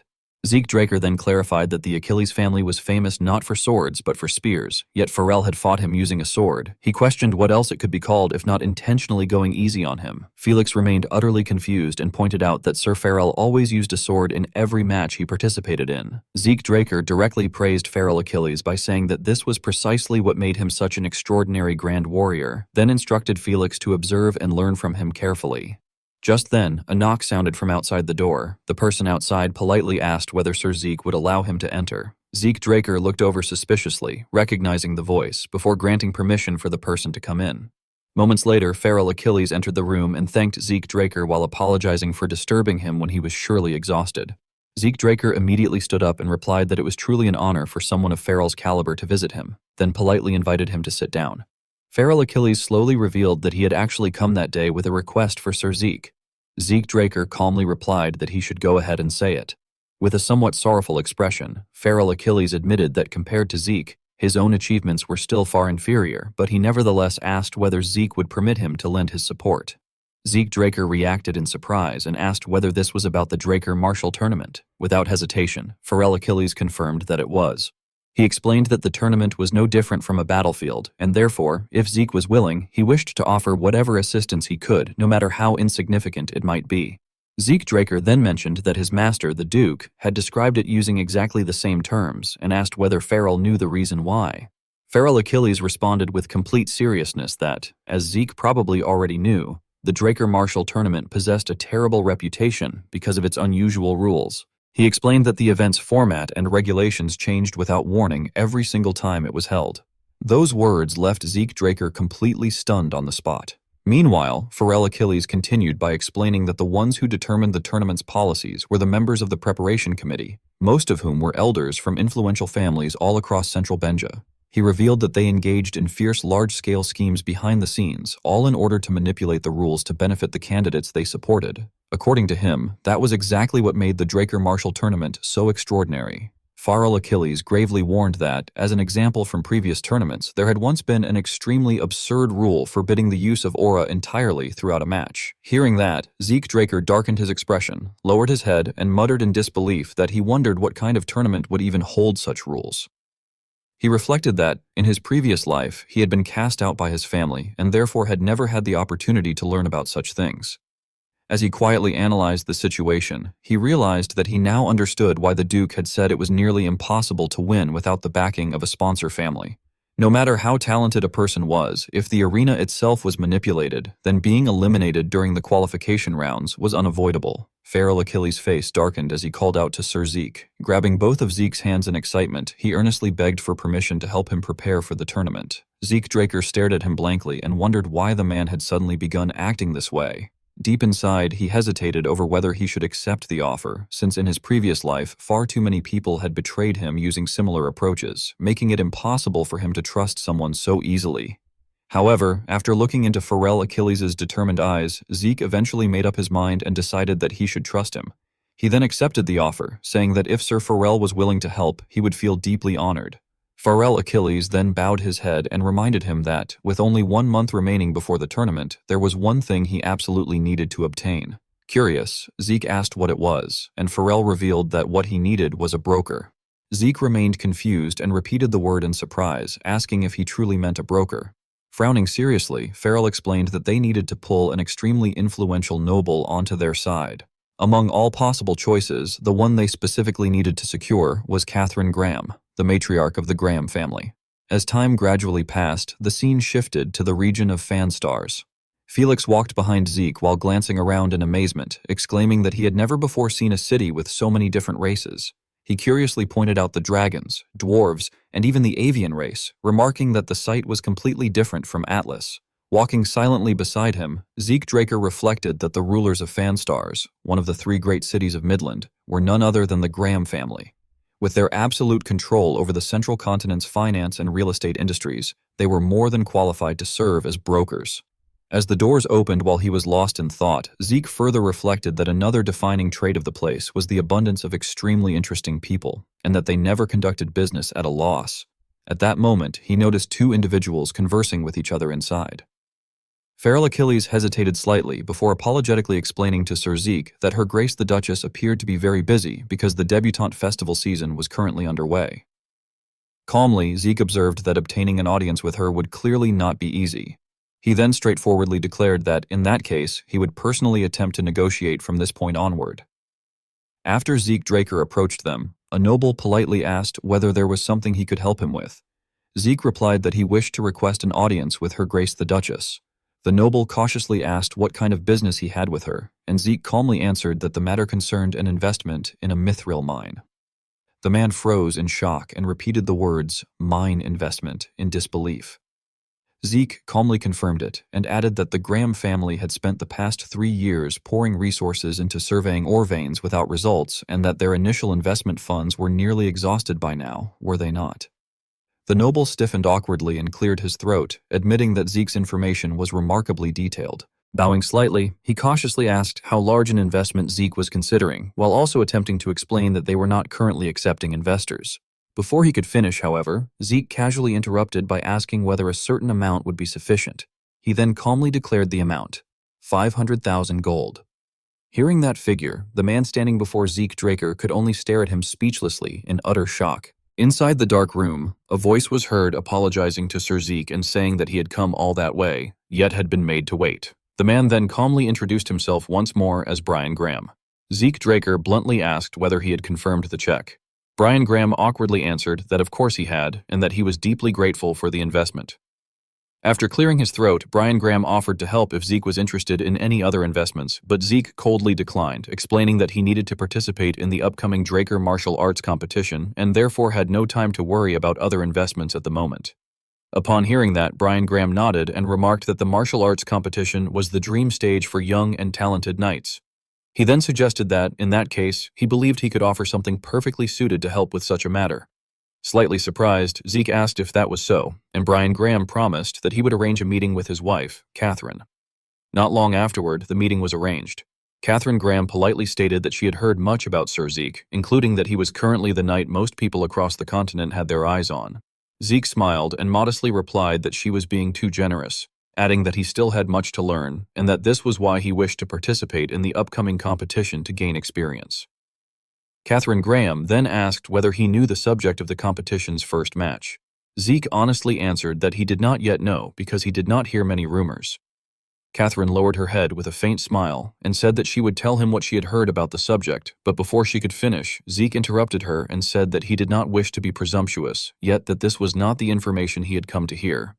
He directly stated that he wanted Lady Catherine herself to help him. Hearing that, Catherine frowned and let out a sigh before standing up in dissatisfaction and remarking that it was late and that it had been an enjoyable time. However, at that moment, Zeke suddenly proposed that they make a deal. With a darkened expression, he asked whether she would agree to his offer if he could cure her daughter, Lady Angelina's illness. The instant her daughter was mentioned, Catherine Graham's hands curled into fists and trembled uncontrollably. Angelina Graham, Catherine Graham's daughter, had once been considered the future greatest beauty on the continent during her youth. However, after turning 16, the age when she was supposed to make her debut into high society, she never revealed herself. As a result, people began spreading rumors that perhaps she was not as beautiful as expected, or that her face had become hideously disfigured. Catherine Graham sternly rebuked Zeke, saying that he was truly rude. She declared that she did not know where he had heard such strange rumors, but that she could not continue listening to him any further, and she ordered him to leave the castle. Nevertheless, Zeke firmly warned that if Lady Angelina's illness continued to be neglected, it would soon pass the point of no return.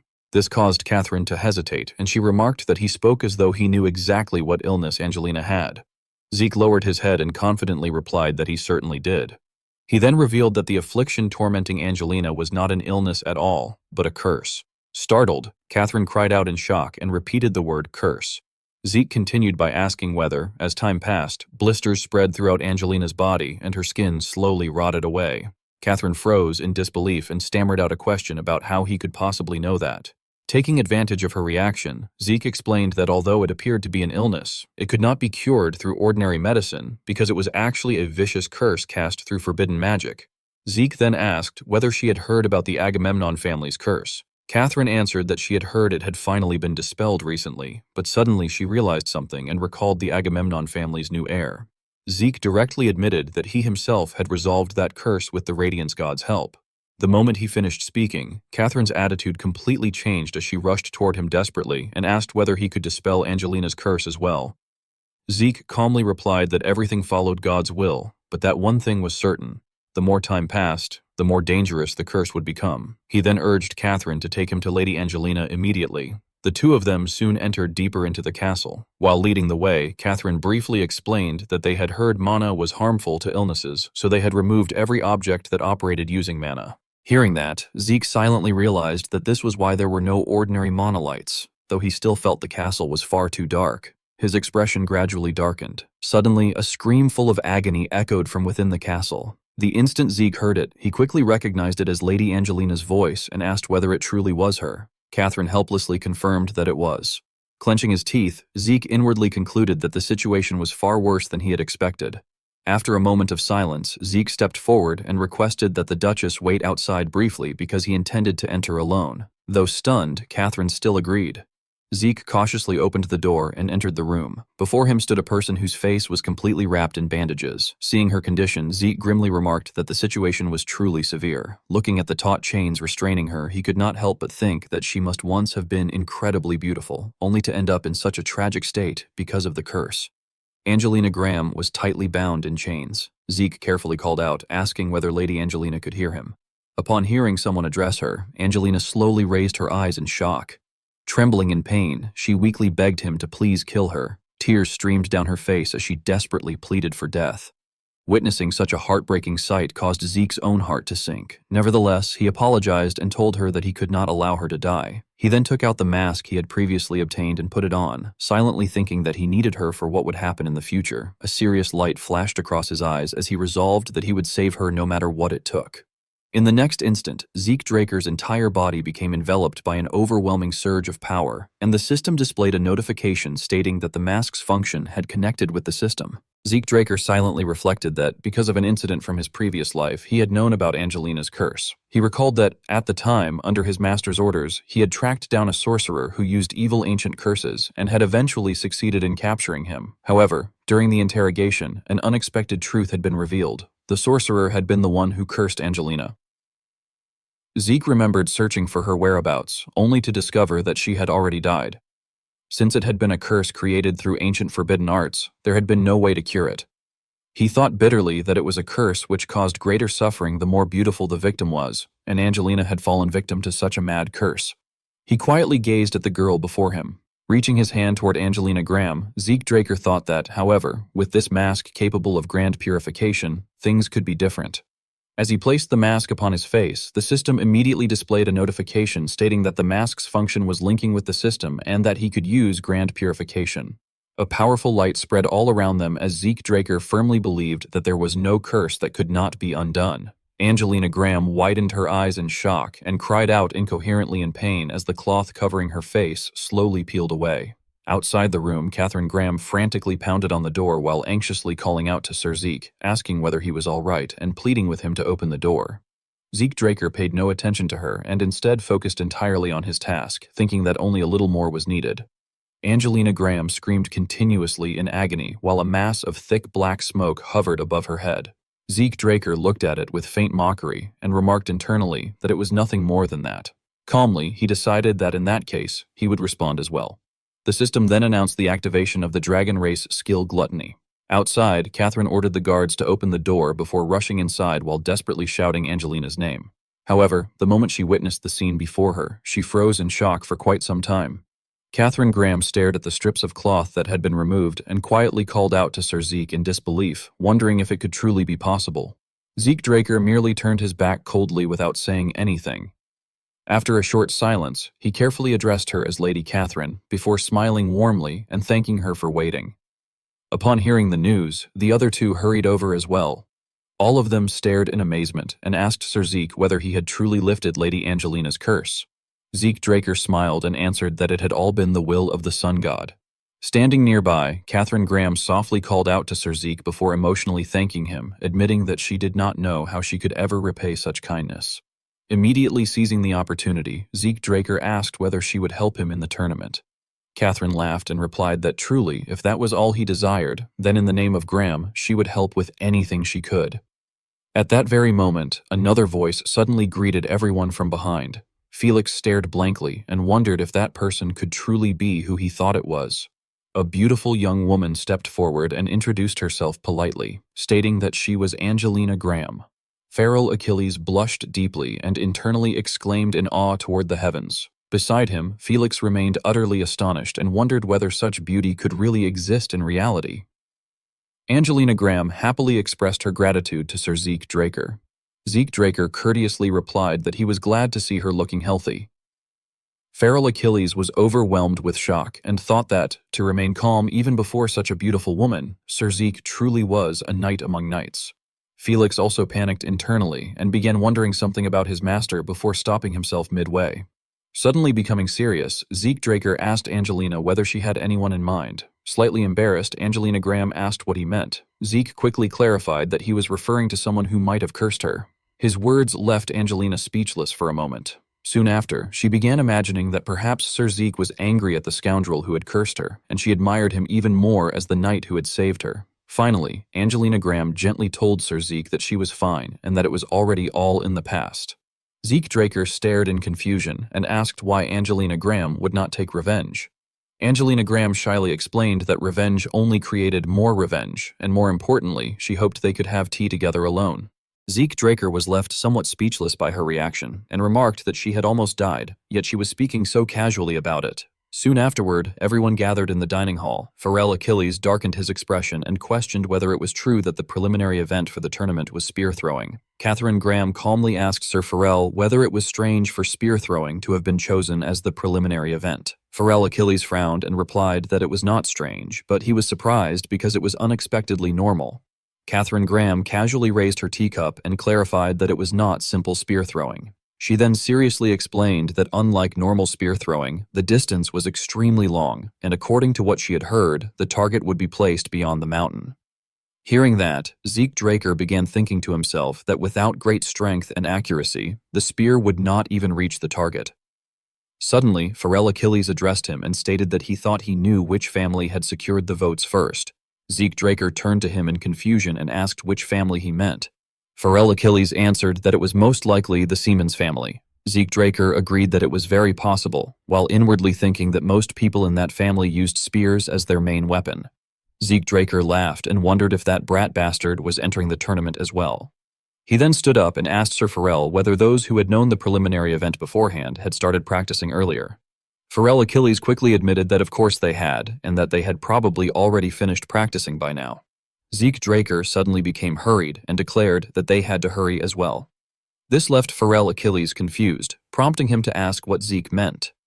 Zeke Draker confidently explained that now that he also knew the preliminary event, he should practice just like everyone else. The vast mountain landscape stretched wide in every direction as a man stood there and forcefully drove the weapon in his hand downward. In the blink of an eye, the spear shot violently across the open air at tremendous speed toward the wooden target set up in the distance, though it still fell just short of striking it. The two companions standing behind him could not help exclaiming that it had been so close and that, if it had flown just a little farther, it would have hit.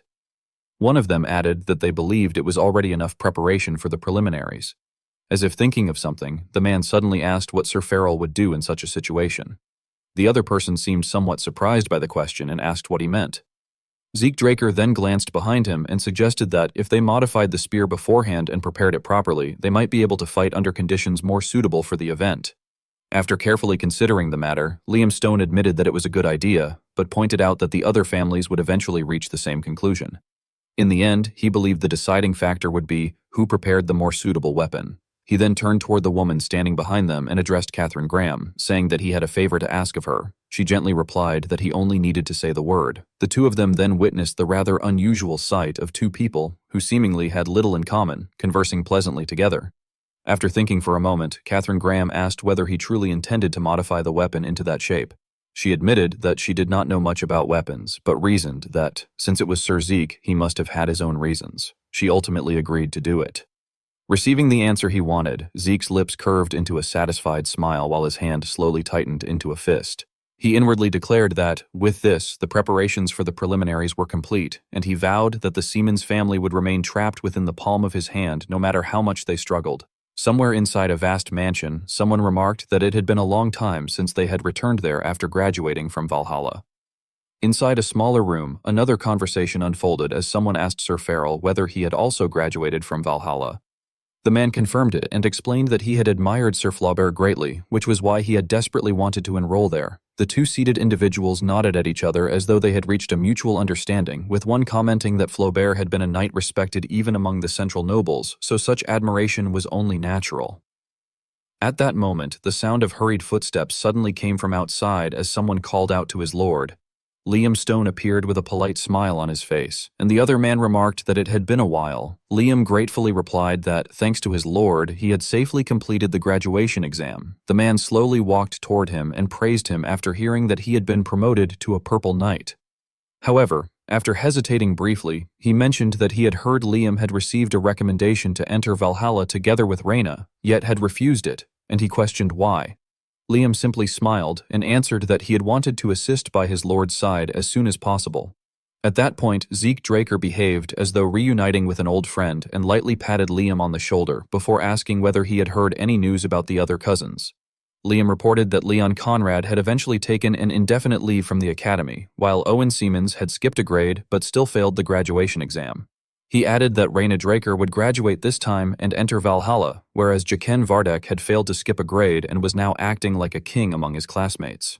Zeke remarked that it seemed Leon had finally lost his spirit, and Liam calmly responded that he believed Leon had brought it upon himself. Just then, another figure suddenly appeared from behind and addressed the young master, announcing that he had brought what had been requested. Zeke immediately recognized him as Decker and told him to hand it over before informing Liam that it was a gift to celebrate his promotion. Liam reacted in complete surprise, stammering that a gift was unnecessary because everything he had already received was more than enough. Zeke bluntly ordered him to stop complaining and accept it. Although Liam still seemed hesitant while staring at the wooden box, his expression changed dramatically the instant he saw the object inside. Shock overwhelmed him as he stared at it in disbelief. Zeke calmly asked whether he liked it, prompting Liam to hurriedly admit that of course he did. Overcome with excitement, he exclaimed that it fit perfectly like custom-made armor and sincerely thanked his lord. Meanwhile, Zeke remained completely composed, as though he had already anticipated such a reaction. Inwardly, he reflected that he had specially commissioned the armor from Jellion using the armor Liam had worn in his previous life as the mercenary king as reference material, so it was only natural Liam would treasure it. He then instructed Liam to continue working hard from then onward as well. Soon afterward, Zeke's gaze unconsciously shifted towards someone behind them as he suddenly remembered Felix. He explained that Liam had been the first subordinate to swear loyalty to him, while Felix was merely his squire, meaning Felix should therefore treat Liam as his senior. Those words left the young boy utterly shocked. When the two youths looked at each other, sparks of rivalry practically seemed to fly between them. Felix complained to his master about why he ranked lower, only for Zeke to coolly ask whether he had some sort of objection. Felix scratched his head awkwardly and stammered that no, he had only been asking. The man understood immediately and merely let out a calm sigh before telling Felix that he would give him a chance, adding that if Felix could defeat Liam, he would change the ranking. Hearing those words, Felix was visibly startled, yet he quickly broke into a confident smile and asked if the master truly meant it, warning him not to take it back later. From beginning to end, Liam Stone remained calm as though he had not even heard the challenge directed at him. The group soon moved outside toward the training arena. Breathing heavily, the two men stood facing each other while gripping their wooden swords. However, Felix eventually realized that he had completely fallen into a painful trap. Letting out a confused groan, he could no longer endure it and collapsed powerlessly onto the arena floor. Zeke Draker promptly declared that the match had been decided and announced that Liam was the winner. At that moment, Feral Achilles approached while carrying a report, his expression extremely serious. He called out to Sir Zeke, causing Zeke to ask what the matter was. Feral handed him a stack of papers and said that he thought Zeke should read them. As Zeke looked through the report in confusion, he suddenly discovered that Raina Draker would be participating in the tournament. The revelation shocked him greatly, and he muttered Raina's name in disbelief. Feral continued explaining that anyone ranked Purple Knight or above could participate in the tournament, adding that it appeared the Tarun family had hurriedly registered her. Hearing this, the young man's eyes gradually turned cold and his voice eventually became hoarse as he asked Liam whether he had heard that news.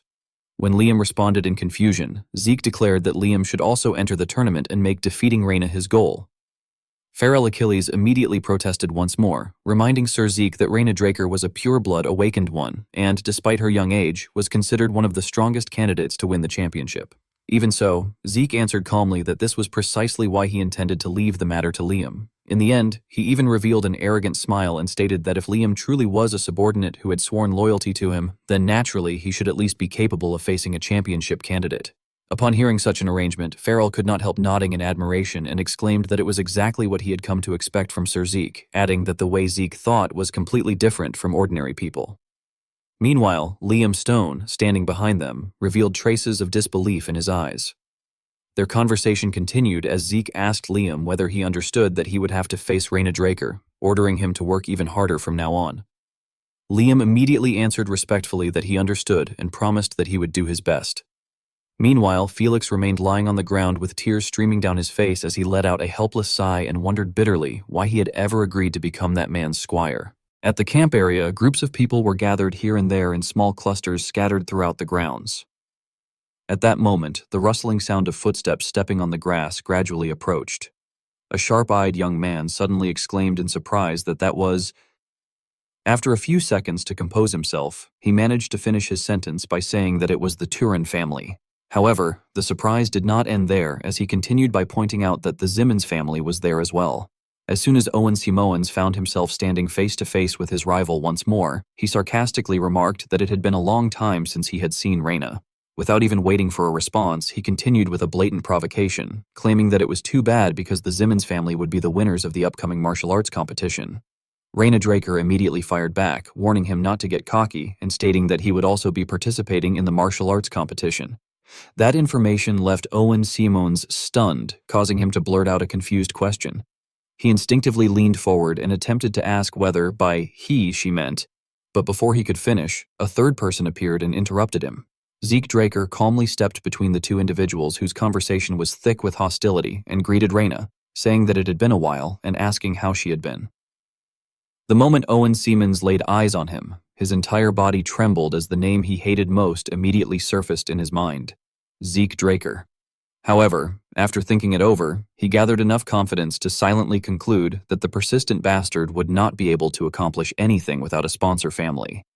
The more Owen thought about it, the more excited he became, to the point that he failed to notice the sound of approaching horses. He internally concluded that victory would be his anyway. Before he could finish the thought, the thunderous arrival of riders dyed the sky red with countless fluttering banners. Only then did Owen snap out of his excitement and stammer in confusion. The newcomers paid no attention to him and instead directed their greetings toward the man standing at the center, respectfully addressing him as Sir Zeke Draker. The head of the Achilles family remained seated atop his horse while announcing that, through the order of Sir Zeke Draker, the heir of Agamemnon, the Achilles, Hector, and Aegus families had gathered. He further revealed even more shocking news by stating that Lady Angelina from the Graham family had also sent escort guards. The flood of information struck Owen Simoens so hard that his mind began to spin. He cursed inwardly and wondered what all of this meant, questioning just what Zeke Draker had done. However, all thoughts were abruptly interrupted by a lion-like roar from Gareth Draker commanding everyone's attention. Without any prior coordination, everyone turned toward the raised platform and began whispering among themselves in astonishment, commenting on how loud the voice had been. Zeke Draker also looked toward the platform and silently identified the man as Gareth Draker, the Scarred Knight.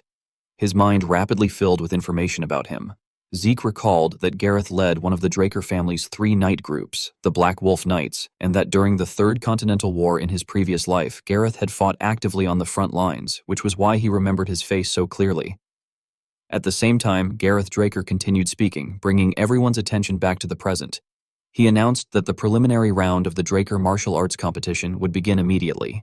After sweeping his gaze across the crowd, he instructed all participants to take the weapon of their choice and step forward. While Zeke Draker was maintaining his concentration, Felix leaned closer and quietly informed him that it seemed the weapons had been modified for spear throwing. He wanted to draw Zeke's attention to their opponents, explaining that participants would normally just take ordinary spears, but because those spears were wrapped in fabric, the rumors must have been true. Despite this information, Zeke calmly handed the item he was carrying to Felix and simply told him to take it. Although Felix accepted the object, he could not hide his curiosity and asked what it was. Zeke bluntly revealed the harsh truth, explaining that it was the weapon Felix would be using in the competition and admitting that he had secretly signed Felix up as a participant as well. Felix was so shocked by Zeke's arbitrary decision that he completely forgot about hierarchy and loudly protested, demanding to know how Zeke could do such a thing and accusing him of not considering his opinion at all. However, before Felix could finish voicing all of his complaints, his words were abruptly cut off by the arrival of a carriage approaching from nearby. Gareth Draker appeared once again to take charge of the competition. He stated that everyone must be curious about the preliminary event and then directed the participants' attention toward the stone carts in front of them. Calmly explaining the rules, he said that the event was called Pierce It Hard, and that contestants would receive higher marks the more iron plates they could pierce. The surrounding contestants were so shocked that they could barely speak properly. Some stammered that there was no way and questioned whether the event was really Pierce It Hard. Others complained that it was already difficult enough just to put proper power into the spear. Even Felix could not escape the general confusion. He exclaimed to his master that they had thought the event was going to be long-distance throwing. Zeke Draker remained calm and simply told him to look at his spear. Felix froze in confusion and asked what he meant. Nevertheless, he obediently followed Zeke's instruction, only to burst into a string of astonished remarks. He realized that it was not a javelin after all and asked whether Zeke had already known about the preliminary event. Looking to the side, Zeke carefully explained that the Zimmons family did not favor javelins. He pointed out that if that was the case, there was no reason for them to choose spear throwing as the preliminary event. At that moment, Owen Zimmons stepped forward as an announcement declared that he was the first contestant. Before even beginning, he proudly told everyone to watch carefully. Carrying his weapon and shouting at the top of his lungs, he charged forward, proclaiming that this would be the moment he outperformed them all. The tip of his spear effortlessly smashed through layer after layer of solid steel as though the plates were made of mud. When everything finally came to a halt, the result was announced. Owen Zimmons had scored 6 points. Casting a sidelong glance toward Zeke Draker, Owen smugly asked what he thought of that performance. Having been overwhelmed by such a strong opening display, Felix immediately lost confidence and admitted to his master that he was not confident at all. However, Zeke showed complete faith in his companion and casually told him to stop making a fuss. After Felix rushed forward to take his turn, his result proved to be fairly respectable. The judges announced that Felix Valencia had scored 3.5 points. One after another, the contestants challenged the formidable steel wall. Liam Stone was announced to have scored 3 points. Raina Draker also wasted no time and immediately charged forward with her weapon. However, her result still fell short of Owen Zimmons' achievement, and the judges announced that Raina Draker had scored 4 points. Unable to hold back her frustration, Raina clicked her tongue and complained about why she had brought that kind of spear. Even so, she still had enough energy left to pay attention to others. Looking toward the remaining participant who had yet to take action, she remarked that it would soon be his turn and quietly uttered the name Zeke Draker. However, the weapon in his hands left everyone bewildered. The spectators stared at the long blade mounted on a spear shaft and wondered what was going on with him. They whispered among themselves, asking whether that was a sword mounted to a spear pole. Even the most easygoing judge frowned and asked whether he was really planning to use that spear. Zeke immediately replied with absolute certainty that he was. The blade in his hand seemed to gleam more brightly, as though affirming his confidence. Without hesitation, Zeke raised the weapon and declared that he would begin. His gaze sharpened as he invoked dragon-slaying arts, True Dragon's Swordplay, Chapter 8, Verse 3. The space itself seemed to tear apart under the light radiating from Zeke's weapon. That light quickly condensed into a straight line and shot forward, shattering layer after layer of the thick shields before it. Standing nearby, Felix looked on with satisfaction as Owen Zimmons stared ahead with his mouth hanging open. Even Raina Draker could not hide the shock written across her face. Although the judge had not fully recovered from his astonishment, he still remembered his duty and stammered out that the score was 10. Fearing that people had not fully grasped the significance of the result, he then loudly repeated that Zeke Draker had scored 10 points.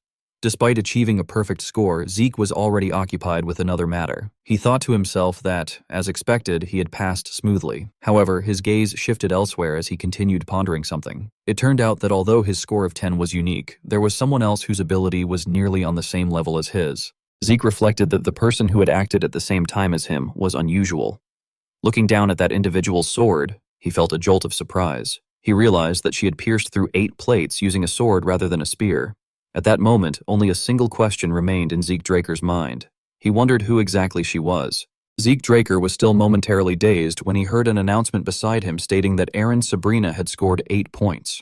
He immediately turned his attention in that direction and began analyzing silently, wondering who Aaron Sabrina was, since he had never heard that name before. However, the moment he clearly saw his competitor, a sudden realization flashed through his mind that the person standing before him was someone familiar, Helen Draker. That recognition became even more profound due to their shared bloodline. He identified her as his sister, Helen Draker, the Knight of Steel. Fragmented memories quickly surged into his mind, reminding him that in his previous life, when the White Gold Knight Carly Draker had been killed by the Pirate King in the Southern Sea, the Draker family had fallen into chaos. The family had split into 2 factions before Abel became patriarch, and at the core of one of those factions had been Helen Draker. He mentally reconstructed the forgotten history with increasing clarity. Helen had once opposed Abel's rise, believing that as patriarch he was organizing rebel forces, and she had built a barricade in the Duchy of Troy before engaging in battle. Ultimately, while fighting imperial forces, she had died in combat. Even after fully recalling her past, Zeke found himself questioning her current actions. Although she had once been a traditional knight who fought fiercely until her last breath, he could not understand why she was now participating in a martial arts competition.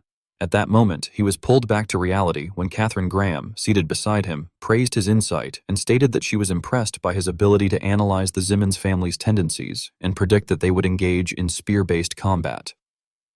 Zeke, however, refused to take credit and instead said that without her help he would not have prepared a spear in advance, adding that thanks to her, 3 of their members had reached the main round. Katherine Graham responded politely that he was flattering her and then shifted to more concrete information, explaining that the first event of the main round was running. Felix, who had been silently listening, was startled and asked how running could be part of a martial arts competition. Pharrell Achilles then explained to him that the running in question was the Draker family's survival running. He clarified to everyone present that it was not a normal race where participants simply reached the finish line, but a match where competitors could be ambushed or forced into combat at any moment.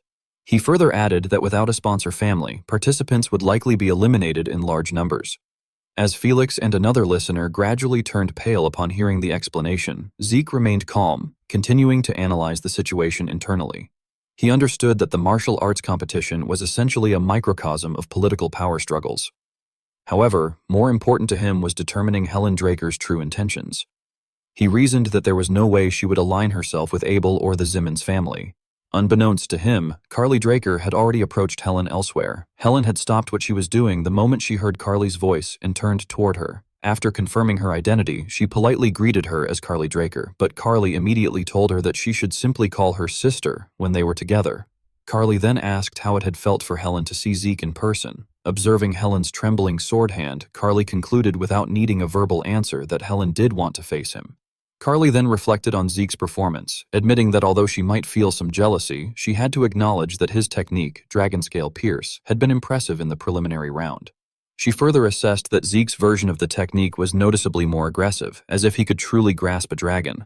Carly then instructed Helen to continue testing Zeke until she could acknowledge him, stating that he would be a major asset to them.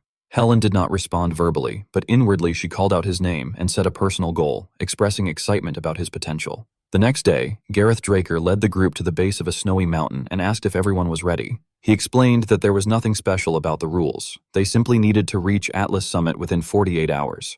Zeke carefully studied every word, maintaining a serious expression, while the others grew visibly excited and awaited the start. Gareth then declared the competition to begin. Owen Siemowens, still harboring resentment from a previous encounter, mocked Zeke by implying that he did not understand what survival running was. Zeke, however, ignored him and calmly instructed Felix to go to a cave. Felix questioned what was inside the cave, but Zeke, with a colder expression than the surrounding snow, asked whether he did not want to go. Intimidated, Felix quickly changed his tone and agreed, though reluctantly, before heading toward the cave entrance. When Felix failed to report back after some time, Zeke began to grow impatient and considered whether to follow him. At that moment, Felix suddenly screamed and ran back in terror, shouting for help as he was being chased by 3 bears. Zeke calmly instructed Liam to draw his sword, but Liam Stone, still confused, asked for clarification. Zeke then explained that the bear's pelts would be highly useful. Meanwhile, elsewhere along a snowy mountain path, Raina Draker and her group were advancing with difficulty through the cold.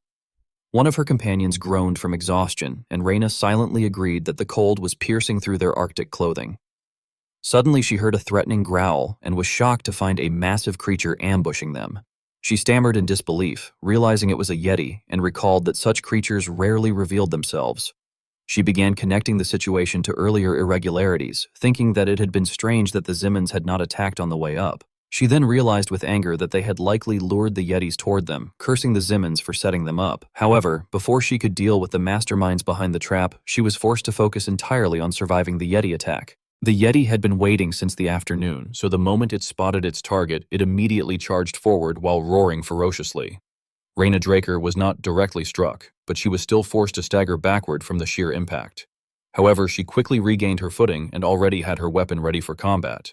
Before the Yeti could launch another attack, Raina used the brief opening to analyze the situation, realizing that at such high altitude and freezing temperatures, even the slightest movement would continuously drain stamina. She also worried about her companions, understanding that even if she could endure it, they could not. What concerned her most, however, was the group of massive Yetis lurking not far away, and the overwhelming numerical disadvantage alone was enough to send a chill down her spine. After a few seconds of calculation, she resolved on a bold decision. She would hold them off alone and ordered everyone else to evacuate immediately. Her attendants, though terrified, hesitantly expressed concern and tried to dissuade her, but she harshly rebuked them, demanding whether they were refusing to obey her command. Her shout silenced everyone, and with time being a precious resource, they reluctantly complied. The 2 attendants then turned and retreated, leaving Raina alone to face the pack of Yetis. The creatures, noticing that their potential prey had suddenly been reduced, roared in frustration. Before they could pursue the fleeing pair, Raina warned them not to move any further and took a combat stance, pointing her sword toward the ground as she prepared for any incoming attack. Inwardly, she had already accepted the possibility of dying there if necessary, believing that it could not be helped if it meant protecting those under the Tarun family's banner. She was ready to prioritize the greater good over her own life. However, just as she was about to strike, a second group suddenly arrived, causing both sides to momentarily freeze in shock. In that brief instant of hesitation, one of the Yetis was violently slammed backward like a projectile by Zeke Draker. The Alpha Yeti stared in stunned disbelief at its fallen companion, unable to comprehend what had just happened. Raina, seeing the strong figure standing before her, began to suspect his identity, and although she did not want to believe it, the name Zeke Draker inevitably surfaced in her mind. At that moment, Felix and another companion finally caught up, calling out to their master. Zeke Draker responded seamlessly, catching the weapon Felix threw to him with a single hand. Without pausing for even a moment, he immediately transitioned into an offensive stance. Channeling his internal strength, Zeke launched the spear forward with the force of a cannon. The Yetis, once again witnessing one of their own being taken down instantly, were left stunned and unable to react. Only after regaining their senses did they let out anguished howls of rage and panic. Ignoring their chaos, Zeke called out to Reina behind him, addressing her by name and asking whether it was true that the Turan family never forgot a favor. Reina quickly assessed the situation and asked him what he wanted in return. Zeke Draker looked up at the sky and the ground, cautiously assessing the situation, and stated that it was nothing serious and did not represent a difficult condition. However, he did not elaborate further and instead urged that they move quickly toward the destination. At the destination, Gareth Draker stood calmly while waiting for the returning participants. A staff member in charge of data carefully reported that a total of 30 people had passed so far. Gareth Draker acknowledged this indifferently and then turned his attention to Owen Simoens, reminding him that the end time was approaching. Owen Simoens listened as Gareth repeated this reminder, and he internally became excited, believing that using Yetis to stop Reina had been the correct decision. However, at that moment, someone appeared and interrupted Owen's calculations by asking them to wait a moment. Owen's expression turned pale, and although he was internally confused and questioning how those people had arrived, he was unable to voice his thoughts and was forced to suppress them.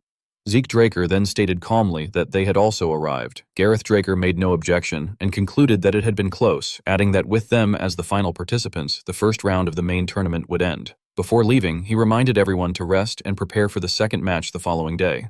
As Zeke Draker prepared to leave, someone called out to him from behind. Upon turning around, he recognized Helen Draker internally. She had come not for discussion, but to praise him, stating that it had been impressive how he had broken through all of Owen Simoens' interference. Zeke asked what she meant, but Helen Draker clarified that she had no interest in childish games and then declared directly that she wanted to test his limits and abilities. She further warned that she would keep her eyes on him until the end of the tournament before turning away coldly. Before leaving, she added that he should not disappoint her. From this, Zeke Draker inferred that she intended to test him and had likely joined Sister Callie's faction. This realization led him to feel a subtle sense of anticipation as he concluded that she had entered the tournament to determine whether he was truly qualified, and he considered her worthy of being called the Iron Knight. Reina Draker, who had remained silent until then, finally took the opportunity to express her gratitude to Zeke Draker, stating that she owed him her life. However, it was clear that she was more concerned with settling her own debt, and she then asked what he wanted. Seizing the moment, Zeke Draker openly suggested that since things had developed this way, they should proceed to the second round together, as it was highly likely that the Siemens faction would interfere again. Reina Draker, now effectively aligned with them, agreed and accepted the offer, concluding that cooperation was the logical choice. However, she did not stop there and instead offered additional unexpected information, stating that since they were now on the same side, she would share something important. She lowered her voice and revealed that she knew the event for the second round of the main tournament, explaining that this information had been very difficult for them to obtain. When asked about it, she confirmed that the second round event was rope wrestling. Inside the room, some people were standing while others were seated, yet an uneasy silence filled the air. After a long pause, Pharrell Achilles was the first to speak, wondering whether Zeke had said that the event was tightrope wrestling.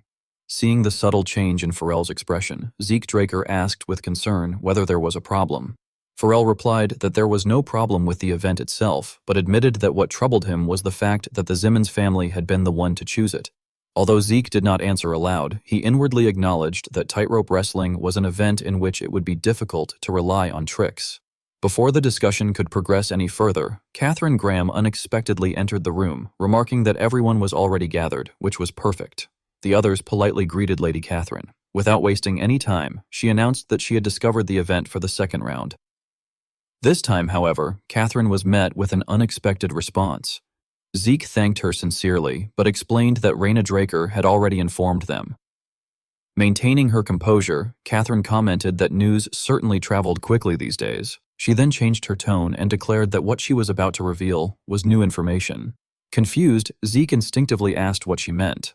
Catherine struck the table firmly with her hand and slowly emphasized that the tightrope wrestling event was actually a group competition. Pharrell reacted immediately, concluding that having more people on one side would naturally provide a significant advantage. To ensure everyone fully understood the situation, he further explained that it would have been difficult for the opposing side to overwhelm Sir Zeke in a one-on-one match, so the Simmons team must have hurriedly altered the event. After hearing the explanation, Zeke silently ground his teeth and inwardly admitted that the Simmons had planned well. Although Catherine could clearly sense everyone's concern, she merely covered her mouth with her fan and chuckled before reassuring them not to worry too much. Zeke quickly asked whether she already had a plan. A confident smile appeared behind Catherine's fan. After deliberately allowing the suspense to build for a few moments, she proudly declared that sponsor families existed precisely to provide support during times like these. Although it remained unclear what conclusion Zeke's group ultimately reached, the day of the competition inevitably arrived. Standing upon the elevated platform as usual, Gareth Draker announced that he would now explain the details of the match. Raising his voice so that every participant could hear him clearly, he calmly explained that anyone who fell from the tightrope would be eliminated immediately. However, once on the rope, the competitors were free to do whatever they wished. Listening among the contestants, Zeke could only think that everyone should simply respond according to the circumstances. At that moment, Felix timidly suggested that he would rather forfeit immediately. Before he could finish, however, Zeke called both Felix and Liam by name. After pausing briefly and giving the pair a faint smile, he announced a brand new condition, stating that whoever was eliminated there would be required to undergo 1 full year of isolated training. While Liam Stone remained relatively calm after hearing the announcement, Felix could not help trembling as though he had developed a fever. Seeing that nobody raised any objections, Gareth concluded by declaring that the match was starting immediately. Owen Simons was the first to leap onto the tightrope. Filled with absolute confidence, he reflected that the rope was the Simmons family's special training tool and that he had been practicing on it ever since he was 5 years old.